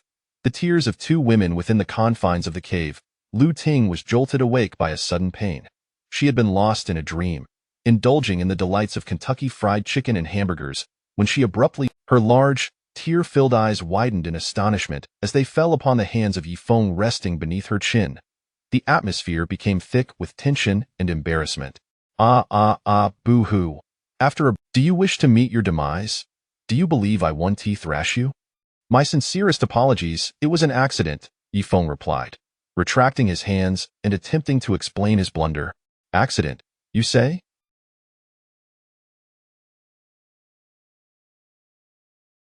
I am furious. I was peacefully sleeping, and yet, Lu Ting was so incensed that she struggled to catch her breath. Zhao Shui quickly interjected, Sister Lu Ting, you have misunderstood Brother Yi. He merely attempted to sit up and observe the outside world, but his hands inadvertently landed upon you. Boo-hoo, I don't care. You must compensate me. Lu Ting insisted. Compensate? Yifeng was at a loss. How could one compensate for such a thing? It wasn't an object that could simply be replaced. Very well, I shall make amends. If you no longer want it, you may give it to me, and I will replace it. Lu Ting nearly spat blood in disbelief. Sister Lu Ting, please do not remain angry. Had it not been for Brother Yi, we would have been devoured by wolves last night, Zhao Shui continued. Wolves? Lu Ting swiftly turned to gaze outside, fearful that the pack might still be lurking. Oh, where have the wolves gone? Upon discovering the outside was eerily empty, Lu Ting felt a surge of curiosity, almost believing she had misperceived the situation. Yifeng, his voice tinged with restraint, remarked, Zhao Shui just informed me that the wolf pack hurriedly departed last night. Haha, splendid. We are safe. Lu Ting exclaimed joyfully, her excitement momentarily overshadowing the earlier incident. Compared to the threat of the wolves, that matter seemed trivial. Do not rejoice too soon. The sudden departure of the wolf pack surely indicates the approach of something far more perilous. It is likely that a more formidable beast has entered this area, prompting the wolves to flee in haste, Yifeng stated gravely. What shall we do? Lu Ting's mood darkened. If the wolves were already fearsome, the emergence of an even more vicious creature would render their situation even more precarious.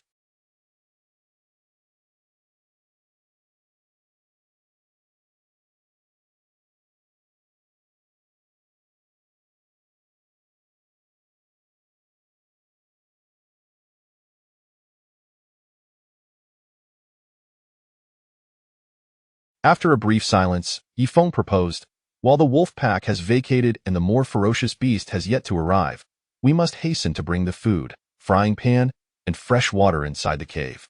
Agreed. Yifeng pushed aside the stone slab and led the two women out of the cave. The air outside was refreshingly invigorating. The trio hurriedly transported the wolf meat, fresh water, frying pan, and firewood from the wooden rack outside into the safety of the cave. However, the supply of fresh water was limited. They could scarcely last half a day without rationing it. Fresh water was of utmost importance. Without a sufficient reserve, should they encounter a situation akin to the previous night, and if the beast remained outside for days, they would surely perish from thirst.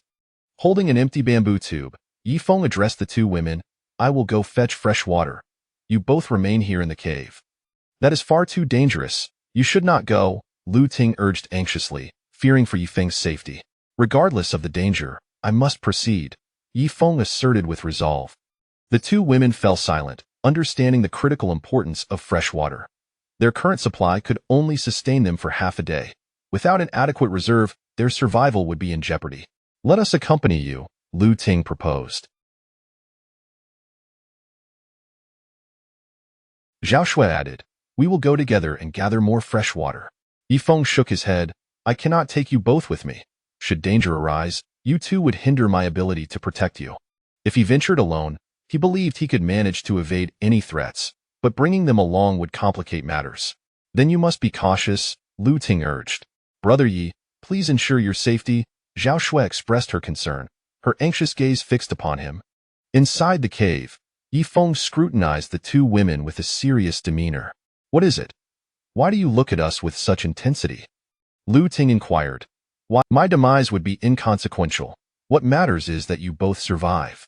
Boo-hoo, Zhao Shui suddenly broke into tears, her heart heavy. I cannot bear the thought of you coming to harm. You must protect yourself. Why utter such ominous words? Lu Ting's eyes glistened with tears as well. The forest was indeed perilous, and the thought of Yifeng encountering danger filled her with dread. Yifeng had not anticipated the emotional impact of his words. One woman wept, while the other was on the verge of tears. I must take my leave. You both remain safe within the cave, Yifeng declared as he exited, instructing the two women to seal the stone door behind him. He swiftly made his way toward the small stream in the forest. Boo-hoo, Brother Yi, you must take care of yourself, Zhao Shui cried, her heart aching as she watched him depart, fearing the loss of this man who had just expressed such heartfelt sentiments.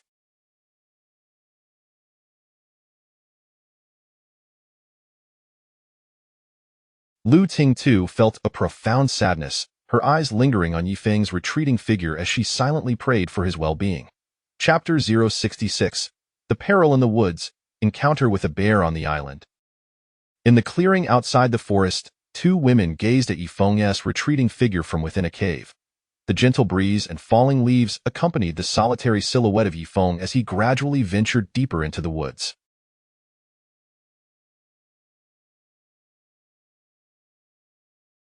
Watching him depart, the two could not help but feel a profound worry and heartache.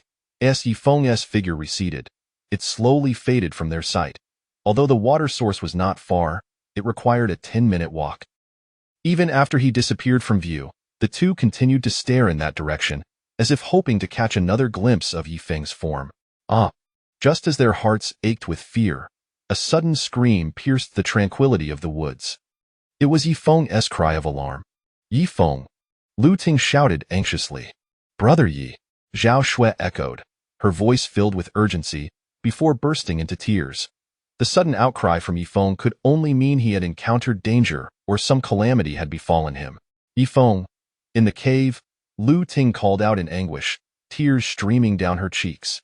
She felt a deep sorrow and fear, recalling how Yifeng had cared for her since they were cast away on the island, leaving her with an overwhelming sense of regret for not being able to repay his kindness.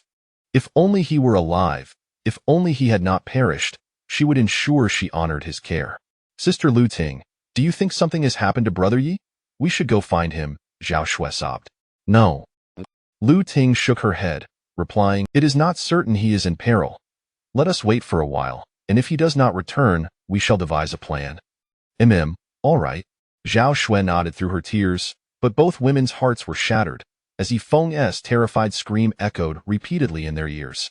Meanwhile, in the forest, a furious black bear glared at Yifeng, who stood face to face with the beast beneath a tree. When Yifeng had first entered the woods, the bear had suddenly emerged from behind a large tree, startling him into a scream.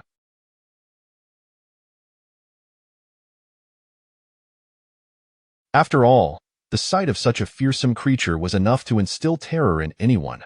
Roar! The bear exuded a ferocious aura, standing on its hind legs, its massive paws raised towards Yifeng, its sharp fangs glinting ominously. Anxiety and pressure weighed upon Yifeng as he endeavored to remain calm. He understood that in the face of danger, maintaining composure was crucial, for fear could hinder his abilities.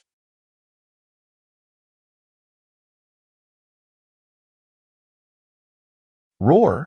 The bear lunged forward, its hefty frame resembling a moving mountain as it charged at Yifeng. In moments of fear, individuals often unleash formidable strength, especially someone of Yifeng's martial prowess. Swish! Yifeng swiftly thrust his dagger towards the bear's belly, but the bear's thick hide proved impervious to his strike. Smack! The bear swatted down with a massive paw, striking Yifeng's dagger, causing it to slide downward and nearly unbalance him. In a moment of desperation, he rolled onto the ground, narrowly avoiding a fatal encounter, for if he had toppled onto the bear, the beast would surely have torn him to shreds.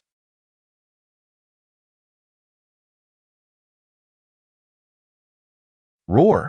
The bear bent low, its four paws pounding the earth as it charged forward like a fierce tiger, capable of standing on two legs or galloping on all fours. Roar! The bear pursued the rolling Yifeng, its jaws agape, revealing its razor-sharp teeth, intent on ending Yifeng's life.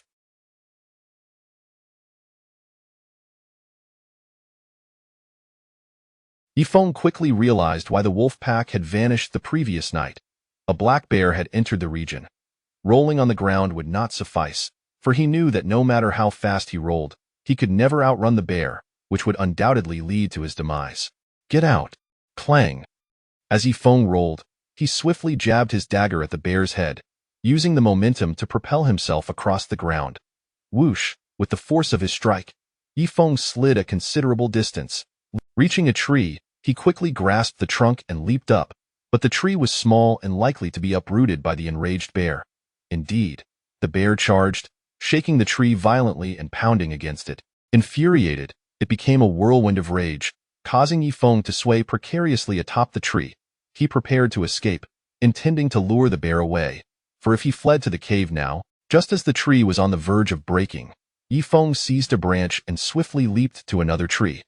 The forest was dense with trees, yet some could not bear his weight.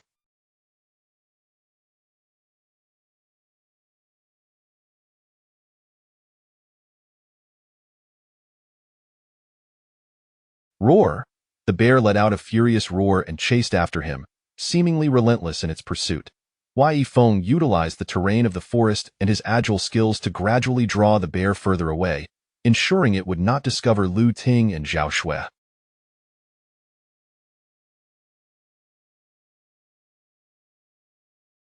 He fervently hoped the two women would remain hidden. Encountering a wild beast would be perilous.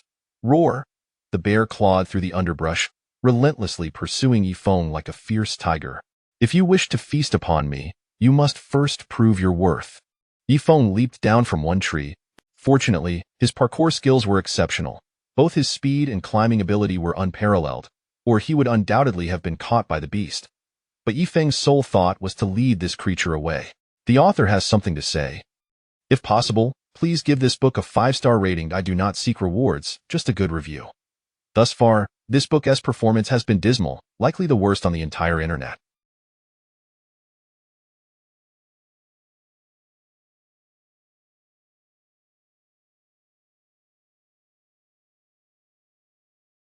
Nevertheless, I have never given up, updating daily because someone is reading. Ha ha ha ha. Chapter 067. Why should I care if you're not dead? In the heart of the forest, Yifeng hurriedly fled, leading the formidable black bear far away from the campsite. After approximately half an hour, he found himself in a lush, verdant woodland, where the vegetation flourished, featuring many trees reminiscent of sycamore leaves. Panting heavily, Yifeng paused beneath a crimson tree. The forest fell silent. It seemed the bear had either lost his trail or grown impatient and departed. What place is this? Yifeng pondered, observing his surroundings.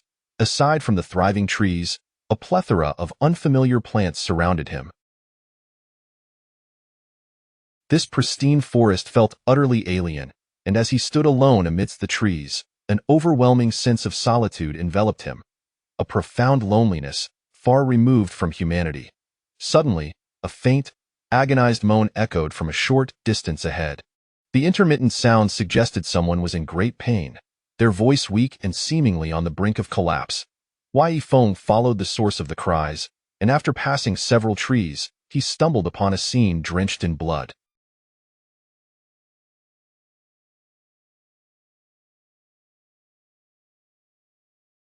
This individual had undoubtedly lost a significant amount of blood. Their injuries must be severe. Remarkably, despite the loss, they were still clinging to life. Ayaya.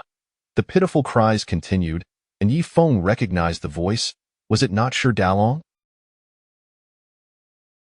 This rascal was still alive. After being attacked by a pack of wolves the previous day, He had somehow managed to escape to this place. Yifeng pondered the fates of Shidahu and Jinfeng, uncertain if they had survived, and considered. However, at that moment, Yifeng felt no obligation to risk his life for them. Continuing forward, he soon discovered a man lying in agony beneath a rock. It was indeed Shidalong. The poor fellow was grievously injured, his body covered in wounds. One leg was mangled beyond recognition, and he bore numerous ghastly injuries. Even if he were to survive, it would only prolong his suffering before he ultimately succumbed to his wounds. Yifeng, my brother, Shidalong exclaimed, his eyes lighting up upon seeing Yifeng. Thank heavens! I cannot believe it's you. Please, save me. Ah, it's you. Your survival is quite remarkable, Yifeng replied with a faint smile. Yifeng, I beg you, help me. I am on the verge of. I alone managed to escape. Ah, Yifeng nodded nonchalantly. Brother, I implore you, save me. If you do, I promise to reward you with 1,000,000 once we return. There is no need to rescue you, Yifeng replied coldly. No. Shidalong protested desperately. Yifeng, I am still alive. I am not dead yet. You are deceitful and treacherous, never speaking the truth. No, I truly am alive.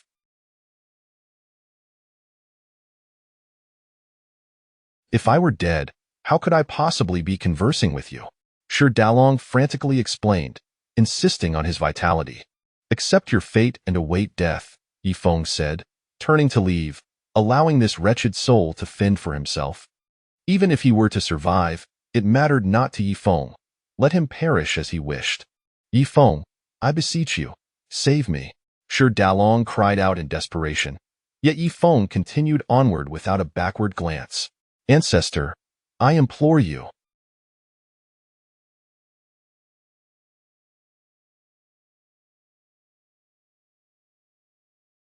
Do not abandon me. I cannot survive without you. Shidalong's pleas grew more frantic. Yifeng remained unfazed, departing with an air of indifference. Father, please save me. Shidalong's terror escalated. Without Yifeng's aid, he was certain to die. Unfortunately, no matter how he appealed, even invoking ancestors or paternal figures, Yifeng paid him no mind. Such a vile and malicious individual, with sinister intentions, deserved no rescue. Saving him would be akin to a farmer aiding a snake.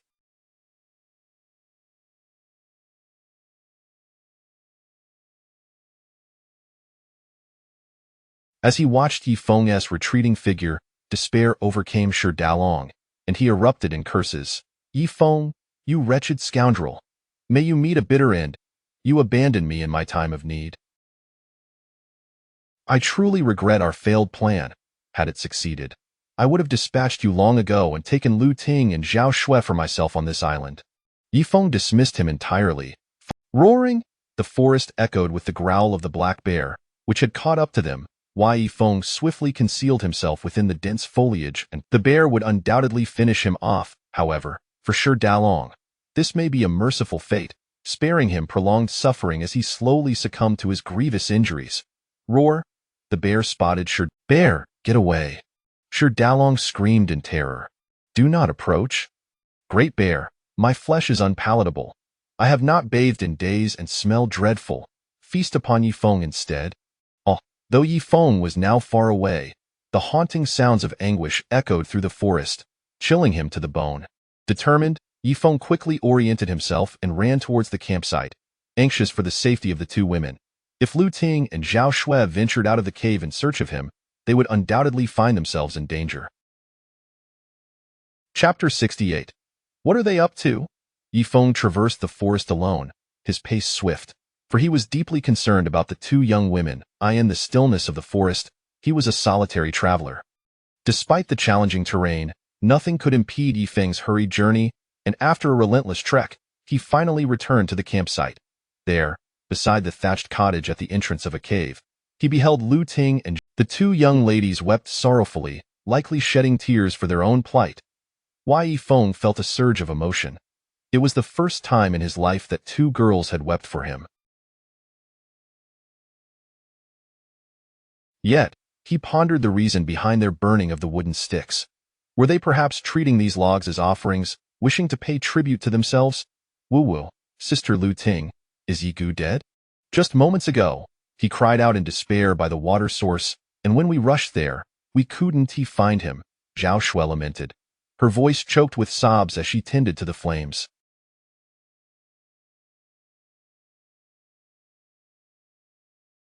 I don't know. My heart is in turmoil, Lu Ting replied, wiping her tears. The thought that Yifeng might have perished filled her with dread. Without him, she and Zhao Shui would surely meet the same fate. Perhaps at that very moment, they were already counting down the seconds of their lives. We just went to the water source and didn't see Yigu. Could it be that he was dragged away by a ferocious beast? Zhao Shui cried bitterly. Standing in the forest outside the campsite, Yifeng overheard their conversation and realized the two had braved danger to seek him out.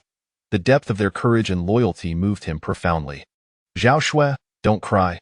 Let us ignite these wooden sticks, they are quite substantial. Once one end is ablaze, it will burn for a considerable duration. We can take these torches deeper into the forest in search of Yifeng, Lu Ting suggested. Zhao Shui dried her tears and nodded vigorously. It turned out that their intention behind burning the large wooden sticks was to create torches that would illuminate their path as they ventured further into the woods.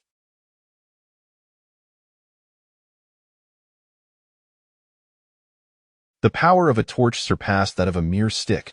Should they encounter a wild beast, the heat emanating from the flames would instill fear in the creature. Lu Ting's cleverness in devising such a plan was commendable.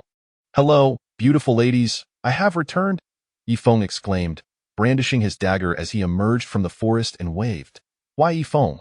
Lu Ting cried out in delight, initially thinking she had been mistaken. She rubbed her eyes, discarded the stick she held, and upon confirming Yifeng's survival, she was overwhelmed with joy, as if she had been granted a second chance at life. Yigu, Zhao Shui, too, was ecstatic, her eyes glistening as she rushed towards him. Why Yifeng? Lu Ting quickly followed suit, resembling an exuberant young girl. Ha! Yifeng stood still, placing his dagger on the ground and opening his arms wide, anticipating a heartfelt embrace from the two beauties, just as one would see in a dramatic film. Lu Ting, in her eagerness, tripped over a stone and fell, inadvertently toppling Zhao Shui as well. This left Yifeng speechless. He had been ready for an affectionate embrace, yet Lu Ting had stumbled. Yifeng, you've knocked the breath out of me, Lu Ting complained, brushing dirt from her mouth. Sister Lu Ting, are you all right? Zhao Shui inquired, helping her to her feet. You read truly useless, tripping while running, Yifeng remarked, disappointment evident in his tone as he approached. Pa? Lu Ting retorted, if I hadn't been so excited to see you, I wouldn't have stumbled. It's your fault for being so captivating.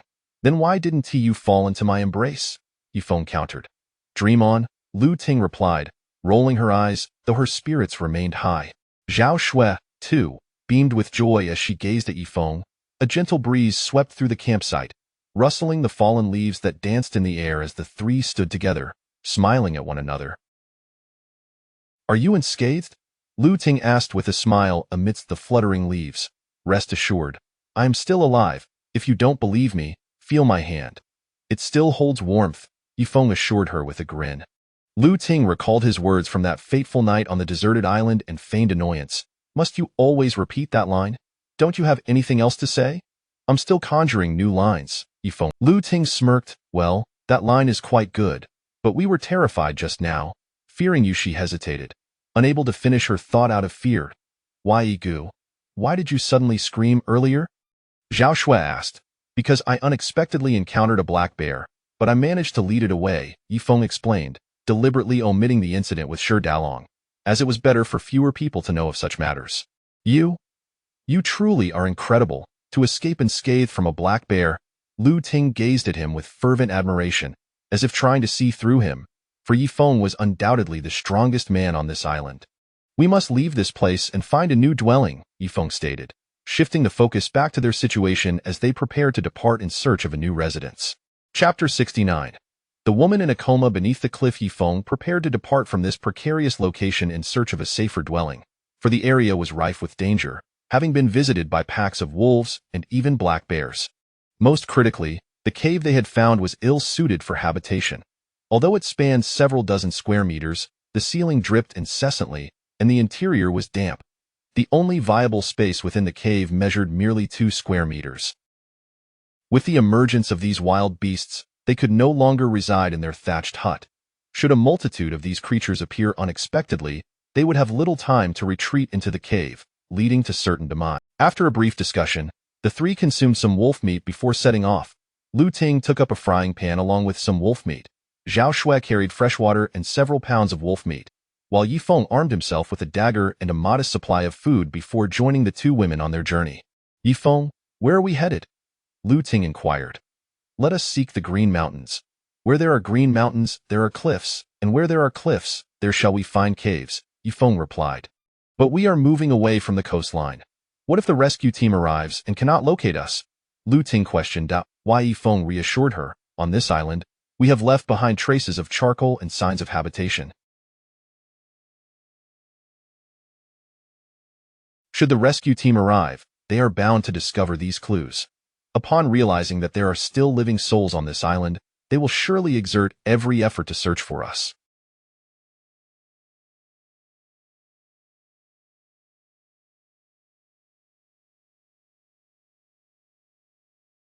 As thoughts of the rescue team filled his mind, a sense of uncertainty enveloped Yi Feng. It had been many days since their disappearance, and it seemed as though they had been forgotten.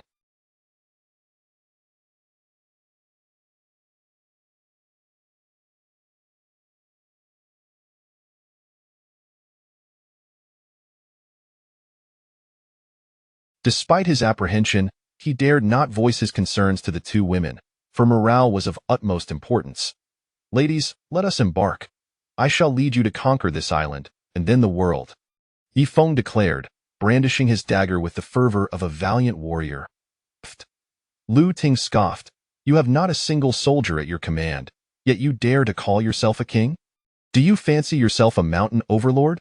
With my strength and valor, I require not a single soldier, and you two are but ornamental vases, merely for my aesthetic pleasure, Yi Feng jested. Ahem. Lu Ting coughed lightly. That is rather excessive. To call us mere vases is quite unfair. We possess our own worth. As they conversed, the trio continued towards the location of the Green Mountains, while Yi Feng remained ever vigilant, wary of encountering black bears or wolf packs. After an hour of travel, they beheld a mountain range looming ahead. This majestic range undulated dramatically, its imposing peaks resembling a green dragon that stretched from east to west, seemingly intent on cleaving the island in two. Yi Feng could not ascertain the range's full length, as the ancient trees of the primeval forest obscured their view, limiting their sight. The towering mountains, steep and grand, accompanied the three as they traversed the slopes, moving along the face of the cliffs. The further they ventured into the depths of the island, the higher the mountains soared, rising from mere tens of meters to over 100. Creak, creak. Eerie sounds echoed from within the mountains. Yi Feng, there are people ahead, Lu Ting suddenly pointed as they approached a section of the mountain range. Following her gesture, Yi Feng's gaze fell upon a woman lying motionless upon the rocks. The woman appeared to be around 7 meters tall, clad in white athletic shoes, black jeans, and a white jacket. Let us hurry and investigate, Yi Feng urged, quickening his pace as he and the two women rushed toward her. They stumbled upon a woman in this desolate valley and hoped fervently that she was still alive. Despite the commotion of their hurried footsteps, the woman remained still upon the stone, as though she had succumbed to death. Yi Feng leapt onto the rocks to examine her closely, and upon recognizing her, he exclaimed in astonishment, Teacher Wang. The woman was their teacher, Wang Qing, who had imparted financial knowledge to them for 4 years. Known for her exemplary character, Teacher Wang often cared for students from humble backgrounds, extending particular kindness to those less fortunate. It was said that she had lost her parents at a young age and was raised by her grandmother. Having endured many hardships, she understood the struggles faced by students from modest means, and thus provided them with ample support. Yi Feng had personally benefited from her kindness on numerous occasions. What touched him most was when Teacher Wang had once given him her meal card, insisting that as a young man, he needed to eat heartily. The memories of her generosity filled Yi Feng with gratitude. Lu Ting, Zhao Shui, come quickly. It is Teacher Wang, Yi Feng called out. Teacher Wang, Teacher Wang. The two women dropped everything and rushed over. Teacher Wang, please wake up. Yi Feng knelt beside her, gently patting her shoulder. Yet Still, there was no response from Teacher Wang. Yifeng extended a hand, softly placing it near her nose to check for breath. If she still drew breath, he would undoubtedly do everything in his Chapter 070. The cawing of the old crow in the deep mountains. She is in grave danger at the cliff's edge. Yifeng extended his hand, gently probing Teacher Wang's nose, eager to discern whether she still breathed. Lu Ting and Zhao Shui were equally anxious, fearful that Teacher Wang Qing, had perished. Yifeng, what is the situation? Lu Ting inquired cautiously, dreading the prospect of dire news. Zhao Shui's heart raced, apprehensive of an unfortunate revelation. There is still a breath, albeit faint, Yifeng replied. Retracting his hand and gesturing toward Teacher Wang's lips, he continued, her lips exhibit a slight darkening, and her complexion appears abnormal. She must have ingested something toxic. Is the poisoning severe? Lu Ting asked. Upon learning that Teacher Wang still had a pulse, they felt a mix of relief and concern, as there were no medical facilities in the vicinity. Yifeng did not respond directly to Lu Ting's query. Instead, he continued his examination of Teacher Wang. She has sustained injuries. The 5 fingers of her right hand are abrasions, likely incurred when she fell from the cliff after becoming disoriented from the poison. Yifeng continued, her left leg is fractured, and there are multiple soft tissue injuries throughout her body, compounded by the poisoning. Teacher Wang's condition is precarious. The severity of her internal injuries remains uncertain. How can we ascertain the extent of her internal injuries? Lu Ting asked. Yifeng explained, we must wait for Teacher Wang to regain consciousness. Then, we will apply pressure to her waist, abdomen, lungs, and other areas. If she experiences pain in any specific region while breathing, it will indicate internal damage. Yigu, how do you possess such extensive knowledge? Zhao Shui gazed at Yifeng with admiration. A man who was both skilled in medicine and martial arts was indeed rare. Our village venerates martial prowess. Everyone hails from a singular clan, and our ancestors have passed down martial arts secrets alongside traditional medicinal practices. Lu Ting, too, regarded Yifeng with newfound respect, though she concealed her admiration more effectively than Zhao Shui. However, Teacher Wang's condition is severe. Are you able to revive her? Lu Ting inquired. I cannot say.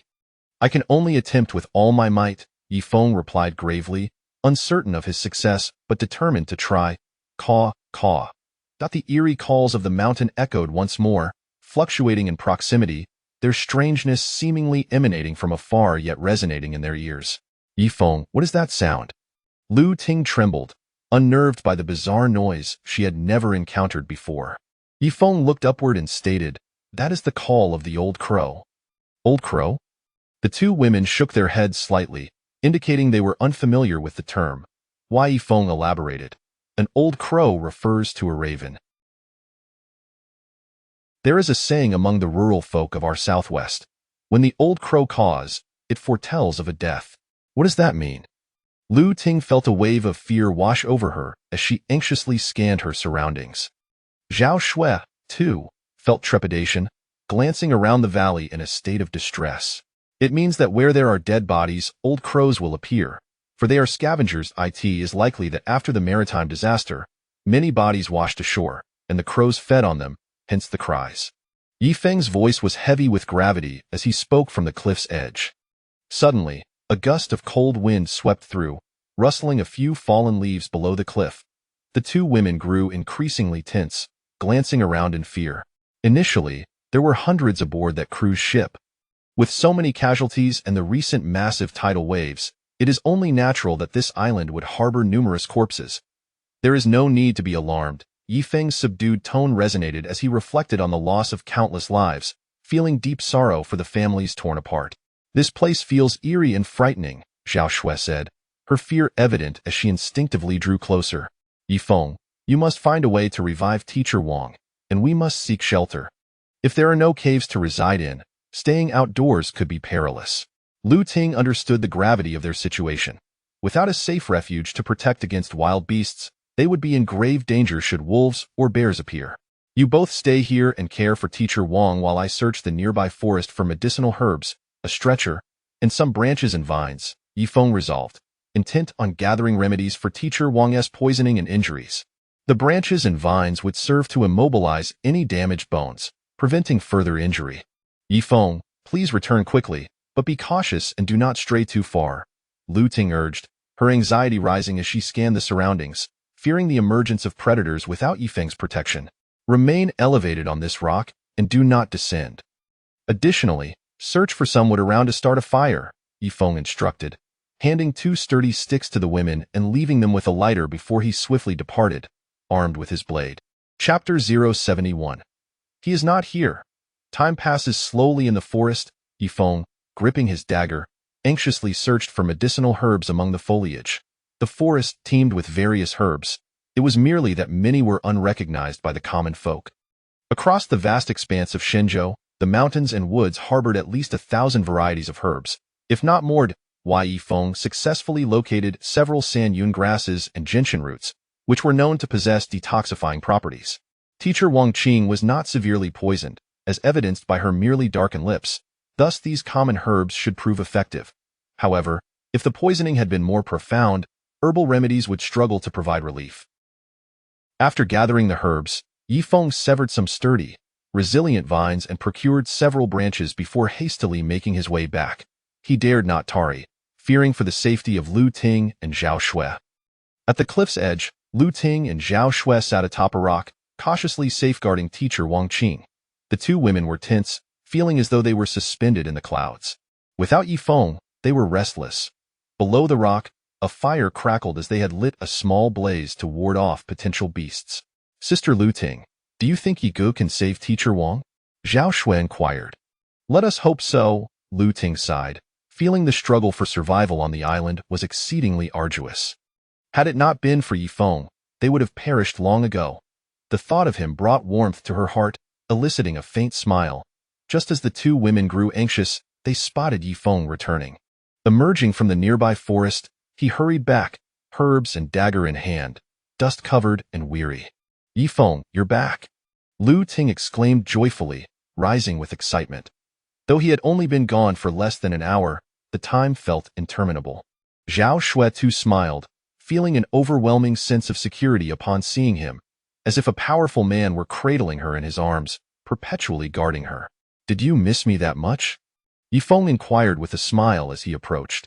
Zhao Shui hesitated, wanting to say we missed you, but lowered her gaze in shyness. Yes, we missed you. We can't do without you. What's wrong? Lu Ting was rather forthright. Good, splendid. Love should be expressed openly.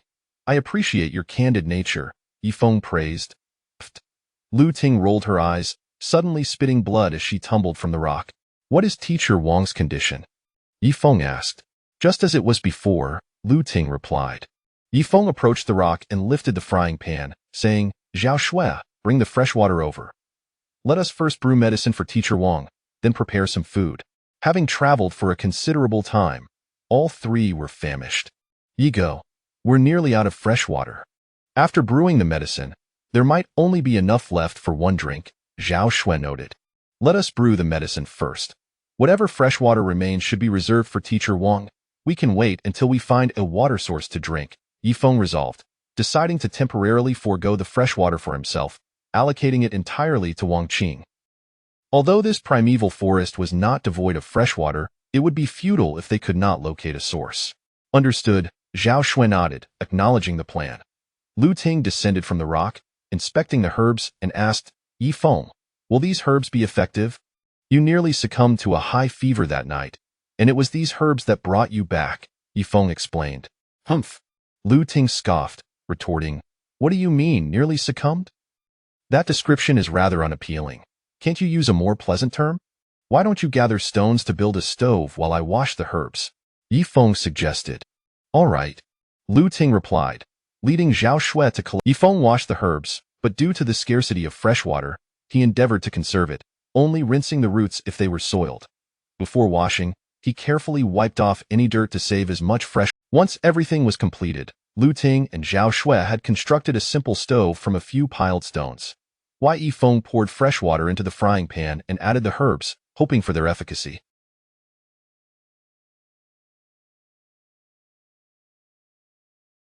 Otherwise, teacher Wang Qing would be in grave danger.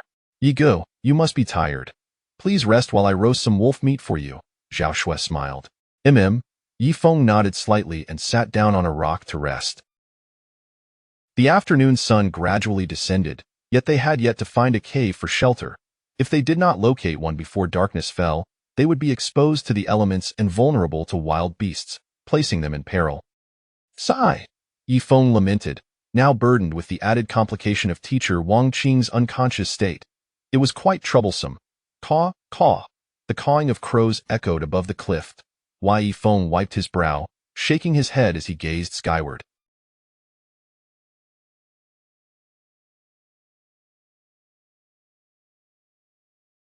The sound of the crows irritated him.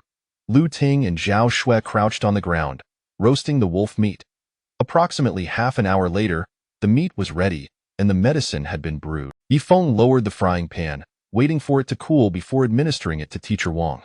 The three gathered at the cliff's base to eat, and once they were satiated, the broth had cooled enough for consumption. Yifeng stood up, declaring, "Let us first feed the medicine to teacher Wang, then prepare a stretcher to carry her onward. We must find a cave before nightfall. I have an unsettling feeling in my heart." Lu Ting and Zhao Shui also felt a surge of anxiety. If even such a capable man as Yifeng felt this way, it indicated danger in the vicinity, particularly with the ominous cawing of the crows overhead, heightening their unease. Author's note: the early morning session has concluded. My fingers ache from typing. See you tomorrow. Please leave a favorable review, and if possible, a small tip would be appreciated. Ha! Teacher Wang lay in a state of unconsciousness, her lips darkened, one foot fractured, with multiple soft tissue injuries throughout her body. Yifeng hoped the herbal remedies would prove effective, for otherwise he would be at a loss. "Yifeng, what shall we do now?" Lu Ting inquired after administering the medicine. Zhao Shui also turned her gaze towards Yifeng. "Caw, caw."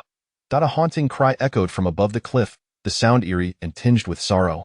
It was certain that numerous corpses lay on the nearby island close to the sea, for the crows would not linger otherwise. Yifeng fashioned a splint for teacher Wang's fractured foot using branches and vines, then prepared a stretcher, stating, "Let us carry teacher Wang Qing onward. Hopefully, we can find a cave to shelter in before nightfall, for it would be perilous otherwise." Originally, they had planned to locate a cave well before dark, but the presence of an injured companion made the task considerably more challenging.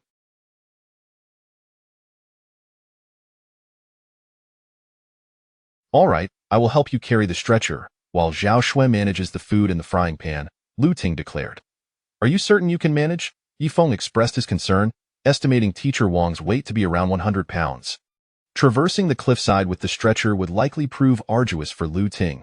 "Even if it proves difficult, I shall persist. We cannot simply abandon teacher Wang, can we?" Lu Ting replied, tucking her lustrous dark hair behind her. "You take the front. The path along the cliff is treacherous and uphill, making the rear of the stretcher the heaviest," Yifeng advised. "Very well." Lu Ting moved to the front of the stretcher, ready to lift it. "Sister Lu Ting, allow me to take over. You carry the supplies, and I shall bear teacher Wang," Zhao Shui suggested. "Little one, step aside.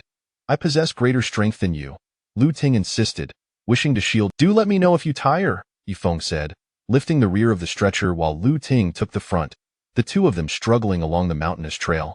The ascent posed challenges, causing the weight to tilt backward, yet as a man, Yifeng felt obliged to exert himself more. The task of carrying someone made progress slow and laborious. Lu Ting found it increasingly taxing but gritted her teeth to endure. Zhao Shui followed closely behind, her heart aching for Lu Ting, though she too bore a heavy load, carrying 20 or 30 pounds of wolf meat along with a frying pan, a dagger, and a hollow tree trunk, adding to her own considerable burden.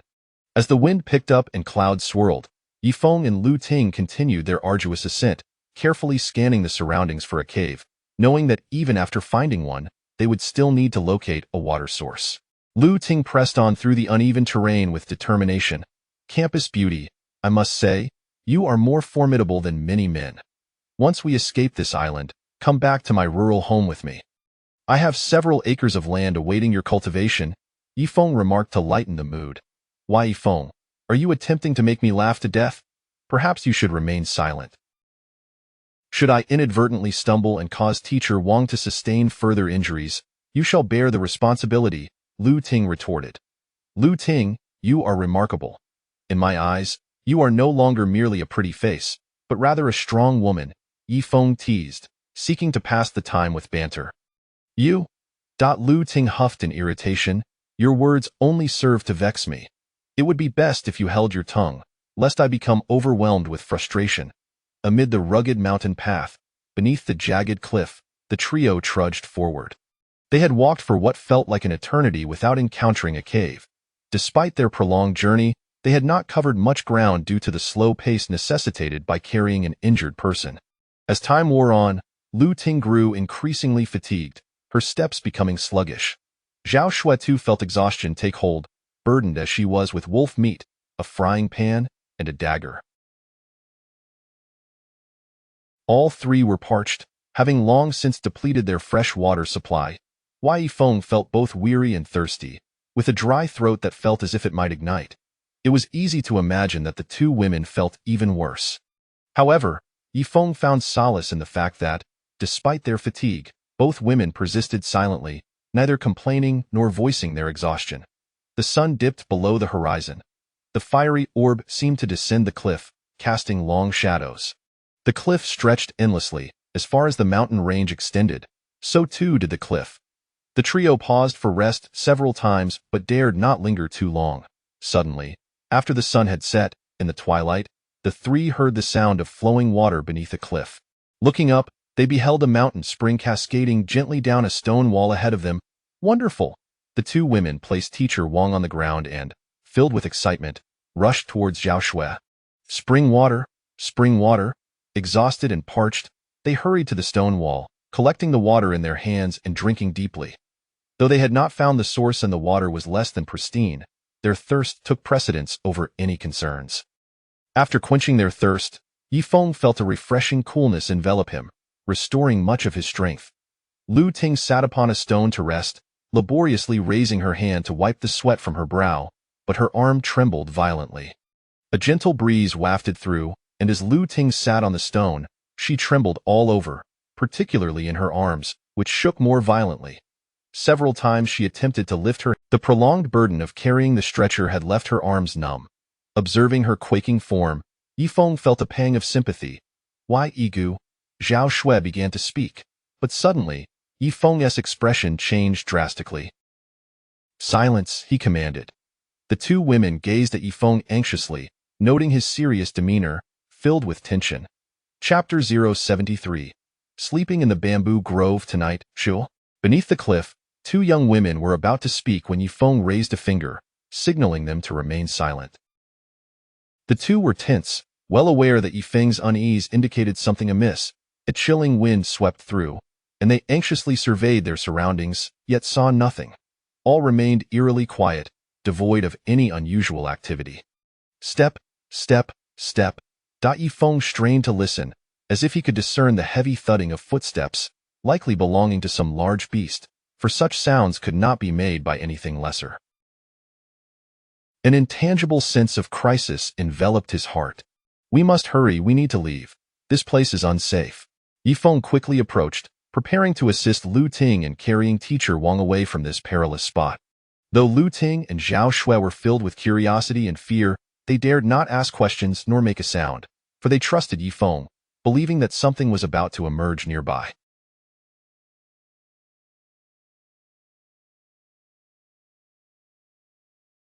The three of them, their spirits weighed down, stealthily departed the area. Lu Ting, fatigued, trembled as she walked, yet she did not allow herself to linger, gritting her teeth and pressing on silently. In the oppressive atmosphere, they walked for another half hour, fortunate that no danger arose. Ahead lay a serene bamboo grove, the environment tranquil and inviting. The verdant bamboo swayed gently in the wind. Whoosh, rustle. A fierce gust of wind surged, causing the bamboo to whisper and the leaves to dance through the air. This secluded bamboo grove, with its majestic mountains and sheer cliffs, seemed an ideal retreat. Alas, their precarious situation left them no inclination to indulge in such thoughts. Let us rest here for a moment, and perhaps I can gather some bamboo tubes from the grove. Confident of their temporary safety, Yi Feng decided to pause. Zhao Shui was equally fatigued, drenched in sweat. With a sigh, Lu Ting set the stretcher down, her body collapsing softly onto the ground. Sister Lu Ting, Zhao Shui exclaimed, rushing to her side, then slumping down beside her in exhaustion. Are you all right? Yi Feng hurried over, concern. Extreme fatigue often induced tremors, particularly in the legs and arms. Lu Ting had never felt such exhaustion before. She had truly reached her limit. Teacher Wang remained unconscious, though his darkened lips were gradually returning to their normal hue, indicating that the poison was likely dissipating. "I'm fine, you needn't worry about me." Lu Ting attempted to lift her hand to wipe away her sweat, but her trembling arm lacked the strength. Zhao Shue's heart ached for her. She wished to help wipe Lu Ting's brow, yet her own arms were equally fatigued from carrying their load. Yi Feng gently used his sleeve to wipe the sweat from Lu Ting's forehead. "Thank you," she murmured in gratitude. "Do not speak." Yi Feng felt increasingly restless. This could not continue, lest they wear themselves out completely. "Yi Feng, why were you so anxious just now?" Lu Ting inquired, still lying on. Lu Ting refrained from pressing further, perhaps too fatigued to pursue the matter. "You two rest here. I will venture into the bamboo grove to search for bamboo tubes. They are far more useful than hollow tree trunks," Yi Feng stated. "All right, but do not stray too far," Lu Ting replied, her voice weak and lacking energy. Yi Feng turned and entered the bamboo grove, surprised to find such a place here. Indeed, bamboo tubes proved to be far more practical than tree trunks. Although hollow trunks could hold water, bamboo tubes, on the other hand, would not leak and could serve as bowls or cups. Within the grove, many of the bamboo stalks were quite robust, some measuring 2 feet in diameter, while others were half a foot wide. These bamboo would be essential for Yi Feng. He wielded his dagger, cutting down 2 large bamboo tubes before harvesting several smaller ones. The larger ones would hold water, while the smaller ones would serve as bowls. After placing the small tubes within the larger ones, Yi Feng lifted the bundle and made his way out of the grove. Crack, crack. Walking atop layers of fallen leaves, the bamboo leaves rustled beneath his steps. Suddenly, Yi Feng heard a noise nearby. Turning to look, he spotted a 1-meter-long green snake, slithering slowly through the leaves. This was the green bamboo viper, commonly known as the bamboo leaf green. It was highly venomous. The snake gradually slithered away, and Yi Feng turned to exit the bamboo grove, where Lu Ting and Zhao Shui lay sprawled on the ground, too exhausted to rise.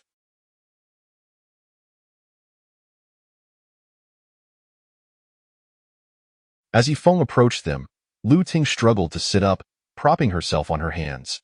"Let us continue. We must search for a cave. You can go no further. You cannot continue on like this, or I fear you will faint from exhaustion," Yi Feng replied firmly. "You are the one who is faltering. How could I, the illustrious Miss Lu, be incapable? I have yet to exert myself fully. If I did, even I would be frightened," Lu Ting retorted defiantly, despite her evident fatigue. "Our school beauty is indeed a steel magnolia, but it is I who am weary. Therefore, we shall rest in the bamboo grove tonight." Yi Feng did not wish to engage in a battle of wits, so he conceded. "Huh, so you admit defeat?" Lu Ting exclaimed triumphantly, then asked, "What if we don't find a cave and wild beasts appear at night?" "That is not a concern." As the sun set, the evening glow bathed the bamboo grove in a serene light. Under the enchanting hues of the twilight, the tranquil bamboo grove appeared even more exquisite, especially the 2 beauties outside the grove, who seemed to radiate an ethereal beauty and tranquility. Sunset, bamboo grove, beauties. The scene before him was steeped in poetic charm. Chapter 074, Deep in the night, outside the forest, her sleep talked. The fading glow of the sunset enveloped the tranquil bamboo grove, where the gentle breeze rustled the leaves, causing her hair to flutter softly. Despite her fatigued appearance, she radiated beauty. Yi Feng left the 2 women to forage for firewood in the nearby woods, which contained both bamboo groves and trees. He dared not venture far. After gathering 2 bundles of wood, he pierced them with a stick and prepared to return. It was then that he noticed a chestnut tree adorned with numerous white mushrooms. The term chestnut tree is derived from the dialect of the Southwest, referring to the wild variety, as opposed to the cultivated ones. The mushrooms growing on this tree were edible, and Yi Feng had savored them many times. After placing the wood down, he shed his outer garment and gathered the wild mushrooms into it. Returning with a smile, as the sun set and the moon ascended, a crescent moon rose above the bamboo forest, casting its silvery light upon the earth. Outside the grove, the 2 women remained by teacher Wang Qing's side, glancing anxiously into the woods. Their hearts raced with worry as Yi Feng's absence weighed heavily upon them. Just as Lu Ting and Zhao Shui were engulfed in anxiety, Yifeng appeared, slowly making his way back with the firewood under the moonlight. Yifeng, you have finally returned. We were worried sick. Lu Ting exclaimed, her radiant smile bringing her a sense of relief, akin to a lost girl encountering a beloved family member. Were you thinking of me? Yifeng smiled as he approached. Lu Ting remained silent, yet this moment was etched in her memory forever. Many years later, she would still reminisce about that night, in the midst of their fear and anxiety, when the responsible and devoted man emerged from the moonlit woods. Guess what I have brought for you? Yifeng set down the wood and opened his coat. Ah, mushrooms. Wild mushrooms. Lu Ting and Zhao Shui exclaimed with delight, having grown weary of the roasted meat they had been consuming. My luck was fortuitous. I stumbled upon these wild mushrooms and thought to bring them back for you.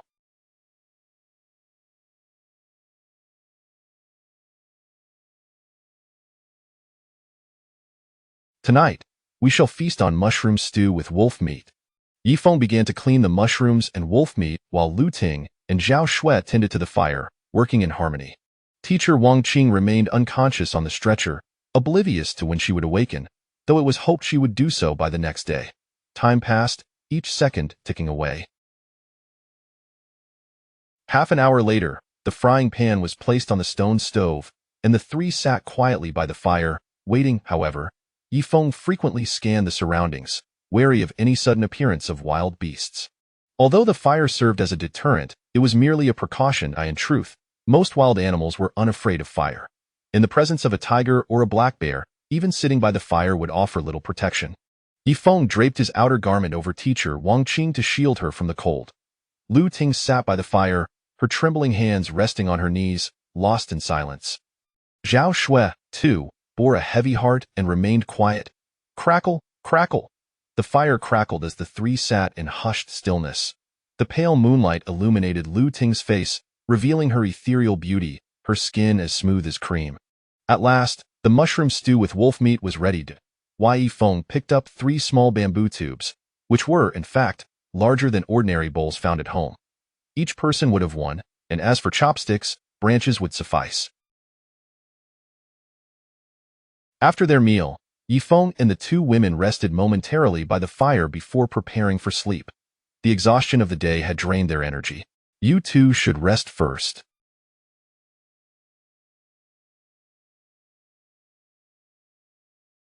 I will keep watch for the first half of the night, and you can take over for the latter half, Yifeng proposed. Let Zhao Shui and I alternate keeping watch. You should rest, as you need sufficient sleep to regain your strength, Lu Ting replied. We are too vulnerable resting outdoors, so I cannot entrust either of you to keep watch alone. It is essential that you both stay together for safety, so please, get some rest, Yifeng insisted firmly. Seeing his seriousness, Lu Ting had no choice but to acquiesce, understanding the dangers of resting in the open, where wild beasts could emerge from any direction. Then we shall sleep now, Lu Ting and Zhao Shui said as they lay down by the fire, drifting off almost immediately, scarcely 2 minutes passing. The night was eerily quiet. It was a lonely and chilling night, with Yifeng sitting alone by the fire, guarding the 3 of them. The bamboo leaves fluttered in the wind, prompting Yifeng to rise and stand watch, his dagger in hand, vigilant and cautious. In the stillness of the moonlit night, Yifeng found himself lost in thought, suddenly recalling a line of poetry. Through the ages, who shares this solitude with me? He chuckled to himself, surprised at his own poetic musings. Mom!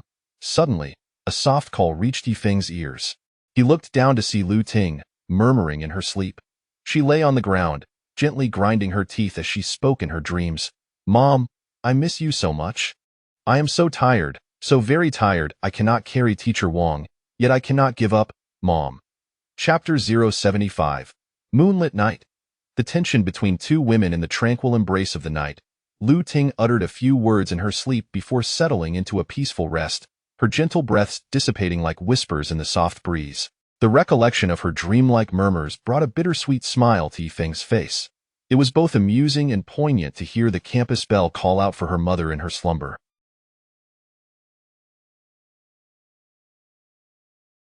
Yet, reflecting on her words, his heart ached for her on this isolated island. Everyone must make sacrifices. Survival hinges upon such offerings. Rustle, rustle. The sound of leaves stirred in the forest beneath the moonlight. Yifeng gripped his dagger, casting a wary glance toward the bamboo grove, only to discover that it was merely the wind causing the leaves to dance. He fervently hoped that the night would pass uneventfully and that they would remain safe. Approaching Teacher Wang, he offered her some fresh water from a bamboo tube. Her complexion had returned to normal, and the pallor of her lips had vanished, indicating that the poison had been completely purged from her system. Awakening was now merely a matter of time, and she should regain consciousness by tomorrow. With the fire flickering feebly, Yifeng gathered some wood to stoke the flames, then settled beside the fire, vigilant against the surrounding darkness. Time slipped away slowly, and he lost track of how long he had been waiting until he noticed the moon gradually dipping behind the mountains, signaling that it must be late into the night. Lu Ting stirred, rubbing her eyes as she asked, "What time is it now?" "You're awake. Why not sleep a little longer?" Yifeng smiled as he approached, having endured a long, quiet night, and was relieved to finally engage in conversation. Humans, after all, harbor an innate fear of solitude, more so than any other creature. "I've had enough sleep, and it's only fair that we take turns resting," Lu Ting replied, stretching her limbs.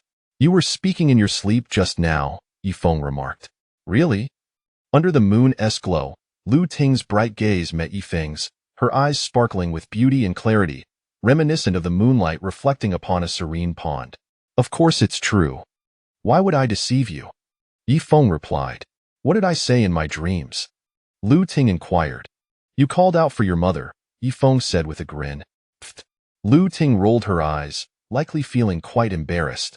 After all, she was an adult yet found herself calling for her mother in her dreams. "And you also mentioned how difficult it was to survive on this deserted island, encountering a handsome and responsible man, and that you had developed feelings for him and wished to marry him," Yifeng continued. "It seems that the one speaking in their sleep is you, not me." "Ha ha," Lu Ting laughed cheerfully, revealing her radiant white teeth, perfectly aligned and beautiful. "Even if you truly wish to marry me, I wouldn't accept, considering how thick-skinned you are." Yifeng shook his head. "Is that so? Am I really that thick-skinned?" Lu Ting playfully pinched her cheek and tugged at it. After spending time together, their conversations had become increasingly relaxed and casual, likely a result of their growing. "You both should continue resting. I'll keep watch a while longer. If need be, I'll simply sleep in tomorrow," Yifeng said. "That one tea do?" Lu Ting shook her head, her expression serious. "We haven't yet located a cave to shelter in."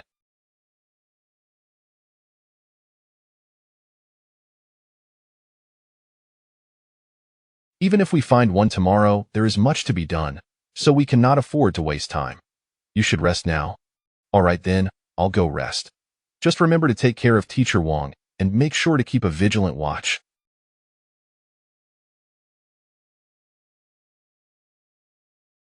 "Do not doze off," Yifeng replied, feeling fatigued and ready for slumber. Although he longed to chat with the two women under the moonlight, he recognized that there would be ample time for that in the future. "Rest assured, we will be cautious and will take..." After passing his dagger to her and urging both women to remain vigilant, Yifeng lay down beside the fire and drifted into sleep. Lu Ting and, with their backs pressed together, they could utilize the moonlight and firelight to survey their surroundings from every angle. Yifeng had barely closed his eyes before he succumbed to slumber. Lu Ting and Zhao Shui spoke in hushed tones, careful not to disturb his rest. "Lu Ting Jia, when do you think the rescue team will arrive?" Zhao Shui whispered softly. "I'm not sure. The more we talk about it, the more anxious we become," Lu Ting replied, shaking her head. She felt reluctant to delve into the matter of the rescue team, as overthinking what one cares about most can lead to unease. "However, with Yi Gu here, our survival for the time being is not in jeopardy," Zhao Shui remarked. "Indeed," Lu Ting nodded, glancing at the sleeping Yifeng, a warm smile blooming within her heart. "Caw, caw." Suddenly, the eerie cawing of a raven echoed through the night sky, prompting both women to tense and look up, gripping their wooden sticks and dagger tightly. Chapter 76. I still have another foot to walk. The serene night. Outside the bamboo grove, Yifeng slept soundly, having exhausted himself during the day. Thus he dreamed no dreams this night. The following morning, when Yifeng awoke, the sun had already risen, its fiery rays nearly reaching above the bamboo forest. It was estimated to be around 10 o'clock, and the warm sunlight illuminated the tranquil beauty of the bamboo grove, resembling a vast emerald sea. "You are awake," he heard the familiar voice of Lu Ting upon regaining consciousness. "Brother Yi, you have finally awakened," came the gentle voice of Zhao Shui. Yi Feng turned to see the bright eyes of both young women gazing at him. To his surprise, even Teacher Wang Qing had managed to sit up, her kind eyes smiling at him. "Teacher Wang," Yi Feng exclaimed with joy, hastily sitting up, as lying on the ground felt rather disrespectful. "Little Feng, thank you for saving me." Upon waking, both Xiao Ting and Xiao Shui informed me that it was you who rescued me. "I am truly grateful." Teacher Wang smiled as she looked at Yi Feng, Lu Ting, and Zhao Shui. "Teacher Wang, there is no need for gratitude. How are you feeling?" Yi Feng inquired. "I feel much better. Thanks to your help that I owe you a bow of thanks." Teacher Wang replied as she sat on the stretcher and bowed in appreciation. "Teacher Wang, please do not mention it. You have always cared for me and for us, the children of humble backgrounds, during our time at school, so it is only right that I repay your kindness." Yi Feng quickly returned the gesture. He recalled how Teacher Wang had often lent him her meal card, and each time he remembered her kindness, he felt a deep sense of gratitude that he would never forget. "Little Feng, Xiao Ting, Xiao Shui, you have all suffered," Teacher Wang said, her gaze filled with maternal affection, for in her eyes, her students were akin to her own children. In truth, Teacher Wang was not much older than Yi Feng and his companions, perhaps around a decade their senior. Lu Ting and Zhao Shui exchanged slight smiles, for Teacher Wang was also their instructor. Although they were not in the same class as Yi Feng, she taught 3 classes, making her their teacher as well. "Teacher Wang, how did you come to be poisoned and injured?" Yi Feng asked. "Alas," Teacher Wang sighed, her expression filled with melancholy. "When the cruise ship encountered trouble, I thought I was doomed. Yet, upon waking, I found myself lying on the beach. I spent several days seeking survival in the forest, enduring much hardship. However, yesterday, I consumed some mushrooms, and somehow, upon awakening, I found you all." Through Teacher Wang's account, Yi Feng, she had mistakenly ingested wild mushrooms, leading to delirium and mild poisoning, causing her to lose awareness and stumble near the cliff, resulting in her fall. Recently, there had been news reports of individuals suffering from madness after consuming mushrooms. One man had wandered the streets for hours before being discovered by the police and returned home. "Thank heavens I encountered you. Otherwise, I would have surely perished." Teacher Wang, she first pressed against her abdomen, took a deep breath, and finding no abnormalities, proceeded to check other areas in turn, breathing deeply each time. Yi Feng and the others watched intently, anxious for any adverse reaction. After a few minutes, Teacher Wang gently shook her head and said, "I feel fine. Although there is a vague pain, it is not very pronounced." Yi Feng smiled and remarked, "Teacher Wang, you are fortunate. Falling from the cliff yet remaining unharmed indicates that you likely caught onto a branch along the way, landing on your feet. Thus, aside from one fractured foot, your other injuries are not serious. With such a kind heart, Teacher Wang shall encounter no misfortune," Lu Ting added with a smile. "Indeed, Teacher Wang is a good person. Heaven will not allow her to come to harm," Zhao Shui echoed, also smiling. Seeing the 3 of them in high spirits, Teacher Wang smiled warmly in return.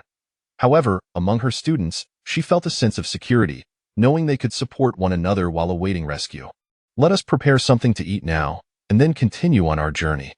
We must find a cave," Yi Feng stated, rising to his feet, his gaze troubled as he looked towards the mountains. If they failed to locate a suitable cave for shelter, their situation could become perilous at any moment. "I am awake now, so there is no need for you to carry me." "I noticed Xiao Ting's hands are red and swollen," Teacher Wang said, touched and on the verge of tears, reflecting on how Yi Feng and Lu Ting had carried her along the arduous mountain path yesterday. She felt immense sympathy and guilt for having burdened them. "Teacher Wang, you have a fractured foot and cannot walk," Yi Feng insisted. "I still have another foot that can walk. Simply provide me with a crutch," Teacher Wang said resolutely, unwilling to further burden her students.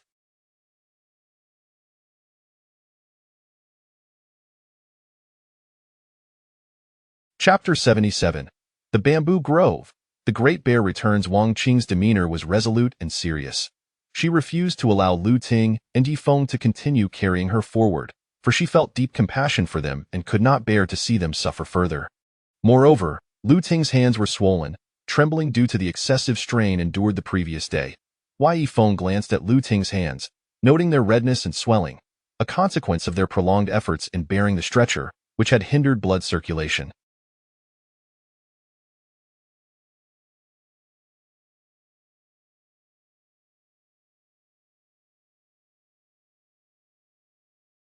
Additionally, when Lu Ting raised her arm, she still felt weakness and even slight tremors. For someone unaccustomed to labor, excessive exertion could result in lingering weakness and tremors for days. After we finish eating, I shall manage on my own. If you refuse to heed my words, I will remain here, Wang Qing declared with gravity, her resolve unwavering. Very well, teacher. After breakfast, I shall procure a bamboo. The group gathered around the fire to prepare their meal, with Lu Ting retrieving the wild mushrooms left uneaten from the previous day to continue stewing the wolf meat. Wild mushrooms. Upon sighting the fungi, these mushrooms are non-toxic. We consumed them yesterday, and I am well acquainted with mushrooms, Yifeng reassured her with a smile. Ah, Wang Qing sighed in relief, grateful that they posed no danger. As the sun began to rise, casting its light upon the bamboo grove, the group sat in a clearing, cooking their meal. After approximately half an hour, the mushroom and wolf meat stew was finally ready. Once they finished this meal, they would be left with no food, as the wolf meat could not be consumed any longer. Due to the absence of sea salt for preservation and the lack of proper smoking, the meat was already beginning to spoil. Yifeng, we can only eat this wolf meat for this meal, as it is on the verge of going bad, Lu Ting remarked, her expression heavy with concern, knowing they would. Zhao Shui divided the mushroom and wolf meat stew among 4 bamboo tubes, handing one to Wang Qing. Teacher Wang, this is yours. This is far too much. I cannot consume it all, Wang Qing protested, gazing at the contents of the bamboo tube. Teacher Wang, you are injured and need to eat more, Zhao Shui insisted, personally distributing the remaining bamboo tubes to Yifeng and Lu Ting, reserving the smallest portion for herself. Yifeng observed this with keen awareness. Wang Qing used wooden chopsticks to pick up the wild mushrooms and wolf meat, saying, Xiao Feng, as a young man, you expend the most energy and must eat more. Thank you for your concern, teacher, but I have had sufficient, Yifeng replied with a smile, then stood a step aside. The group enjoyed a harmonious moment, sharing food and conversation outside the bamboo grove. Such days, devoid of deceit and full of camaraderie and overcoming challenges, were truly delightful. Yifeng despised treachery and scheming, as exemplified by the Jin Feng and Shi Dalong brothers, who relished in manipulation. After their meal, Yifeng prepared to venture into the bamboo grove to cut a suitable pole for Wang Qing to use as a walking stick. Xiao Feng, thank you for your hard work. Wang Qing expressed her gratitude as she watched him head towards the grove. Yifeng, Lu Ting. Upon noticing Yifeng's grave demeanor, the 3 women immediately felt a surge of anxiety as they scanned their surroundings, aware that danger surely loomed, for Yifeng would not be so apprehensive without cause. Roar, roar! From the depths of the nearby woods came a low, resonant sound, powerful yet muffled. The 3 women heard it too, glancing fearfully toward the forest ahead. Yifeng, what is that sound? Lu Ting, Zhao Shui, pale with fright, felt her heart racing, as her condition caused her pulse to quicken under duress. It is coming, Yifeng's voice was restrained, yet chilling. What is it? Lu Ting pressed. A black bear, Yifeng replied. A black bear? The 3 women involuntarily shuddered, for black bears were formidable and ferocious. Encountering one in the wild often left little hope for survival. Roar. Suddenly, a towering shadow, the massive creature stood upright on its hind legs, charging forth like a gorilla, likely driven by hunger and intent on preying upon humans. Ah! Zhao Shui screamed in terror upon witnessing the bear. Do not concern yourselves with me. I cannot move and do not wish to burden you, Wang Qing implored, her anxiety palpable. She understood that even if they remained, it would be futile. They were no match for the bear, merely inviting death. No. Yifeng shook his head slightly, stating, Teacher, we will not abandon you. Hurry, leave me. You are still young. Even if I perish here, it matters not. Your lives have only just begun. You have yet to establish families and legacies, Wang Qing urged, trying to push Lu Ting away to hasten their escape. Lu Ting, Zhao Shui, help Teacher Wang to her feet and leave.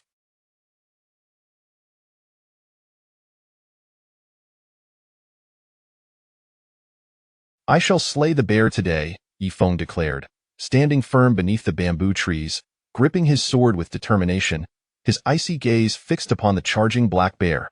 There was no turning back now. Chapter 078. The Great Battle with the Bear Roar. Outside the forest, a massive bear charged forth with a ferocious roar, perhaps harboring a grudge after being wounded by Yifeng the previous day, and driven by hunger. Lu Ting was momentarily at a loss for words. Deep down, she believed Yifeng was certainly no match for the bear. If I lose, we all perish. If I win, the bear dies, Yifeng asserted resolutely. Go now, you must flee. Wang Qing urged, panic-stricken. I am injured and cannot run.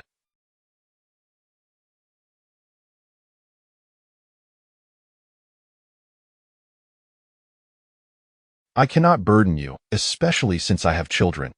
Even if I were to perish, it matters not, but you are still young and yet to start families. Take teacher Wang to the bamboo grove. Seek refuge in the densest part of the thicket, Yifeng bellowed, unwilling to let the two support Wang Qing towards the open ground, as their pace would be too slow with an injured companion. The bamboo forest was lush and abundant, with numerous mozo bamboos. In some areas, a single square meter could host a dozen bamboo stalks. In such a densely populated bamboo thicket, it would be challenging for the bear to pursue them, given its bulk and clumsiness. While the bear possessed immense strength, its movement would undoubtedly be hindered upon entering the dense bamboo grove.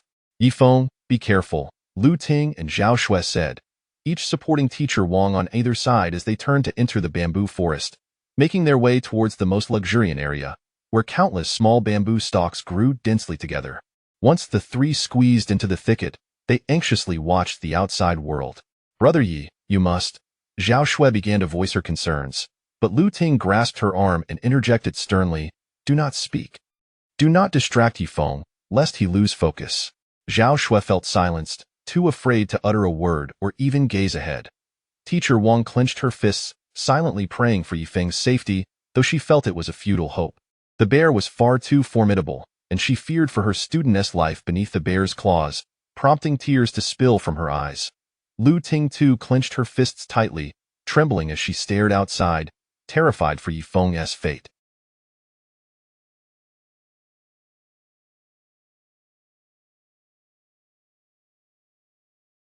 And at that moment, the massive bear burst forth from the bamboo thicket.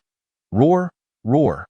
The bear emitted a thunderous roar, bounding towards them on its hind legs, unleashing an aura of terrifying, fearsome, powerful, suffocating. As the bear drew nearer, Yifeng felt an overwhelming pressure. Out! Yifeng swiftly launched his attack, thrusting his blade forcefully into the bear's chest. Roar! The bear raised its massive paw, astonishingly blocking the blade's tip. Its thick hide rendered the strike ineffective. Roar! With its paw deflecting the attack, the bear continued to close in, towering over Yifeng with the height of an adult human and possessing remarkable explosive strength. Up! Whoosh! Just as the bear advanced, Yifeng leaped, seizing a bamboo stalk with one hand, propelling himself more than 2 meters off the ground. Crack!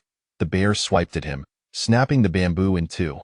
As he descended, Yifeng skillfully hooked his foot around another bamboo, grasping it with his left hand while still wielding his blade in the right, remaining suspended more than 2 meters above the ground. Roar, roar! The bear, infuriated, continued to strike at the bamboo. Wherever Yifeng moved, it relentlessly pursued him. Yifeng, light on his feet and agile as a monkey, swiftly. Here, the bamboo was thicker, and each stalk was considerably more robust, unlike the tightly packed mozo bamboo where the others hid.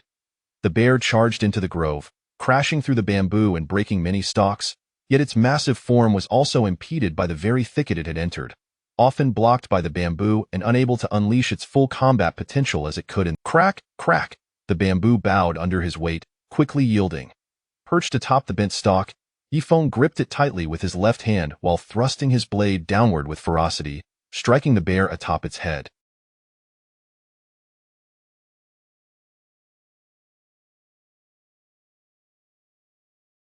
Clang! The blade met the bear's skull with a resonant clang but failed to penetrate its tough hide. Nonetheless, it sank in a few inches, drawing blood. Roar! The bear, enraged, raised its paw, intent on swatting Yifeng to the ground.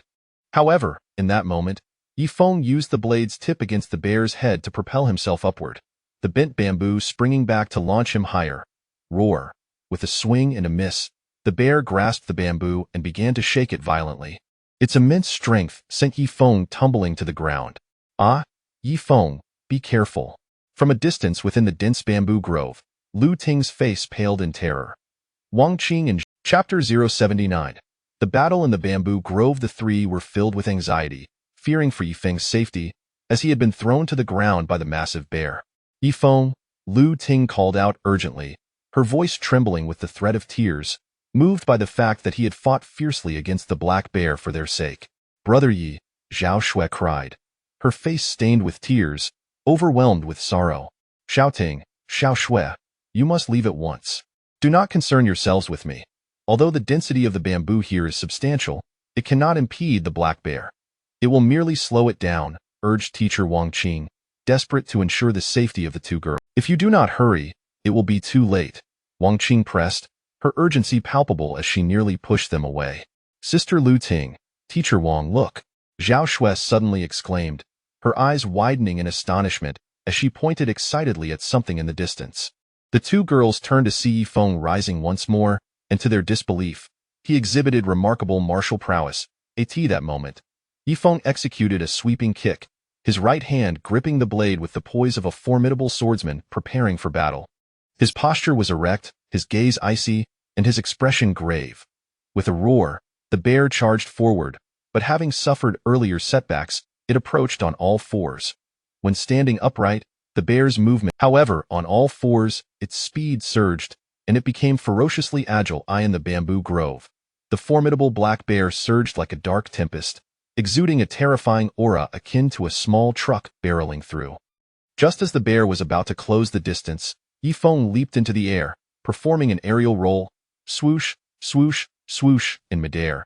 He executed a series of slashes with his blade, carving a 360-degree arc that struck the bear's back multiple times. Swish, swish, swish, the bear's back bore several long, deep cuts, blood streaming down. With a pained roar, the bear howled in agony, becoming even more frenzied. Upon landing, Yifeng had already positioned himself behind the bear. The bear swiftly turned, lunging at him like a fierce tiger. Yifeng quickly retreated to the shelter of a bamboo stalk, gripping it tightly. Whoosh! The bear pounced like a tiger, but at the same time, Yifeng spun gracefully around the bamboo. Bang! A resounding crash echoed as the bear's attack missed, crashing into another bamboo stalk. Swish, swish, swish! Yifeng nimbly circled behind once more, delivering several horizontal slashes that left more wounds on the bear's back, blood gushing forth.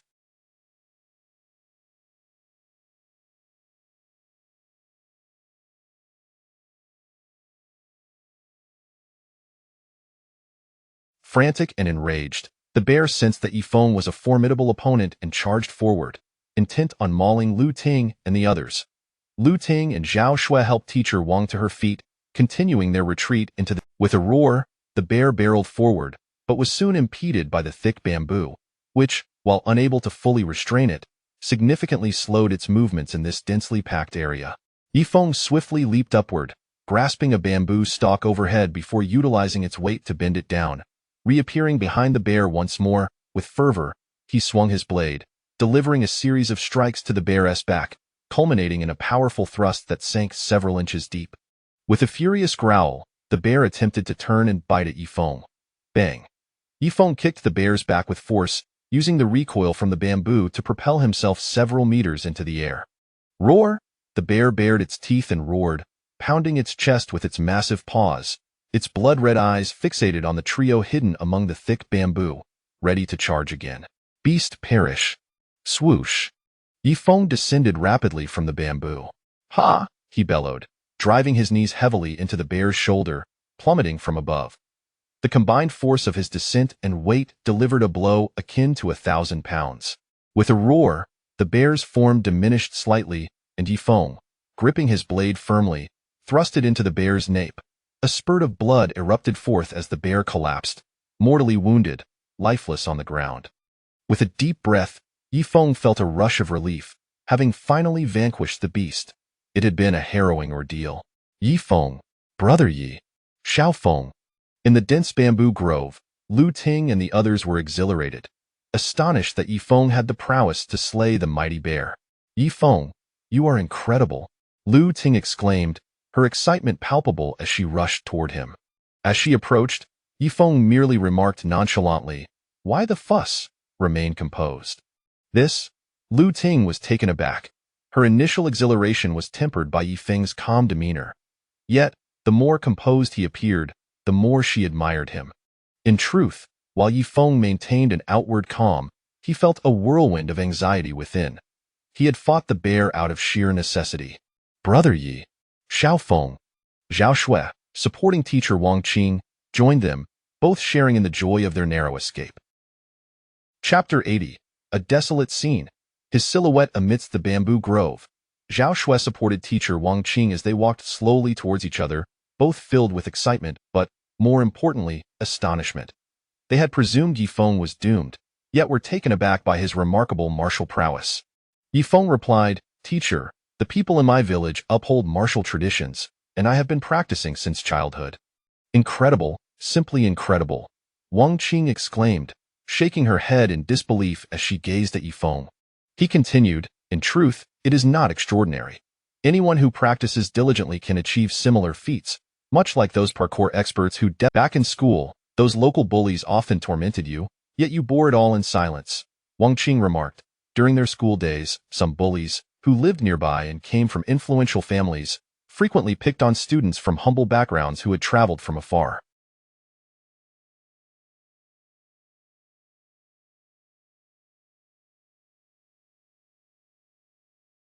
In typical universities, there exists a hierarchy based on locality.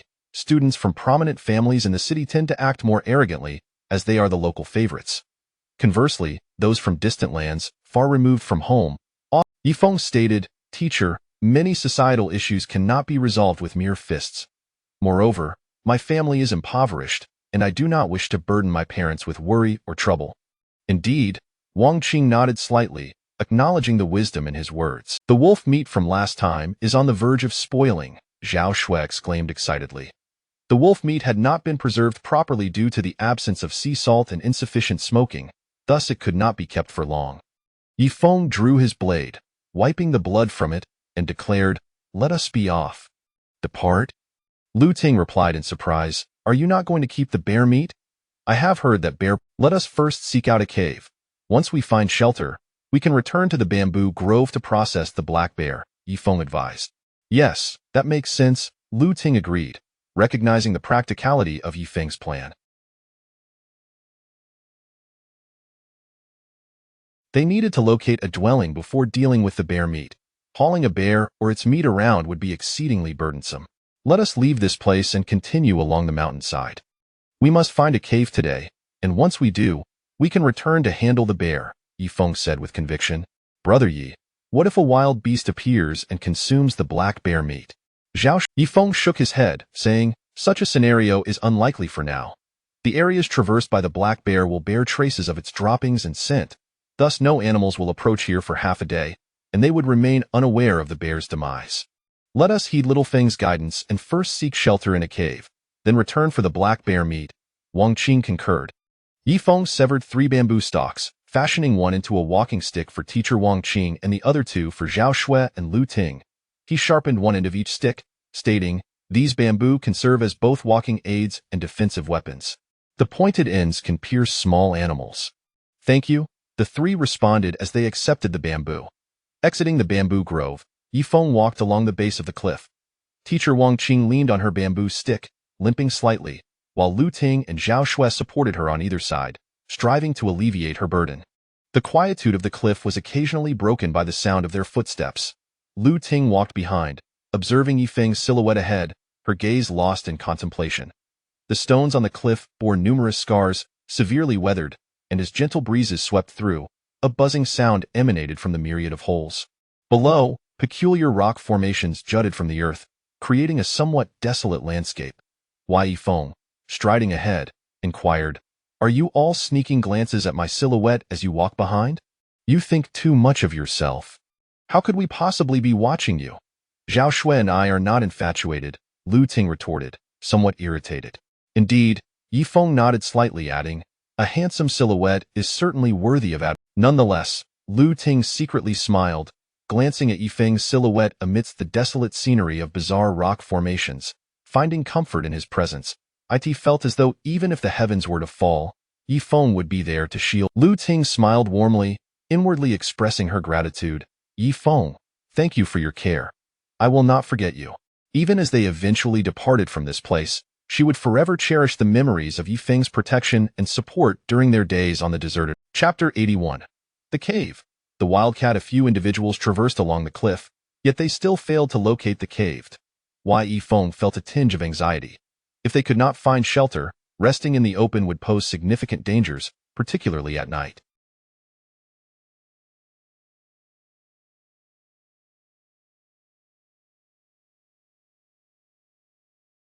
Teacher Wang Qing, hindered by an injury and a fractured foot, found it exceedingly difficult to walk with the aid of a bamboo staff.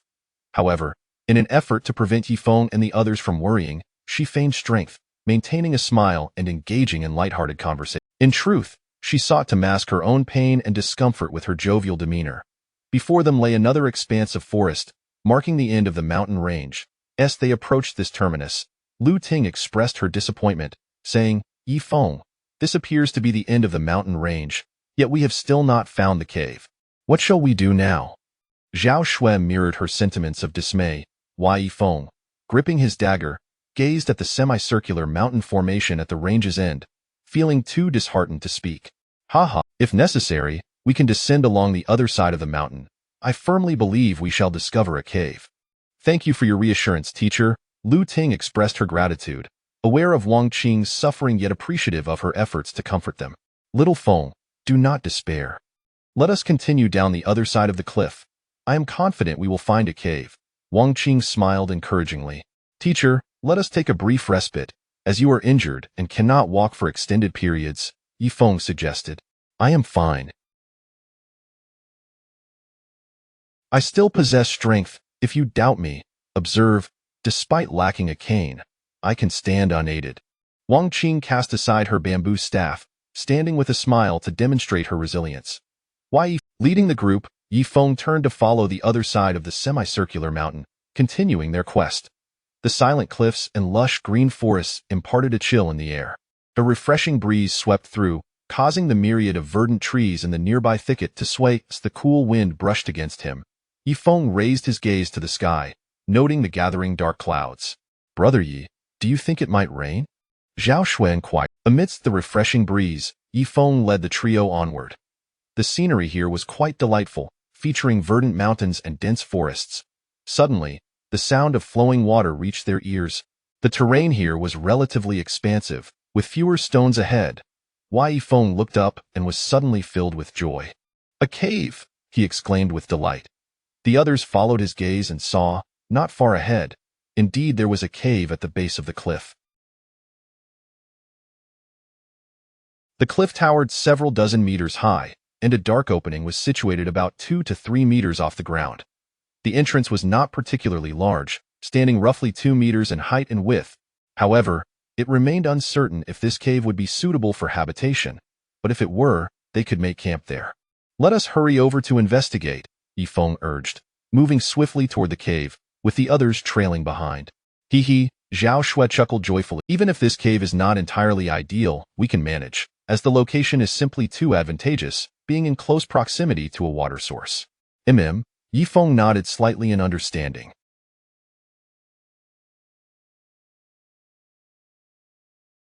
The group arrived at the cave's entrance, which was about 2 meters off the ground, necessitating a climb.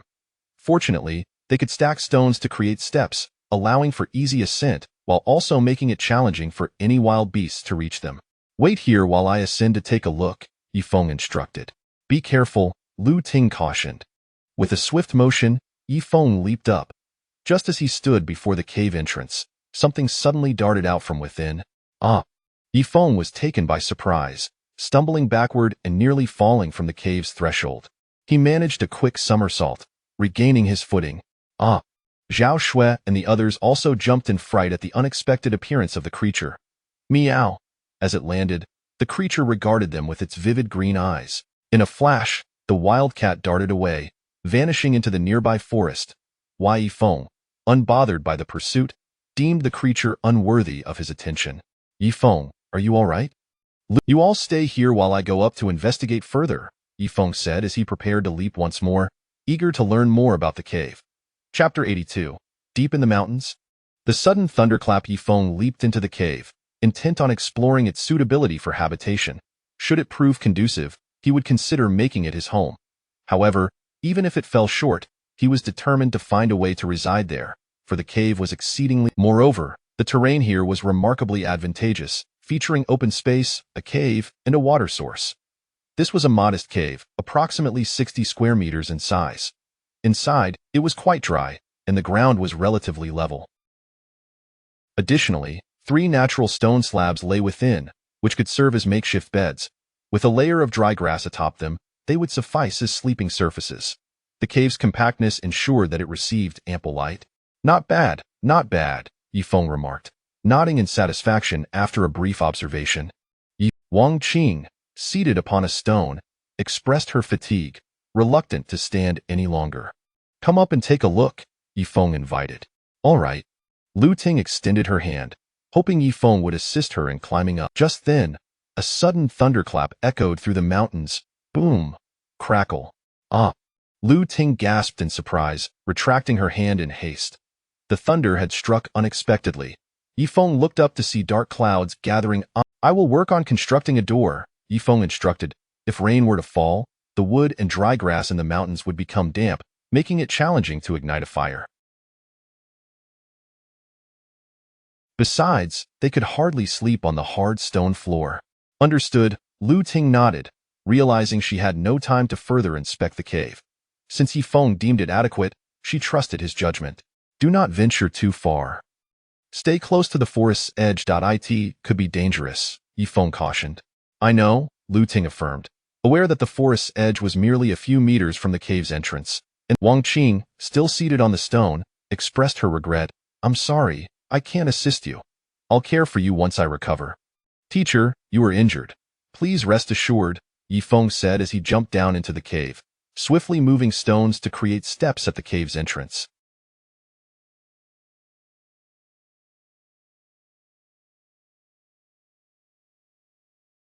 The entrance was over 2 meters high, making it inconvenient for the girls to enter and exit. However, the steps could not be too wide, lest wild beasts manage to ascend. They merely needed to be sufficient for walking. Yifeng worked with remarkable speed, and within half an hour, he had laid down the steps. He then began to stack stones to seal the entrance, leaving a doorway 1 meter high and half a meter wide. Though small, it was adequate for their comings and goings. Furthermore, a smaller stone door would enhance their defense against wild animals. As long as the stone was closed, they would have little to fear. Nearby, Lu Ting and Zhao Shui busily gathered wood and dry grass at the forest's edge. Wang Qing watched her 3 students toil diligently, feeling a pang of guilt and self-reproach. As their teacher, she felt it was her duty to care for them. Yet here they were, looking after her. Yifeng and his companions worked up a sweat, yet they dared not pause, racing against time.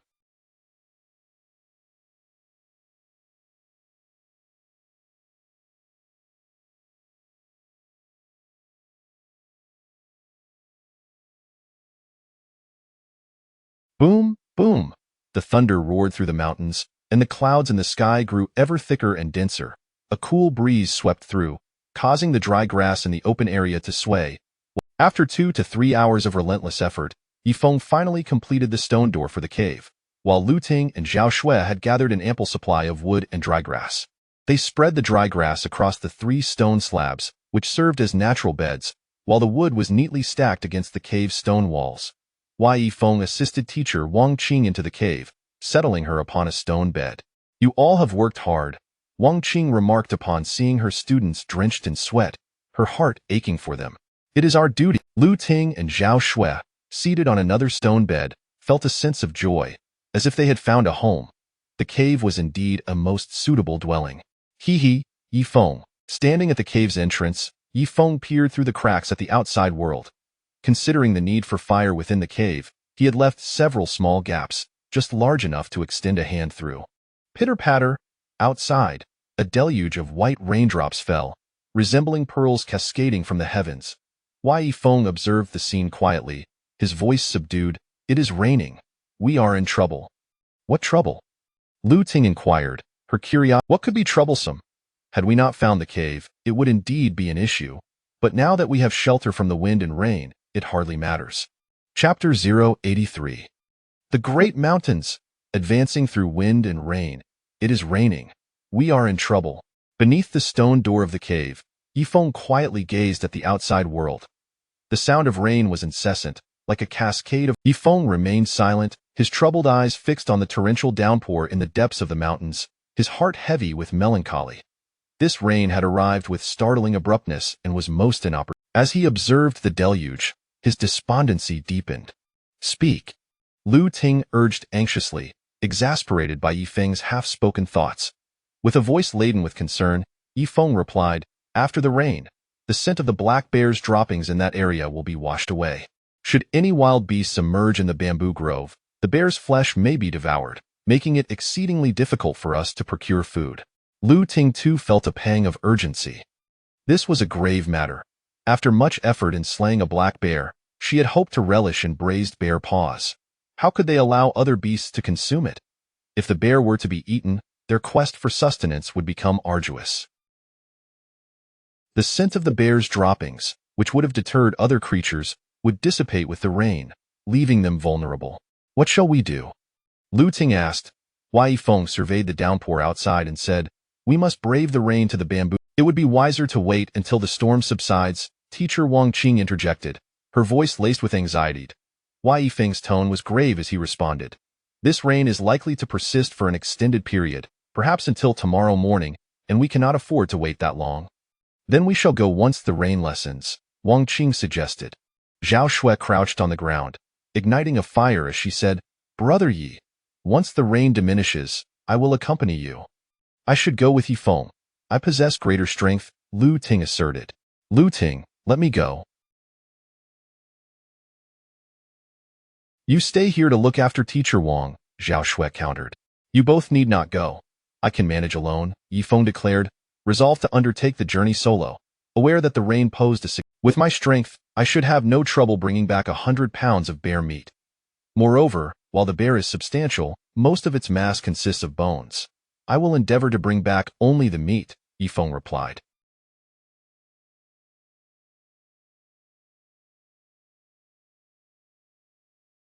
Lu Ting fell silent, her heart aching. It was always Yifeng who looked after them. The rain continued to pour relentlessly outside, casting a gloomy light upon the cave as dusk approached. Approximately half an hour later, the rain began to subside, though the droplets still fell steadily. The rain has lessened, Yifeng announced as he stood, gripping his dagger. You two must take good care of Teacher Wang. After I leave, secure the stone door of the cave. If any wild beasts appear, use bamboo poles to fend them off. With the stone walls as protection, you should be quite safe. We can manage with less food in the future. It is far too dangerous for you to venture out now, Teacher Wang Qing urged. Zhao Shui echoed, Brother Yi, with the rain, the mountain paths must be treacherous and slippery. It would be best if you refrained from going. We can forego food if necessary. Rest assured, I will look after myself. Remember my words, take care of Teacher Wang Qing, and if any beasts approach, fend them off with bamboo. With that, Yifeng stepped out of the cave. The rain pelted down upon him, drenching his garments in an instant. A chilling gust of wind swept past, and the wet fabric clung to him, amplifying his discomfort. With heavy steps through the storm, Yifeng hurried towards the bamboo grove. The round trip would span 2 to 3 hours. Yifeng, Lu Ting stood beneath the stone wall, watching his solitary figure vanish into the tempest, her heart aching as tears threatened to spill. Yifeng's selflessness in caring for them left her feeling both grateful and sorrowful. In her heart, he was an exceptionally brave man. Teacher Wang Qing managed to approach the cave's stone wall, peering through the cracks to catch a glimpse of Yifeng's lonely silhouette, swiftly traversing the storm. Yifeng, please stay safe, do be careful, Lu Ting murmured, watching as his figure receded further from their sight, growing fainter and fainter. Author's Dear readers, I kindly ask for your 5-star rating. Just click on the 5 stars at the novel's homepage. Thank you. This book has received a low score, resulting in a dismal performance, likely one of the poorest. I appreciate your support. Chapter 084. Peril in the Rain. Pitter-patter. The rain fell incessantly as Yifeng trudged through the storm, hastening towards the bamboo grove. The journey on foot to the grove would take at least an hour, while the return trip, burdened with goods, could extend to an hour and a half. Despite the downpour, Yifeng was compelled to proceed. Any delay, or waiting until the rain ceased tomorrow, would surely result in the bear meat being devoured by other creatures. Even if the bear meat remained untouched, nearly a day and night would lead to its spoilage. With heavy footsteps, Yifeng moved swiftly through the rain. The relentless raindrops cascaded down from his head to his feet. The rain had shrouded the landscape in mist, making the path down the cliff treacherous. After about an hour, he finally arrived at the bamboo grove, which appeared ethereal amidst the storm. The continuous rain transformed the verdant bamboo thicket into a breathtaking tableau. Each bamboo stalk and leaf. A sudden gust of wind swept through, causing countless raindrops to plummet from the bamboo. Yifeng shivered slightly, feeling the chill, yet he pressed on into the grove. Lu Ting had initially intended to accompany him, but he had declined her company. Wiping the water from his face, he quickly entered the grove, where the black bear lay. Its body damp, a smile of relief crept onto Yifeng's lips upon seeing the bear still there.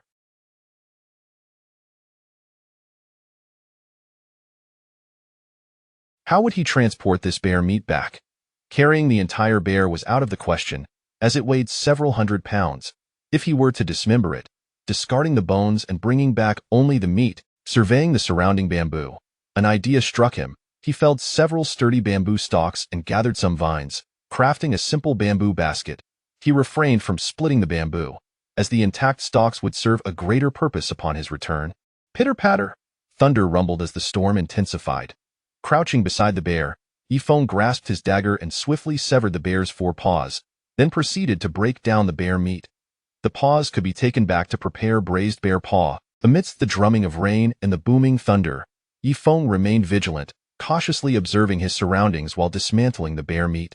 Suddenly, a peculiar sound pierced the air, followed by a dark shadow darting towards him at an alarm. In a flurry of motion, Yifeng supported himself with one hand on the ground, while swiftly kicking upward with his feet. Thud! It felt as though he struck the creature's abdomen, as it was propelled away into the distance among the bamboo. Yifeng swiftly regained his footing, gripping his dagger tightly as he scanned the area where the shadow had fallen. In an instant, the dark figure vanished into the grove, and the poor visibility due to the rain made it impossible for Yifeng to discern what it was. What manner of beast is this? He pondered, furrowing his brow. Its speed was astonishing, appearing and disappearing without a trace. If he were not mistaken, this shadow bore resemblance to the one that had emerged that fateful night. On the second night, stranded on the deserted island, Lu Ting had suffered a severe fever, prompting Yifeng to search for medicinal herbs in the forest.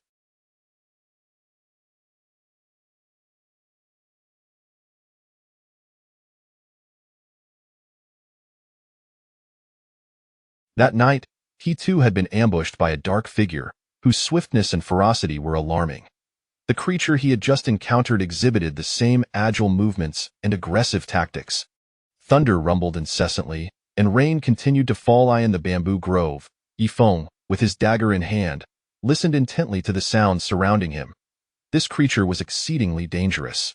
Any ordinary person who encountered it would likely meet their demise. Once he was certain no threats lingered, Yifeng resumed breaking down the bear meat. After more than half an hour, he had processed over 100 pounds of bear meat, with everything except the four paws being pure meat, devoid of bones. Placing the meat into the bamboo basket, Yifeng hoisted it onto his back and began his arduous journey home. The basket weighed several dozen pounds, constructed entirely from unbroken bamboo. Yifeng planned to carry the bamboo back to fashion bamboo tubes, as the bear meat necessitated additional storage. Cold winds howled around him, and the rain continued to pour as he navigated the slippery path down the cliff. Despite the difficulties and hardships, he gritted his teeth and persevered, for Lu Ting, Zhao Shui, and teacher Wang Qing all required his care. Fortunately, Yifeng hailed from a rural background, having trained for over a decade and accustomed to carrying burdens since childhood. The path was slick, and he used his dagger as a makeshift cane, alleviating some of the weight while also providing a measure of defense. Yet amidst the storm and the lightning, a profound sense of solitude enveloped him. Humanity's greatest fear is solitude, as we are creatures of community. Worrying for Lu Ting and the others, he quickened his pace. Chapter 085. Amidst the storm. He has returned inside the cave. Wang Qing sat on the stone bench. Lu Ting and Zhao Shui, too, wore expressions of concern as they looked out. The rain continued to pour relentlessly, drenching the trees in the opposite grove and shrouding them in mist. The forest in the rain appeared somewhat hazy, rendering it indistinct. I wonder how long this downpour will last, Wang Qing lamented. What worries me most is Ye Ge. I can't help but fret about when he will return.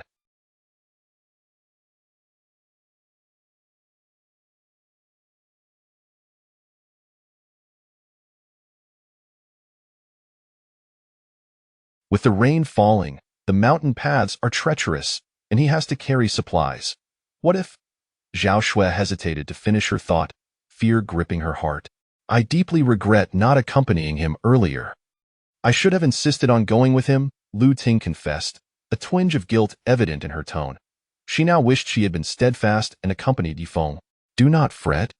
Yifeng is more than capable of handling himself. His martial prowess is unrivaled. Nothing could possibly befall him. Wang Qing attempted to reassure them, though her own anxiety loomed larger. Alas! Lu Ting sighed, her voice tinged with sorrow. It's nearly dark.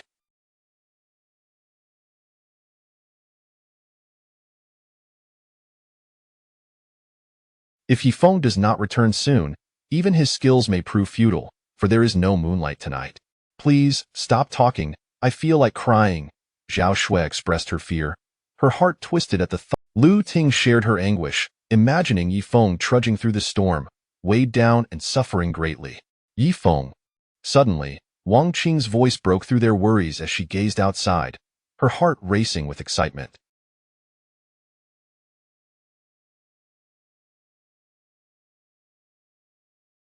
Lu Ting and Zhao Shui looked up, and there, through the tempest, they beheld the familiar figure of Yifeng returning. With heavy burdens, Yifeng advanced slowly through the rain. How wonderful! Ye Ge is back! Zhao Shui exclaimed, her joy palpable as she bounced on her feet. In that moment, witnessing Yifeng's return filled her with indescribable elation, as if a vital presence in her life had come back. Ah, Yifeng has returned. You two can finally breathe easy, Wang Qing remarked with a smile. The three stood in the cave, watching Yifeng approach through the storm, their hearts aching with empathy, almost to the point of tears. Thud, thud, thud. Outside the cave, Yifeng stepped heavily, inching. Spotting Lu Ting, he saw her pushing aside the stone slab of the cave, standing within and waving frantically, as if she were both calling out and celebrating. Yifeng. At that moment, the weight of their worries lifted, as long as Yifeng was safe. Nothing else mattered. Yifeng smiled gently, then ascended the steps, still. Zhao Shui's eyes glistened with unshed tears, her heart also heavy with concern. You have suffered, Xiao Feng. Wang Qing's tears flowed freely, for Yifeng had braved the storm for their sake, and he was her student. Teacher Wang, how is your injury? I am perfectly fine. I brought back the bear paws you were longing for, Yifeng said, producing 4 bear paws and smiling. I do not like them, Lu Ting replied, feeling a mix of sorrow and gratitude. That would be foolish. I was merely teasing you, Yifeng chuckled. You still have the energy to jest, while I am nearly heartbroken, Lu Ting lamented, feeling deeply for Yifeng's struggles. Ye Ge, why did you bring back so much bamboo? Zhao Shui asked curiously. These items will prove quite useful. You will understand shortly, Yifeng replied as he wiped the raindrops from his brow. Xiao Feng, do not speak. Come warm yourself by the fire and dry your clothes, or you may catch a cold, Wang Qing fretted. Come quickly to dry off, Zhao Shui added. Yifeng, please rest and warm yourself. Leave the rest to us, Lu Ting said gently, her gaze filled with concern. The sight of Yifeng emerging from the storm had cut her heart deeply. I am too dirty. I have mud all over me. I will wash in the river first, Yifeng declared, turning to leave the cave as the rain continued to pour. He approached the nearby stream. Bending down, Lu Ting and the others stood quietly in the cave, watching Yifeng from a distance. Xiao Shui, quickly add more fuel to the fire. When Xiao Feng returns, have him take off his clothes to dry, Wang Qing instructed. Understood, Xiao Feng must be famished after such a long ordeal, Wang Qing continued. Lu Ting seemed oblivious to Wang Qing's instructions, her bright eyes still fixed on the scene outside, where Yifeng continued to wash in the river. The surrounding forest was cloaked in a misty haze, and Lu Ting felt that Yifeng's silhouette was growing increasingly blurred. Chapter 86. The warmth within the cave. Yifeng returned to the cave, his body drenched, cold droplets of water cascading down his garments. Take off your wet clothes to dry. It's uncomfortable to wear them, and what if you catch a cold? Wang Qing expressed her concern, anxious for Yifeng's well-being. Teacher Wang, worry not, I shall not catch a cold. Just look at my robust physique, Yifeng declared, patting his chest to assure her. Still, do not be careless, Wang Qing replied with a serious tone. Yifeng, quickly warm yourself by the fire. We will prepare something for you to eat, added Lu Ting and Zhao Shui in unison. Yifeng approached the fire, immediately feeling a wave of warmth envelop him, yet the wet clothes clung, otherwise it will be quite uncomfortable, Wang Qing insisted, her concern for Yifeng palpable. Well, Yifeng hesitated, feeling a bit awkward. If it were just Lu Ting and Zhao Shui, it would be fine. Lu Ting chimed in, rest assured, I won't look. Haha, in fact, I would rather you look, Yifeng teased. Tch, Lu Ting scoffed, what is there to see? I've seen far more. A friend of mine studies medicine, and once, when I accompanied her to the laboratory, I saw many human specimens, so… Oh, I see now. That puts my mind at ease, Yifeng chuckled. Humph, even if I've seen a lot, it has nothing to do. Let us get Xiao Feng's clothes dried. Wang Qing smiled, viewing the trio as her own children, even though her age only allowed her to take on the role of an elder sister. Yifeng removed his soaked garments and hung them on the rack to dry. Zhao Shui, with a rosy complexion, offered him a cup of hot water. Brother Yi, drink some water. Thank you, Yifeng replied, accepting the water and handing back the bamboo cup after he finished. Lu Ting approached with a sidelong glance, saying, Oh, not bad. You even have abs. Clap, clap, clap. Having spoken, the school bell gently patted Yifeng's back. Quite impressive. Keep back then. You wouldn't let me near and even threatened me. Why the sudden transformation? Yifeng recalled how frightened Lu Ting had been upon their first encounter. Because I didn't know you then. Now that I do, things are different, Lu Ting replied with a smile. Oh, I understand now. You've fallen for me, Yifeng said, a look of realization dawning upon him as he nodded with nonsense, you're overthinking it. Lu Ting shot him an exasperated glance before smiling and returning to prepare food. You two are truly lively and endearing, Wang Qing remarked, smiling at the pair. As Yifeng warmed himself by the fire, drying his clothes, approximately 2 hours later, they were finally dry. He donned the now dry garments, feeling a sense of comfort wash over him. I forgot to mention something. In the future, avoid wandering into the forest without caution. I encountered a shadow in the bamboo grove that attacked me. It was likely an unknown beast, remarkably swift, Yifeng recalled and cautioned the trio. You weren't hurt, were you? Wang Qing asked anxiously. We will remember it, Zhao Shui nodded earnestly. Suddenly, the sound of rain intensified outside. The group turned to look, seeing that darkness had enveloped the surroundings, with flickering firelight illuminating the cave. Under the glow, raindrops fell like pearls, pattering against the ground. This rain has intensified once more, Yifeng observed somberly as he gazed outside. Wang Qing, with a look of confusion, also stared out. The incessant rain was becoming somewhat vexing. Rainy days often render one melancholic, especially within the confines of this cave on a deserted island, where sorrow feels most palpable. The rain outside continues to pour, and it is uncertain how long it will last, perhaps 2 or 3 days, or even a week, or longer. In the rainforest, the rain tends to linger, and given the plethora of broadleaf plants in this primeval forest, it is likely that rainfall is a frequent occurrence. It's raining, Lu Ting murmured, lost in thought, her heart heavy with a sense of melancholy at being stranded on a deserted island, unable to return home. Don't be disheartened, Sister Lu Ting, Zhao Shui consoled. We have food and Brother Yi is here, and we have a cave to shelter us. The rain doesn't matter, Yifeng chimed in. Indeed, there's no need for sorrow. You have a place to stay, food and drink, and even a man by your side. What more could you possibly desire? A man? Where is he? I don't see anyone, Lu Ting's beautiful eyes darted around, deliberately avoiding looking at Yifeng. Can you truly not see the tall man standing right here? Yifeng inquired. Apologies, my eyesight isn't the best, Lu Ting replied. Alas, there's nothing to be done. It's your thick skin, Lu Ting, puzzled, responded. Thick skin has nothing to do with not seeing a man, does it? Of course it does. Your thick skin obscures your vision, resulting in poor eyesight, Yifeng explained. Gulp, gulp. Lu Ting, in her frustration, let out a hiccup, perhaps on the verge of fainting. After a while, the school bell finally prepared a meal, smiling as she announced, Ladies and gentlemen, we have braised bear paws and braised bear meat. Due to the fatty nature of the black bear meat, Lu Ting removed the excess fat to render into oil, allowing for the preparation of braised bear paws and stir-fried bear meat.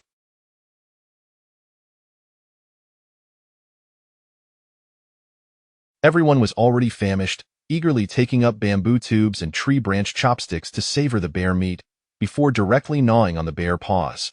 The meat was indeed delectable. Though devoid of spices, it remained remarkably flavorful. The four of them sat around the fire, devouring their meal heartily. Once satisfied, they settled down to rest within the cave. Brother Yi, what shall we do with the bear meat? We currently lack sea salt, and if we don't cure or smoke it, the meat will spoil quickly, Zhao Shui expressed her concern. The previous wolf meat had spoiled due to a lack of curing or smoking. Yifeng chuckled. I brought back so many bamboo tubes precisely for the purpose of preserving the bear meat. We don't need to cure or smoke it. What should we do then? Lu Ting inquired, while Yifeng explained. We'll render the fatty bear meat to extract oil. Once the oil cools, we'll pour both the meat and the oil into the bamboo tubes and seal them.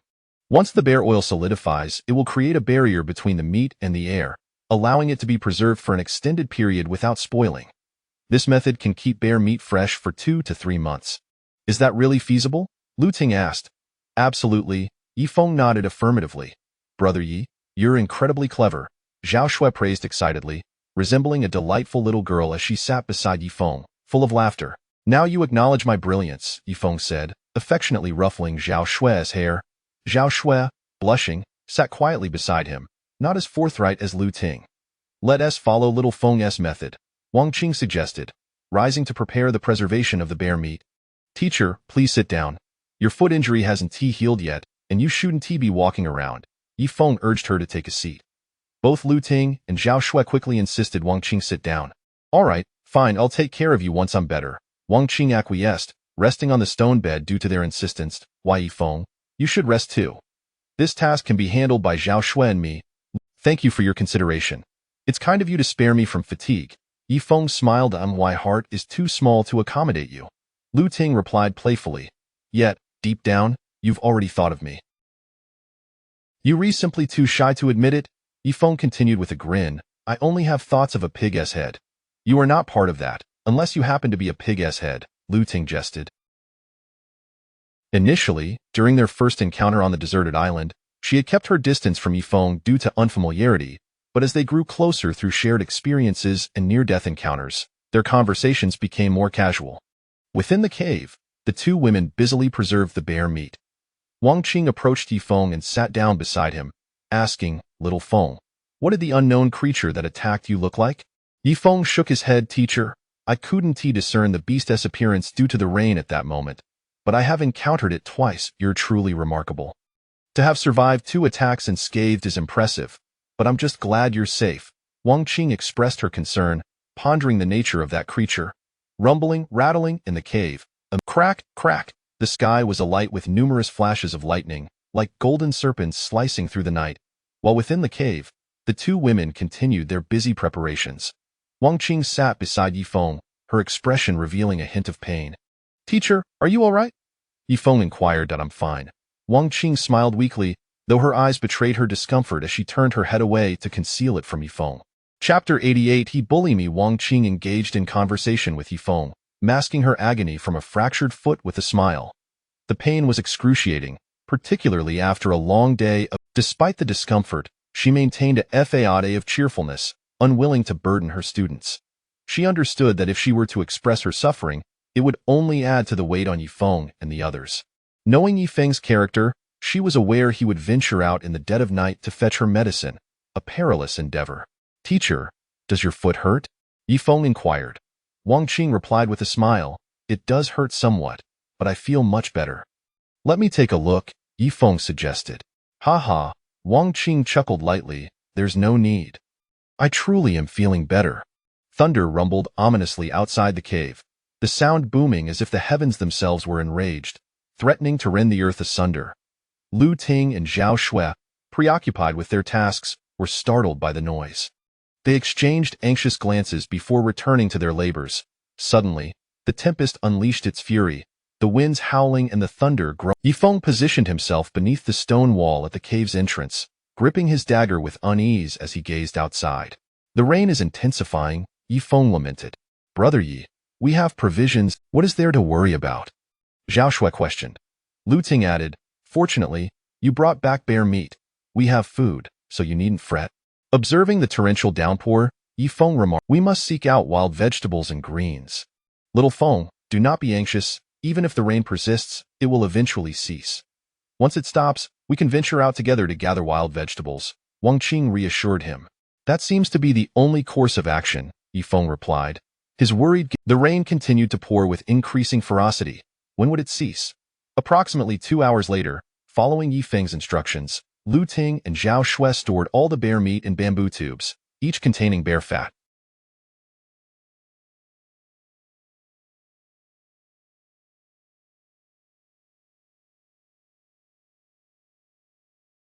Once the fat solidified, it would isolate the meat from the air, allowing for long-term preservation of the fresh bear meat. Finally finished with their tasks, Lu Ting wiped the sweat from her brow. "You must be exhausted," Wang Qing said to them. "Teacher, we are not tired," they replied in unison. Wai Yifeng approached Lu Ting and sat beside her. She instinctively shifted away, attempting to keep her distance, but he persisted. Lu Ting moved again, only to accidentally tumble off the stone bed. Plop! Lu Ting landed on the ground, looking up with a pitiful expression. "Teacher, Yifeng is bullying me." "Ha ha," Wang Qing chuckled joyfully without responding. "I warn you, I have trained in Taekwondo, and I could easily fell a cow with a single punch." Pfft, Yifeng scoffed, dismissing her bravado. With her slender limbs, she could hardly defeat even. "Let little Feng rest early. He is quite worn out today," Wang Qing interjected. Lu Ting retracted her fist, declaring, "In light of your exhaustion today, I shall spare you this." Zhao Shui hurriedly intervened. "Sister Lu Ting, let it go. You cannot defeat him." "Ha ha, cease your bickering and allow little Feng to rest," she observed, feeling as though they were akin to two children squabbling. "Brother Yi, you and Teacher Wang, along with Sister Lu Ting, should rest. I will keep watch for the first half of the night," Zhao Shui suggested. Even though the cave was quite safe, someone needed to stand guard to prevent any unforeseen incidents. The cave walls featured numerous fist-sized. "I will take the first watch," Lu Ting insisted.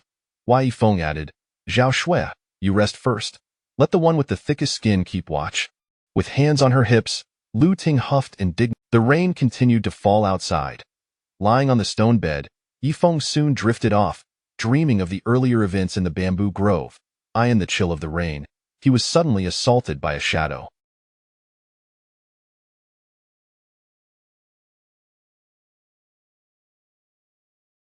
Since being marooned on this deserted island, he had faced 2 attacks from this mysterious figure, but he remained oblivious to its true nature. Time passed, and Yifeng was roused by a gentle voice calling his name. Chapter 89. She endured the pain. Wai Yifeng was in a deep slumber when he heard Lu Ting's anxious call by his side. "Yifeng, wake up quickly." Lu Ting's voice was soft yet tinged with urgency. Though still lost in dreams, Yifeng jolted awake, aware of the dangers that lurked on the deserted island. He dared not indulge in sleep. "What is it?" Sitting up, he grasped his dagger tightly, ready to rush towards the stone wall of the cave. "It seems that Teacher Wang is in great distress. I didn't want to disturb you, but she is truly suffering," Lu Ting said, her voice trembling with worry. Wai Yifeng turned to see Zhao Shui sleeping on the stone bed in the middle, while Teacher Wang lay curled up on the innermost bed, emitting intermittent sounds of pain. "MMM. MMM." Teacher Wang's moans were filled with agony, her sleep marred by the intensity of her suffering. "Yifeng, do you think Teacher Wang's injuries have worsened?" Lu Ting inquired. Yifeng responded, "The poison has been expelled, and aside from the fracture in her foot, her other injuries are not severe. It's likely that her condition has deteriorated due to her reliance on the crutch during the— You have done your utmost, Yifeng reassured her. He rose and slowly approached Teacher Wang, noticing that her foot was still wrapped in herbs, secured with a wooden stick and tied with vines. Yet, the area appeared more swollen, visible even through the coverings. Yifeng prepared to untie the vines, remove the stick, and inspect Teacher Wang's injuries. Suddenly, Wang Qing awoke. We could hear your discomfort even in your sleep, Lu Ting asked. Wang Qing chuckled. Not at all. Teacher, please do not deceive us. We just heard you suffering, Lu Ting said, her heart heavy with concern. Wang Qing smiled again. I'm fine. You both should rest. Teacher, let me check your injuries. Yifeng crouched down, intending to untie the vines and remove the stick. Little Feng, there's no need for that. Let us discuss it in the morning, Wang Qing said hastily as she sat up. Teacher, please don't move. Yifeng quickly untied the vines, removed the stick, and scraped away the herbs.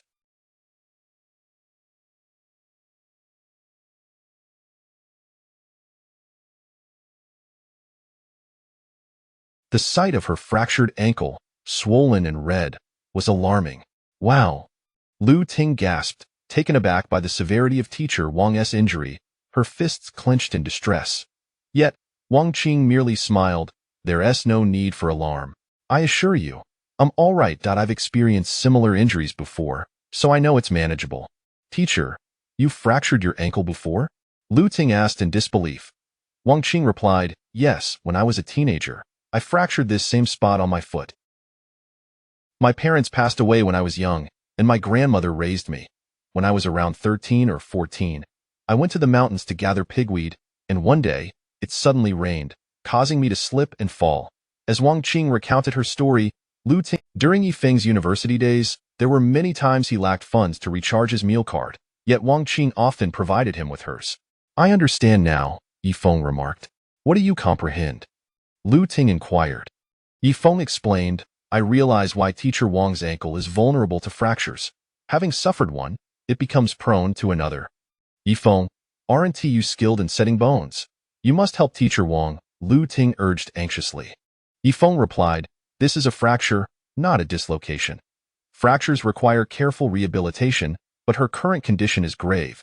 The swelling is excessive. If not treated promptly, the sound of rain poured relentlessly from the forest. Little Feng, I assure you, I'm all right. I am aware of my own condition, Wang Qing said, noticing Yifeng's worried expression. She understood that he wanted to venture out in search of herbs, but it was perilous to do so at such an hour amidst the rain. Yifeng, it's dark and raining. You cannot go out.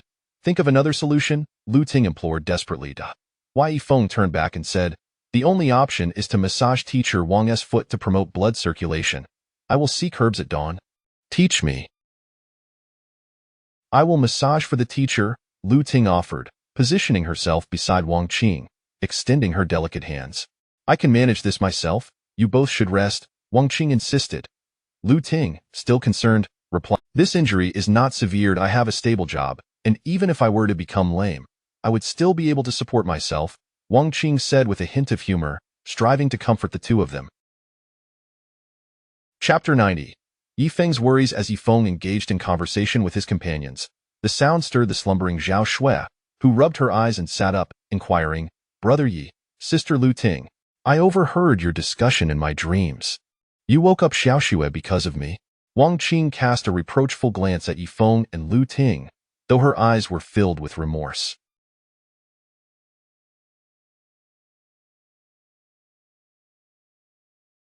Lu Ting replied, Zhao Shui, teacher's ankle is severely swollen and bruised. Yifeng has offered to massage her, and after the break of dawn, he plans to search for medicinal herbs. Otherwise, the circulation in her leg may worsen, leading to necrosis. Ah, is it truly that grave? Zhao Shui promptly sprang to her feet and approached Wang Qing.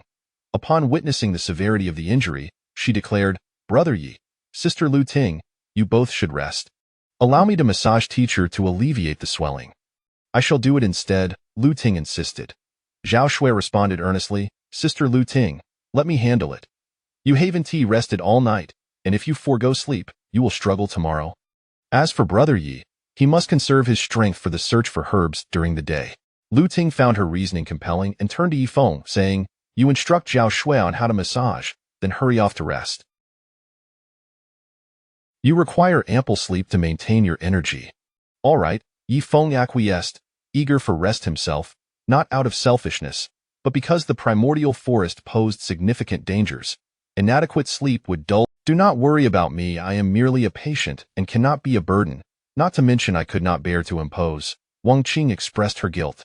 Teacher, it is our duty to care for you. Yifeng reassured her. Subsequently, he personally guided Zhao Shui on the techniques of massage, emphasizing the necessary precautions and proper methods. Zhao Shui, taking heed, memorized his instructions diligently. Seated on the stone bed, Wang Qing gazed at the trio with profound gratitude, at a loss for words. Sigh. Overcome with emotion, she involuntarily exhaled deeply. Teacher, what troubles you? Why the sigh? Yifeng inquired. Wang Qing lamented. It is a pity that you have all graduated. How wonderful it would have been if, upon leaving this deserted island, we could return to school together. Hee. Yifeng chuckled lightly, replying, Teacher, although we have graduated, once we leave the island and you return to the school, there will still be new students awaiting you. They will be your pupils as well, and it will be the same. Having just graduated from the finance department, this cohort of students, along with their teachers and professors, had intended to board a cruise to attend a lecture by a financial master overseas. But fate dealt them a cruel hand when they encountered a maritime disaster. The cruise had been filled with numerous individuals, including many outsiders apart from their group. It remained uncertain how many of the hundreds aboard the ill-fated vessel survived. The rain continued to pour outside, and the atmosphere within the cave grew heavy. After a moment, Wang Qing said, Xiao Feng, Xiao Ting, you both should rest now. Zhao Shui can keep me company. Teacher, then I shall take my leave to rest. Lu Ting yawned, fatigue evident in her demeanor. Zhao Shui, take good care of our teacher, Yifeng urged. Rest assured, Brother Yi, I will ensure teacher is well looked after, Zhao Shui promised earnestly. Returning to his straw bed, Yifeng lay down, burdened with thoughts of how to procure medicinal herbs for teacher the following day. The herbs he had gathered previously were few and now all used, primarily for detoxification purposes. Teacher, how do you feel? Zhao Shui asked within the cave. Shua, do not speak. Let them rest quietly, Wang Qing cautioned Zhao Xue. Yifeng tossed and turned, unable to find repose, his mind troubled by the worsening state of Wang Qing's injury. Outside, the torrential downpour persisted, accompanied by the cacophony of wind, rain, and thunder reverberated in his ears. Yifeng closed his eyes, striving to calm his mind. He desperately needed to rest. Upon seeing them, Yifeng rushed forward, enveloping them in a tight embrace. In the dream, both his mother and father raised their rough hands to gently caress his face, though the deepening lines on their faces were more pronounced than he remembered. His father, once adept in martial arts, had settled into a life of humble farming after marriage, dedicating himself to providing for the family. In Yifeng's recollections, his grandfather had been the most formidable in their lineage. It was said that during a time when the Southwest was rife with bandits due to the mountainous terrain, his grandfather had honed his skills to protect their homeland. His father had dabbled in martial arts in his youth and had ventured into the world as an adult, but after settling down, he shouldered the responsibilities of fatherhood, focusing on providing for his wife and children. Yifeng recalled a poignant saying, Our parents, too, once shared the dreams and aspirations of youth, yet as we grew, they aged, relinquishing their youthful ambitions. Chapter 91. Seeking Medicine in the Mist. Encountering danger the following morning, Yifeng awoke early, his mind consumed with concern for Wang Qing's injury. Dawn had broken, however. The weather outside was dismal, with a light drizzle that fell like fine threads of silk. Peering through the crevices of the stone, he could see the forest enveloped in fog, and it seemed that the rain would persist and possibly intensify. Zhao Shui was still attending to Wang Qing's feet, which had grown redder and more swollen. Had it not been for Zhao Shui's continuous massage to promote circulation, the situation would likely have worsened. Xiaofeng, why are you up so early? Wang Qing inquired with a smile upon noticing Yifeng's wakefulness. Teacher, how do you feel? Yifeng approached with genuine concern. Don't worry, I'm fine and feeling quite well, Wang Qing replied with a warm smile. Yifeng glanced outside and said, Teacher, please endure a little longer. I will venture out to find some herbs for you. I assure you, I am perfectly all right, and with the rain still falling, it would be wise to wait until the weather clears, Wang Qing insisted, her worry evident. The fog was dense, and the rain posed a significant danger. Teacher, you need not worry about me. I will take care to remain safe, Yifeng reassured her as he grasped his dagger, preparing to leave. Although the forest was shrouded in mist, he believed he could still discern his surroundings once he entered the woods. Besides, the rain was likely to continue for several days. Xiaofeng, I cannot allow you to go. Please listen to me, Wang Qing said sternly, her gaze fixed on him. Teacher, please rest assured I will look after myself, Yifeng insisted, just as Lu Ting stirred awake. With her hands propped against the stone bed, she rubbed her eyes and said, Yifeng, are you really going out to seek herbs? The rain is still falling. Let me prepare some soup for you to warm your body first. There's no need. I do not usually have breakfast, Yifeng replied with a smile. It is essential, Lu Ting insisted. Unable to counter her resolve, Yifeng reluctantly remained in the cave for the time being. Half an hour later, the bear meat soup was ready, and Lu Ting poured it into a bamboo tube.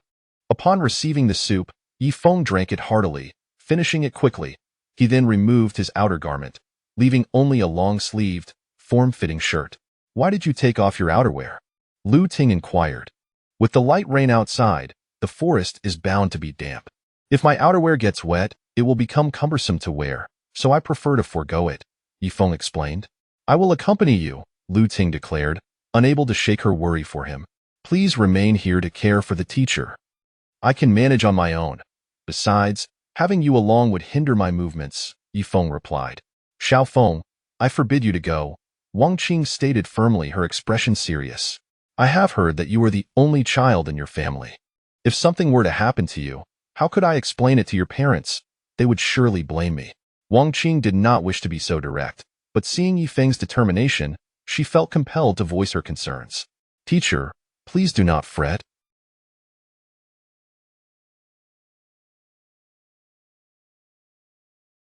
He will be just fine. Look at him. He is as sturdy as a bull, so he will undoubtedly be safe. Lu Ting chimed in, playfully punching Yifeng a few times before leaning closer and whispering, just be careful. We will await your return. Understood, Yifeng replied with a slight smile, assuring them he would be cautious. Xiaofeng, you must listen. Do not venture out. Wait until the skies clear, Wang Qing reiterated with authority.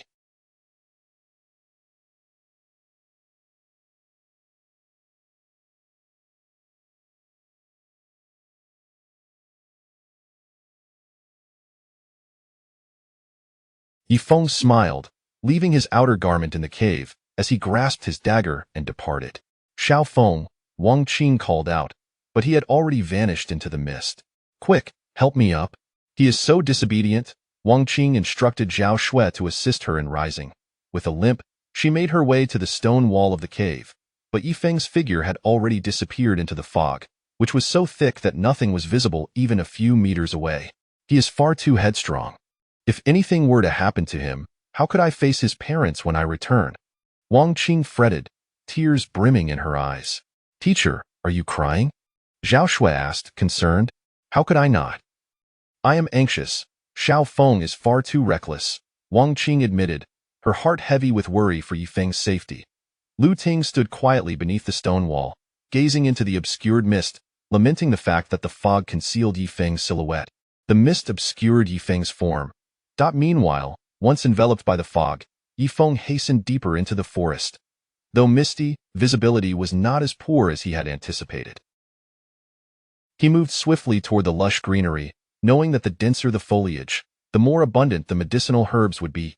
Here, ancient trees twisted and Yifeng's clothing had become soaked, his entire being drenched, yet he felt no chill.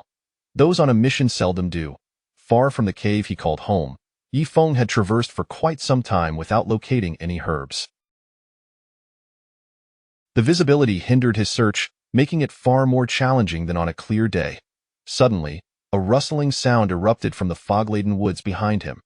Instinctively, Yifeng tightened his grip on his dagger, cautiously surveying his surroundings, sensing an imminent danger. The peril had arrived. Chapter 92. Severing the beast's claw, tick-tock. Tick-tock, in the dense, fog-laden forest, droplets of water persistently fell, while a chill wind swept through, leaving Yifeng dampened.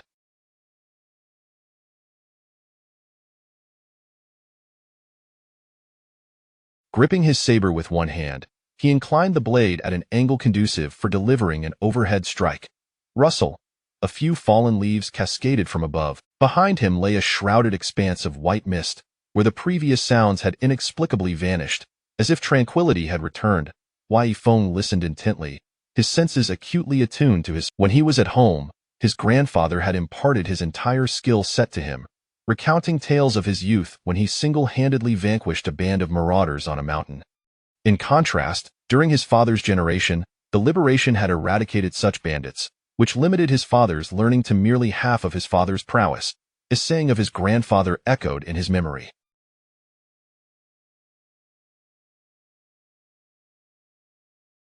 Should danger arise in the forest, one ought to ascertain the presence of a formidable beast lurking unseen by observing the distribution of fallen leaves around the trees. For when a fierce predator lies in wait, the number of leaves beneath its hiding spot would exceed those of other trees. If uncertainty still prevailed, one should throw a stone to probe the surroundings. Wei Feng deftly kicked a stone, sending it skimming into the misty grove. Bang! The stone struck the underbrush with a resounding thud. Whoosh! Suddenly, a dark figure surged from the thicket, moving with remarkable speed, though not particularly large. The thick fog obscured Yifeng's view, leaving him unable to discern the nature of the beast. Ha! Yifeng roared, swiftly leaning back. Whoosh! The creature swept past him, a chilling gust of wind trailing in its wake. Eek! The dark entity emitted an eerie shriek. Wei Feng dared not turn around, aware that such a motion would be too slow.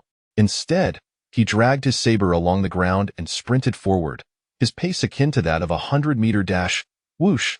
The sound of ahead loomed a massive tree. Wei Feng dashed towards it, his feet skimming its trunk as he propelled himself upward, his body suspended 2 to 3 meters above the ground. Ha! Yifeng pivoted mid-air, his saber descending in a fierce arc. Bang! A thunderous crack echoed as the sharp blade cleaved through the creature's claw, severing it cleanly and leaving it to fall to the forest floor. Eek! The dark beast howled in agony, retreating into the woods at an astonishing speed. What had he encountered? As Yifeng scrutinized the shadowy figure, it bore a resemblance to a monkey, round-headed, with large eyes and pointed ears, yet not entirely so. The fog and its rapid movement obscured a clear view.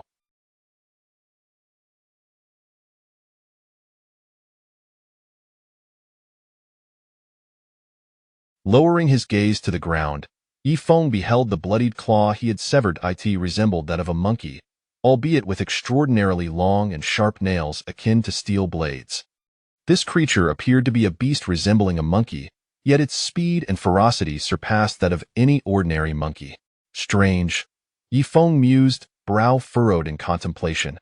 This marked the third time he had been ambushed, each occurrence in a different location. Could this beast be stalking him? No.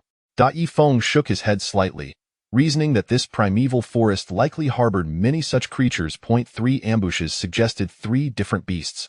Indeed, this forest was perilous.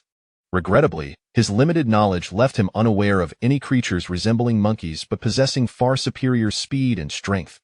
Thankfully, his martial prowess had spared him from certain death. Not daring, he vowed to find the necessary remedies to heal Teacher Wang's leg injury, undeterred by the forest's dangers. As he entered the fog-shrouded woods, Yifeng meticulously searched while remaining vigilant of his surroundings. Eucalyptus tree. Suddenly, he stumbled upon a eucalyptus tree, renowned for its medicinal properties. In his childhood, he recalled how villagers would come to collect its bark, known for alleviating blood stasis and reducing swelling. However, Teacher Wang's fractured bone required realignment, which could not be achieved without the aid of herbs. The forest was drizzled with a fine mist, and Yifeng wandered alone among the trees. After approximately half an hour, he discovered several herbs with excellent anti-inflammatory properties. With these herbs in hand, a successful realignment of Teacher Wang's bone followed by their application would enable him to walk with difficulty in 10 to 15 days. However, full recovery would likely take 3 months. Healing from bone injuries typically required 100 days. Pitter-patter. The rain continued to fall gently, droplets cascading from the leaves as Yifeng gathered the... Chapter 93. He has returned. It was raining. The downpour intensified as teacher Wang Qing sat anxiously on the stone bed, peering through the crevices in the cave's rocky walls, her heart racing as she gazed outside. Ever since Yifeng's departure, she had been in a state of disquietude, gripped by concern and fear. If something were to happen to Yifeng, how could she face his parents upon returning? Lu Ting and Zhao Shui were also gazing outside, both burdened with heavy thoughts, eagerly awaiting Yifeng's return. Yet, the rain continued to pour, growing ever more torrential, and Yifeng remained absent. Little Feng is too stubborn. If something happens to him, how will I explain it to his parents? Wang Qing lamented, her anxiety mounting as she sat on the stone bed. Teacher, please don't worry. Yi Gu will be fine. He is exceptionally capable and surely nothing will befall him, reassured Zhao Shui. Indeed, Yifeng will undoubtedly be safe. I have faith that he can take care of himself, Lu Ting added with a smile. Although the two girls sought to comfort Wang Qing, they too were deeply troubled. Once he returns this time, I shall never allow him to venture out again. Wang Qing resolved silently, determined to keep Yifeng from leaving again. Lu Ting rose and slowly approached the cave's rocky wall, her worried eyes scanning the swirling mist. Pitter-patter.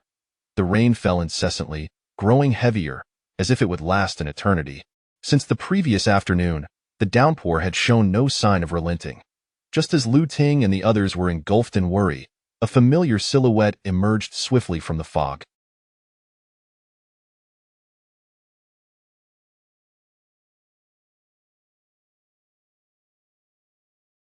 The figure traversed through the mist, gradually coming into their view.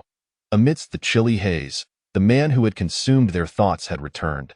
Yifeng, Lu Ting exclaimed, opening the stone door and waving at the entrance of the cave. Zhao Shui joyfully rushed over as well. Thank heavens, you are finally back. Wang Qing softly closed her eyes, inhaling deeply. Yifeng's return eased the weight on her heart. As Yifeng stepped out of the mist, he saw Lu Ting and Zhao Shui standing at the cave's entrance, happily waving at him. The two beauties appeared as if they were awaiting the return of a beloved husband. Amused by this thought, Yifeng shook his head and chuckled to himself, realizing how grandiose his thoughts had become.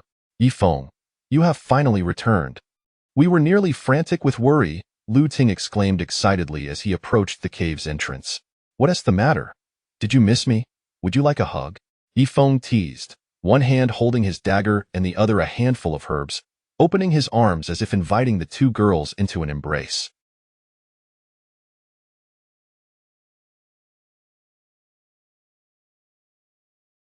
Zhao Shui shyly bowed her head, her cheeks flushing a deep crimson. Sure. Let us embrace and share our burdens, Lu Ting laughed, standing on the cave's steps with her arms wide open. Let us refrain from merely sharing burdens. What I seek is a genuine connection, Yifeng replied. I harbor no love for you. My heart is too small to accommodate someone as grand as you. Lu Ting smiled playfully. Sister Lu Ting, please let Yi Gu in, urged Zhao Shui, noting that Yifeng was drenched and standing in the cold wind. Come, stop thinking about hugs. Lu Ting turned and entered the cave, but as she did, a barely perceptible smile graced her face. Upon entering the cave, Yifeng noticed Wang Qing seated on the stone bed, her expression etched with concern as she gazed at him. You are finally back. You are forbidden to venture out again. If you insist on going out next time, I will be quite upset, Wang Qing stated sternly, her fear of Yifeng facing danger palpable. Teacher, I apologize for causing you worry. You've been through a lot, Wang Qing observed, her heart swelling with emotion as she looked at him. Rest assured, I am well. Everything is perfectly fine. Yifeng separated the herbs into two portions, instructing Lu Ting, Zhao Shui, these herbs, one is for brewing, and the other for crushing and applying. Please take care of it. At Yifeng's direction, the two girls immediately set to work. You are soaking wet. Come sit beside me and warm yourself by the fire, Wang Qing said tenderly, making space for him. As Yifeng had not donned a thick outer garment, his thin clothing would soon dry by the warmth.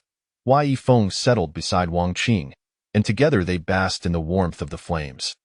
Wang Qing raised her hand to brush the raindrops and fallen leaves from Yifeng's attire, inquiring, Are you all right? Did you encounter any dangers in the forest? I came across a wild beast in the forest. It resembled a monkey, striking with great speed and agility, though I am uncertain of its nature. Recalling the encounter, Yifeng felt a lingering sense of trepidation. Chapter 094. As Yifeng recounted his recent ordeal, concern etched itself upon the faces of the three companions, relieved only by the knowledge of his safe return. However, their curiosity was piqued regarding the creature that resembled a monkey yet moved with unmatched swiftness and ferocity. Had it not been for Yifeng's martial prowess and quick reflexes, the outcome might have been dire. Lu Ting and Zhao Shui diligently prepared herbal remedies, while Yifeng meticulously realigned Wang Qing's fractured bones, applying the herbs before securing them with a splint. The concoction of internal and external remedies promised that within 10 days to 2 weeks, Wang Qing would no longer require crutches and could walk unaided. Yet, a complete recovery was anticipated to take 2 to 3 months. Once their tasks were complete, Yifeng settled by the fire to warm himself and dry his garments. Lu Ting took it upon herself to prepare a meal for him. Outside, the rain intensified, shrouding the landscape in thick mist. Time flew by, and in the blink of an eye, 2 to 3 days had passed. On a midday 3 days later, the rain finally ceased, the clouds parted. Unveiling of the verdant forest emerged vividly before the group. The winds had stilled, the rain had subsided, and the sun had graced them with its presence. After days of waiting, they had finally witnessed the sun's return. Yet, the rescue team remained elusive, stirring unease among them. Having spent 4 to 5 days within the cave, subsisting on rich foods, their stomachs began to protest. However, Wang Qing's condition had improved significantly over these days of recuperation. Chirp, chirp, with the sun shining brightly, the cheerful sounds of crickets filled the air, and flocks of birds flitted across the sky. Yifeng stood at the cave's entrance, stretching luxuriously, and proclaimed loudly, "At last, the sun shines. Could you keep your voice down? It's deafening." Lu Ting exclaimed, covering her ears, for Yifeng's voice was indeed quite booming. "I plan to venture out in search of wild vegetables. After days of consuming bear meat, my digestion..." Lu Ting, sharing his sentiment, was also eager for some greens. Most people nowadays were vegetarians, capable of foregoing meat for 10 days or more, but a few days without vegetables was simply intolerable. "I shall accompany you," Lu Ting offered willingly. "Lu Ting, I believe it would be best if I went with Yi Ge. You should remain here to care for our teacher and ensure her safety." Zhao Shui's voice was soft, perhaps apprehensive of Lu Ting's potential objection. Yifeng concurred. "It would be sufficient for me to take Zhao Shui along. You should stay here and look after our teacher. Please ensure your safety." The reason for bringing Zhao Shui along was Yifeng's desire to gather a greater variety of wild vegetables. If he were to venture into the forest alone, wielding his sword, he would need a basket woven from vines, limiting the quantity of vegetables he could carry. "Very well, I shall remain here to care for our teacher. Do take care of yourselves," Lu Ting instructed. Though she yearned to explore the outdoors, to wander freely and breathe in the fresh air, one of them had to stay behind to attend to Wang Qing, and after bidding farewell to the two, Yifeng set forth with Zhao Shui. The dense forest resembled an ocean of greenery. As Yifeng and Zhao Shui navigated through the lush thicket, Zhao Shui's spirits soared after days of confinement. The sprawling verdure delighted her like a joyful little bird. The gentle breeze caressed the air, and in the heart of the woods, Zhao Shui inhaled the fresh air, her face radiating with a brilliant smile. Yifeng reached a tangle of vines, wielding his sword to sever several strands, fashioning a basket which he then handed to Zhao Shui, saying, "You can carry this basket behind me while I gather wild vegetables." "All right, Yi Ge," Zhao Shui replied. It was light enough for her to carry. Following closely behind Yifeng, Zhao Shui gazed up in admiration at his figure, captivated by his stature. She had never idolized any boy before, yet she found herself enchanted by Yifeng. In her eyes, his silhouette was tall and imposing. "This is dandelion, and this is plantain. These can serve as both wild vegetables and medicinal herbs," Yifeng explained as they walked through the forest. "Got it. I'll remember," Zhao Shui beamed, nodding eagerly, resembling a devoted apprentice as she trailed behind him, committing the names of the wild vegetables to memory. They traversed the forest for quite some time, distancing themselves from the camp by at least half an hour. Upon reaching the base of a grand tree, Yifeng turned to Zhao Shui. Startled, Zhao Shui quickly lowered her gaze, her heart racing as she realized he had caught her admiring his back. It was her first time alone with Yifeng, and the intimacy of their surroundings sent her heart racing. "Since you're feeling fatigued, let us rest here for a while," Yifeng suggested with a warm smile as he said. Her demeanor was reminiscent of a bashful girl on her first date, treading carefully and filled with trepidation. Chapter 095. Longing to accompany him until old age in the heart of the forest, beneath a towering ancient tree, Yifeng and Zhao Shui sat together. A gentle breeze rustled the leaves, causing them to cascade down like whispers of nature. The leaves fluttered gracefully, landing softly on their shoulders. Zhao Shui kept her gaze lowered, too shy to meet Yifeng's eyes. "Do you have any grievances against I?" Zhao Shui stammered nervously, at a loss for words and feeling quite unlike the loquacious Lu Ting. "Haha." Observing Zhao Shui's anxiety, Yifeng chuckled lightly before tenderly ruffling her hair. "I was merely teasing. I didn't expect you to take it so seriously." A warm smile spread across Zhao Shui's face as her heart raced at the gentle touch of his hand, which felt like the warmest thing in the world, bestowing upon her a spring-like comfort.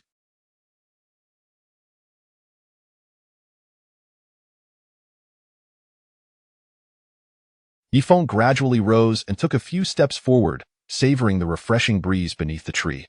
After spending several days in the cave, he relished the opportunity to breathe in the fresh air. Zhao Shui gazed at Yifeng's silhouette, captivated. The sunlight filtered through the treetops, casting a radiant glow upon him, making his figure appear both majestic and warm. The golden rays danced upon his hair, giving it a soft, sun-kissed hue. Rustle, rustle.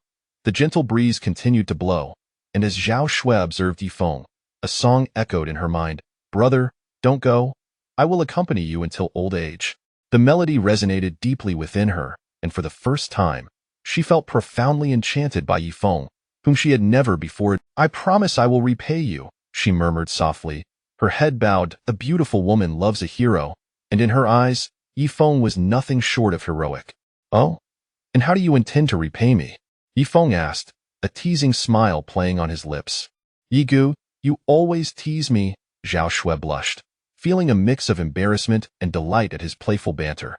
"Haha." Yifeng chuckled again, gently patting her head. "Think it over and let me know. Even if I leave the island one day, I will never part from you. I want to follow you forever and repay your kindness," Zhao Shui declared, her heart racing. She wondered if this could be considered a confession of her feelings for Yifeng, and whether the hint was too obvious, fearing he might not understand. "Weren't you saying, even if we leave this place, I hope you will live well," Yifeng said, placing his hand gently on her shoulder. In that moment, Zhao Shui felt as though she had shrunk 3 inches, enveloped in warmth, as if a protective hand was lovingly resting upon her, granting her a sense of safety and comfort. She longed to draw closer to Yifeng, who radiated warmth like the sun. "Hehe, Zhao Shui, you are truly beautiful and so well behaved," Yifeng remarked, admiring the lovely girl beside him. "Really? Is that so?" Zhao Shui felt bashful, yet happiness surged within her at his compliment. Every girl desires to be praised for her beauty, especially by someone she idolizes. "Are you tired?"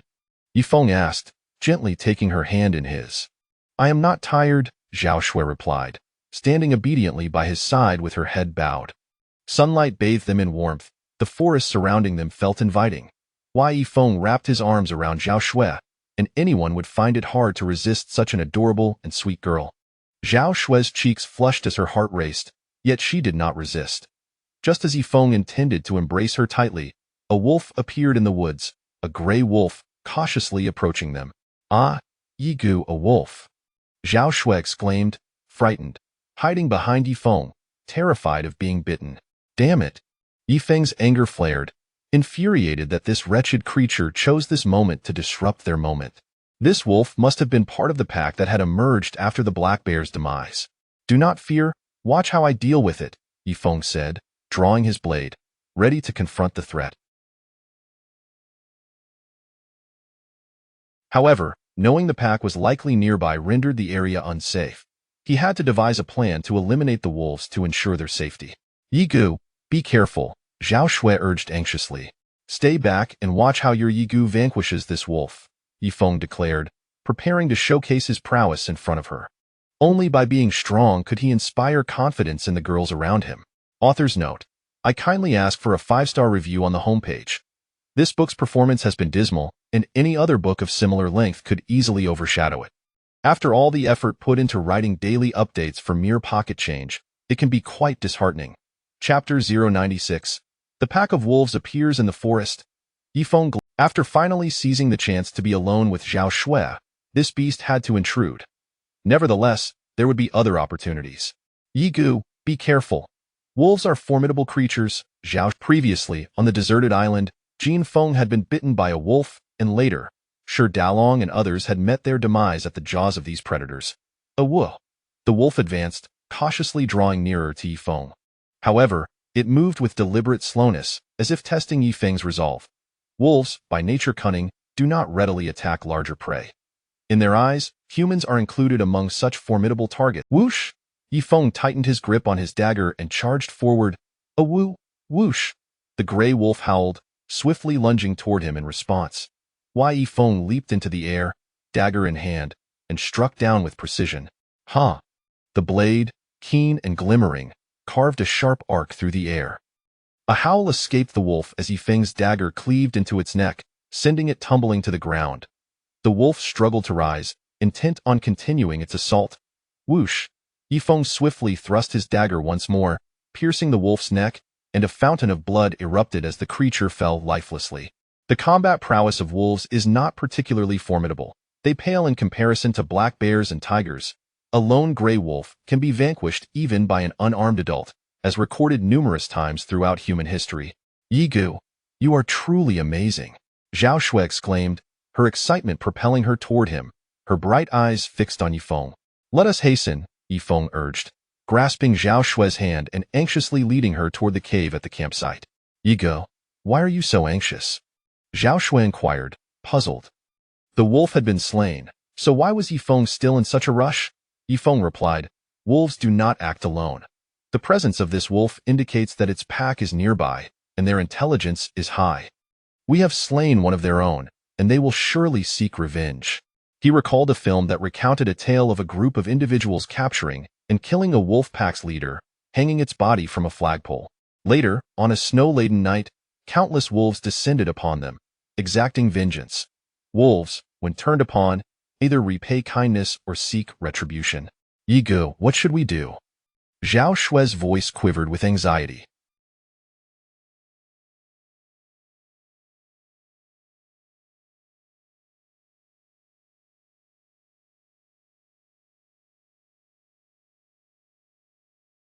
There had been 15 wolves in the pack, and now 14 remained.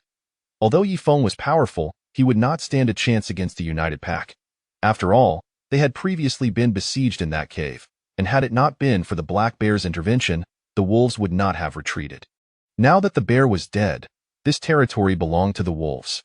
Let us return to the cave for now, Yifeng insisted, pulling Zhao Shui along to ensure her safety. Zhao Shui, clutching her basket, carefully followed in his wake, her delicate hand held firmly by Yifeng, yet she resembled a shy maiden, led out on a date by her beau die in the forest. Yifeng's expression was grave as he meticulously surveyed the surroundings. As they passed through a grove, he noticed the ground was strewn with numerous paw prints, evidence of the wolves' passage. The pack had indeed arrived, and they were close at hand. Yi Gu, why are there so many wolf tracks here? Zhao Shui trembled at the sight, fear coursing through her. Because the pack is nearby, Yifeng responded. Are we in danger? Zhao Shui's fear intensified as memories of the recent wolf pack's ferocity flooded her mind. Jin Feng and Shi Dalong had perished at the hands of those wolves. We must hurry back. We must devise a plan to eliminate the pack, or we are in grave peril, Yifeng urged, pulling Zhao Shui's hand as they rushed toward the cave. On the lush green grass and amidst the verdant trees, Zhao Shui dutifully followed Yifeng's side, feeling the warmth and security of his grasp. As Yifeng navigated through the forest, his dagger tightly held, his icy gaze scanned the surroundings for those wretched wolves, oblivious to their imminent demise. After approximately half an hour, they finally returned to the campsite, spotting the familiar cave entrance. Yifeng, you have returned? Lu Ting's anxious voice echoed from within the cave. As she pushed aside the stone slab, standing on the steps, she gazed at Yifeng and Zhao Shui, relief evident on her face. You have finally returned. You frightened both me and Teacher Wang. What happened? Yifeng inquired with curiosity, wondering if the wolf pack had found their way here. He scrutinized the ground for any signs of the wolves, but the hard, rocky terrain bore no tracks. Even if the wolves had traversed this area, their presence would leave no trace. You too. Lu Ting suddenly noticed Yifeng holding Zhao Shue's hand, a pang of discomfort coursing through her.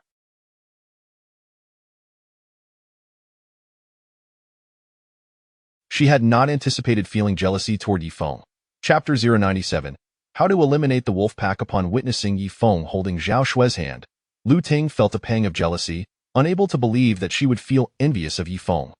In the past, numerous handsome boys and wealthy young men had professed their affections for her at school, yet she had dismissed them all with indifference. Some of these charming and affluent suitors, after failing to, a wolf appeared earlier, and after Yigu killed it, he hurriedly brought me back, Zhao Shui explained. Oh, Lu Ting nodded slightly, then remarked, you need not explain anything to me. I have no connection with you. She isn't my girlfriend. Humph. Lu Ting shot Yifeng a glare. Xiao Feng, Xiao Shui, you've returned, Wang Qing called out, leaning on her cane as she limped forward. Teacher, we're back, Yifeng replied with a smile. Wang Qing, visibly anxious, said, after you left, 2 wolves appeared at the cave. Fortunately, they sniffed around for a while before departing, but they undoubtedly discovered our presence. Yifeng, Lu Ting exclaimed, slapping her forehead and recounting the earlier events. It turned out that shortly after Yifeng and Zhao Shui departed, 2 wolves had appeared outside the cave, sniffing around for quite some time before slowly leaving. Lu Ting and Wang Qing had been hiding inside the cave, holding their breaths, relieved that the wolves eventually left. However, Yifeng suspected that the wolves had already detected their presence. The reason for their retreat was simple.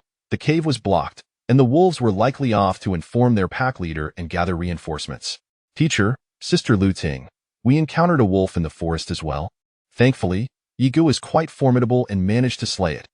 Otherwise, we surely wouldn't have made it back, Zhao Shui recounted, still shaken by the earlier encounter. Xiao Feng, are you both unharmed? Wang Qing, otherwise we will be in grave danger, Yifeng stated as he and Zhao Shui entered the cave, with Lu Ting closing the stone slab behind them. Inside the cave, the atmosphere was tense for the 3 women, as the wolf pack was once again approaching. If they could not find a way to deal with the pack, their lives would be at risk. Venturing outside to search for food or fresh air would undoubtedly expose them to wolf attacks.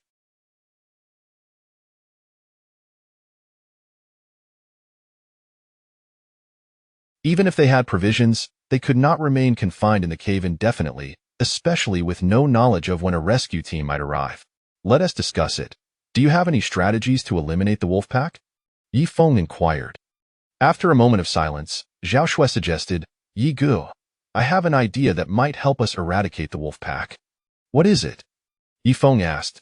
Zhao Shui proposed, we could find a valley, pile it high with wood, lure the wolves inside. If there isn't enough, the wolves will escape, and if there is too much, it would take an inordinate amount of time to gather, and such a large fire would certainly cause a forest fire. Yiga, I am so foolish, Zhao Shui said, scratching her head and offering a sheepish smile. After a brief pause, Wang Qing interjected, I have a suggestion. We could look for something poisonous, apply it to bear meat, and when the wolf pack appears outside the cave, throw the meat out. The wolves would surely be poisoned after consuming it. That's a good idea. Yifeng nodded with a smile, finding the suggestion promising. But we don't know any toxic substances, Lu Ting expressed her concern. Being knowledgeable about various herbs, he was aware of which ones were highly toxic and how potent they were. As long as he could poison the bear meat, the wolf pack would undoubtedly perish. That's wonderful. You read truly impressive. I'll accompany you to search for the poisonous herbs, Lu Ting exclaimed with delight, admiring Yifeng's capabilities. I'll go alone. It's actually safer that way. You should stay in the cave and wait for me, Yifeng stated as he rose, grasping his dagger, preparing to venture out. Xiao Feng, please eat something before you go. You haven't eaten all day, Wang Qing urged with concern. Teacher, I'm not hungry. I'll eat once I find the poisonous herbs, Yifeng replied.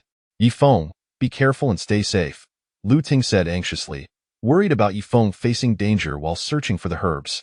As Yifeng was about to leave, he turned to Lu Ting and said, I still have a wish yet to be fulfilled. Unfortunately, I must embark on this adventure now. If I don't return, that wish may remain unfulfilled. What wish? Lu Ting inquired. Yifeng responded, I wish for you to give me a hug, to provide me with some warmth. Pfft. Lu Ting nearly choked, pouting as she retorted, You're dreaming.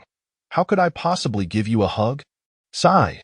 I knew it was impossible. Yifeng chuckled, feigning disappointment as it is a promise made by Lu Ting herself. Hee, Xiaofeng, do stay safe. Wang Qing chuckled, finding amusement in the playful banter between Yifeng and Lu Ting, who seemed like children engaging in lighthearted teasing. Chapter 098. The Assault of the Wolf Pack in the Forest. Yifeng treaded cautiously through the dense woods, having spotted the tracks of a wolf pack on several occasions. If his estimations were correct, these wolves were on the verge of gathering to launch a coordinated assault on the cave. The wolves had yet to make an appearance, undoubtedly due to their current dispersion. Yifeng dared not linger, scouring the forest for toxic plants, and indeed, he discovered two varieties of poisonous flora.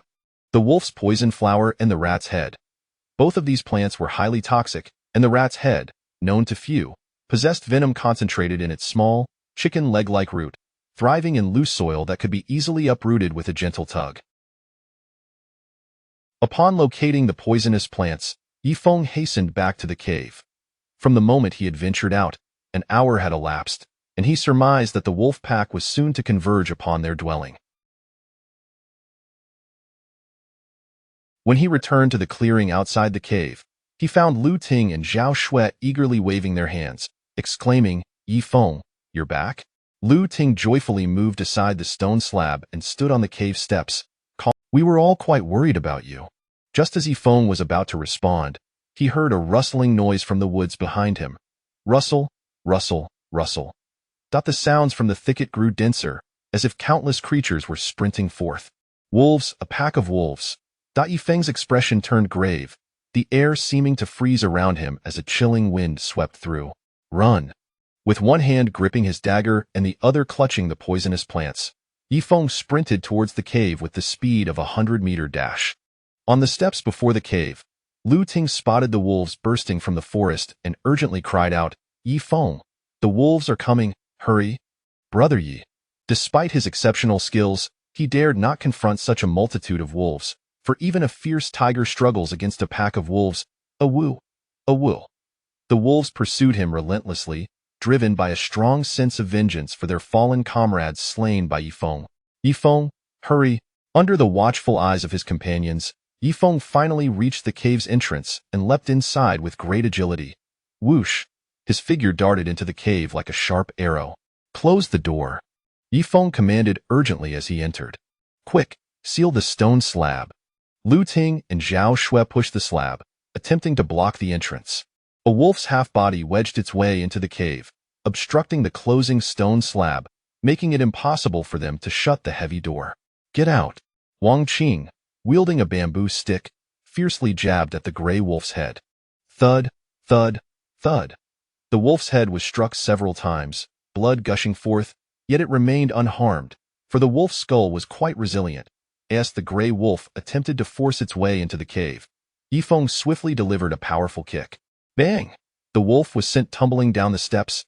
Howl! After being kicked down, the gray wolf was trampled by its pursuing companions. The steps were narrow and elevated 2 meters off the ground, allowing only one wolf to ascend at a time. Lu Ting and Zhao Shui hastily barricaded the stone slab at the entrance, propping it with a wooden stick. Awoo!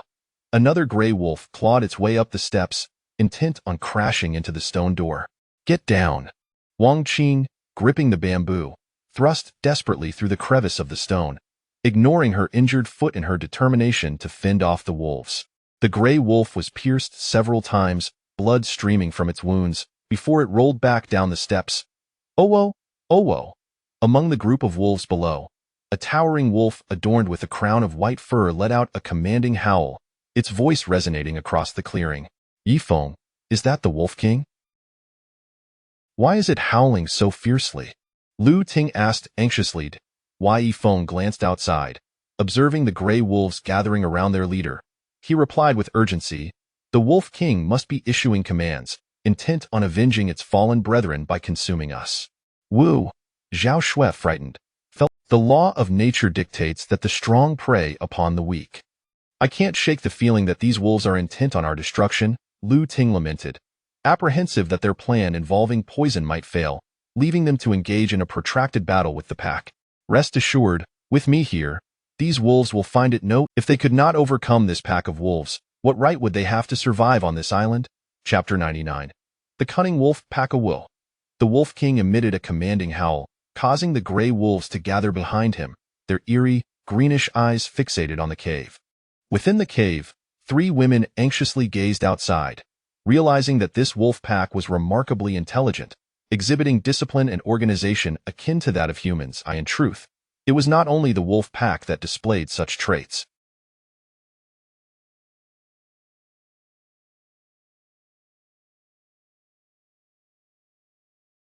Lion prides, hunting dog packs, and even elephant herds share these characteristics, as animals of the same species engage in communication. Yi Feng, the wolves are going to stand guard outside again. What shall we do? Asked Lu Ting. Zhao Shui, trembling with fear, added, last time the black bear appeared, the wolves fled, but with the bear now dead, I suspect the wolves will remain outside. I will devise a plan, Yi Feng stated as he produced wolf's bane and rat's tail, crushing the poisonous herbs before simmering them in water. After the 2 poisons were brewed, the resulting concoction was a dark liquid, devoid of any odor. After applying the toxin to the bear meat, Yi Feng tossed several pieces outside. Thud, thud, thud. After the pieces of bear meat landed on the ground, the 4 of them stood silently in the cave, waiting for the wolves to consume the poisoned meat and succumb to the toxin. Eat, hurry and eat, Lu Ting urged, her fists clenched as she anxiously watched the outside, praying for the wolves to devour the meat. Zhao Shui remained cautiously vigilant. Eat, hurry and eat, murmured teacher Wang Qing, also fixated on the scene beyond. However, the wolves outside seemed wary of the discarded bear meat, approaching with caution and refraining from consuming it. Brother Yi, why aren't the wolves eating? Is it because it's bear meat that they hesitate? Inquired Zhao Shui. They may not be hungry, or perhaps they are simply cautious, Yi Feng replied. What should we do now? Zhao Shui pressed. There is nothing we can do but wait patiently for the wolf. Oh, woo, you. One gray wolf cautiously approached and sniffed the bear meat.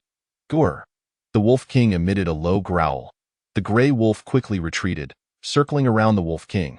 The other gray wolves, their green eyes fixated on the bear meat, also refrained from approaching, likely waiting for the Wolf King's command. Oh, woo. The Wolf King raised its head and howled several times, prompting a few wolves to cautiously approach and sniff the bear meat before beginning to eat. Only 6 wolves feasted, while the remainder continued to observe from a distance. Yi Feng. Thus, some wolves eat first while others wait, Yi Feng explained. Wolves are surprisingly intelligent. Could they possibly know we have poisoned the meat? Zhao Shui queried. Of course not. This is merely a manifestation of their caution. For instance, when certain birds feed on rice at a farmer's house, they remain vigilant, with other birds standing guard outside, Yi Feng elucidated. As the few wolves savored the meat, they seemed eager to consume more, intent on finishing all the bear meat. Grr! The Wolf King emitted a low growl, and the wolves immediately withdrew. The pack slowly approached a piece of bear meat and began to eat. The remaining wolves rushed over, clamoring to snatch the bear meat. Wonderful! They've finally consumed it all, Zhao Shui exclaimed with delight. Yi Feng also bore a smile, thinking to himself, these wolves are undoubtedly doomed. Despite their intelligence, they are still mere beasts. The wolf pack won't be immune after consuming the bear meat, will they? Lu Ting inquired. Fear not. I am a professional when it comes to poisoning, Yi Feng replied with confidence. Suddenly, a wolf outside emitted a pitiful cry before collapsing, its body trembling violently and even vomiting, ultimately bleeding from all 7 orifices before succumbing to death. One by one, the other gray wolves fell, each emitting sorrowful. It has finally taken effect, Lu Ting rejoiced. Zhao Shui also smiled, declaring, we are finally safe. Grr! The Wolf King howled in fury, its green eyes glaring at the cave before it too collapsed. Subsequently, the remaining wolves fell to the ground, lifeless. Sigh. Gazing at the deceased wolves, Yi Feng lamented, what we have done is indeed somewhat cruel, but in the name of survival, we had no other choice. All creatures exist for the benefit of humanity. Thus, there is no need for you to lament, Lu Ting remarked. Let us venture outside, skin these wolves, and dry their pelts. We can use them as blankets and pillows in the future, Yifeng suggested. Brother Yi, that is an excellent idea, Zhao Shui responded with a bright smile. Lu Ting also found merit in the plan, realizing that with the wolf pelts, they would no longer have to sleep on the cold stone beds, which, despite being covered with straw, were uncomfortable and uninviting. Yifeng pushed open the stone door and stepped outside. Chapter 100:2 Strange men. Yifeng, Lu Ting, and Zhao Shui had been laboring diligently for quite some time, finally managing to skin the wolves. As for teacher Wang Qing, due to her injuries still not having healed, she could only sit idly by. After extracting the wolf pelts, Yifeng dragged the carcasses into the forest to dispose of them.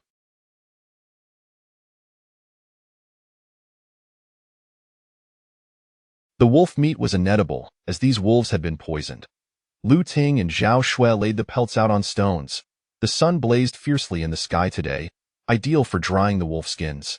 With these pelts, their nights would be considerably more comfortable in the future. After discarding the wolf carcasses in the forest, Yifeng returned, drenched in sweat, feeling somewhat fatigued due to the number of wolves he had dealt with. Brother Yi, what shall we do next? Zhao Shui inquired. Yifeng replied, with the wolf pack and the black bears dead, this area is temporarily safe. However, we currently lack salt, so I intend to go to the seaside to collect seawater for evaporation and then retrieve the sea salt tomorrow. They had gone without salt for several days, leaving their meals rather bland. Although unrefined sea salt wasn't suitable for long-term consumption, occasional small amounts would pose no harm. Brother Yi, I wish to accompany you to the seaside. Zhao Shui expressed her desire to go out with Yifeng. I think I should go alone, Lu Ting interjected. Recalling the moment when Yifeng held Zhao Shui's hand earlier, Lu Ting felt a pang of jealousy and thus wished to join him.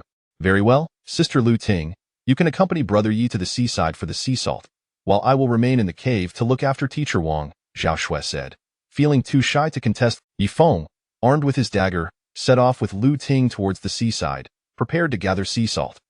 The journey to the coast was somewhat distant, likely taking around 2 hours. In the dense forest, Yifeng and Lu Ting navigated through the trees, swiftly making their way to the sea. Beautiful Lu Ting, does your earlier promise still stand? Surely, you haven't forgotten? Yifeng asked. What promise? Lu Ting replied, feigning ignorance.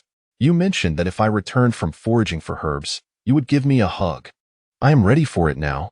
Yifeng stood beneath a tree, arms wide open, signaling his readiness for an embrace.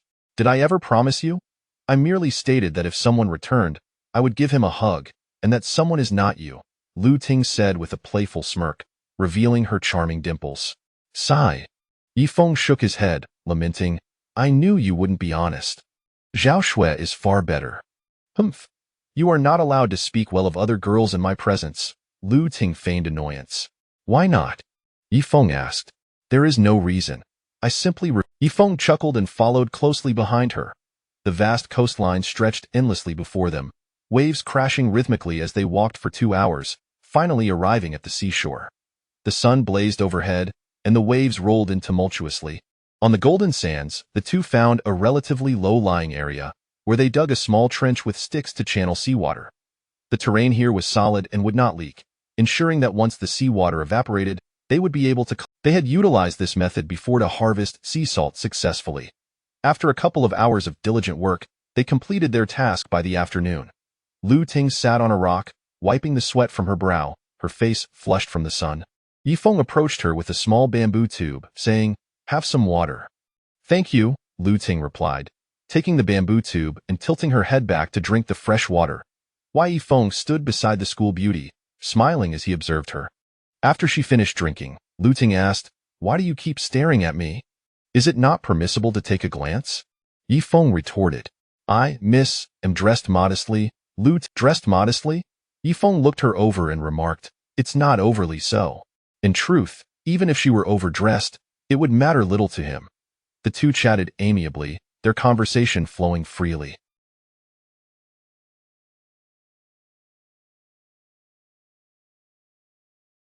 Yifeng decided to rest for a moment before returning with Lu Ting. After about 10 minutes, Lu Ting stood up and said, "Let us head back. Zhao Shui and teacher Wang are still waiting for us." Just as they prepared to leave, they noticed two men approaching from the rocky area not far away. The men caught sight of Yifeng and Lu Ting, initially appearing surprised before joyfully rushing over. "Yifeng, there are people." Lu Ting, standing behind Yifeng, cautiously observed the newcomers. Yifeng also gazed ahead, watching the two men approach swiftly. They were unfamiliar to him.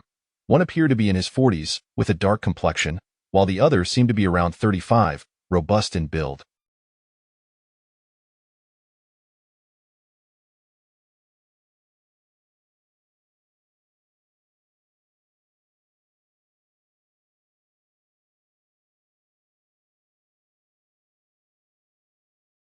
Neither of these men belonged to their school. They were outsiders. The ill-fated cruise had included both members of their school and outsiders. Upon seeing these two men, Yifeng immediately grew wary, even feeling a sense of aversion. Though he had held some disdain for the Shi brothers, it was not as intense, as they were fellow schoolmates. These two, however, were entirely different. Chapter 101. Reluctance for false politeness. Not far from the seaside, two unfamiliar men approached at a brisk pace. They appeared to be of considerable age, one in his 40s and the other in his mid-30s. The older man was notably dark-skinned, presumably tanned from the sun, while the other was robustly built. They were not affiliated with the school and seemed to be outsiders. "Hey there, beautiful!" the darker man exclaimed, waving his hand excitedly as he strode forward. "Hello, gorgeous. It's a pleasure to see you," the sturdy man chimed in, also waving enthusiastically. Upon seeing the two men rush towards them, Lu Ting felt a surge of fear and anxiously positioned herself behind Yifeng. Yifeng, too, harbored a strong aversion towards the newcomers, remaining on guard. Unlike his previous encounter with Shi Dalong and his companions, who were schoolmates and thus elicited less hostility, these two men were entirely different. "Haha, hello there, beautiful." The men approached, eager to shake hands with Lu Ting. Swish! Yifeng brandished his dagger, bellowing, "Get lost." Whoa! The two men were taken aback, oblivious to the dagger in Yifeng's hand. One would wonder what their eyes were for, as they failed to notice such a formidable presence standing before them, perhaps too preoccupied with the allure of beauty. "Brother, please don't misunderstand. We mean no harm." They retreated a few steps, wary of the dagger Yifeng wielded. "Get the hell away from me, or I'll make you regret it," Yifeng warned, his voice dripping with menace. Swish, swish, swish! He swung his dagger, asserting his desire to maintain distance from the two men whom he did not know and had no intention of understanding. "Greetings, my name is Sima Jia, and this is my good friend, Niu Changfei," the darker man introduced himself. The robust man was Niu Changfei, and Sima Jia was his elder. "May I ask your name, beautiful?" Sima Jia inquired, his gaze sweeping over Lu Ting with an unsettling intensity. "What does it matter to you?" Lu Ting shot him "It seems you harbor some grievances against us," Sima Jia persisted with a smile. "What I am called is of no concern to you." "Leave me be," Yifeng replied coldly, unwilling to engage further with them. "Young brother, that's rather impolite," Sima Jia remarked. "I have no need for politeness, nor do I wish to indulge in your insincerity." "We ought to part ways," Yifeng declared, grasping Lu Ting's hand and striding swiftly towards the forest. Thud! The two men stepped forward, attempting to approach Yifeng. Swish! Yifeng pivoted, the sharp blade of his With that, he swung his dagger, severing a rotting log on the ground effortlessly. The half-foot thick timber was instantly cleaved in two. The two men gazed at the dagger in fear, stating, "Brother, what do you mean? We merely thought it would be beneficial to band together as survivors. I have no interest in sharing survival or living arrangements with you. Should you dare to test me or encroach upon my space, do not expect me to show mercy," Yifeng warned. Fearful of the dagger, the two men hesitated to draw closer. "Let us depart," Yifeng said, taking Lu Ting's hand and hastily leaving the scene. The sound of the waves crashing against the shore echoed as they journeyed along the sandy beach, the tide surging with vigor.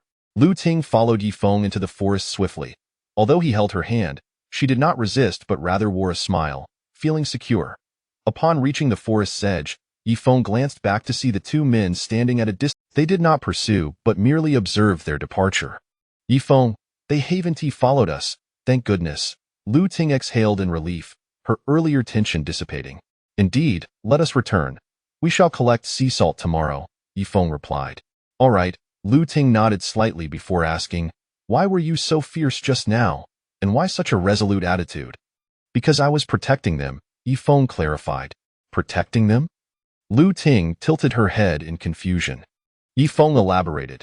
If I had not exhibited a firm and fierce demeanor, and instead engaged in their insincere pleasantries, they would undoubtedly have ulterior motives, and in such a case, I would have had to eliminate them.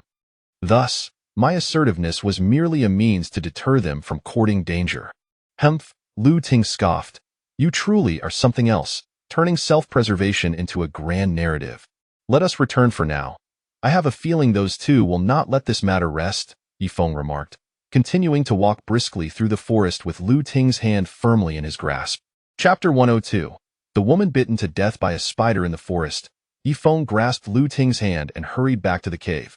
The journey back was somewhat lengthy, requiring at least an hour of brisk walking. Should their pace falter, it could easily extend to 2 hours. Yifeng, do you think Sima and Yo Changfei are good people? Lu Ting inquired. On this island, there are no good people, Yifeng replied. Why is that? Lu Ting asked. Yifeng explained. If it were merely a group of men encountering each other in an environment abundant with food, they might manage to coexist in relative peace. However, the presence of women changes everything. Here, without any constraints, people's selfishness and brutality are unleashed. If those two were to follow us, they would certainly devise a means to eliminate me and then claim you for themselves. Such a harsh description, yet it rings true. But why haven't you acted in that manner? Lu Ting queried. Because, Yifeng hesitated. Because what? Lu Ting pressed. Why? Yifeng chuckled. There's a saying, a forcibly twisted melon is never sweet. Ha ha. Lu Ting laughed. Her spirits lifted. You're killing me with laughter. Actually, I would add, regardless of whether the melon is sweet or not, as long as I can have a taste, that's all that matters. With a mischievous grin, Yifeng clasped Lu Ting's small hand with one hand while wrapping the other around her slender waist. I'll bite you. Lu Ting playfully nipped at Yifeng's shoulder. Ouch. Yifeng pinched her waist, then released her, saying, Are you a little dog, resorting to biting? Humph, I am a little dog and I shall bite you. Lu Ting made a cute gesture, playfully baring her white teeth. Unlike Zhao Shui, who might shyly lower her head and stutter, Lu Ting was more assertive and generous. Since you wish to bite me, let us bite each other. After all, the woods are plentiful here, Yifeng jested. No, Lu Ting exclaimed in English, shaking her head vigorously. I am wearing too many clothes, so you cannot bite me. Conversing with you is truly delightful, Yifeng remarked, pinching her cheek with enough force to redden it. What are you doing? UVE made my face all red. If you ruin it, I shall demand compensation, Lu Ting protested. Rest assured, anything I damage will be compensated, Yifeng assured her. All right, Lu Ting nodded slightly, saying, as long as you can compensate, that's fine. As they walked through the forest, laughter echoed between them. Wait. Lu Ting suddenly furrowed her brow, glancing around. Yifeng, something feels off. This doesn't seem like the path we took. Indeed, this is not our original route. I intentionally took a detour to prevent those two from following us to our campsite, Yifeng explained. Oh, Lu Ting replied, her lips forming an O shape as she pouted, indicating her understanding. Just as Yifeng was about to speak, he noticed something alarming ahead. Numerous white objects densely clustered among the towering trees, resembling countless strands of white silk. Lu Ting noticed them too and anxiously asked, Yifeng, what are those things up ahead? Why are there so many white objects? They should be. Yifeng's expression turned grave as he peered ahead, observing the thick mass of white that hung ominously from the trees, exuding a chilling and sinister aura, reminiscent of the white paper draped over countless graves during the ghost festival. Yifeng, what exactly are those? Lu Ting inquired with curiosity. This is likely a spider's web, Yifeng replied, gripping Lu Ting's hand tightly as his gaze remained fixed ahead. A spider's web? Lu Ting echoed, her tone tense. How enormous must the spider be to weave such a massive web? It's terrifying. Indeed, the web was colossal, likely the size of a basketball court, an utterly horrifying sight. Typically, spider webs are only palm-sized, but this one was If this enormous web were spun by a single spider, then it must be a monstrous creature of unimaginable size, with formidable attacking power. Okay, Lu Ting nodded nervously, cautiously following Yifeng as they prepared to retreat. Suddenly, as they attempted to turn away, something fell from the towering ancient tree above, crashing to the ground with a resounding noise. Yifeng turned to look and saw two figures sprawled on the ground. However, these individuals were ensconced in a dense shroud of white spider silk, resembling mummies. Lu Ting also spotted the two figures, realizing they had plummeted from the upper branches of the trees, where a thick web spanned between several ancient. You can see their long hair, Yifeng responded. Due to the thick cocooning of the spider silk, they could only discern their long tresses. Wait here for me. I'll go check who they are, and if they're still breathing, Yifeng said. Be careful, Lu Ting cautioned. In truth, Yifeng knew these two women were likely deceased, as they were tightly wrapped and had fallen from a height of over 10 meters, ensuring they had long since drawn their last breath. Yet, he still felt compelled to ascertain their identities. With a swift motion, Yifeng grasped his dagger, glanced up at the towering tree, and carefully scanned the surroundings before proceeding cautiously. The two women on the ground were thoroughly ensnared in spider silk, and shockingly, they bore no signs of blood despite having fallen from such a height. There was only one explanation. Their blood had been drained by the spider. Chapter 103. The Great Battle with the Man-Eating Spider in the Forest. Underneath the ancient tree, Yifeng crouched slowly, turning over the bodies of two deceased individuals. He was startled by the horrific sight before him.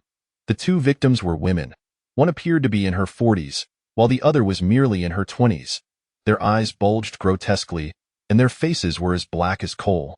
The protruding eyes suggested suffocation from the constricting spider silk, while the darkened complexion indicated poisoning. Their bodies were emaciated, drained of blood. Despite Yifeng's bravery, the gruesome demise of these two women instilled a sense of fear within him, accompanied by a profound sorrow, for two lives had perished on this island, a fate that would undoubtedly devastate their families if they were to learn of it. Yifeng, who are they? Lu Ting inquired from a distance. I cannot say for certain. Their features are unrecognizable. However, based on their ages, one may be a fellow student from our school, while the other is likely an outsider. It seems they endeavored to escape danger together and ventured into the forest, only to encounter the monstrous spider that ensnared them in its web and drained their lifeblood, Yifeng replied. They are so unfortunate. We must leave this place at once, Lu Ting expressed, her fear palpable due to the inherent danger surrounding them. Just as Yifeng prepared to rise and depart, an unusual sound caught his attention.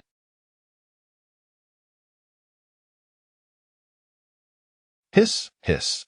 A series of faint, eerie noises echoed through the air. Alarmed, Yifeng instinctively looked up, only to behold a gigantic spider suspended from the ancient tree, slowly advancing towards Lu Ting.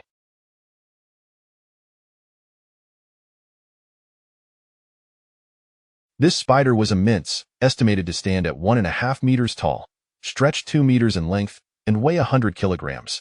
The sight of the terrifying arachnid made Yifeng tremble uncontrollably.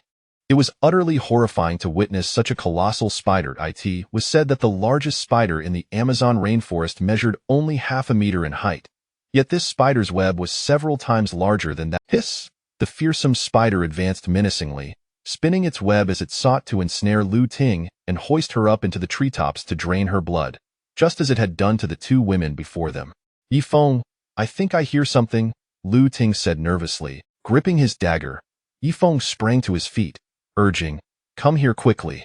Recognizing the gravity of the situation reflected in Yifeng's expression, Lu Ting rushed toward him in a state of anxious urgency. Hiss! The monstrous spider plummeted from above, resembling a dark beast descending from the heavens. Whoosh! At that very moment, Yifeng dashed forward. Just as the spider's claws were about to seize Lu Ting, he lunged and tackled her to the ground. Ah!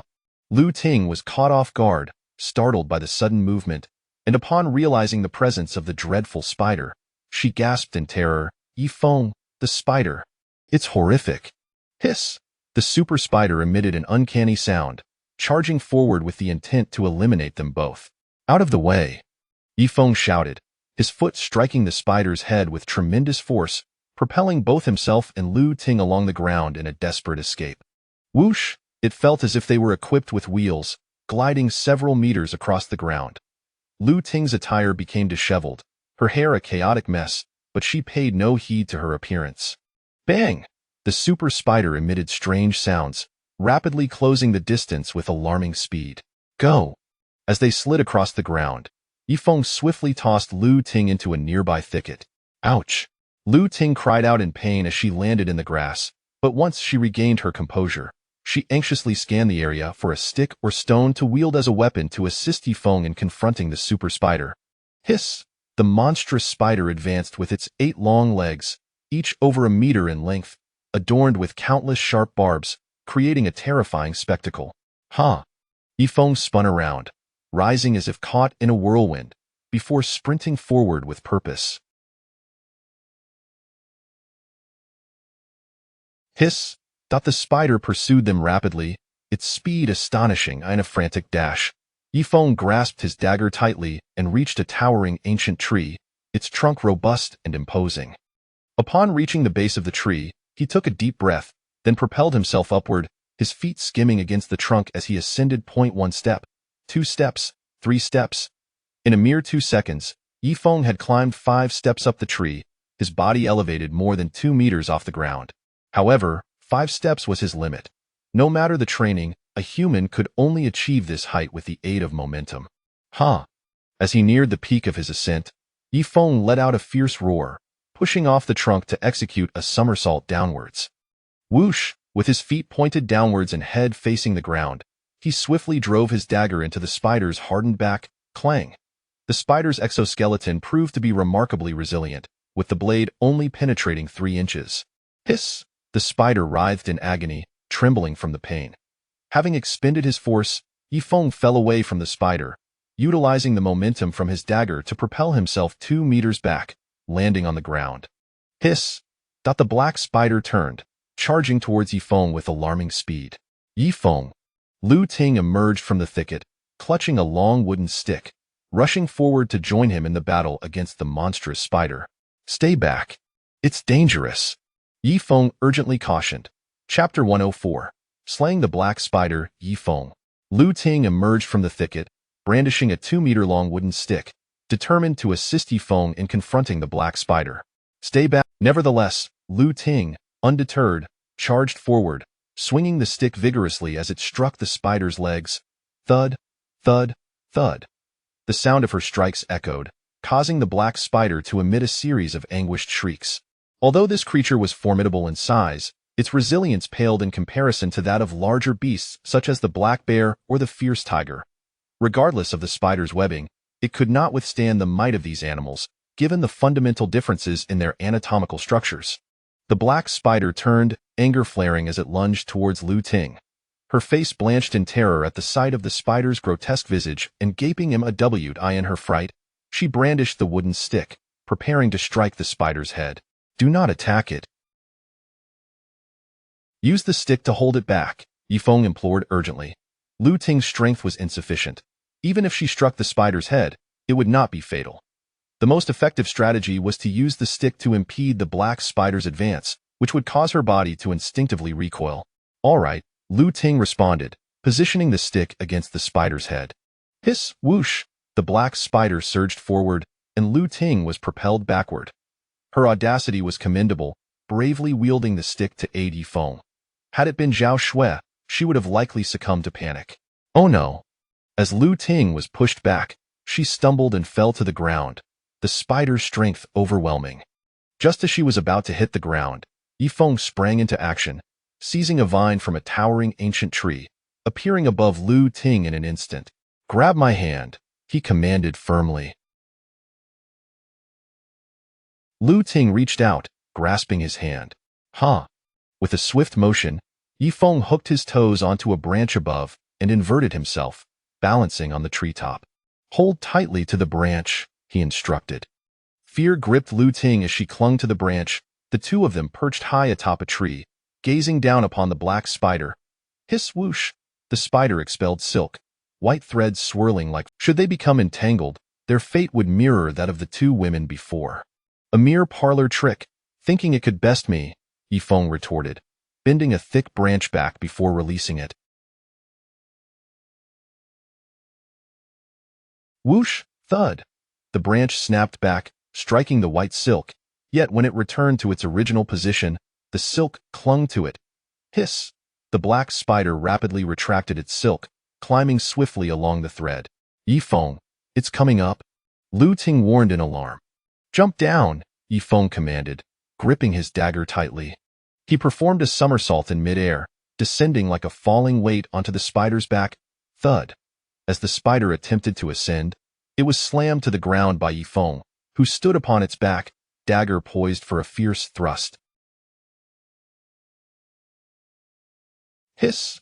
The spider's vulnerable nape was pierced, a green, luminescent substance erupting forth.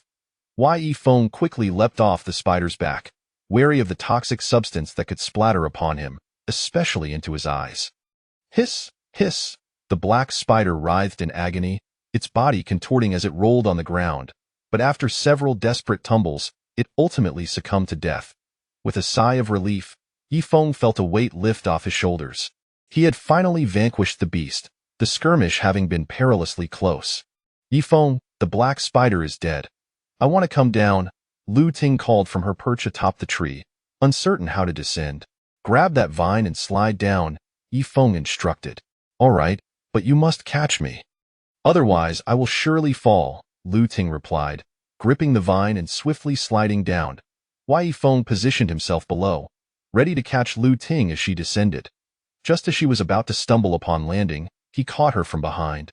The scene was heartwarming, Yifeng embracing Lu Ting, facing her as if they were an affectionate couple.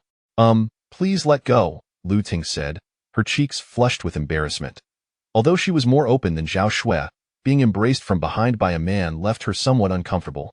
I am merely protecting you, Yifeng reassured her, still holding her close. You shouldn't. It will make you too hot-headed, Lu Ting murmured softly. Then I shall drink Wang Lao Ji, Yifeng quipped, recalling a catchy advertisement. Turning around, Lu Ting gently nudged Yifeng, smiling. There is no Wang Lao. Yifeng grasped Lu Ting's hand, reluctant to release it, when suddenly, a cacophony of eerie sounds erupted from the thicket ahead. Hiss, rustle. A multitude of black spiders made their presence known, causing the trees to tremble violently. Lu Ting gasped, her eyes wide with fright as she looked at Yifeng. Run! Yifeng urged, gripping his dagger tightly as he pulled Lu Ting along, sprinting forward. This area was too perilous, undoubtedly the domain of the black spiders, explaining the swarm that surrounded them. Chapter 105. In the twilight, her weight amidst the dense woods, Yifeng clasped Lu Ting's hand as they hurriedly fled towards the camp. The distance from their current location to the camp was considerable. Even at a brisk pace, it would take them an hour, and if they slowed down, it could extend to nearly 2 hours. The two ran, drenched in sweat and gasping for breath. Oh dear, I can't go. Yifeng stood beside her, observing her disheveled appearance, her attire in utter disarray. What are you staring at? Lu Ting straightened up and tidied her clothes. I'm merely trying to remind you not to appear disheveled. Otherwise, they might misunderstand when we return, Yifeng replied. Humph. Lu Ting raised her long, delicate hand, pushing her unruly strands of hair behind her, retorting, perhaps it is you whose thoughts are impure. Haha. The two exchanged smiles, relishing the joy of having survived their ordeal. The ominous black spiders had not pursued them, ensuring their safety. Are you all right? Yifeng inquired. I'm fine, and you? Lu Ting beamed, revealing her charming dimples. I'm also well, Yifeng. You simply haven't noticed? Yifeng chuckled. Once Lu Ting had arranged her hair, she smiled at Yifeng and said, as long as you're capable, let us hasten back. It will be perilous once darkness falls. The sun had already dipped below the horizon. In the distant sky, the fiery sunset resembled a colossal orb, descending the hillside. As they walked through the forest, a gentle breeze caressed them, causing Lu Ting's raven locks to flutter gracefully in the wind, exuding elegance. As they strolled, Yifeng asked, may I pose a question to you? What is it? Please, go ahead, Lu Ting replied, her bright eyes revealing a hint of warmth. Why, Yifeng queried, do you not find it rather romantic to wander through the woods with a handsome fellow? Pfft. Lu Ting laughed, That question should be directed at you. Do you not think it romantic to stroll through the woods with a beautiful woman? The sound of their laughter echoed through the forest. Meanwhile, in the cave at the camp, Zhao Shui and Wang Qing sat beneath the stone archway, peering through the crevice. The sun was on the verge of setting, yet Yifeng and Lu Ting had yet to return. Why haven't these two children come back yet? Wang Qing gazed outside with concern, fearing for Yifeng and Lu Ting's safety, for this island was fraught with danger. Teacher, do not fret. Brother Yi and Sister Lu will be just fine, Zhao Shui reassured her. Sigh. Wang Qing sighed, her worried gaze fixed outside. Zhao Shui also anxiously scanned the surroundings, eagerly awaiting their return, but still saw no sign of Yifeng. The sun sank lower in the distance, soon to vanish behind the mountains, yet the one she awaited still had not returned. In this moment, Zhao Shui recalled a poem, one that spoke of a beautiful woman standing in the twilight, gazing down the distant path, waiting for her beloved to return. However, the woman waited and waited, her eyes straining with longing, from sunset to sunrise, yet her beloved never arrived. Undeterred, she continued to wait for 3 long years, each day from sunset to sunrise, and then from sunrise back to sunset, yet her beloved remained absent. Eventually, she learned that her love had perished on the battlefield, and in despair, she hanged herself upon a pavilion, facing the road. Zhao Shui felt her cheeks flush.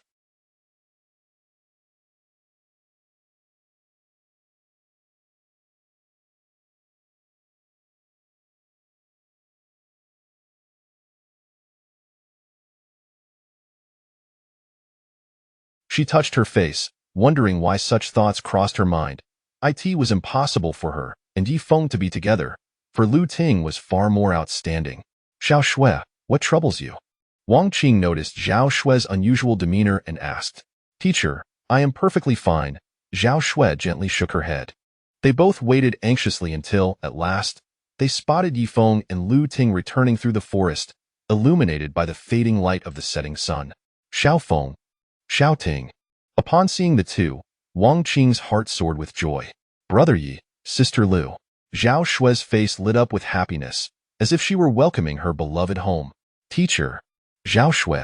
Hearing their calls, Yifeng and Lu Ting dashed over. Zhao Shui opened the stone door of the cave, stepping out with a smile. Wang Qing followed suit, smiling as well, saying, Hee hee, Xiaofeng, Xiao Ting, we were all quite worried about you. Why did you take so long? Zhao Shui chimed in, Brother Yi, why were you gone for so long?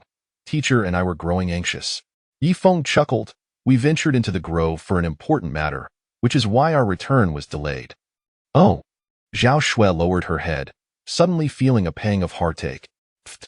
Lu Ting rolled her eyes and said, Don't listen to his nonsense. We encountered 2 surviving men by the seaside, and on our way back, we faced a gigantic spider, 2 meters tall, terrifying, and it had already killed 2 women. If it weren't for our good fortune, we might not have made it back. Are you both all right? Wang Qing asked with concern. Teacher, we're fine, Lu Ting replied with a smile. Brother Yi, you must be hungry. Allow me to prepare something for you, Zhao Shui said, her face adorned with a smile. Indeed. Yifeng nodded slightly and said, We are quite famished. After we eat, I have some matters to discuss with you. Chapter 106. They found them in the cave. Yifeng and Lu Ting were ravenously consuming their food, having gone nearly a day without sustenance, leaving them quite famished. Xiaofeng, Xiao Ting, please eat more slowly, Wang Qing gently reminded them. Observing their hurried and voracious eating, she felt a pang of sorrow, for she regarded these 2 classmates as if they were her own children, albeit as an elder sister given her age. After satisfying their hunger, Yifeng spoke up, I must warn you of something. This forest is fraught with danger, including man-eating giant spiders, and there are also 2 unfamiliar men present. They go by the names of Sima Jiao and Yo Changfei, and I assure you, they are not of good character, so please exercise caution. Are they students from our school? Wang Qing inquired with curiosity. Although she was a teacher at the institution, there were hundreds of graduates in this cohort, and she was only familiar with her own students. Neither of them are graduates from our school. They are considerably older. Sima Jiao is around 40, while Niu Changfei is at least 35, Yifeng replied. Indeed, we ought to be vigilant on this deserted island. Human nature is complex. Aside from ourselves, We should not trust anyone lightly. Wang Qing expressed her concerns, having witnessed more of the coldness of human interactions due to her age. Teacher, we will be careful, Zhao Shui assured with a nod. Lu Ting continued, those two scoundrels are undoubtedly up to no good. When they first appeared by the shore, their leering eyes were fixated on my entire being, which made me quite uncomfortable. Ugh, disgusting, Zhao Shui exclaimed, covering her face with her hands and shaking her head vigorously at the thought of how those men had looked at Lu Ting. Indeed, their lecherous gazes made me feel quite nauseated as well, Lu Ting added. Yifeng scrutinized Lu Ting closely and remarked, I gaze at you every day. Why don't you feel nauseated? Because you are different, Lu Ting responded. In what way? Yifeng asked with a smile. Lu Ting replied, because you are handsome, skilled, and one of us from the same school, and I have deeply fallen in love with you. Does that answer satisfy you? Yifeng adjusted his hairstyle and said, actually, many people say I am quite handsome. In the past, numerous girls have complimented my looks. A few compliments and you're floating up to the heavens. Back in school, no girl paid you any attention, Lu Ting pointed out, and indeed, it was true that during their school days, Yifeng had no female friends, let alone a girlfriend. As the girls in the finance department were notoriously selective, their standards sky-high, often disregarding anyone who wasn't rich or handsome. Sister Lu Ting, I think Yi Gu is quite good-looking, Zhao Shui chimed in softly. You aren't developing feelings for him, are you? Lu Ting inquired. Zhao Shui lowered her head shyly, saying, I am not worthy of Yi Gu. Zhao Shui, do not belittle yourself. You are quite exceptional, Wang Qing encouraged from the side. Teacher, is that really true? Zhao Shui asked. Of course it is. Both you and Lu Ting are outstanding, and so is Yifeng. In short, you are all remarkably talented and cannot be compared to anyone else. Although your family circumstances may not be the best, that does not diminish your own worth. Your parents have supported you through university, and from here on out, you must forge your own path, understand? Wang Qing patiently guided Zhao Shui, emphasizing that having a difficult background does not equate to lacking personal merit. Teacher, thank you for your guidance. I understand now, Zhao Shui expressed her gratitude, aware that her family circumstances were indeed quite poor, similar to Yifeng's humble beginnings. And as for you, Yifeng, your future prospects are boundless. Wang Qing, I am not joking, that I am serious, Wang Qing said sternly, wishing to keep Yifeng grounded. Teacher, I will remember that. Yifeng nodded respectfully, holding a deep sense of gratitude for Wang Qing, who had been his teacher since his first year and had helped him numerous times, often sharing her meal card with him. Sister Lu Ting, my stomach hurts a bit. Could you accompany me outside for a moment? Zhao Shui suddenly said, clutching her abdomen with a hint of embarrassment. Sure, Lu Ting replied, nodding, and then led Zhao Shui outside, as it was dusk and Zhao Shui felt apprehensive about going out alone. Don't wander too far, Yifeng cautioned. Got it. Lu Ting playfully made a face to indicate her understanding. Once the two girls had exited, only Yifeng and Wang Qing remained in the cave, engaged in conversation. After several days of rest, Wang Qing's injuries had improved significantly. Suddenly, a piercing scream echoed from outside the cave. Not good, Yifeng exclaimed, gripping his dagger and rushing out, fearful for the girl's safety. Upon reaching the cave entrance, he saw two unfamiliar men confronting Lu Ting and Zhao Shui, and to his shock, these men were none other than Sima Jiao and Yo Changfei. Chapter 107. I am not a kind soul. Yifeng hurried to the entrance of the cave, only to discover that Sima Jiao and Yo Changfei had unexpectedly arrived. These two scoundrels had managed to find this place so swiftly, previously at the seaside, to prevent them from covertly tailing him and to obscure his position. Yifeng had deliberately led Lu Ting in a circular route, which resulted in them inadvertently entering the territory of the Black Widow and nearly being devoured. However, he never anticipated that the two would locate this place, which was no mere coincidence, but rather a deliberate pursuit. As for how they found it so quickly, it was not particularly challenging. The area was relatively small, and anyone with a modicum of knowledge about survival on a deserted island would understand that those stranded would seek shelter in a cave, and any mountainous region would naturally harbor such formations. Once this was comprehended, locating this spot became quite effortless. Stay back, Zhao Shui said, trembling as she brandished a stick at the two men. Lu Ting also wielded a stick, her fury palpable as she exclaimed, Get lost.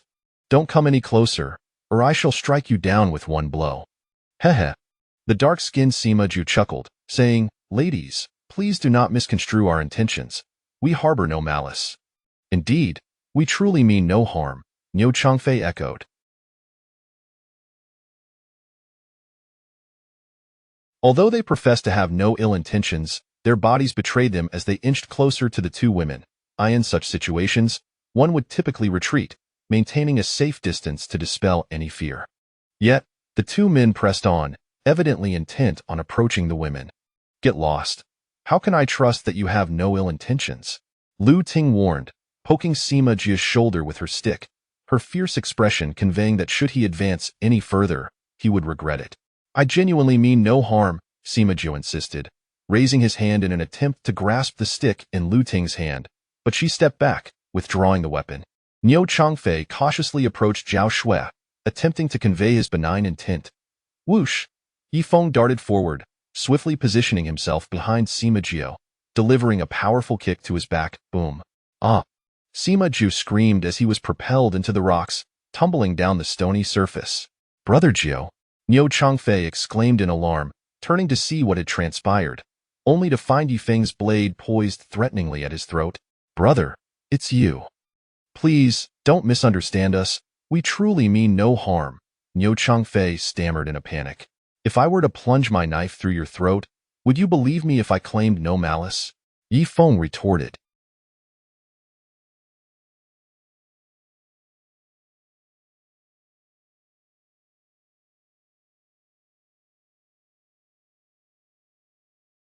These two rascals had the audacity to assert their innocence. Who would believe such nonsense? From their previous actions, it was evident they harbored ill intentions. "Brother Yi, you've arrived," Zhao Shui exclaimed with joy upon seeing Yifeng. As long as he was present, she felt invincible, even if the sky were to fall. Lu Ting also breathed a sigh of relief at his arrival. Sima Jia, rising from the ground, smiled and said, "Brother, you've truly misunderstood us. We have no ill intentions. Your intentions matter not to me, even if you have none. Do you possess the capability to challenge me? Get lost. I never wish to see your faces again. Otherwise, I shall take your lives," Yifeng threatened menacingly, brandishing his blade. How dare they frighten the women and then feign innocence? Who would buy such a tale? "Brother, as fellow victims of misfortune, we should assist one another. I propose we live together. This way, we can look after one another, and there is strength in numbers." Sima Jia continued to smile, undeterred by Yifeng's earlier actions. "I have no interest in cohabiting with you." "Leave me be," Yifeng declared, positioning the two women behind him, the sharp edge of his blade directed at the two men. Should they dare to make a move, he would not hesitate to strike them down. Wang Qing, leaning on her bamboo cane, approached with difficulty, her icy demeanor demanding, "Who are you?" Sima Jia and Niu Changfei looked up, momentarily taken aback upon seeing yet another woman, their eyes gleaming with curiosity at the unexpected presence of three women in the cave. "Hello, beautiful. I am Sima Jia, and this is my friend Niu Changfei. We are also victims of misfortune," Sima Jia greeted Wang Qing with a smile. "I am their teacher, Wang Qing. You are not welcome here."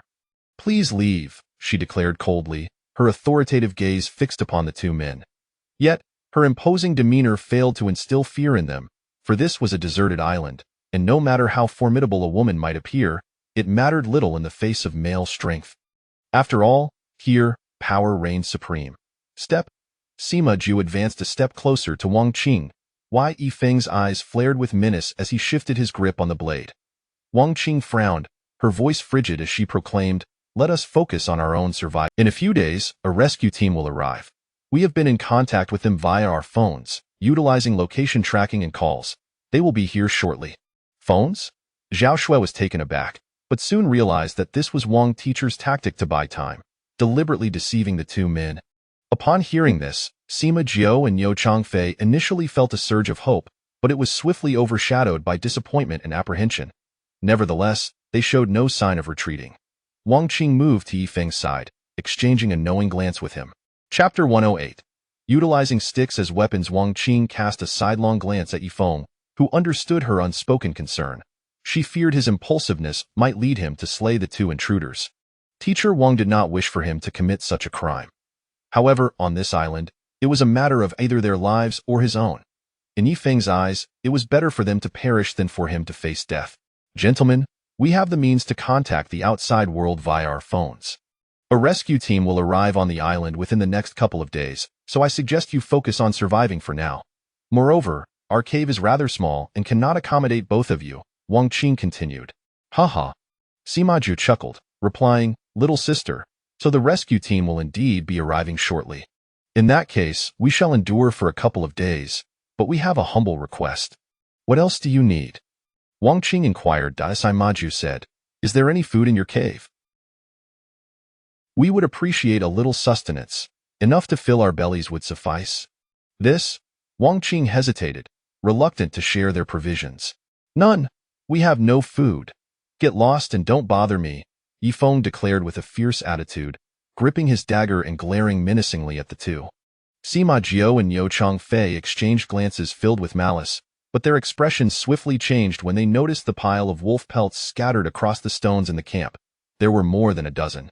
The sight of so many pelts instilled a sense of fear in them, making them regard Yifeng with heightened trepidation. Leave. With an authoritative gaze, Yifeng commanded the two, as if ready to strike them down. Brother, let's not act rashly.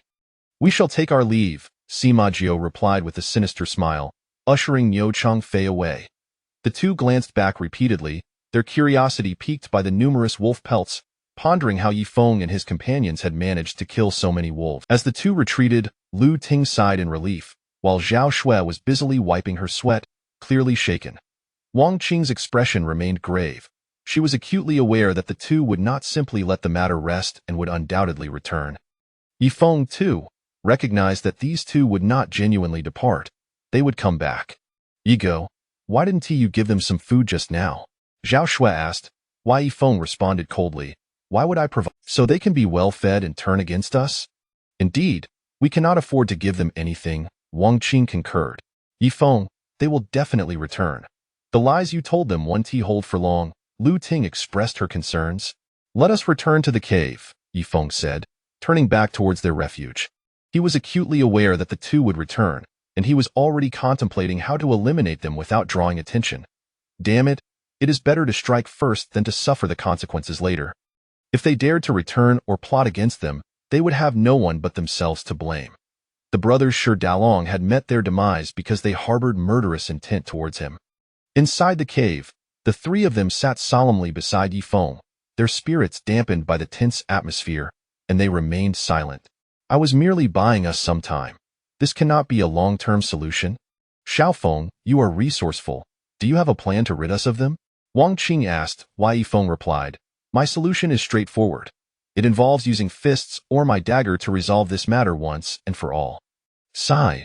Wang Qing shook her head, saying, Xiaofeng, you are still young. Do not speak lightly of committing crimes, understand? Lu Ting nonchalantly remarked, Teacher, there are only the four of us here.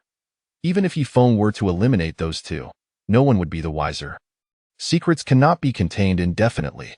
Even if we wish to protect Xiaofeng, who can guarantee that once we leave this place and return to the city, someone won't inadvertently let the cat out of the bag? Wang Qing countered. Yifeng found her words to be quite sensible. People often cannot keep secrets. Years or even decades down the line, someone might inadvertently disclose the truth to a friend, who in turn would tell another, and so on. Wang Qing continued, Moreover, if Xiaofeng were to commit such an act, the three of us would be complicit. Knowing this secret would weigh heavily on him, and he would live in constant unease. Lu Ting remained silent, yet she recognized the validity of Teacher Wang's points. Once a secret is known, life becomes a torment, fraught with the fear of exposure. Wai Yifeng did not respond. He closed his eyes in contemplation, strategizing on how to deal with the two intruders.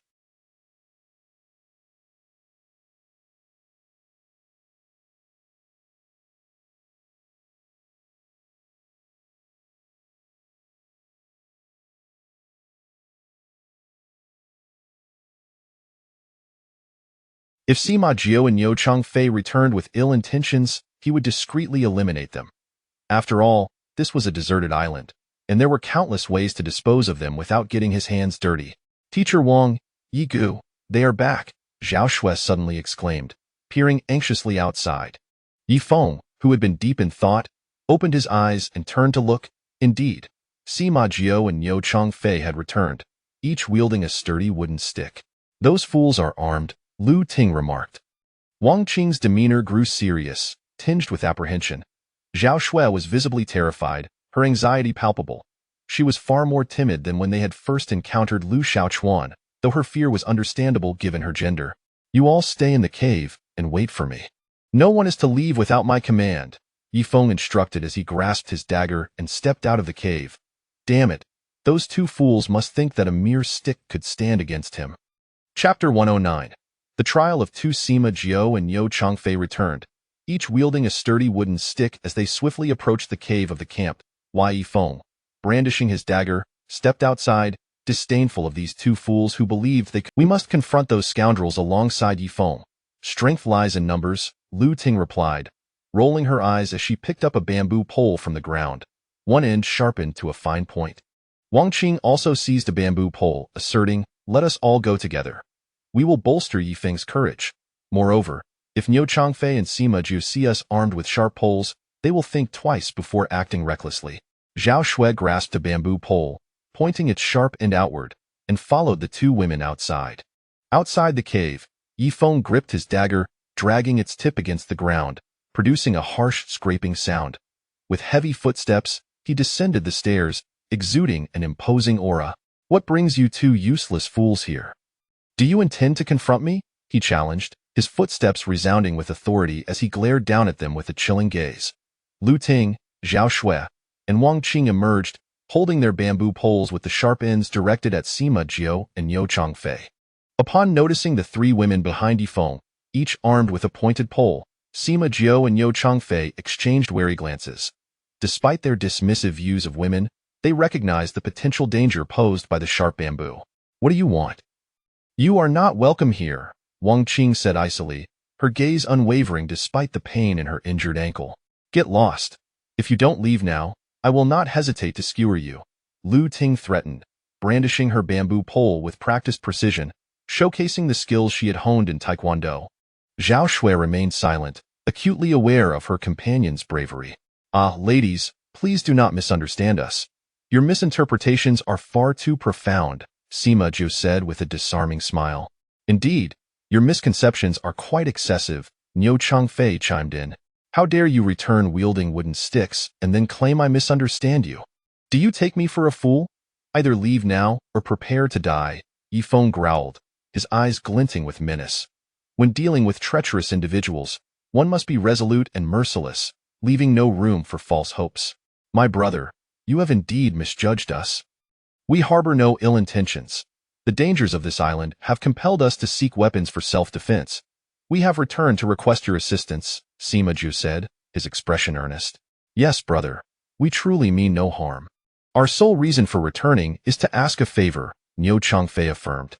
"Speak quickly, and then get out of my sight. If I see you again, I will not hesitate to end your lives," Yifeng warned, his demeanor fierce, fully aware of their ulterior motives. "Brother, don't be impulsive. Since you refuse to lend us your phone, we shall take our leave, and we promise not to return," Sima Jiao quickly urged, pulling Niu Changfei as they hurriedly retreated. As he watched them depart, Yifeng allowed a cold smile to surface, for he understood their true intentions.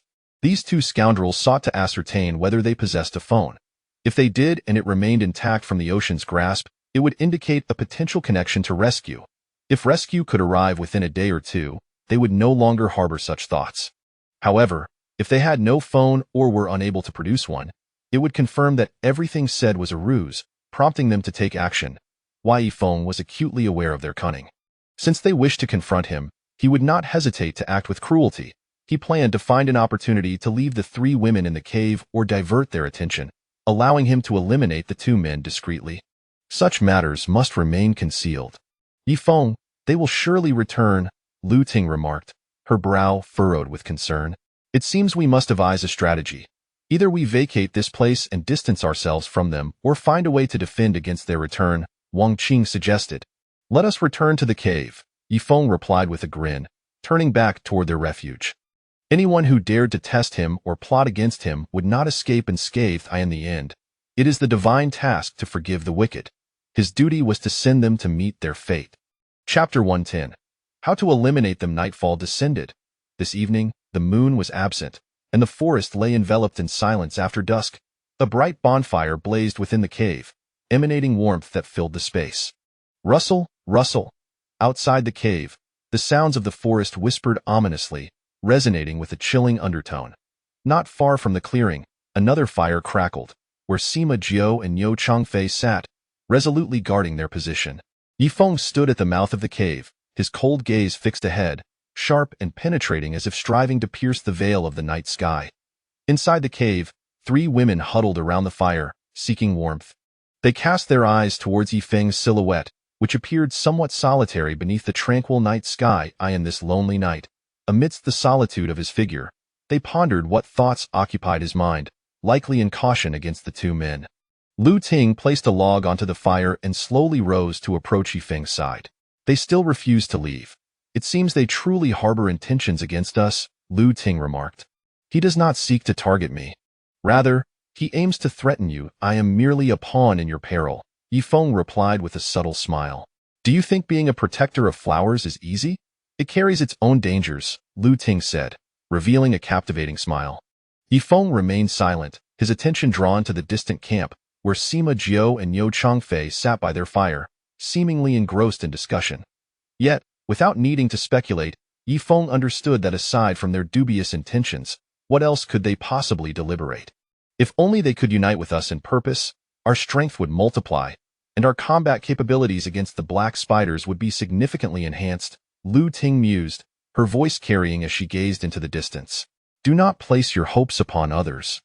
Such reliance is a sign of weakness and the precursor to danger, Yifeng replied calmly, recalling a great man's words. We have no allies, and the only thing we can trust is our own strength. On this desolate island, Yifeng would not place his faith in anyone, nor would he expect assistance from others for their survival. He solely believed in his own capabilities. I understand. They are utterly unreliable. Human nature can be frightening, Lu Ting acknowledged. As long as you comprehend that, wishing for their unity with us is akin to chasing a fool's dream. How shall we guard against them? Upon returning to the cave, Wang Qing asked. Zhao Shui, feeling lost and lacking in agency, turned to Yifeng, relying on him entirely. In the coming days, we should venture out as little as possible. If we limit our movements, we should remain safe, Yifeng stated, though a strategy was already forming in his mind. Once dawn broke, he would concoct an excuse for the 3 women to stay in the cave while he dealt with the 2 men. After all, that area was inhabited by the black spiders. Should the 2 perish, the blame could easily be placed upon them. As for hiding within the cave, that was not something Yifeng could bring himself to do, as it would be too cowardly. Why should he indulge the wicked? Why should those with righteous hearts retreat and yield to the malevolent? Yifeng would not coddle them. It seems we have no choice but to proceed as such, Wang Qing remarked. Observing the late hour outside, Yifeng noted the deep night. Teacher, your health is fragile. You should rest early. I have nearly recovered. Allow me to keep watch tonight while you all rest, Wang Qing replied. Teacher, Yigu, Sister Lu Ting, please rest first. I will take the vigil, Zhao Shui volunteered, feeling the need to alleviate the burden on the others. Very well, we shall rest first. Do ensure your safety. Yifeng handed his dagger to Zhao Shui before lying down on the stone bed to rest, as the wolf pelts were still damp and unusable for the time being. Although the cave was relatively secure, they maintained a rotation for night watches to prevent any unforeseen incidents. Meanwhile, outside the camp, in the clearing, Sima Jiao and Niu Changfei sat on stones by the fire, both gripping wooden sticks tightly. Brother Jiao, I have noticed they have slain numerous wolves and are drying their pelts on the stones. How can 1 man and 3 women be so formidable? Niu Changfei questioned. Hee. Sima Jiao chuckled darkly, his eyes glinting with avarice as he envisioned the 3 women in the cave. Your damn morality and justice. On this island, they held no value. Here, no matter the actions taken, none would ever know the truth. Brother Jiao, what makes you laugh? Niu Changfei inquired. Chapter 111.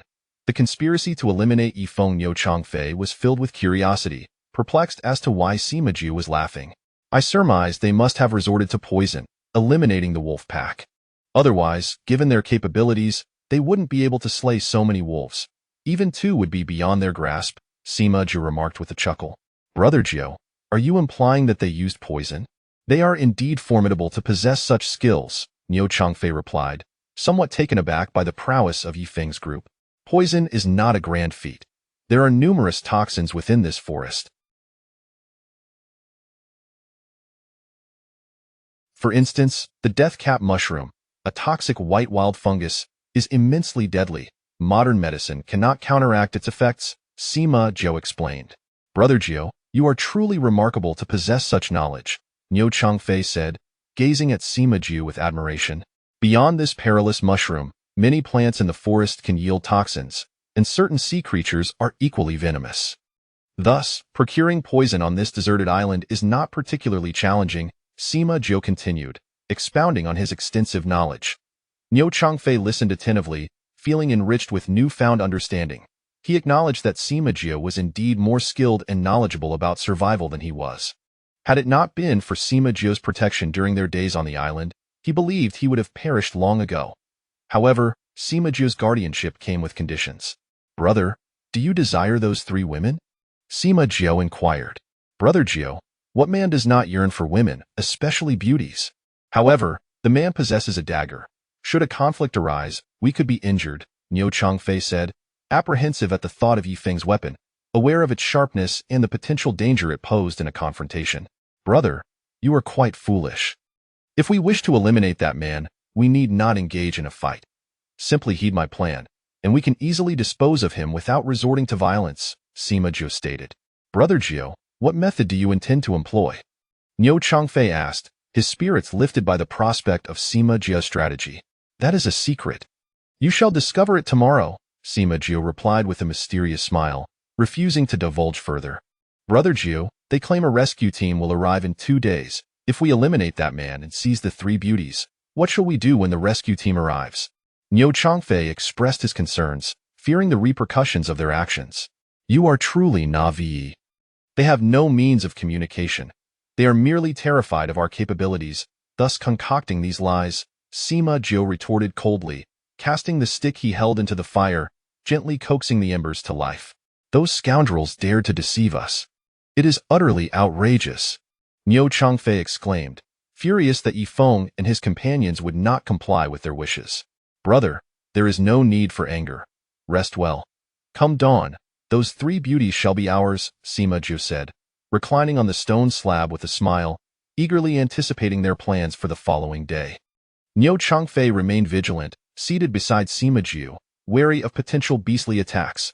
Their cautiousness during their days on the deserted island had enabled them to evade numerous dangers. Ah, my beauties, my lovely ones, await me. I shall seek you out tomorrow, Sima Jiu murmured to himself while lying on the stone, his hand resting over his heart, as if in pain. Brother Jiu, do take care to rest. Spare yourself the heartache, I too feel anger. That wretch has no right to dwell in the cave with those three beauties. Does he even deserve it? Niu Changfei consoled, yet his ire only intensified as he spoke, convinced that all beautiful things in the world ought to belong to them alone, with no one else deserving a claim. Within the cave, Zhao Shui gripped the dagger, her gaze fixated on the outside. She feared the approach of Sima Jiu and Niu Changfei, knowing their intentions were far from noble. Should they come near, she would brandish the dagger as a warning or rouse Yifeng from his slumber. Why Yifeng and his companions had fallen into a deep sleep, exhausted from the day's trials, and it wasn't long before he was enveloped in dreams. With a watchman present and the stone door of the cave secured, he felt at ease. Zhao Shui sat alone within the cave, occasionally casting furtive glances at the slumbering Yifeng, while also keeping a vigilant watch outside. In the midst of his slumber, Yifeng dreamt of the harrowing shipwreck he had once endured. A vibrant group of individuals, filled with hopes for a bright future, found themselves confronted by a terrifying tsunami, their desperate screams echoing in the face of nature's wrath.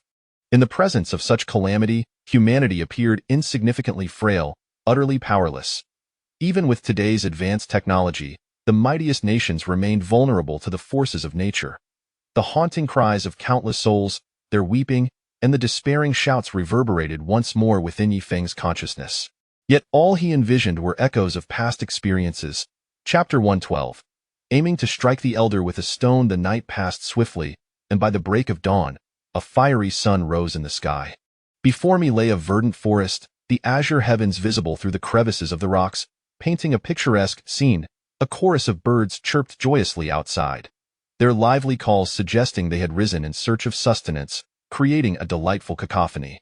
Upon awakening, Yifeng observed Lu Ting seated by the fire, her dagger in hand, gazing outside, while Zhao Shui remained asleep, her gentle snores indicating her exhaustion, likely from having only drifted into slumber in the latter part of the night. Yifeng, you're awake. Why not sleep a little longer? Lu Ting smiled, her demeanor appearing quite cheerful at the sight of him. I've had ample rest. What is the situation outside? Yifeng inquired. They have both departed, Lu Ting replied. Departed? Yifeng was somewhat taken aback, surmising that the two had left in search of food, certain they would return once satiated. Even if they did not return, they would surely keep a watchful eye from the shadows. A direct assault is easily thwarted, but an ambush is far more perilous. Should they confront him openly, Yifeng would have no fear and would seize the opportunity to eliminate them. However, if they lurked in the shadows, the predicament would become considerably more complicated. He had intended to concoct an excuse to deal with them at dawn, to avoid any prolonged uncertainties, yet he had not anticipated their departure. They left just as the first light broke. They must have been gone for about 2 hours. Yet, their absence is perhaps fortuitous, sparing us the distress of their presence, Lu Ting remarked. Things are not so simple. They would not leave without reason. They are either foraging for food or lurking to observe us, Yifeng stated. What shall we do? Lu Ting felt the weight of the situation, the unseen danger truly being the most formidable threat. Act according to the situation. We must remain calm and composed, Yifeng responded with tranquility, regarding their adversary's strength and will with indifference. Xiaofeng, Xiaoting, are you hungry? I shall prepare something for you. Wang Qing emerged from her rocky bed, ready to cook for the two. Teacher, please rest. Allow me to take care of the cooking, Lu Ting offered courteously. Let me handle it. You both have worked hard, and I cannot bear to see you toil further. Once I recover in a few days, I will take the night watch, Wang Qing insisted, feeling guilty for having left Lu Ting and Zhao Shui to guard through the night, while Yifeng, being a man, was exempt from such duties, as he ventured into the perilous forest during the day. Teacher, you must prioritize your recovery. Nighttime is crucial for healing. Staying up late will not bode well for your injuries, Yifeng advised. But I cannot bear to have you both always on watch, enduring hardships for my sake. Wang Qing stood resolutely, determined to prepare a meal. Yifeng and Lu Ting ceased their objections. If their teacher felt compelled to contribute, they would acquiesce, as engaging in some activity might ease her conscience. Zhao Shui remained in slumber, likely to sleep for another 2 or 3 hours. To avoid disturbing her, the trio spoke in hushed tones. The cave felt stifling, the air quality less than ideal. Despite the ventilation, it could not compare to the fresh outdoors. Yifeng pushed open the stone door, seeking a breath of fresh air. Creak! As he opened the stone door, a flock of birds swiftly flew overhead, frantically escaping from the cliff above. A few leaves fluttered down gently to the ground. Just as Yifeng was about to step outside, he sensed something amiss and cautiously retreated into the cave. He glanced upward, but alas, nothing was visible due to the obstruction of the rocks. Someone was above. Yifeng was certain that individuals were lurking on the cliff. If there were none, the birds would not have panicked and soared past, nor would leaves have fallen. A cold smile graced his lips. He understood then that Sima Jiao and Yo Changfei had not departed. Instead, they had ascended the cliff after dawn, lying in wait for an opportunity to strike. Their plan was likely to dislodge stones upon his exit from the cave, potentially leading to his demise. A glint of murderous intent flashed in Yifeng's eyes. These two acted swiftly. He had intended to eliminate them at dawn, yet they had already set their scheme in motion. Had he not been astute, perceptive to the changes in his surroundings, he would undoubtedly have suffered greatly, perhaps even falling victim to their treacherous plot. I just spotted a black spider crawling by. You must not venture outside. I will go investigate, Yifeng turned, his expression grave as he cautioned the others. A black spider. Lu Ting's complexion paled at the mere mention, for the creature was indeed terrifying. Xiaofeng, do not go out. That black spider will likely leave on its own, Wang Qing implored, anxiety etched across her face. I must eradicate the black spider. Should it linger nearby, It poses a grave threat to your lives.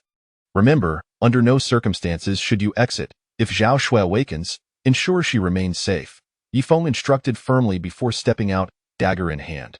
Though the two were positioned above him on the cliff, the rugged terrain on either side of the cave provided him an opportunity. By sidling along the rocky walls, he could unexpectedly ascend and catch them off guard. How infuriating! Once he maneuvered up there, he would relish witnessing their downfall. Chapter 113.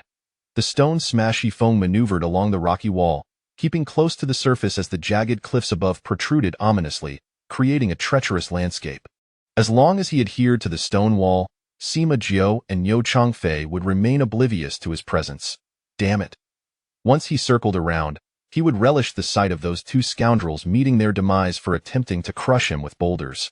Upon reaching a particular section of the cliff, he observed the uneven terrain, where countless plants thrived amidst the crags, vines, stone pines, and cliff grasses, to name a few.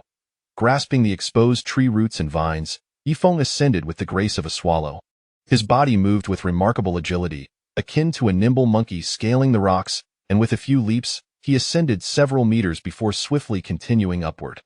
Meanwhile, above in the cavern, Sima Jiao and Niu Changfei clutched 20-pound stones, gazing down at the 100-meter drop below, patiently biding their time. Brother Jiao, I'm feeling a bit dizzy. My acrophobia is kicking in, Niu Changfei confessed, unnerved by the sheer height. Come on, brother, pull yourself together. Once we crush that man, the 3 women will be ours, Sima Jiao urged, his mind racing with visions of the 3 beauties. Brother Jiao, why hasn't that man come out yet? Niu Changfei inquired. Damn it! Sima Jiao cursed, his frustration evident. Why are you so angry, Brother Jiao? Niu Changfei asked. That man is probably enjoying himself with the 3 women in the cave, and we must wait here, looking down from our vantage point until he emerges, so we can crush him, Sima Jiao replied. Brother Jiao, I will follow your lead, Niu Changfei declared, overcoming his fear of heights as he cautiously peered down. The rugged cliff face obstructed their view of the cave entrance. They could only see the open space outside. Unbeknownst to them, Yifeng had circumnavigated their position. Clutching the heavy stone, Sima Jiao anxiously scanned the area below, repeatedly shouting in his mind, Come out already. Hurry up, you bastard. Let us crush you. Niu Changfei, growing increasingly agitated, muttered, Damn it, that son of a gun, better show himself so we can smash him. Are you waiting for me? Do you wish to crush me with stones? Just then, a commanding voice resonated through the air. Who? The two turned in alarm, only to see a familiar figure seated upon a rock at the cliff's edge, Yifeng, sword in hand. What in the world? A flicker of unease crossed their faces, but they quickly regained composure. After all, they had long desired to eliminate Yifeng. Are you surprised? Yifeng plunged his sword into the ground, his icy gaze fixed on them. Huh. Brother, so it's you. Sima Jiao exclaimed, lowering the stone he held and picking up a nearby stick as he approached. Niu Changfei followed suit, dropping his stone to retrieve a stick from the ground, as the boulder was too cumbersome to throw effectively unless it rolled down the cliff. You 2 featherweights are standing here, waiting for me to emerge so you can crush me? Yifeng continued his inquiry. Brother, how could you think that? We are not like that. We are merely observing the terrain, seeking a shortcut down, Sima Jiao replied with a smile. Niu Changfei added, You've truly misunderstood our intentions, brother. Misunderstand? Spare me your deceitful games.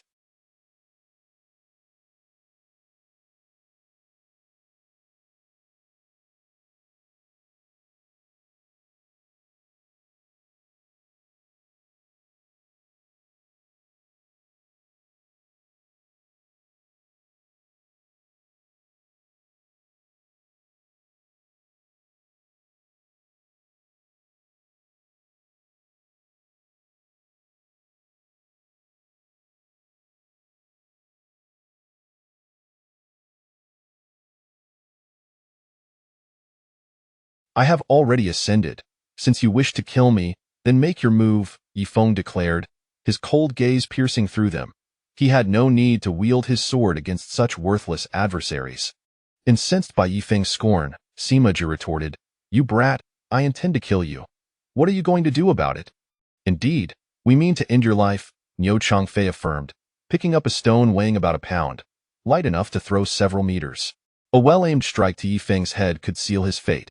Sima Zhu similarly picked up a stone weighing half a pound, one hand clutching a stick while the other held the stone, preparing to strike Yifeng's head, aiming to incapacitate him before delivering the final blow.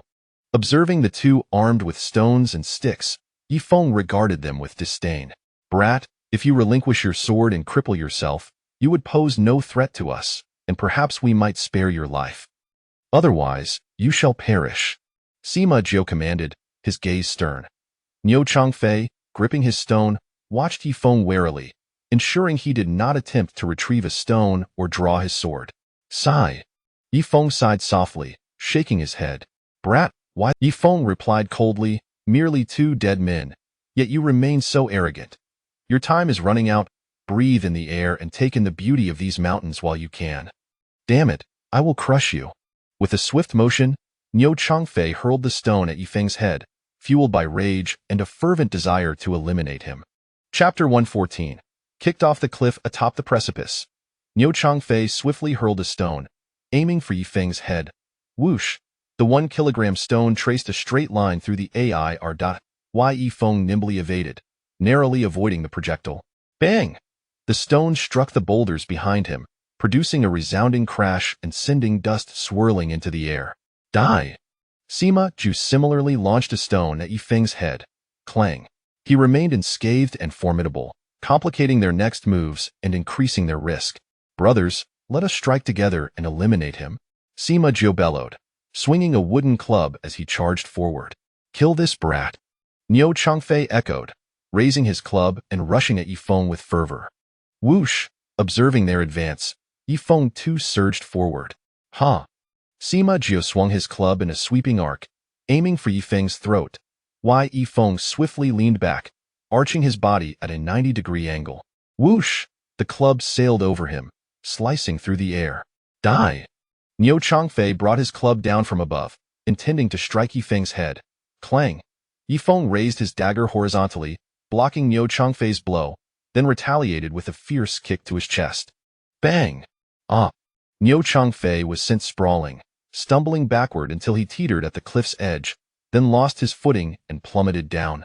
Ah! He screamed in terror, flailing his arms in a futile attempt to grasp anything, but alas, he plunged into the abyss. Oh no! Yifeng was taken aback. He had intended to discreetly eliminate both men without drawing attention, yet he had unwittingly kicked Niu Changfei off the cliff, alerting the 3 women nearby. Ah, teacher, someone has fallen from the cliff and is dead. It's horrifying. He is covered in blood. A faint voice echoed from below, the distance and the 3 women in the cave muffling their cries. Brother! Whoosh! Sima Zhu, enraged, swung his club once more at Yifeng. Ha! Yifeng sidestepped and delivered a backward kick, striking Sima Zhu's back. Ah! Sima Zhu was sent crashing to the ground, his club slipping from his grasp. How could this happen? How could this happen? He lamented in despair, pounding the earth in frustration. He was incredulous that Yifeng was so powerful. Despite their combined efforts, they were utterly outmatched. Heh! Yifeng sneered coldly, saying, You 2 worthless fools thought you could contend with me and target those 3 women?